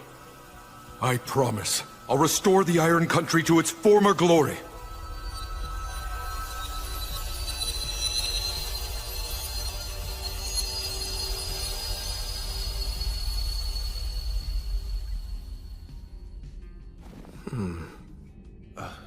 What's wrong? My body. Something feels strange. Yeah, I'm sure it does. Do you know how many times that dragon turned you to charcoal? You need to rest, Will. Oh no, I don't mean like that. What? Huh? What's this? You absorbed the dragon's life force through that demon blade. It's obvious. The dragon's breath burned your body and soul until they were red hot. It tempered you, and then his blood hardened you, just like forged metal. What? To put it plainly, Valakirka's dragon factor has interwoven itself deeply into your body and soul. Ordinary blades will no longer be able to cut you, and weak words will feel as if they're nothing more than a light breeze on your skin. However, your new condition increases your animal nature. Don't let this power make you arrogant. Make every effort to keep the dragon factor quiet. If you don't, then it will only bring you to ruin. And to be honest, I do not wish to see you die such a pitiful death. Stagnate, you... I'm afraid I've been rather free with the use of my power. But then, since I helped you slay the dragon, you now owe me. I'd say that's not such a bad trade-off. You do feel indebted to me, don't you? Yes. Excellent. You see, when dealing with a hero such as yourself, pinning you down and forcing you to yield to me is much less effective than making you feel grateful and indebted to me. It is a shame that Gracefield guided those dwarf warriors away, but why should I bother seeking them out simply to make trouble for you? When asking for nothing and simply making you more and more indebted to me will prove more profitable later on. That's exactly what scares me about you. Then I shall go now. And farewell to you, Gracefield. I've troubled you enough for now. Stagnate, goddess of the undead, won't you consider giving up your ideals? It's not too late. Will you discard your undead powers and work with me to guide souls once again? If you would Don't finish that thought. And no, I won't. I'll always follow my own ideals. I see. Farewell, my elder sister. Yes. Farewell, my little sister. Well then, William G. Merryblood. Huh? You have acquired great power, and your name will now shine even more brightly as a hero. But as light grows, so too does the darkness. So try to avoid becoming a warmonger and hating people, and keep your womanizing in check. Oh dear, that's right. You don't actually have a woman, do you? Hey, mind your own business. I understand that you've devoted yourself to my sister's service, but even so, you should take at least one mate. How else will I have the pleasure of seducing your offspring? That's the worst possible reason. Actually, if I were to create a female echo one day, would you consider siring offspring with me? Look, I'm not asking you to do it for me, but really, what harm could one single child do? Rhea Sylvia creates demigod children with heroes all the time, after all. All right, I'll let it go for now. Also, as you may recall, I once asked you if you'd like me to love you, didn't I? Well, I lied.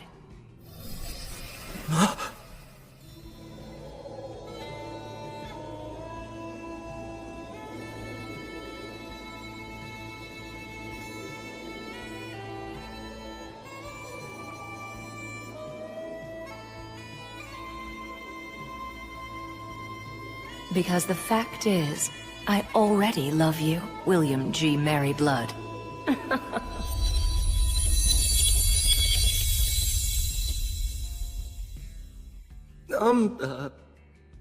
Man, goddesses sure are impetuous. Anyway, just be happy, Will.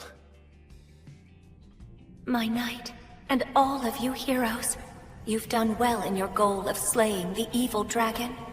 Splendid work. I still can't believe we won. I shall reward your efforts. If there's anything you want, you need only speak it. A wish. If I may, please, Goddess of Light, this area is full of the dragon's miasma. Can it be expelled from the mountains and Lothor? Now that the evil dragon is gone, this request can be granted, at least to an extent. Well, if that's the case, then please, I beg you to purify our homeland. Yeah, I'd like to ask for that as well. Gotta think of Dina and her people.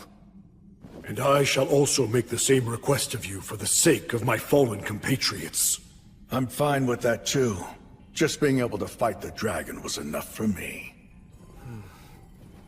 Add my name too. I request your purification and blessing. Very well. I have heard your wishes.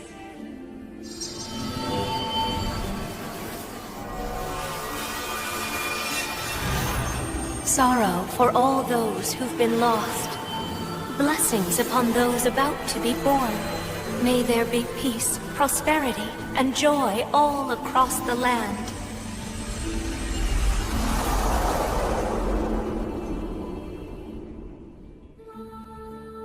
Now, you heroes who've slain the dragon, you brave souls who've reclaimed and restored this land, henceforth, may the blessing of the light be with you.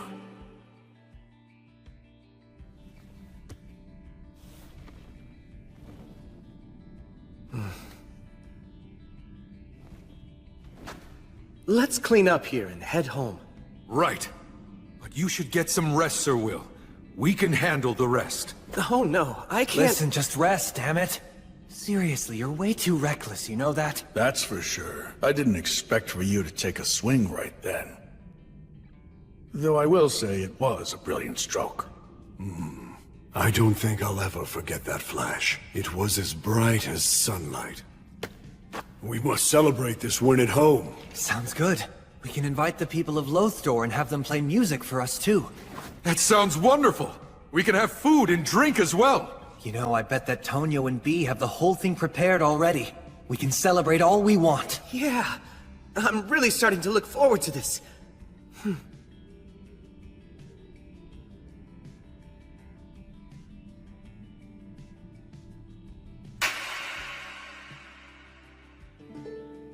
We took some of the dragon's treasure and a few of his scales as proof of the successful completion of our quest. Shortly after, we headed out for town.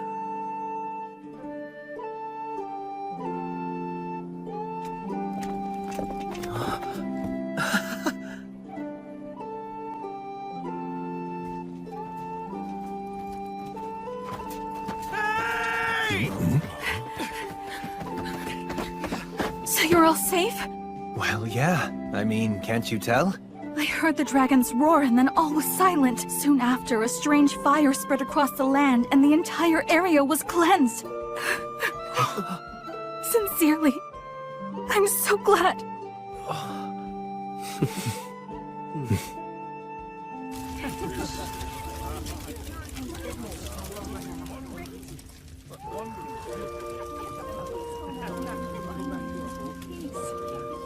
I thought there was a pretty good chance you wouldn't return. I'm not gonna die. I have too much to do. Oh, like what? Well, for starters, there's rebuilding this place. The effects of the dragon's miasma still linger, right? That's true. The miasma hasn't completely disappeared just yet. Some demons survived too.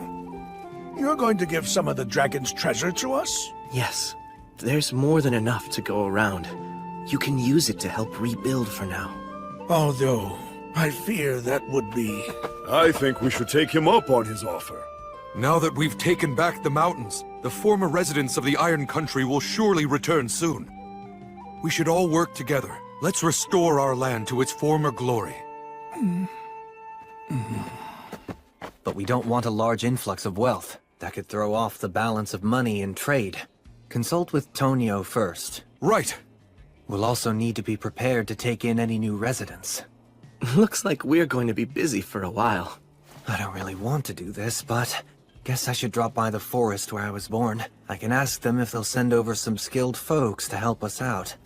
And I'll go along with you. What, you will? The one who's making the request should be there to plead in person. Yeah, I guess you're right. We'll cross the ocean when spring comes then. Or do I even need to go? Just admit you're happy.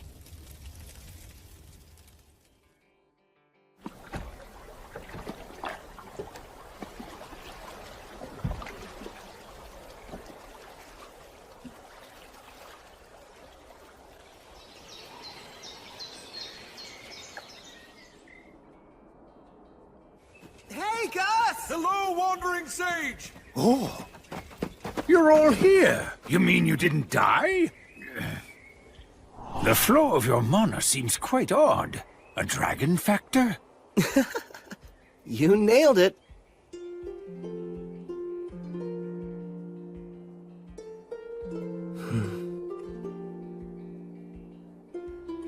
That's actually a curse, you know. Yes, I know. But I accept it. Well, just so long as you understand what you're getting into. More importantly, go on, let them know. All right. I'm home. I made it back from defeating the dragon. The two of you saved me yet again. Thank you.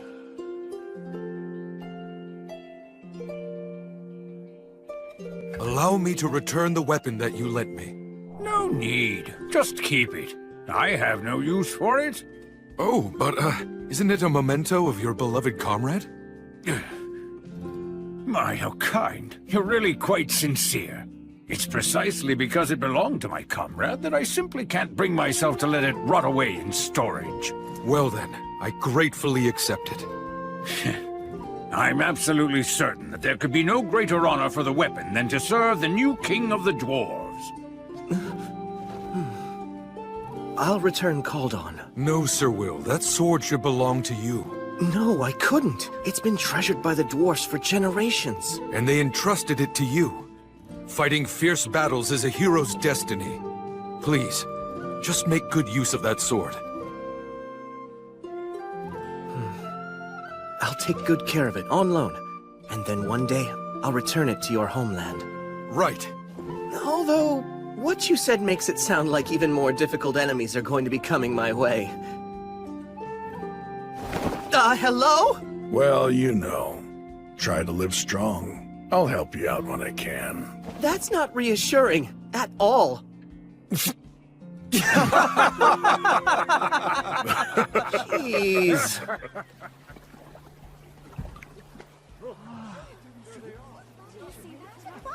Is that them? Welcome back, all of you. It went well?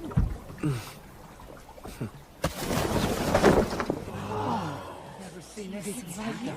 Wow. Incredible. We've slain the demons in the mountains. And as for the evil dragon Valakirka, we slayed him too! Congratulations! Bee! And everyone's okay? That's so awesome! What's that? Is that a dragon horn? Let me go see! I'm gonna write a song about it! Whoa, what's that? New equipment? Cool! Where did you get it? Young master, you've grown into quite a fine young man. There are so many things I want to tell all of you about. About our Iron Country home. About its courageous warriors. And also about our great king.